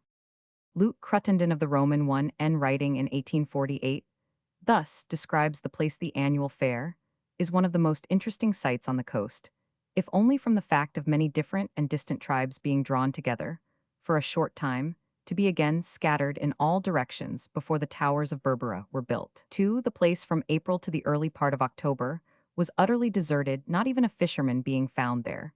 But no sooner did the season change than the inland tribes commenced moving down towards the coast, and preparing their huts for their expected visitors. Small craft from the ports of Yemen, anxious to have an opportunity of purchasing before vessels from the Gulf could arrive, hastened across, followed about a fortnight to 3 weeks later by their larger brethren from Muscat Sor and Ras El Khaimah, and the valuably freighted Bagalas 3 from Bahrain, Bussorah, and Green. Lastly, the fat and wealthy Banian traders from Porbandar, Mandavi, and Bombay rolled across in their clumsy coches 3, and with a formidable row of empty gijars slung over the quarters of their vessels, elbowed themselves into a permanent position in the front tier of craft in the harbor, and by their superior capital, cunning, and influence, soon distanced all competitors. During the height of the fair, Berbera is a perfect Babel in confusion, as in languages no chief is acknowledged, and the customs of bygone days are the laws of the place. Disputes between the inland tribes daily arise, and are settled by the spear and dagger, the combatants retiring to the beach at a short distance from the town, in order that they may not disturb the trade. Long strings of camels are arriving and departing day and night, escorted generally by women alone, until at a distance from the town, and an occasional group of dusky and travel-worn children marks the arrival of the slave kafila from Harar and Efat.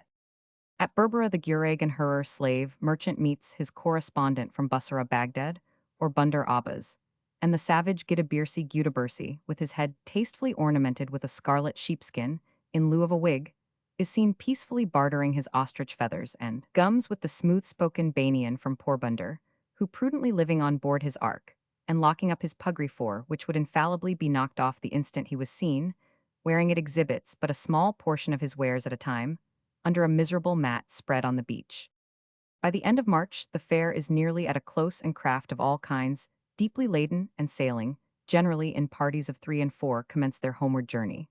The sorry boats are generally the last to leave, and by the first week in April Berbera is again deserted, nothing being left to mark the site of a town, lately containing 20,000 inhabitants, beyond bones of slaughtered camels and sheep, and the framework of a few huts which is carefully piled on the beach in readiness for the ensuing year. Beasts of prey now take the opportunity to approach. The sea lions are commonly seen at the town, well during the hot weather, and in April last year.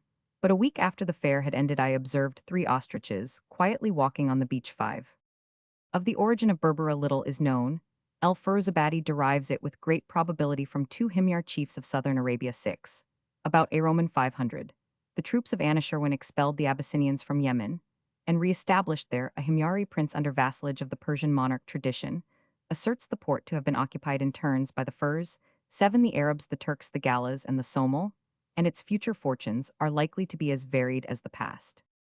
The present decadence of Berbera is caused by petty internal feuds. Jurhagis, the eldest son of Ishaq el-Hazrami, seized the mountain ranges of Giles and Wagar, lying about 40 miles behind the coast, whilst Awal the Cadet established himself and his descendants upon the lowlands from Berbera to Zayla. Both these powerful tribes assert a claim to the customs and profits of the port on the grounds that they jointly conquered it from the Galas. 8. The Haber Awal, however, being in possession, would monopolize the right a blood feud rages, and the commerce of the place suffers from the dissensions of the owners.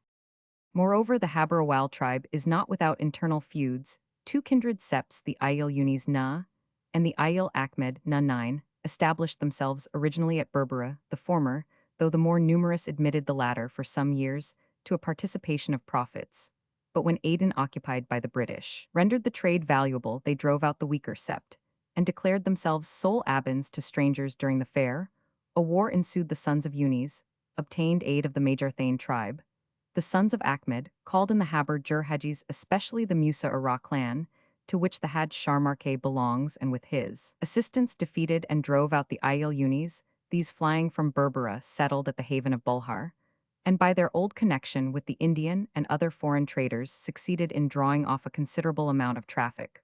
But the roadstead was insecure, many vessels were lost, and in 1847 the Isa Somal slaughtered the women and children of the newcomers, compelling them to sue the Ayil Ahmed for peace.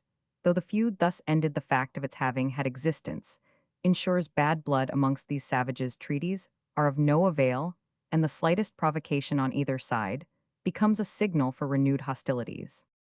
After this dry disquisition, we will return, dear Roman 50, to my doings at Berbera.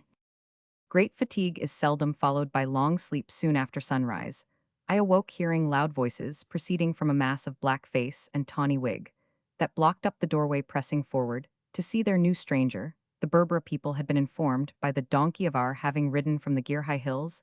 In 5 days they swore that not only the thing was impossible, but moreover that we had never sighted Harar. Having undergone the usual catechizing with credit, I left the thatched hut in which my comrades were living, and proceeded to inspect my attendants and cattle. The former smiled blandly. They had acquitted themselves of their trust. They had outwitted the Ayil Ahmed, who would be furious thereat. They had filled themselves with dates, rice, and sugared tea, another potent element of moral satisfaction, and they trusted that a few days would show them their wives and families. The end of times. Brow, however, betrayed an arriere pensée. Once more his cowardice crept forth, and he anxiously whispered that his existence depended upon my protection. The poor mules were by no means so easily restored. Their backs, cut to the bone by the saddles, stood up like those of angry cats, their heads drooped sadly, and their hams showed red marks of the spearpoint. Directing them to be washed in the sea, dressed with cold water bandages, and copiously fed, I proceeded to inspect the Berbera plain. The mother of the poor, as the Arabs call the place in position, resembles Zayla, the town, if such name can be given to what is now a wretched clump of dirty Mathutsis, situated on the northern edge of alluvial ground, sloping almost imperceptibly from the base of the southern hills. The rapacity of these short-sighted savages has contracted its dimensions to about 1/6 of its former extent. For nearly a mile around, the now desert land is strewed with bits of glass and broken pottery. Their ignorance has chosen the worst position. Mos Majorum is the Somali code, where father built their son builds, and there shall grandson build. To the S and E lies a saline sandflat, partially overflowed by high tides. Here are the wells of bitter water, and the filth and garbage make the spot truly offensive. Northwards, the sea strand has become a huge cemetery, crowded with graves, whose dimensions explain the Somali legend that once there were giants in the land. Tradition assigns to it the name of Bandar Abbas. Westward, close up to the town, runs the creek which forms the wealth of Berbera. A long strip of sand and limestone of the general formation of the coast defends its length from the northern gales. The breadth is about 3/4 of a mile, and the depth varies from 6 to 15 fathoms near the Raz or spit at which ships anchor before putting out to sea. Behind the town and distant about 7 miles lie the sub-gouts, a bold background of lime and sandstone. Through a broad gap called Dus Malablay 10, appear in fine, whether the granite walls of Wagger and Gilles, whose altitude by aneroid was found to be 5,700 feet above the level of the sea. 11 on the eastward, the Berbera plain is bounded by the hills of Sierra, and westwards the heights of Dabasnes limit the prospect. 12. It was with astonishment that I reflected upon the impolicy of having preferred Aden to this place. The emporium of Eastern Africa has a salubrious climate. 13. Abundance of sweet water, a luxury to be fully appreciated only after a residence at Aden. 14. A mild monsoon, a fine open country, an excellent harbor, and a soil highly productive. It is the meeting place of commerce, has few rivals, and with half the sums lavished in Arabia upon engineer follies of stone and lime, The environs might at this time have been covered with houses, gardens, and trees. The Eye of Yemen, to quote Carlyle, is a mountain of misery towering sheer up like a bleak Pisgah, with outlooks only into desolation, sand, salt water. And despair, the camp, is in a devil's punch bowl, stiflingly hot during 9 months of the year, and subject to alternations of sandstorm and simum, without either seed water or trees, as Ibn Battuta described it 500 years ago. Unproductive, for want of rain, not a sparrow can exist there, nor will a crow thrive. 15, and essentially unhealthy. 16, our loss in operatives is only equaled by our waste of rupees, and the general wish of Western India is that the extinct sea of fire would Vesuvius-like once more convert this dismal cape into a living crater. After a day's rest, physical not spiritual, for the Somal, were as usual disputing violently about the Abanship. 17, I went with my comrades to visit an interesting ruin near the town. On the way, we were shown pits of coarse sulfur and alum, mixed with sand in the lowlands. Senna and colocynth were growing wild. After walking a mile south-southeast from present Berbera to a rise in the plain, we found the remains of a small building about 8 yards square, divided into 2 compartments. It is apparently a mosque. One portion, the sole of which is raised, shows traces of the prayer niche. The other might have contained the tomb of some saint now obsolete, or might have been a fort to protect a neighboring tank. The walls are of rubble masonry and mud, revetted with a coating of cement hard as stone, and mixed with small round pebbles. 18. Near it is a shallow reservoir of stone and lime, about 5 yards by 10, proved by the aqueduct, part of which still remains to be a tank of supply. Removing the upper slabs, we found the interior lined with a deposit of sulfate of lime, and choked with fine drift sand. The breadth is about 15 inches, and the depth 9. After following it 50 yards, toward the hills, we lost the trace. The loose stones had probably been removed for graves, and the soil may have buried the firmer portion. Mounting our mules, we then rode in a south-southeast direction. Towards the Dubar Hills, the surface of the ground apparently level rises, about 100 feet per mile. In most parts a soft sand, overlying hard loam like work and pies, limestone and coralline. It shows evidences of inundation. Water-worn stones of a lime, almost as compact as marble. Pieces of quartz, selenite, basalt, granite, and syenite in nodules are everywhere, sprinkled over the surface. 19 here, and their torrents from the hills had cut channels 5 or 6 feet below the level, and a thicker vegetation denoted the lines of bed. The growth of wild plants scanty near the coast became more luxuriant. As we approached the hills, the almond acacia flourished, the kulan tree grew in clumps, and the tamarisk formed here and there a dense thicket, except a few shy antelope. 20, we saw no game. A ride of 7 or 8 miles led us to the dry bed of a watercourse overgrown with bright green rushes, and known to the people as Dubar Weena, or Great Dubar. This strip of ground, about half a mile long, collects the drainage of the hills. Above it, numerous laws or pits in the center of the bed, 4 or 5 feet deep, abundantly supply the flocks and herds, although the surface of the ground where dry was white. With impure niter, the water tasted tolerably sweet. Advancing half a mile over the southern shoulder of a coarse and shelly mass of limestone, we found the other rushy swamp called Dubar Yer, or Little Dubar. A spring of warm and bitter water flowed from the hill over the surface to a distance of 400 or 500 yards, where it was absorbed by the soil. The temperature of the sources immediately under the hill was 106 far, the thermometer standing at 80 in the air, and the aneroid gave an altitude of 728 feet above the sea. The rocks behind these springs were covered with ruins of mosques and houses. We visited a little tower commanding the source.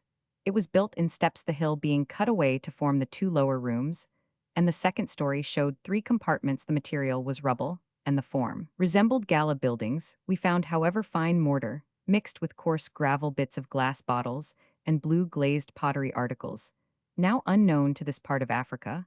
On the summit of the highest peak, our guides pointed out remains of another fort, similar to the old Turkish watchtowers at Aden. About 3/4 of a mile from the Little Dubar, we found the head of the Berbera aqueduct thrown across a watercourse, apparently of low level. It is here more substantially built than near the beach, and probably served as a force pipe. Until the water found a fall, we traced the line to a distance of 10 yards, where it disappeared beneath the soil, and saw nothing resembling a supply-tank, except an irregularly shaped natural pool. 21. A few days afterwards, accompanied by Lut Hearn, I rode out to inspect the Biu Gora, or night-running water. After advancing about 10 miles in a southeast direction from Berbera, we entered rough and broken ground, and suddenly came upon a fiumara about 250 yards. Broad, the banks were fringed with brab and tamarisk, the down palm and green, rushes a clear, sparkling, and shallow stream, bisected the sandy bed and smaller branches wandered over the surface. This river, the main drain of the Ghats and sub-Ghats, derives its name from the increased volume of the waters during night evaporation by day causes the absorption of about 100 yards. We found its temperature 73 far in the air 78, and our people dug holes in the sand, instead of drinking from the stream, a proof that they feared leeches. 22 The taste of the water was bitter, and nauseous. 23. Following the course of the Biugora through two low parallel ranges of conglomerate, we entered a narrow gorge in which lime and sandstone abound. The dip of the strata is about 45 west, the strike north and south water springs from under every stone, drops copiously from the shelves of rock, oozes out of the sand, and bubbles up from the mold. The temperature is exceedingly variable in some places. The water is icy cold in others. The thermometer shows 68 far in others 101, the maximum when we visited it being 126. The colors are equally diverse here. The polished surface of the sandstone is covered with a hoar of salt, and nitre 24 there, where the stream does not flow, are pools dyed greenish-black or rusted by iron sediment.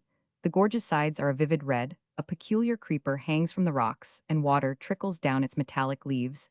The upper cliffs are crowned with tufts of the dragon's blood tree. Leaving our mules with an attendant, we began to climb the rough and rocky gorge, which as the breadth diminishes becomes exceedingly picturesque. In one part, the side of a limestone hill hundreds of feet in height has slipped into the chasm, half filling it with gigantic boulders.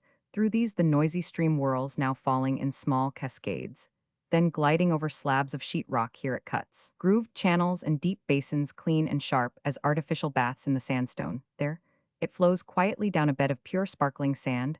The high hills above are of a tawny yellow, the huge boulders, grisly white bare upon their summits, the driftwood of the last year's inundation during the monsoon, when a furious torrent sweeps down from the Wagger Hills. This chasm must afford a curiously wild spectacle. Returning from a toilsome climb, we found some of the Ayil Ahmed building near the spot where Biugora is absorbed, the usual small stone tower. The fact had excited attention at Berbera. The erection was intended to store grain, but the suspicious savages, the Isa Musa and Mikahil, who hold the land, saw in it an attempt to threaten their liberties. On our way home, we passed through some extensive cemeteries. The tombs were in good preservation, there was nothing peculiar in their construction, yet the Somal were positive that they belonged to a race preceding their own. Near them were some ruins of kilns comparatively modern, for bits of charcoal were mixed with broken pieces of pottery and the oblong tracery of a dwelling house, divided into several compartments. Its material was the sundried brick of Central Asia, here a rarity. After visiting these ruins, there was little to detain me at Berbera. The town had become intolerable. The heat, under a mat hut, was extreme. The wind and dust were almost as bad as Aden, and the dirt perhaps even worse. As usual, we had not a moment's privacy. Arabs, as well as the Somal, assuming the right of walking and sitting down, looking hard, chatting with one another, and departing before the voyage. However, I was called upon to compose a difficulty upon the subject of abenship. The Hamel had naturally constituted his father-in-law one Burhail, na of the Ayil jetted protector, to Lut Hearn, and myself. Burhail had proved himself a rascal. He had been insolent as well as dishonest, and had thrown frequent obstacles in his employer's way, yet custom does not permit the Aben to be put away like a wife, and the Hamel's services entitled him to the fullest consideration. On the other hand, Jami Hassan, a chief and a doughty man of the Ayil Ahmed, had met me at Aden early in 1854, and had received from me a ring in token of abenship during my absence at Harar. He had taken charge of Lut Stroyan on the very morning of my arrival. He came to the hut, sat down, spear in hand, produced the ring, and claimed my promise in vain. I objected that the token had been given when a previous trip was intended, and that the Hamel must not be disappointed. Jami replied that once an Aben, always an Aben, that he hated the Hamel and all his tribe, and that he would enter into no partnership with Burhail Nudo. Complicate matters. Lut Stroyan spoke highly of his courage and conduct. Presently, he insisted rudely upon removing his protege to another part of the town. This passed the limits of our patience, and decided the case against him. For some days discord raged between the rivals. At last, it was settled that I should choose my own Aben, in presence of a general council of the elders. The chiefs took their places upon the shore, each, with his followers, forming a distinct semicircle, and all squatting, with shield and spear, planted upright in the ground. When sent for, I entered the circle, sword in hand, and sat down awaiting their pleasure. After much murmuring had subsided, Jami asked in a loud voice, "Who is thy protector?" The reply was Burhail, none knowing, however, how little Laconism is prized by an East African audience. I did not fail to follow up this answer with an Arabic speech of the dimensions of an average sermon, and then shouldering my blade left the circle abruptly. The effect was success. Our wild friends sat from afternoon till sunset. As we finished supper, one of them came in with the glad tidings of a peace conference. Jami had asked Burhale to swear that he intended no personal offense in taking away a protege pledged to himself. Burhale had sworn, and once more the olive waved over the braves of Berbera.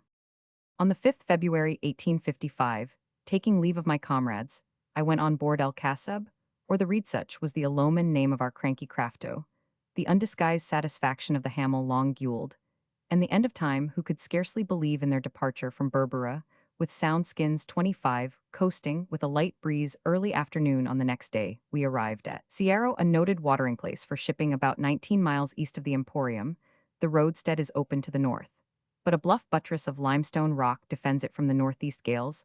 Upon a barren strip of sand lies the material of the town, two houses of stone and mud, one, yet unfinished, the other completed about 30 years ago by Fari Bini, a Mikahil chief. Some dozen Bedouin spearmen Mikahil of a neighboring kraal squatted like a line of crows upon the shore to receive us. As we waded from the vessel, they demanded money in too authoritative a tone before allowing us to visit the wells, which form their principal wealth, resolved not to risk a quarrel so near Berbera. I was returning to moralize upon the fate of Burkhard Tafter. A successful pilgrimage refused admittance to Aaron's tomb at Sinuan. A Bedouin ran to tell us that we might wander where we pleased. He excused himself and his companions by pleading necessity, and his leanness lent conviction to the plea. The larger well lies close to the eastern wall of the dwelling house. It is about 18 feet deep, one-third sunk through ground, the other two-thirds through limestone, and at the bottom is a small supply of sweet clear water near it. I observed some ruined tanks built with fine mortar, like that of the Berbera ruins. The other well lies about half a mile to the westward of the former. It is also dug in the limestone rock. A few yards to the northeast of the building is the furs or custom house, whose pristine simplicity tempts me to describe it: a square of ground, surrounded by a dwarf rubble enclosure, and provided with a proportional mosque, a tabular block of coralline niched in the direction of Mecca. On a little eminence of rock, to the westward, rise ruined walls, said by my companions to have been built by a Frank who bought land from the Mikahil and settled on this dismal strand. Taking leave of the Bedouins, whose hearts were gladdened by a few small presents, we resumed our voyage eastwards. Along the coast next morning, we passed two broken pyramids of dark rock called Dubata Gumbar, met of two black hills. After a tedious day's sail, 20 miles in 24 hours, the captain of El Kasab landed us in a creek west of Einterad. A few sheepboats lay at anchor in this back bay, as usual when the sea is heavy at the roadstead, and the crews informed us that a body of Bedouins was marching to attack the village. Abdi Mohammed Dibban, proprietor of the Einterad fort, having constituted me his protector and remained at Berbera, I armed my men, and ordering the captain of the Reed to bring his vessel round at early dawn, walked hurriedly over the 3 miles that separated us from the place. Arrived at the fort, we found that Abdi's slaves knew nothing of the reported attack. They received me, however, hospitably, and brought a supper of their only provision, vile dates and dried meat, unwilling to diminish the scanty store the Hamel and I, but dipped our hands in the dish long gueled, and the end of time, however, soon cleared the platters while abusing roundly the unpalatable food. After supper a dispute arose between the Hamel and one of the Haber Tull, Jala, the tribe to whom the land belongs. The Bedouin, not liking my looks, proposed to put his spear into me. The Hamel objected that if the measure were carried out, he would return the compliment in kind. Ensued a long dispute, and the listeners laughed heartily at the utter indifference with which I gave ear when it concluded amicably. As may be expected, the slaves spread a carpet upon a coarse Berbera couch, and having again vented their hilarity in a roar of laughter, left me to sleep. We had eaten at least one sheep per diem, and mutton, baked in the ship's oven, is delicious to the Somali mouth. Remained on board another dinner, a circumstance which possibly influenced the weak mind of the captain of the Reed. Awaking at dawn, I went out expecting to find the vessel within stone's throw. It was nowhere visible. About 8 a Roman 1000, it appeared in sight, a mere speck upon the sea horizon, and whilst it approached I inspected the settlement. Einterad, an inconsiderable place lying east-northeast of, and about 40 miles from Berbera, is a favorite roadstead, principally on account of its water, which rivals that of Sierra. The anchorage is bad. The shimmel or north wind sweeps long lines of heavy wave into the open bay, and the bottom is a mass of rock and sandreef. The 50 sunburnt and wind-soiled huts which compose the settlement are built upon a bank of sand, overlying the normal limestone at the time when I visited it. The male population had emigrated en masse to Berbera. It is principally supported by the slave trade, the Arabs preferring to ship their purchases at some distance. From the chief emporium 26 Lut Hearn, when he visited it, found a considerable amount of black bullion in the market. The fort of Einterad, erected 30 years ago by Mohammed Dibin, is a stone and mud house square, and flat-roofed with high windows and attempt at crenelles, and for some reason intelligible only to its own Vitruvius, but a single bastion at the northern angle. There is no well, and the massive huts cluster close to the walls. The 5 guns here deposited by Charmarquet, when expelled from Berbera, stand on the ground. Outside the fort, which is scarcely calculated to bear heavy carronades, they are unprovided with balls.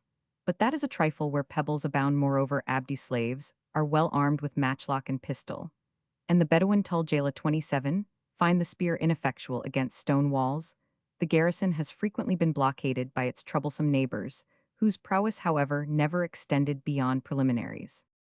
To allay my impatience that morning, I was invited into several huts for the purpose of drinking sour milk. A malicious joy filled my soul, as about noon, the Machiavellian captain of the Reed managed to cast anchor after driving his crazy craft through sea, which the violent Schimmel was flinging in hollow curves, foam-fringed upon the strand. I stood on the shore making signs for a canoe. My desires were disregarded as long as decency admitted. At last, about 1 p. Roman 1000, I found myself upon the quarterdeck. Dauer el Farmanshift, the yardeye shouted with a voice of thunder. The answer was a general hubbub. He surely will not sail in a sea like this, asked the trembling captain of my companions. He will sententiously, quoth the Hamel with a burly nod. It blows wind, remonstrated the Rise. And if it blew fire, asked the Hamel with the air goguenard, meaning that from the calamity of Frankish obstinacy there was no refuge. A kind of deathwail arose, during which, to hide untimely laughter, I retreated to a large drawer in the stern of the vessel, called a cabin. There my ears could distinguish the loud entreaties of the crew, vainly urging my attendants to propose a day's delay. Then, one of the garrison, accompanied by the captain, who shook as with fever, resolved to act forlorn hope, and bring a few denfer of phrases to bear upon the Franks' hard brains. Scarcely, however, had the head of the sentence been delivered before he was playfully upraised by his bushy hair, and a handle somewhat more substantial carried out of the cabin, and thrown like a bag of biscuit on the deck. The case was hopeless. All strangers plunged into the seath popular way of landing in East Africa. The anchor was weighed, the ton of sail shaken out, and the Reed began to dip and rise in the yeasty sea laboriously, as an alderman dancing a polka.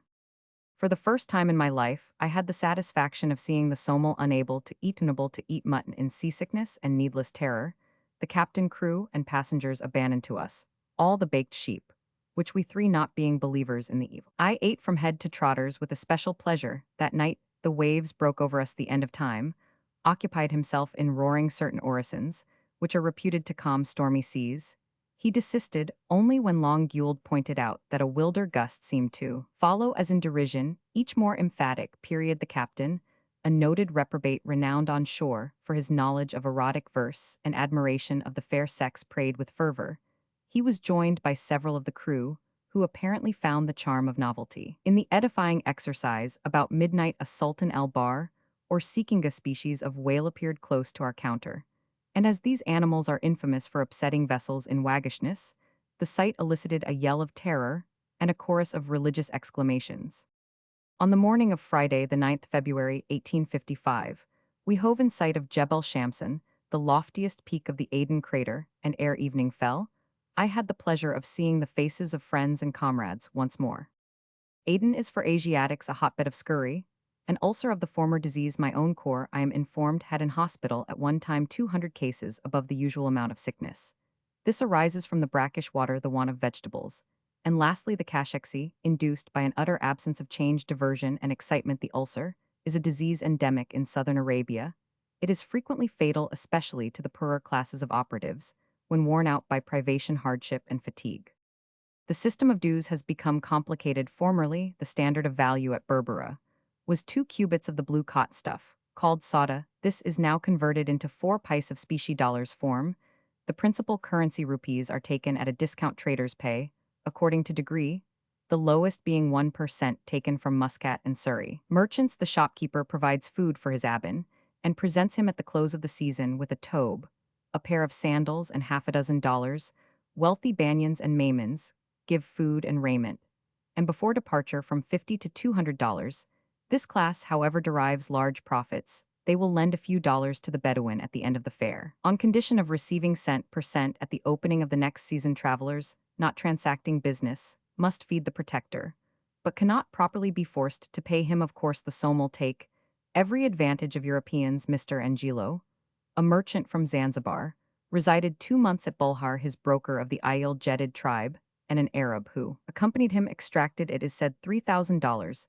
As a rule, the Aban claims 1% on sales and purchases, and $2 per head of slaves for each bale of cloth. Half a dollar in coin is taken on gums and coffee. The duty is 1 pound in 27 cowhides. Pay half a dollar each sheep, and goat skins 4 pice, and ghee about 1%.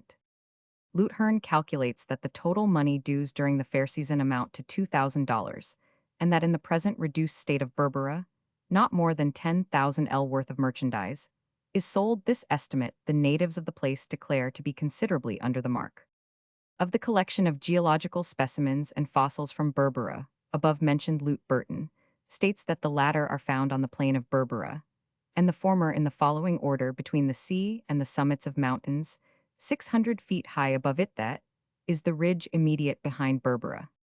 One country along the coast consists of a coralline limestone tertiary formation, with drifts of sand. Roman 100 subgouts, and lower ranges, say 2,000 feet high of sandstone, capped with limestone, the former preponderating 3 above the gouts. Plateau of primitive rocks mixed with sandstone, granite, syenite, mica schist, quartz rock, micaceous grit. Roman 100.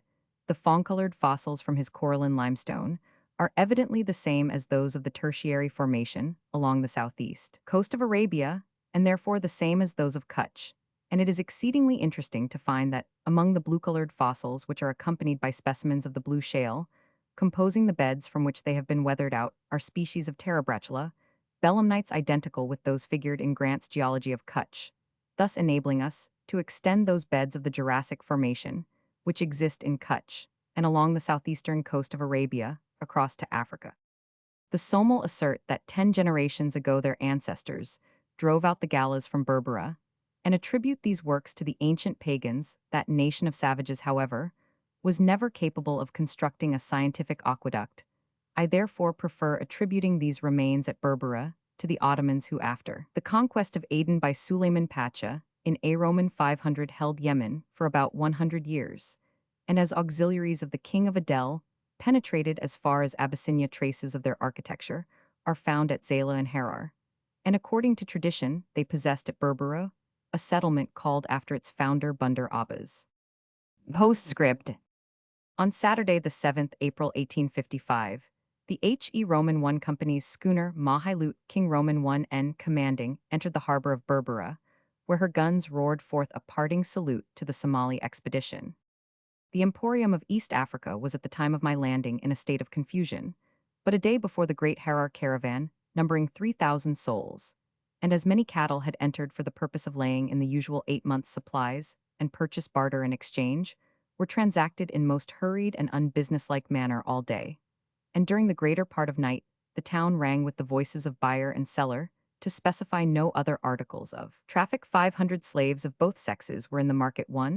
Long lines of laden and unladen camels were to be seen pacing the glaring yellow shore. Rumors of plundering parties at times brought swarms of spearmen bounding and yelling like wild beasts from the town. Already small parties of travelers had broken ground for their return journey, and the foul heap of mat hovels to which this celebrated mart had been reduced was steadily shrinking in dimensions. Our little party consisted of 4 to 2 souls. At Aden, I had applied officially for some well-trained Somali policemen, but as an increase of that establishment had been urged upon the home authorities, my request was refused. We were fain to content ourselves with a dozen recruits of various races, Egyptian, Nubian, Arab, and Negro, whom we armed with sabers and flint, muskets the other. Members of the expedition were our private servants, and about a score of Somal under our rival protectors, Jami Hassan and Burhil. Na, the Raz, or captain of the Kafala, was one Mahmud of the Major Thane, better known at Aden as El Balias, or the envoy. He had the reputation of being a shrewd manager, thoroughly acquainted with the habits and customs, as well as the geography of Somaliland. Our camp was pitched near the site of the proposed agency, upon a rocky ridge within musket shot of the southern extremity of the creek, and about 3/4 of a mile distant from the town. This position had been selected for the benefit of the Mahai's guns. Political exigencies required the Mahai to relieve the Elphinstone, then blockading the seaboard of our old Arab foe, the Fazli chief. She was unable to remain upon the coast and superintend our departure, a measure which I had strongly urged. Our tents were pitched in. One line Lute Stroyans was on the extreme right, about a dozen paces distant, was the Rodi 2 occupied by Lute Hearn and myself, and at a similar distance on the left of the camp was that in which Lute Speak slept. The baggage was placed between the two latter. The camels were tethered in front upon a sandy bed beneath the ridge, our camping ground, and in rear stood the horses and mules during daytime. All were on the alert at night. 2 sentries were posted regularly, relieved and visited at times by the Ras and ourselves. I had little reason to complain of my reception at Berbera. The chiefs appeared dissatisfied with the confinement of one Mohammed Samatter, the Aban who accompanied Lute Speak to the eastern country. They listened, however, with respectful attention to a letter in which the political resident at Aden enjoined them to treat us with consideration and hospitality. There had been petty disputes with Burhil Na and the elders of the Isa Musa tribe, touching the hire of horsekeepers and camel drivers. Such events, however, are not worthy to excite attention in Africa. My friend at Harar, the Sheikh Jami, had repeatedly called upon us, ate bread and salt, recommended us to his fellow countrymen, and used my intervention in persuading avaricious shipowners to transport gratis pauper pilgrims to Arabia. The people, after seeing the deaths of a few elephants, gradually lowered their loud boasts and brawling claims. They assisted us in digging a well, offered their services as guides and camel drivers, and in some cases insisted upon encamping near us for protection. Briefly, we saw no grounds of apprehension. During 30 years, not an Englishman of the many that had visited it had been molested at Berbera, and apparently there was as little to fear in it as within the fortifications of Aden. Under these favorable circumstances, we might have set out at once towards the interior. Our camels, 56 in number, had been purchased for, and the Ogaden caravan was desirous of our escort. But we wished to witness the close of the Berbera fair, and we expected instruments and other necessaries by the mid-April mail from Europe. 5. About 8 Piroman 1000 on the 9th April, a shower accompanied by thunder and lightning came up from the southern hills, where rain had been falling for some days, and gave notice that the Gugi or Somali monsoon had begun. This was the signal for the Bedouins to migrate to the plateau above the hills. 6. Throughout the town, the mats were stripped from their frameworks of stick and pole. 7. The camels were laden and thousands of travelers lined the roads. Next day Berber was almost deserted, except by the pilgrims who intended to take ship, and by merchants who, fearful of plundering parties, awaited the first favorable hour for setting sail. Our protectors Jami and Burhil, receiving permission to accompany their families and flocks, left us in charge of their sons and relations. On the 15th April, the last vessel sailed out of the creek, and our little party remained in undisputed possession of the place. 3 days afterwards, about noon, an Einterrad craft en route from Aden entered the solitary harbor, freighted with about a dozen Somali desirous of accompanying us towards Ogaden, the southern region. She would have sailed that evening. Fortunately, however, I had ordered our people to feast her commander and crew with rice and the irresistible dates. At sunset on the same day, we were startled by a discharge of musketry behind the tents.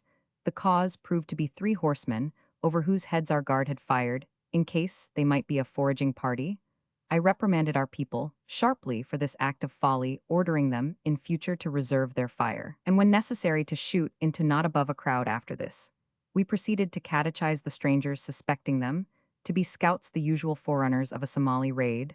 The reply was so plausible that even the Balias, with all his acuteness, was deceived. The Bedouins had forged a report that their ancient enemy, the Had Sharmarke, was awaiting with 4 ships at the neighboring port Sierra, the opportunity of seizing Berbera whilst deserted, and of erecting his forts there. For the 3rd time our visitors swore by the divorce oath, most solemn, which the religious know that a vessel entering the creek at such unusual season they had been sent to ascertain whether it had been freighted with materials for building, and concluded by laughingly asking if we feared danger from the tribe of our own protectors. Believing them, we posted as usual 2 sentries for the night, and retired to rest in our wonted security. Between 2 and 3 Aroman 1000 of the 19th April, I was suddenly aroused by the Balias, who cried aloud that the enemy was upon us. 8. hearing a rush of men like a stormy wind. I sprang up, called for my saber, and sent Lutehern to ascertain the force of the foray. Armed with a Colt, he went to the rear, and, left of the camp, the direction of danger, collected some of the guard, others having already disappeared, and fired 2 shots into the assailants. Then, finding himself alone, he turned hastily towards the tent. In so doing, he was tripped up by the ropes. And as he arose, a Somali appeared in the act of striking at him with a club. Lutehern fired, floored the man, and rejoining me declared that the enemy was in great force, and the guard nowhere. Meanwhile, I had aroused Lutestroyan and Speak, who were sleeping in the extreme right and left tents. The former, it is presumed, arose to defend himself, but as the sequel shows, we never saw him alive. 9 Lute Speak, awakened by the report of firearms, but supposing it the normal false alarm, a warning to plunderers, remained, where he was presently hearing clubs rattling upon his tent and feet shuffling. Around he ran to my roadie, which we prepared to defend as long as possible. The enemy swarmed like hornets, with shouts and screams, intending to terrify and proving that overwhelming odds were against us. It was by no means easy to avoid in the shades of night, the jobbing of javelins, and the long, heavy daggers thrown at our legs from under and through the opening of the tent. We 3 remained together. Lutehern knelt by my right, on my left was Lute Speak guarding the entrance. I stood in the center, having nothing but a saber. The revolvers were used by my companions, with deadly effect. Unfortunately, there was but one pair when the fire was exhausted. Lutehern went to search for his powder horn, and that failing to find some spears usually tied to the tent pole. Whilst thus engaged, he saw a man breaking into the rear of our roadie, and came back to inform me of the circumstance. At this time, about 5 minutes after the beginning of the affray, the tent had been almost beaten down, an Arab custom with which we were all familiar, and had we been entangled in its folds, we should have been speared with unpleasant facility. I gave the word for escape, and sallied out, closely followed by Lutehern, with Lute Speak in the rear. The prospect was not agreeable. About 20 men were kneeling and crouching at the tent entrance, whilst many dusk figures stood further off or ran about shouting the war cry, or with shouts and blows drove away our camels. Among the enemy were many of our friends and attendants. The coast being open to them, they naturally ran away, firing a few useless shots, and receiving a modicum of flesh wounds. After breaking through the mob at the tent entrance, imagining that I saw the form of Lutestroyan lying upon the sand, I cut my way towards it amongst a dozen Somali, whose war clubs worked without mercy, whilst the Balias, who was violently pushing me out of the fray, rendered the strokes of my saber uncertain. This individual was cool and collected, though incapacitated by a sore right thumb from using the spear. He did not shun danger, and passed unhurt through the midst of the enemy. His efforts, however, only illustrated the venerable adage, "Defend me from my friends."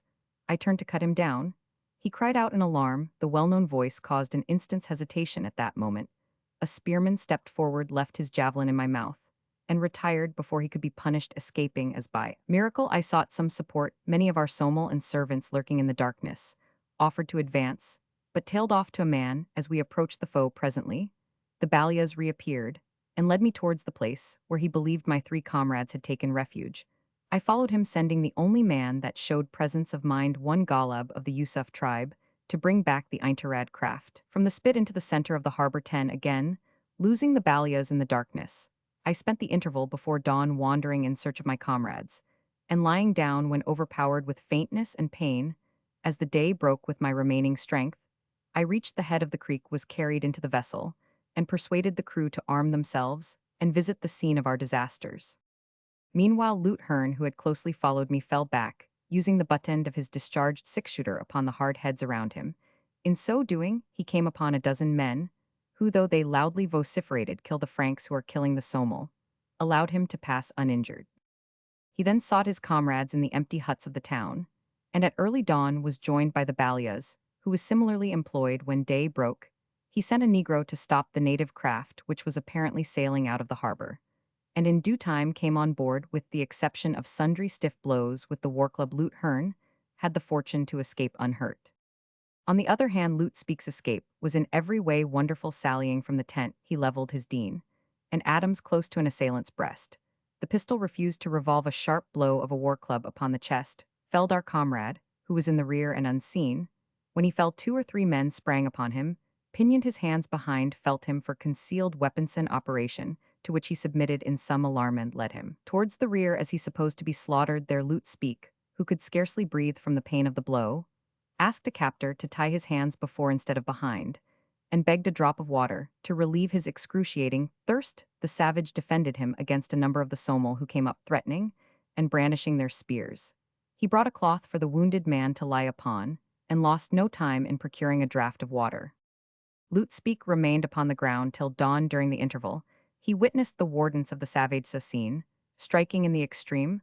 The tallest and largest warriors marched in a ring round the tents and booty, singing with the deepest and most solemn tones the song of thanksgiving. At a little distance, the gray, uncertain light disclosed 4 or 5 men lying desperately hurt, whilst their kinsmen kneaded their limbs, poured water upon their wounds, and placed lumps of dates in their stiffening hands. 11. As day broke, the division of plunder caused angry passions to rise. The dead and dying were abandoned. One party made a rush upon the cattle, and with shouts and yells drove them off towards the wild. Some loaded themselves with goods, others fought over pieces of cloth, which they tore with hand and dagger, whilst the disappointed, vociferating with rage, struck at one another and brandished their spears. More than once during these scenes, a panic seized them. They moved off in a body to some distance, and there is little doubt that had our guard struck one blow, we might still have won the day. Lutspeak's captor went to seek his own portion of the spoil when a Somali came up and asked in Hindustani what business the Frank had in their country, and added that he would kill him if a Christian but spare the life of a brother Moslem. The wounded man replied that he was going to Zanzibar, that he was still a Nazarene, and therefore that the work had better be done at once. The savage laughed and passed on. He was succeeded by a second who, equally compassionate, whirled a sword round his head, twice pretended to strike, but returned to the plunder without doing damage. Presently came another manner of assailant. Lutspeak, who had extricated his hands, caught the spear leveled at his breast, but received at the same moment a blow from a club, which, paralyzing his arm, caused him to lose his hold. In defending his heart from a succession of thrusts, he received severe wounds on the back of his hand, his right shoulder, and his left thigh. Pausing a little, the wretch crossed to the other side, and suddenly passed his spear clean through the right leg of the wounded man, the latter smelling death. Then leapt up, and taking advantage of his assailant's terror, rushed headlong towards the sea. Looking behind, he avoided the javelin hurled at his back, and had the good fortune to run without further accident the gauntlet of a score of missiles. When pursuit was discontinued, he sat down faint from loss of blood upon a sandhill. Recovering strength by a few minutes' rest, he staggered on to the town, where some old women directed him to us. Then, pursuing his way, he fell in with the party sent to seek him, and by their aid reached the craft, having walked and run at least 3 miles, after receiving 11 wounds, 2 of which had pierced his thighs. A touching lesson, how difficult it is to kill a man in sound health. 12. When the 3 survivors had reached the craft, Yusuf, the captain, armed his men with muskets and spears, landed them near the camp, and ascertained that the enemy, expecting a fresh attack, had fled, carrying away our cloth, tobacco, swords, and other weapons. 13. The corpse of Lutstroyan was then brought on board. Our lamented comrade was already stark and cold. A spear had traversed his heart, another had pierced his abdomen, and a frightful gash, apparently of a sword, had opened the upper part of his forehead. The body had been bruised with war clubs, and the thighs showed marks of violence after death. This was the severest affliction that befell us. We had lived together like brothers. Lutstroyan was a universal favorite, and his sterling qualities of manly courage, physical endurance, and steady perseverance had augured for him a bright career. Thus prematurely cut off, truly melancholy to us, was the contrast between the evening, when he sat with us full of life and spirits, and the morning, when we saw amongst us a livid corpse. We had hoped to preserve the remains of our friend for interment at Aden, but so rapid were the effects of exposure that we were compelled, most reluctantly, on the morning of the 20th April, to commit them to the deep. Lut Hearn reading the funeral service. Then with heavy hearts we set sail for the near Arabian shore, and after a tedious 2 days carried to our friends the news of unexpected disaster. The principal caravans which visit Berbera are from Harar, the western, and Ogaden, the southern region. They collect the produce of the numerous intermediate tribes of the Somali. The former has been described in the preceding pages. The following remarks upon the subject of the Ogaden caravan are the result of Lutstroyan and Hearn's observations at Berbera. Large caravans from Ogaden descend to the coast at the beginning and the end of the fair season.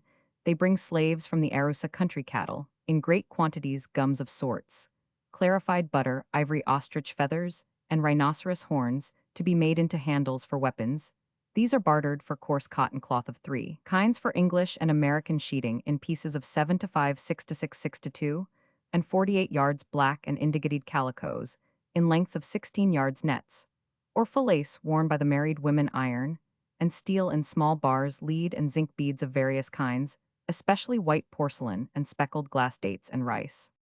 The Ayil Ahmed and Ayil Yunis classes of the Haber-Awal Somal have constituted themselves abins or brokers to the Ogaden caravans, and the rapacity of the patron has produced a due development of roguery in the client. The principal trader of this coast is the Banyan from Aden find Kutch facetiously termed by the Somal their milchcows the African cheats by mismeasuring the bad cotton cloth, and the Indian by falsely weighing the coffee ivory ostrich feathers and other valuable articles which he receives in return dollars, and even rupees, are now preferred to the double breadth of 8 cubits, which constitutes the well-known tobe. I had taken the precaution of detaching Lute Speak to Karam in lively remembrance of my detention for want of carriage at Zayla, and in consequence of a report raised by the Somal of Aden that a sufficient number of camels was not procurable at Berbera. This proved false. Lutes Stroyan and Hearn found no difficulty whatever in purchasing animals at the moderate price of $5.75 a head for the same sum. They could have bought any reasonable number. Future travelers, however, would do well not to rely solely upon Berbera for a supply of this necessary, especially at seasons when the place is not crowded with caravans. Appendix Roman 1 Diary and Observations made by Lieutenant Speak when attempting to reach the Wadi Nogal. Diary. On the 28th October 1854, Lieutenant Speak arrived at Curiat, a small village near Las Cure Gori Bunder, in the country called by the Somal Makar, or the Eastern Maritime Region, during the period of 3 months and a half. He was enabled to make a short excursion above the coast mountains, visiting the Warsingali, the Dulbahanta, and the Haber Jurhajis tribes, and penetrating into a region unknown to Europeans. The bad conduct of his Abin and the warlike state of the country prevented his reaching the Wadi Nogal, which under more favorable circumstances, and with more ample leisure than our plans allowed him, he conceives to be a work of little difficulty, and no danger. He has brought back with him ample notices of the region visited, and has been enabled to make a valuable collection of the fauna, which have been forwarded to the curator of the Royal as Society's Museum, Calcutta, on the 15th February 1855. Lieutenant Speak revisited Curiat and there embarked for Aden. Before proceeding to Lieutenant Speak's journal, it may be useful to give a brief and general account of the region explored. The portion of the Somali country visited by Lieutenant Speak may be divided into a maritime plain, a range of mountains, and an elevated plateau. The maritime plain at the points visited by Lieutenant Speak is a sandy tract overlying limestone level to the foot of the hills, and varying from half a mile to 2 miles in breadth. Water is not everywhere procurable at the village of Las Cure. There is an old and well-built well about 12 feet deep, producing an abundant and excellent supply. It appears that the people have no implements and are too barbarous to be capable of so simple an engineering operation as digging. The vegetation presents the usual appearance of salsolaceous plants, thinly scattered over the surface with here, and there a stunted growth of arman or acacia. The watershed is of course from south to north, and the rain from the hills is carried off by a number of fiumaras or freshets with broad shallow beds, denoting that much of the monsoon rain falling in the mountains is there absorbed, and that little finds its way to the sea at this season. The dry weather. The plain is thinly inhabited. There are no villages except on the seashore, and even these were found by the traveler almost entirely deserted, mostly women occupying the houses, whilst the men were absent trading and tending cattle in the hills. The harbors are generally speaking open and shallow roadsteads, where ships find no protection. There is, however, one place, Las Galweda, where it is said deep water extends to the shore. Meteorological observations show a moderate temperature, clear air, and a regular northeasterly wind. It is probable that, unlike the Berbera plain, the monsoon rain here falls in considerable quantities. This land belongs in part to the Warsingali westwards of Las Galweda, which is the frontier. The Haber Jurhajis lay claim to the coast. The two tribes, as usual in that unhappy land, are on terms of dam or blood feud, yet they intermarry. The animals observed were the waraba, a dark-colored synhyena, with a tail partly white, a gray jackal, and 3 different kinds of antelopes, besides gulls, butcher birds, and a description of sparrow. No birds were found on the maritime plain. The range of mountains is that long line which fringes the Somali coast from Tadjara to Ras Jurd Hafun Cape Gardafui in the portion visited by Lieutenant Speak. It is composed principally of limestones, some white, others brownish and full of fossil shells. The seaward face is a gradual slope, yet as usual more abrupt than the landward side. Especially in the upper regions, steep irregular ravines divide the several masses of hill. The range was thinly covered with acacia scrub in the lower folds. The upper portion was thickly clad with acacia and other thorns. And upon the summit the Somali pine tree, observed by me near Harar, and by Lieutenant Hearn at Gillay's first appeared rain had freshly fallen. The animal creation was represented by the leopard, hyena, rhinoceros, waraba, four kinds of antelopes, hares, and rats tailless. And long-tailed it is poor in sea birds. Specimens of those collected have been forwarded to the As Society's museum. And but one description of snake was observed. These hills belong partly to the Warsingali and partly to the Haber. Jurhajis, the frontier, is in some places denoted by piles of rough stones. As usual, violations of territorial right form the rule, not the exception, and trespass is sure to be followed by a war. The meteorology of these hills is peculiar. The temperature appears to be but little lower than the plain. The wind was northeasterly, and both monsoons bring heavy rains. At Yafir on the summit of the hill, Lieutenant Speak's thermometer showed an altitude of about 7,500 feet. The people of the country do not know what ice means. Water is very scarce in these hills. Except during the monsoon, it is found in springs which are far apart, and in the lower slopes collected rainwater is the sole resource. This scarcity renders the habits of the people peculiarly filthy. After descending about 2,000 feet from the crest of the mountains to the southern fall, Lieutenant Speak entered upon the platform, which forms the country of the eastern Somal. He is persuaded that the watershed of this extensive tract is from NW to SE, contrary to the opinion of Lieutenant Cruttenden, who from information derived from the Somal determined the slope to be due south. Nogal appears, according to Lieutenant Speak, to be the name of a tract of land occupied by the Warsingali, the Major Thane, and the northern clan of the Dulbahantas, as Bohidlay and Hod is inhabited by the southern Nogal, is a sterile table land here, and they're thinly grown with thorns, perfectly useless for agriculture. And unless it possess some mineral wealth, valueless. The soil is white and stony, whereas Hod or Ogadane is a deep red, and is described as having some extensive jungles. Between the two lies a large watercourse called Tukdare, or the Long River. It is dry during the cold season, but during the rains forms a flood tending towards the eastern ocean. This probably is the line which in our maps is put down as Wadi Nogal, a very fertile and beautiful valley. The surface of the plateau is about 4,100 feet above the level of the sea. It is a space of rolling ground, stony and white, with broken limestone. Water is found in pools, and in widely scattered springs. It is very scarce, and in a district near and south of the hills. Lieutenant Speak was stopped by want of this necessary. The climate appeared to our traveler delightful. In some places, the glass fell at 6 Aroman 1000 to 25. Yet at noon on the same day, the mercury rose to 76. The wind was always N.E., sometimes gentle and occasionally blowing strongly. But without dust. The rainy monsoon must break here with violence, and the heat be fearful in the hot season. The principal vegetation of this plateau was acacia, scarce and stunted in some places under the hills, and in the watercourses these trees are numerous and well grown. On the other hand, extensive tracts towards the south are almost barren. The natives speak of Malmol myrrh and the Luban incense trees. The wild animals are principally antelopes. There are also ostriches, onagers, waraba, lions reported to exist, jackals and vermin. The bustard and florican appear here. The nomads possess large flocks of sheep, the camels, cows, and goats being chiefly found at this season on the seaward side of the hills, where forage is procurable. The horses were stunted, tattoos tolerably well bred, but soft for want of proper food. It is said that the country abounds in horses, but Lieutenant Speak doubts the fact. The eastern portion of the plateau visited by our traveler belongs to the Warsingali, the western to the Dulbahantas.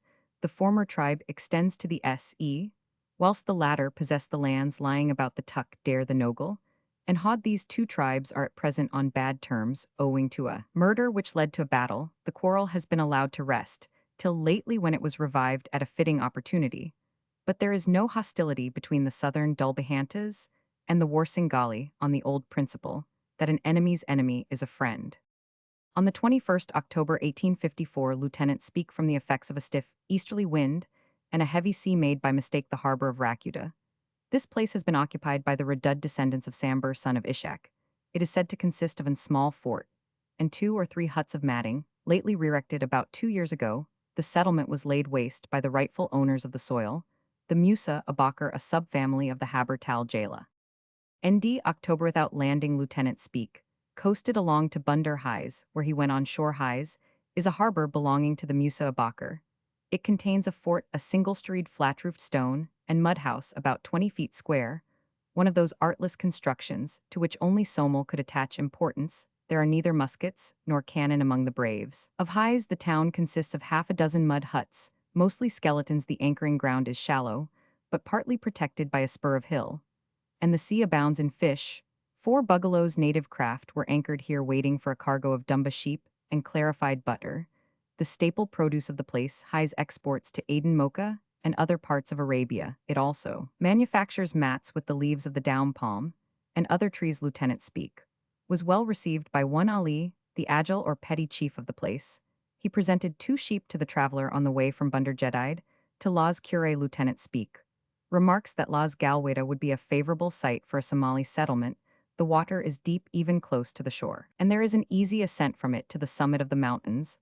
The consequence is that it is coveted by the Warsingali, who are opposed by the present proprietors. The Haber Jurhajis, the sultan of the former family, resists any settlement for fear of dividing and weakening their force.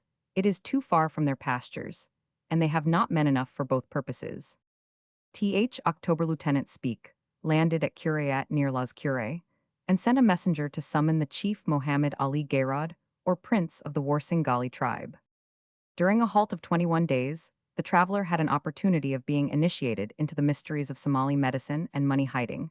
The people have but 2 cures for disease, one the actual cautery, the other a purgative by means of melted sheep's-tail, followed by such a draught of camel's milk, that the stomach, having escaped the danger of bursting, is suddenly and completely relieved. It is here the custom of the wealthy to bury their hoards, and to reveal the secret only when at the point of death. Lieutenant Speak went to a place where it is said a rich man had deposited a considerable sum, and described his cash as being on a path in a direct line between 2 trees, as far as the arms can reach with a stick. The hoarder died between 40 and 50 years ago, and his children have been prevented by the rocky nature of the ground, and their forgetting to ask which was the right side of the tree, from succeeding in anything beyond turning up the stones.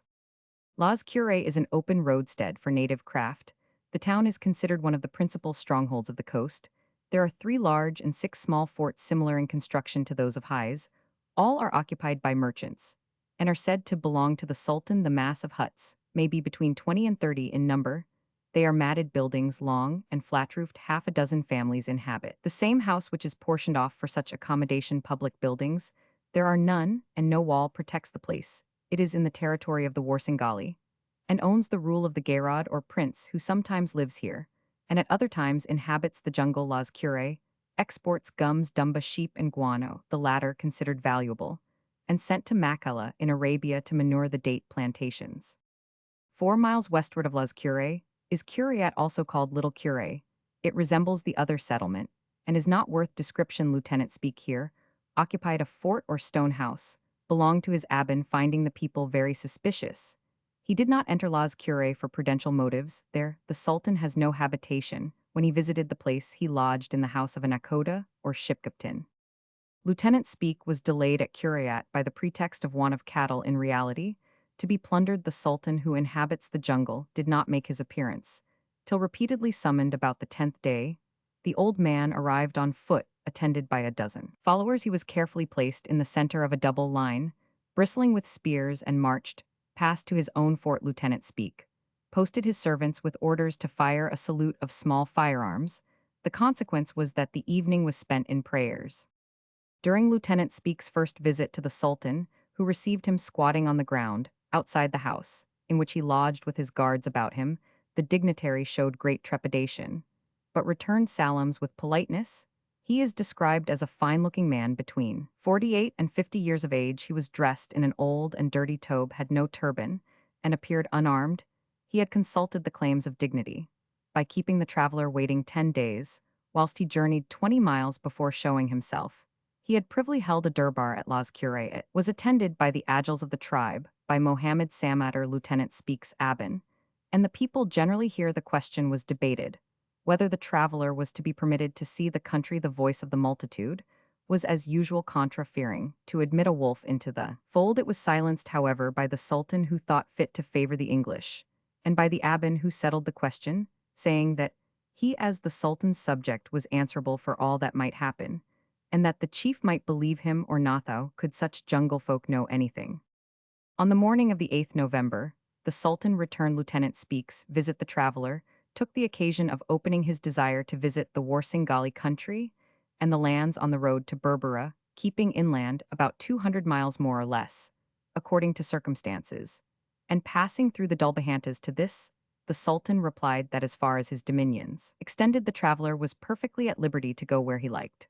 But as for visiting the Dulbahantas, he could not hear of or countenance it. Muhammad Ali Garad, or Prince of the Southern Dulbahantas, was too far away for communication, and Mohammed Ali Garad, the nearest chief, had only ruled 7 or 8 years. His power, therefore, was not great. Moreover, these two were at war, the former having captured, it is said, 2,000 horses, 400 camels, and a great number of goats and sheep, besides wounding a man during the visit, which lasted from 8 A Roman 1,000 to 2 P Roman 1,000. The Sultan refused nothing but permission to cross the frontier, fearing, he said, lest an accident should embroil him with our government. Lieutenant Speake gave them to understand that he visited their country not as a servant of the company, but merely as a traveler wishing to see sport. This, of course, raised a laugh. It was completely beyond their comprehension. They assured him, however, that he had nothing to apprehend in the Warsingali country, where the Sultan's order was like that of the English. The Abbin then dismissed the Sultan to Law's cure, fearing the appetites of his followers, and the guard on departure demanded a cloth each by way of honorarium. This was duly refused, and they departed in discontent. The people frequently alluded to two grand grievances. In the first place, they complained of an interference on the part of our government, in consequence of a quarrel, which took place 7 years ago at Aden between them and the Haber Tal Jala tribe of Karam. The political resident, it is said, seized 3 vessels belonging to the Warsingali, who had captured one of the ships belonging to their enemies. The former had command of the sea, but since that event they have been reduced to a secondary rank. This grievance appears to be based on solid grounds. Secondly, they complained of the corruption of their brethren by intercourse with a civilized people, especially by visiting Aden. The remedy for this evil lies in their own hands, but desire of gain would doubtless defeat any moral sanitary measure which their elders could devise. They instanced the state of depravity into which the Somal about Berbera had fallen, and prided themselves highly upon their respect for the rights of Miam and Tuam, so completely disregarded by the Western states. But this virtue may arise from the severity of their chastisements. Mutilation of the hand being the usual award to theft. Moreover, Lieutenant Speake's journal does not impress the reader highly with their honesty.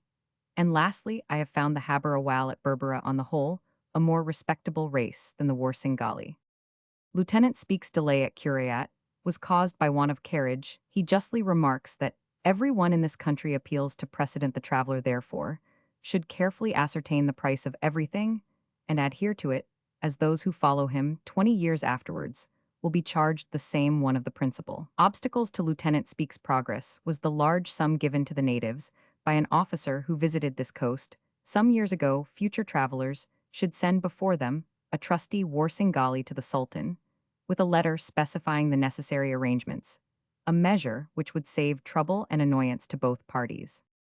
On the 10th of November, the Sultan came early to Lieutenant Speake's house. He received a present of cloth worth about 40 rupees.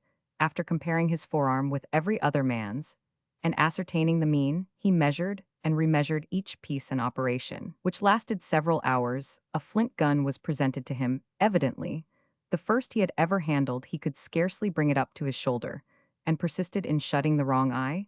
Then he began as usual to beg for more cloth powder and lead by his assistance. Lieutenant Speake bought 8 camels, inferior animals, at rather a high price, from 10 to 1612, cloths equivalent to dollars per head. It is the custom for the Sultan, or in his absence for an agile, to receive a tithe of the price, and it is his part to see that the traveler is not overcharged. He appears to have discharged his duty very inefficiently. $1 a day being charged for the hire of a single donkey. Lieutenant Speake regrets that he did not bring dollars or rupees cloth on the coast, being now at a discount. After the usual troubles and vexations of a first move in Africa, on the 16th of November 1854, Lieutenant Speke marched about 3 miles along the coast and pitched at a well close to Las Cure. He was obliged to leave about a quarter of his baggage behind, finding it impossible with his means to hire donkeys, the best conveyance across the mountains where camels must be. Very lightly laden, the Sultan could not change. He said the route settled by a former sahib.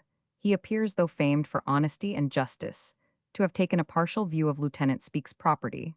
When the traveler complained of his aban, the reply was, "This is the custom of the country. I can see no fault. All you bring is the abans, and he can do what he likes with it." The next day was passed unpleasantly enough in the open air to force a march, and the Sultan and his party stuck to the date bag, demanding to be fed as servants, till rations were served out to them. November, about 2 Roman 1000, the camels, 11 in number, were lightly loaded, portions of the luggage being sent back to Curiat, till more carriage could be procured. The caravan crossed the plains southwards, and after about 2 miles march, entered a deep stony watercourse winding through the barren hills. After 5 miles progress over rough ground, Lieutenant Speke unloaded under a tree early in the afternoon, near some pools of sweet rain water collected in natural basins of limestone, dotting the watercourse. The place is called Iskojubuk. The name of the watercourse is Dukshara. The Sultan and the Aban were both left behind to escort the baggage from Las Cure to Curiat. They promised to rejoin Lieutenant Speke before nightfall. The former appeared after 5, the latter after 10 days. The Sultan sent his son Abdallah, a youth of about 15 years old, who proved so troublesome that Lieutenant Speke was forced repeatedly to dismiss him. Still, the lad would not leave the caravan till it reached the Dulbahanta frontier, and the Aban delayed a Negro servant, Lieutenant Speke's gunbearer, trying by many offers and promises to seduce him from service.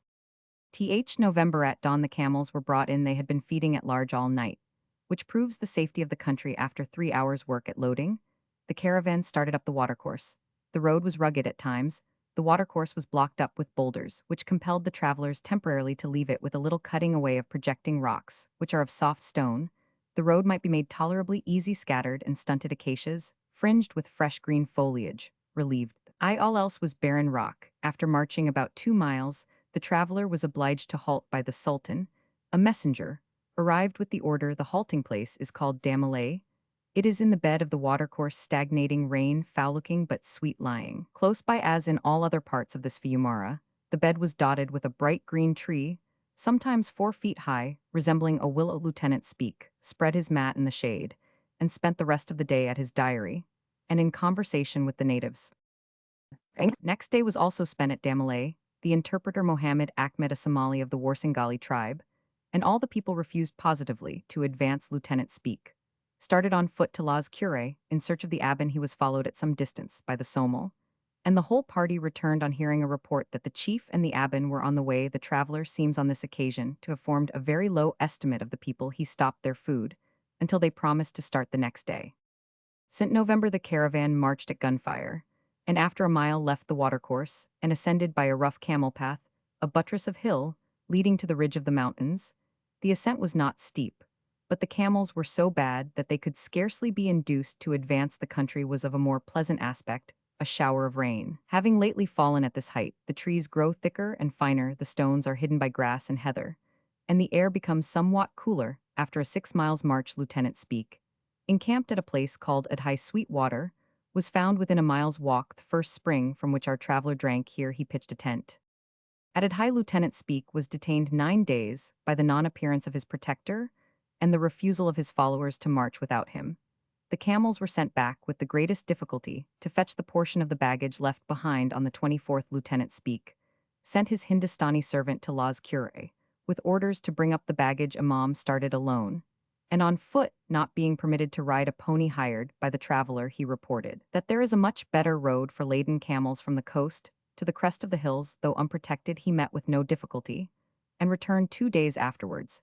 Having seen the baggage en route during Lieutenant Speke's detention, the Somal battened on his provisions, seeing that his 2 servants were absent, and that no one guarded the bags. Half the rice had been changed at Las Cure for an inferior description. The camel drivers refused their rations because all their friends, 30 in number, were not fed. The Sultan's son taught them to win the day by emptying and hiding the waterskins, by threatening to kill the servants if they fetched water, and by refusing to do work during the discussion, which appears to have been lively the eldest of the Sultan's four sons, Mohammed, all appeared from Las Cure. He seems to have taken a friendly part, stopped the discussion, and sent away the young prince as a nuisance. Unfortunately, however, the latter reappeared immediately, that the date bags were opened, and Mohammed all stayed only 2 days in Lieutenant Speak's neighborhood. On the 28th November, the Aban appeared. The Sultan then forced upon Lieutenant Speak his brother Hassan as a second Aban, although this proceeding is contrary to the custom of the country. The new Burton, however, after vain attempts at extortion, soon disappeared, carrying away with him a gun. For tanning waterskins, the Somali here always use, when they can procure it, a rugged bark with a smooth epidermis of a reddish tinge, a pleasant aromatic odor, and a strong astringent flavor. They call it moher. Powdered and sprinkled dry on a wound, it acts as a styptic here, was observed in a low-formed plant with a strong and woody thorn on the top. It is called haskell or hig. The fibers are beaten out with sticks or stones rotted in water, and then made into cord in other parts. The young bark of the acacia is used. It is first charred on one side, then reduced to fiber by mastication, and lastly twisted into the semblance of a rope.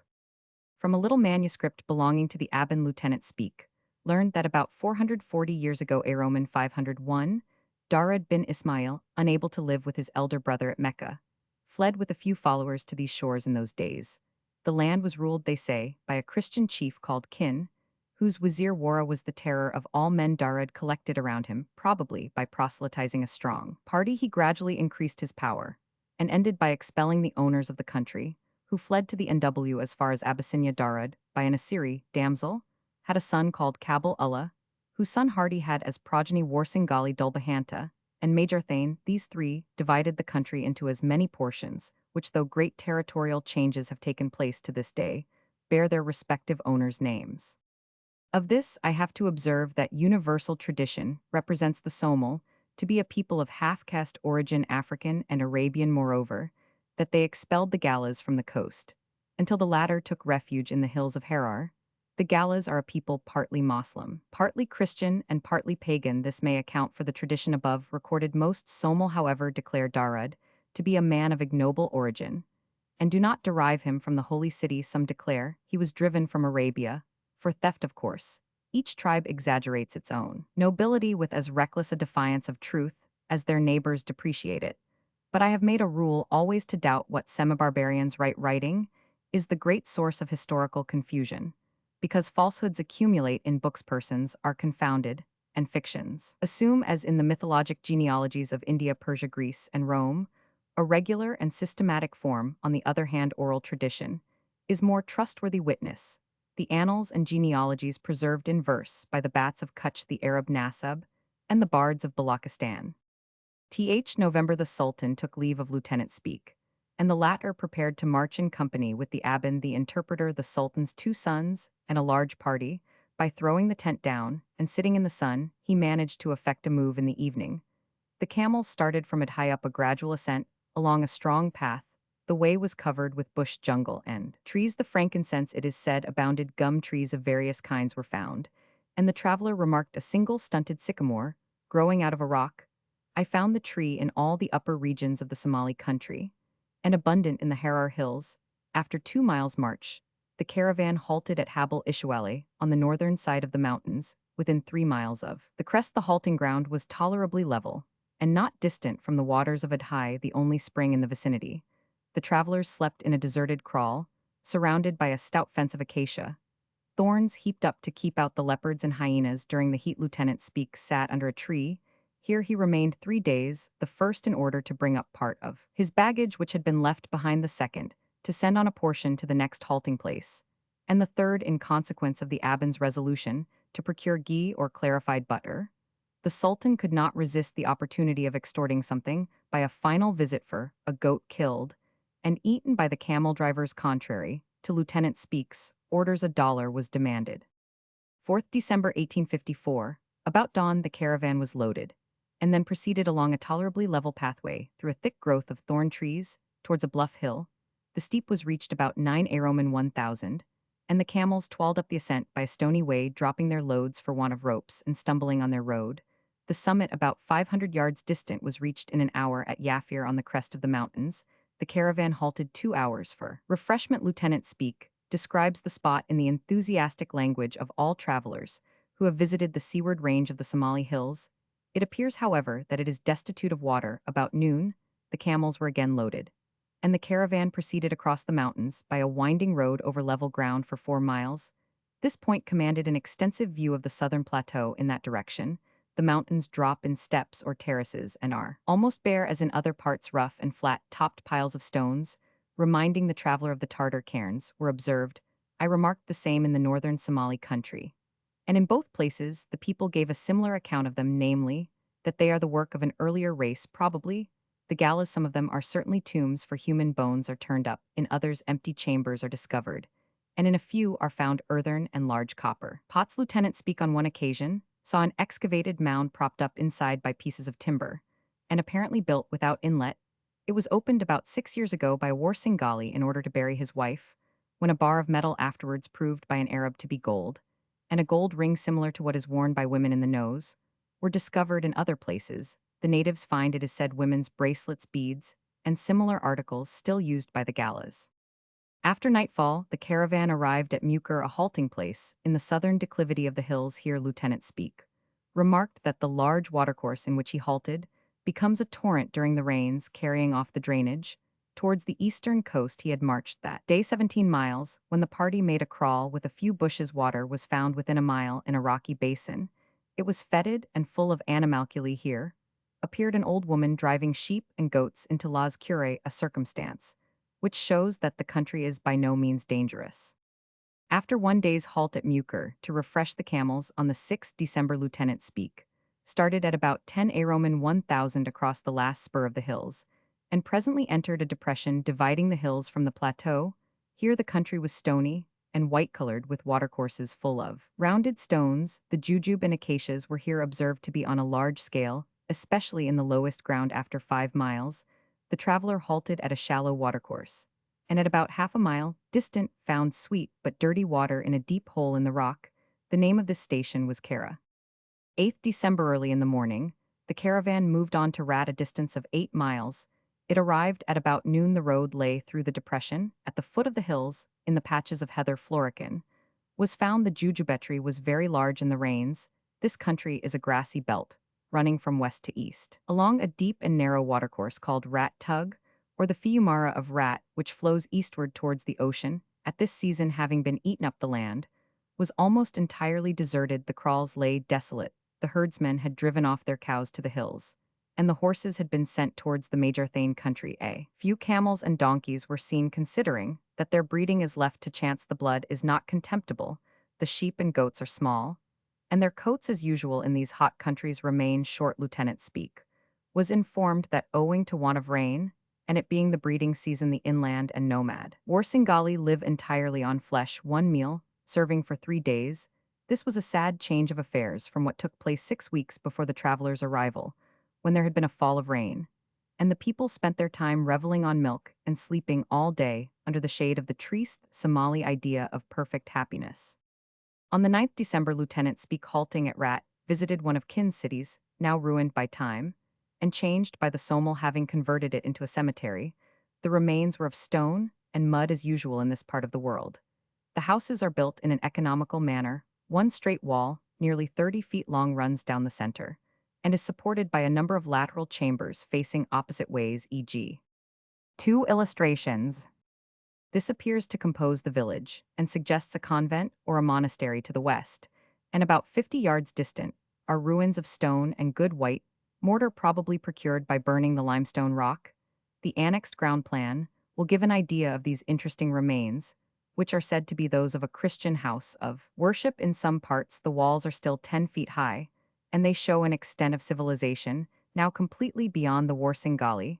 It may be remarked of them that the direction of the niche, as well as the disposition of the building, would denote a Moslem mosque. At the same time, it must be remembered that the churches of the Eastern Christians are almost always made to front Jerusalem, and the Gallas being a Moslem and Christian race, the sects would borrow their architecture from each other. The people assert these ruins to be those of Nazarenes, yet in the Jid Ali Valley of the Dulbahantas, Lieutenant Speak found similar remains which the natives declared to be one of their forefathers' mosques. The plan and the direction were the same as those now described. Nothing, however, is easier than to convert St. Sophia into the Hagia Sophia Mosque moreover at Jidali, the traveler found it still the custom of the people to erect a mala or cross of stone or wood covered with plaster at the head and foot of every tomb. The Dulbehantas, when asked about these crosses, said it was their custom derived from sire and grandsire. This again would argue that a Christian people once inhabited these now benighted lands. North of the building now described is a cemetery in which the Somali still bury their dead. Here Lieutenant Speak also observed crosses, but he was prevented by the superstition of the people from examining them. On an eminence SW of and about 70 yards from the main building are the isolated remains of another erection said by the people to be a fort. The foundation is level with the ground and shows two compartments opening into each other. Rat was the most southerly point reached by Lieutenant Speak. He places it about 30 miles distant from the coast. And at the entrance of the Great Plateau here, he was obliged to turn westward, because at that season of the year, the country to the southward is desolate for want of rain. A warning to future visitors during the monsoon. This part of the land is preferred by the people. Grass grows, and there would be no obstacle to travelers. Before quitting Rat, the abbon and the interpreter went to the length of ordering Lieutenant Speak not to fire a gun. This detained him a whole day. December early in the morning, Lieutenant Speak started in a westerly direction, still within sight of the mountains, where not obstructed by the inequalities of the ground. The line taken was over an elevated flat, in places covered with the roots of parched up grass. Here it was barren, and there appeared a few acacias. The view to the south was shortened by rolling ground hollow basins, sometimes 15 miles broad, succeed each other. Each sends forth from its center a watercourse to drain off the water eastward. The face of the country, however, is very irregular, and consequently description is imperfect. This day ostriches and antelopes were observed in considerable numbers. After marching 10 miles, the caravan halted at Barham, where they found a spring of clear and brackish water from the limestone rock, and flowing about 600 yards down a deep rocky channel in parts lined with fine acacias. A kraal was found here, and the traveler passed a comfortable night.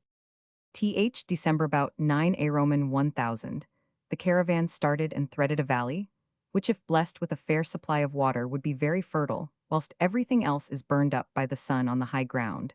A nutritious weed called buscale fattens the sheep and goats. Wherever therefore a spring is found, men flock to the place and fence themselves.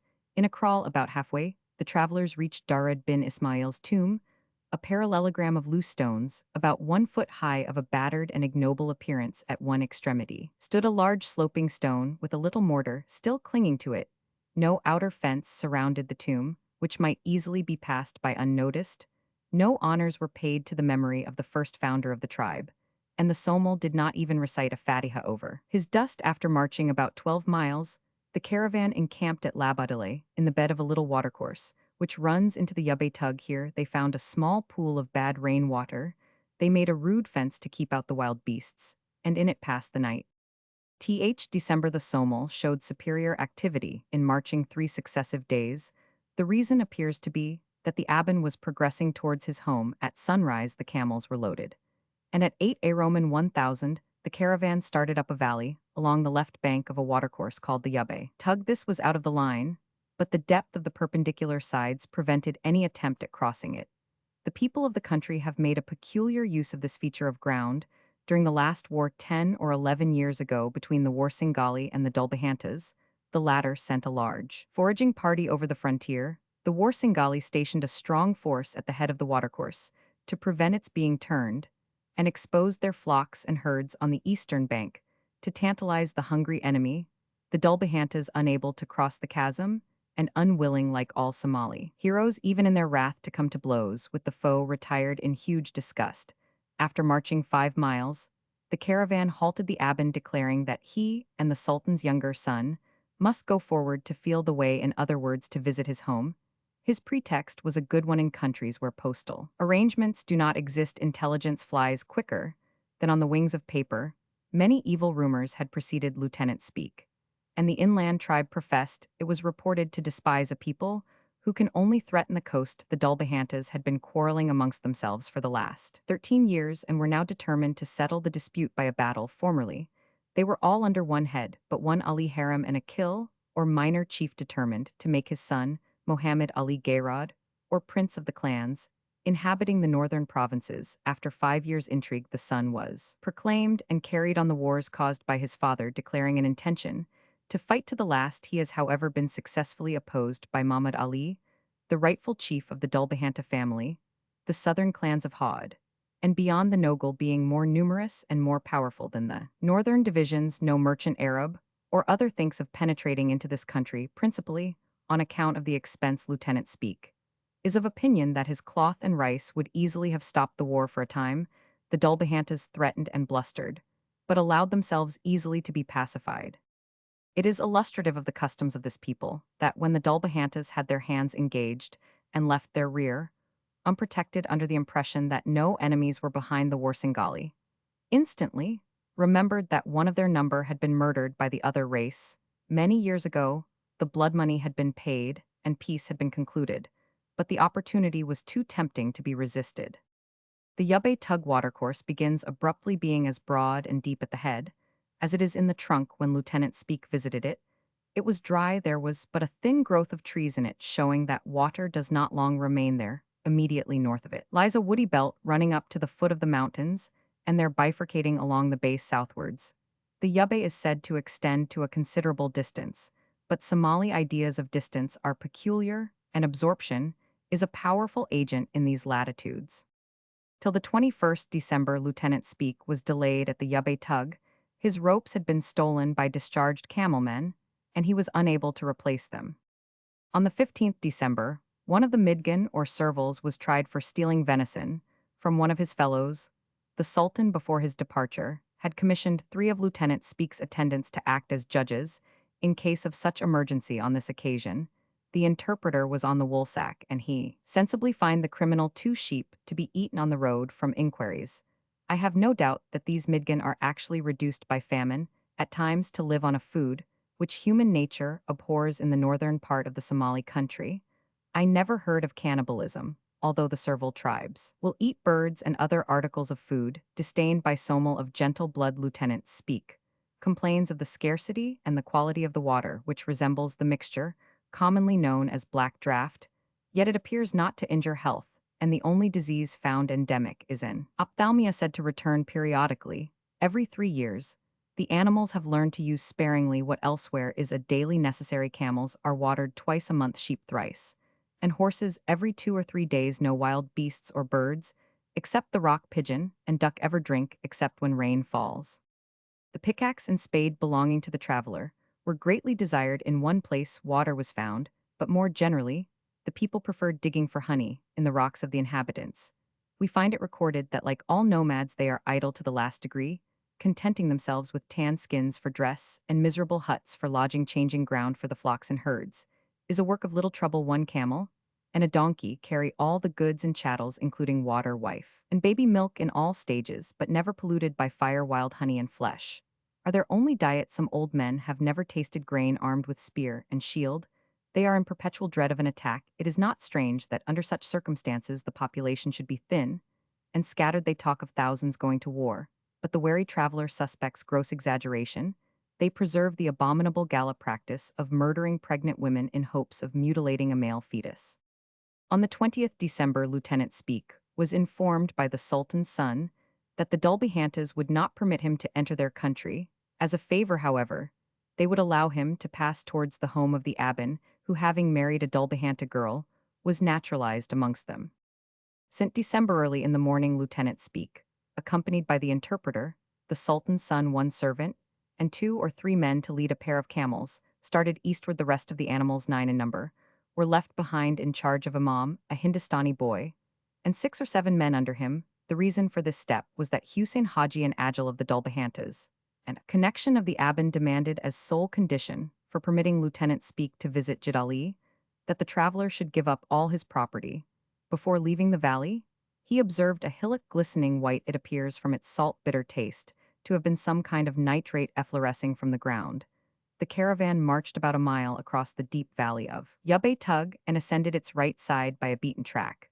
They then emerged from a thin jungle in the lower grounds to the stony hills, which composed the country. Here the line pursued was apparently parallel to the mountains bordering upon the sea. Between the 2 ridges was a depression, in which lay a small watercourse. The road ran along bleak, undulating ground with belts of acacia in the hollows here, and there appeared a sycamore tree on the road. Two springs were observed, both of bitter water, one deep below the surface.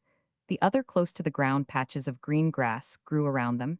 Having entered the Dulbahanta frontier, the caravan unloaded in the evening. After a march of 13 miles at a depression called Ali, no water was found there. Indeed, December early in the morning, the traveler started westward from Ali, wishing that night to make Jid Ali, about 18 miles distant, after marching 13 miles over the same monotonous country. As before, Lieutenant Speak was stopped by Hussein Haji the Agile, who declared that Guld Ali, another Agile, was opposed to his progress. After a long conversation, Lieutenant Speak reasoned him into compliance. But that night they were obliged to halt at Burhamir, within 5 miles of Jid Ali. The traveler was offered as many horses as he wanted, and a free passage to Berbera if he would take part in the battle preparing between the two rival clans of Dulbahantas. He refused on plea of having other engagements. But whenever the question of penetrating the country was started, there came the same dry answer. No beggar had even attempted to visit them. What then? Did the Englishman want? The Aban's mother came out from her hut, which was by the wayside, and with many terrors endeavored to stop the travel. RD December. Next morning, the Aban appeared, and by his sorrowful surprise at seeing Lieutenant Speak across the frontier, showed that he only had made the difficulty. The caravan started early, and traveling 5 miles over stony ground reached the Jid Ali Valley. This is a long belt of fertile soil, running perpendicular to the seaward range. It begins opposite Bunder Jedide at a gap in the mountains through which the sea is, they say, visible in breadth at the part first visited by Lieutenant Speak. It is about 2 miles. It runs southward, and during rain probably extends to about 20 miles inland. Near the head of the valley is a spring of bitter water absorbed by the soil. After a quarter of a mile's course in the monsoon, however, a considerable torrent must flow down this depression. Ducks and snipe are found here. The valley shows, even at this season, extensive patches of grass, large acacia, trees, bushes, and many different kinds of thorns. It is the most wooded lowland seen by Lieutenant Speak. Already the nomads are here changing their habits. 2 small enclosures have been cultivated by an old Dulbahanta who had studied agriculture. During a pilgrimage to Mecca, the jowari grows luxuriantly with stalks 8 and 9 feet high, and this first effort had well rewarded the enterpriser. Lieutenant Speak lent the slave Farhan to show the art of digging. For this he received the present of a goat. I may here remark that everywhere in the Somali country, the people are prepared to cultivate grain, and only want someone to take the initiative, as yet they have nothing but their hands to dig with. A few scattered huts were observed near Jid Ali, the grass not being yet sufficiently abundant to support collected herds. Lieutenant Speak was delayed 19 days at Jid Ali by various pretexts. The roads were reported closed, the cloth and provisions were exhausted. 5 horses must be bought from the Aban for $30 a head. They were worth 1/4 that sum as presents. The first European that visited the western country had stopped rain for 6 months, and the Somal feared for the next monsoon. All the people would flock in, demanding at least what the Warsingali had received, otherwise they threatened the traveler's life. On the 26th of December, Lieutenant Speak moved 3 miles up the valley to some distance from water, the crowd being troublesome, and preventing his servants eating. On the 31st of December, all the baggage was brought up from near Abai. One of the camels, being upon the point of death, was killed and devoured. It was impossible to keep the Aban from his home, which was distant about 4 miles. Numerous messages were sent in vain, but Lieutenant Speak drew him from his hut by sitting in Derna or dunning him into compliance. At last arose a violent altercation. All the Warsingali and Dulbahanta servants were taken away, water was stopped, the cattle were cast loose, and the traveler was told to arm and defend himself, and his 2 menthi would all be slain that night, and the Aban would abandon them to the consequences of their obstinacy. They were not killed, however, and about an hour afterwards, the Somal reappeared, declaring that they had no intention of deserting. January 1855, about 10 Araman 1000, the caravan started without the Aban across the head of the Jid Ali Valley. The land was flat, abounding in acacia, and showing signs of sun-parched grass cropped close by the cattle. After a 5 miles march, the travelers came to a place called Biu Hable. They unloaded under a tree and made a crawl. Water was distant around, were some courses ending abruptly in the soft, absorbing ground. Here the traveler was met by 2 Dulbahantas who demanded his right to enter their lands, and insinuated that a force was gathering to oppose him. They went away, however, after a short time, threatening with smiles to come again. Lieutenant Speak was also informed that the southern Dulbahanta tribes had been defeated with loss by the northern clans, and that his journey would be interrupted by them. Here the traveler remarked how willing are the Somali to study as usual in this country any man who reads the Quran and can write out a verset upon a board is an object of envy. The people are fanatic. They rebuked the interpreter for not praying regularly, for eating from a Christian's cooking pot, and for cutting deer's throats low down to serve as specimens. They also did not approve of the travelers throwing date stones into the fire. As usual, they are fearful boasters. Their ancestors turned Christians out of the country. They despise guns. They consider the Frank formidable only behind walls. They are ready to fight it out in the plain, and they would gallop around cannon, so that not a shot would tell vain words to conceal the hearts of Hare's lieutenant. Speak justly remarks that, on account of the rough way in which they are brought up, the Somali would become excellent policemen. They should, however, be separated from their own people. And doubtless, the second generation might be trained into courage. At Bu Hable, Lieutenant Speak, finding time, as well as means deficient, dropped all idea of marching to Berbera. He wished to attempt a northwestern route to Highs, but the Rahamachurwa, a clan of the Haber Hajis who occupy the mountain, positively refused. Passage permission was accorded by that clan to march due north upon Bunder Jedide, where however the traveler feared that no vessel might be found. As a last resource, he determined to turn to the northeast, and by a new road through the Haber Hajis to make Las Cure.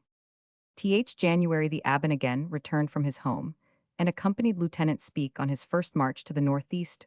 Early in the morning, the caravan started over the ground before described on this occasion. However, it traversed the belt of jungle at the foot of the mountains. After a march of 6 miles, they halted at Murhido under a tree on elevated ground in a mere desert, no water being nearer than the spring of Jidali. The Abbon took the opportunity of Lieutenant Speak, going out specimen hunting, to return home contrary to orders. And he did not reappear till the traveler walked back and induced him to march here. A second camel, being an articulo, was cut up and greedily devoured. St. January the Abbon appeared in the morning, and the caravan started about noon over the stony ground at the foot of the hills. After a mile's march, the protector again disappeared in open defiance of orders. That day's work was about 10 miles. The caravan halted late at night in the bed of a watercourse called Handfellow. Lieutenant Speak visited the spring, which is of extraordinary sweetness. For the Warsingali country, it flows from a cleft in the rock, broad enough to admit a man's body, and about 60 feet deep. January Lieutenant Speak was about to set out under the guidance of Awado, the Abbon's mother, when her graceless son reappeared at noon. The caravan traveled along a rough road over the lower spurs of the mountains. They went 5 miles, and it was evening when they unloaded in a watercourse a little distance up the hills at a place called Dalmalay. The bed was about 150 yards broad, full of jungle, and showed signs of a strong deep stream during the monsoon. The travelers made up a crawl but found no water there. January early in the morning, the caravan started and ascended by a path over the hills. The way was bare of verdure, but easy here. A camel, unable to walk though unloaded, was left behind one of Lieutenant Speak's discharged camelmen, a Warsingali, being refused passage by the Haber Hajis on account of some previous quarrel, found a stray camel and carried it off to his home amongst the Dulbihantas. He afterwards appeared at Las Cure, having taken the road by which the travelers entered the country. Having marched 11 miles, the caravan arrived in the evening at Gobamur, a flat on the crest of the mountains. Here again, thick jungle appeared, and the traveler stood over more on the seaward side. Water was distant. On arriving, the camels were seized by the Urasuge, a clan of the Haber Hajis. The poor wretches pretended to show fight and asked if they were considered a nation of women, that their country was to be entered without permission. Next morning, they volunteered to act as escort. January loading was forbidden by the valiant sons of Haber Hajis, but as they were few in number, and the Warsingali clan was near, it went on without interruption. This day, like the latter, was cloudy. Heavy showers fell for some hours, and the grass was springing up. Rain had lasted for some time, and had not improved the road. This fall is called by the people Derdi. It is confined to the hills, whereas the Gugi or monsoon is general over the plateau. About noon, the caravan marched late, because the Abbon's 2 horses had strayed. These animals belonged to a relation of the protector who called them his own, and wished as a civility to sell the garrons at the highest possible price to his client. The caravan marched down a tortuous and difficult road, descending about 4 miles. It unloaded as evening drew near, and the travelers found at Gambaga a good dormitory. A cave which kept out the rain water was standing close by in a pool. The whole way was a thick jungle of bush and thorn. January the Somal insisted upon halting to eat, and the caravan did not start before noon. The road was tolerable, and the descent oblique the jungle was thick, and the clouds thicker rain fell heavily as usual. In the afternoon 5 cloths were given to the Habergerhedjis as a bribe for passage after a march of 6 miles. The caravan halted at a place called Minan. Here they again found a cave which protected them from the rain. Water was abundant in the hollows of the rock. January early in the morning, the caravan set out and descended the hill obliquely by a tolerable road. They passed a number of thorn trees bearing a gum called falafala, or luban madi, a kind of frankincense. It is thrown upon the fire, and the women are in the habit of standing over it. After traveling 6 miles, the travelers unloaded at Hundergal on the bank of a watercourse, leading to Las Galweda. Some pools of rainwater were observed in the rocky hollows of the bay. January at about 9 a Roman 1000, the caravan crossed one of the lower ridges of the mountains. By a tolerable road, Lieutenant Speke had preceded his camels, and was sitting down to rest when he was startled by hearing the rapid discharge of a revolver. His valiant Aben, either in real or in pretended terror of the Habergerhedjis, had fired the pistol as a warning. It had the effect of collecting a number of Bedouins to stare at the travelers and cogitate on what they could obtain. They offered, however, no opposition. At midday, the caravan reached a broad and deep fiumara, which contained a spring of good sweet water, flowing towards the sea. Here they halted for refreshment again. Advancing, they traversed another ridge, and after a march of 12 miles arrived in the evening at another little watercourse on the maritime plain. That day was clear and warm, the rain being confined to the upper ranges. The name of the halting place was Farje. January the caravan marched over the plain into Curiat, or Little Las Cure, where Lieutenant Speke, after a detention of upwards of a fortnight, took boat, and after 5 days' sail, arrived at Aden, where I was expecting him.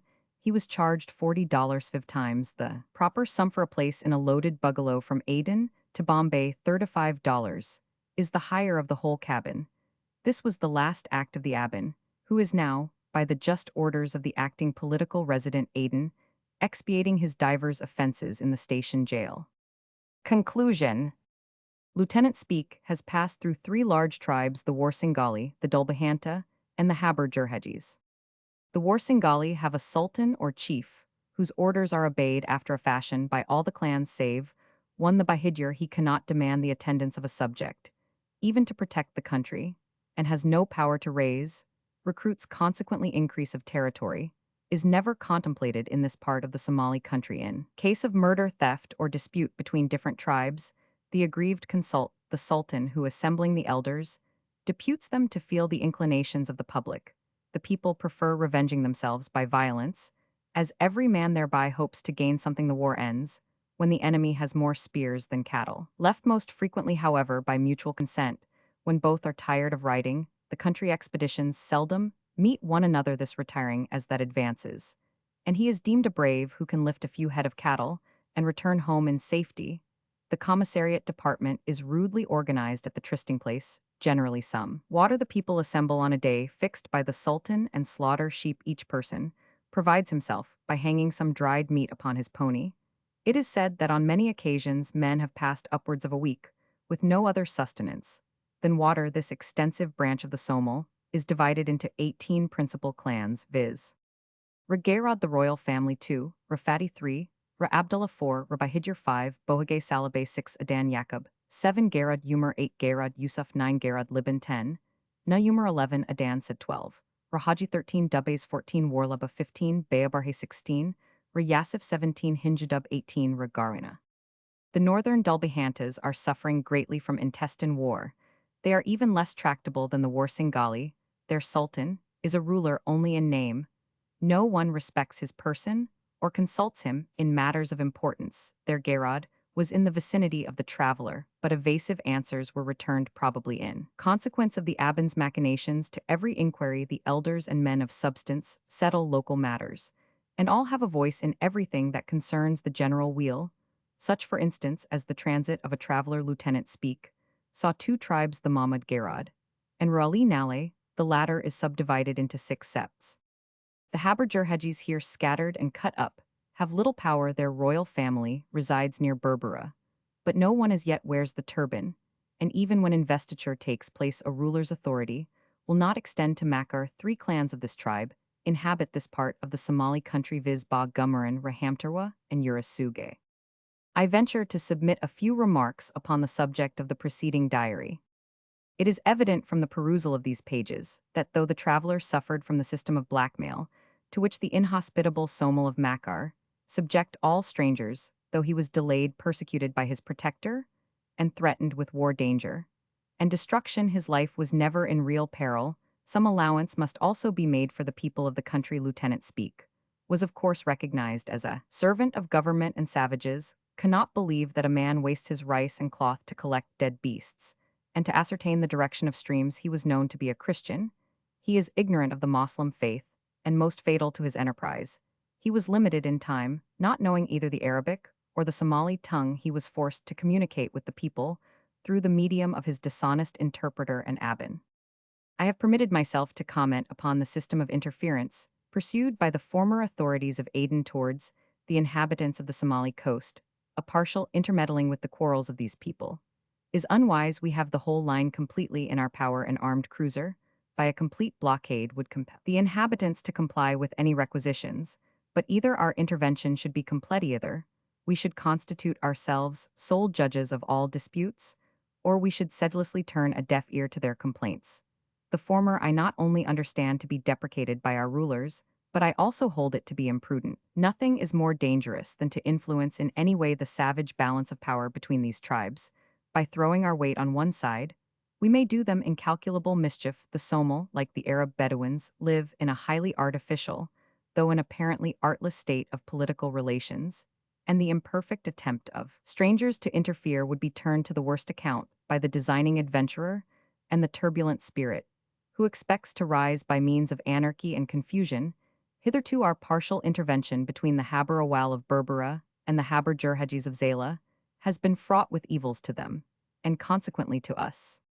But it is a rapidly prevailing custom for merchants and travelers to engage an abbin or protector, not on the African coast, as was formerly case, but at Aden it is clearly advantageous to encourage this practice, since it gives us a right in case of fraud or violence to punish the abbin as he deserves.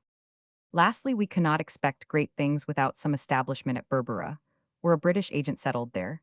He could easily select the most influential and respectable men to be provided with a certificate entitling them to the honor and emolument of protecting strangers. Nothing would tend more surely than this measure to open up the new country to commerce and civilization, and it must not be inferred from a perusal of the foregoing pages that the land is valueless. Lieutenant Speak saw but a small portion of it, and that too during the dead season its exports speak for themselves: guano, valuable gums, hides, peltries, mats, clarified butter, honey, and dumba sheep from the ruins, and the traditions of the country. It is clear that a more civilized race once held these now savage shores, and the disposition of the people does not discourage the hope entertained by every Englishman that of raising his fellow man in the scale of civilization. Camp Aden, March 1855.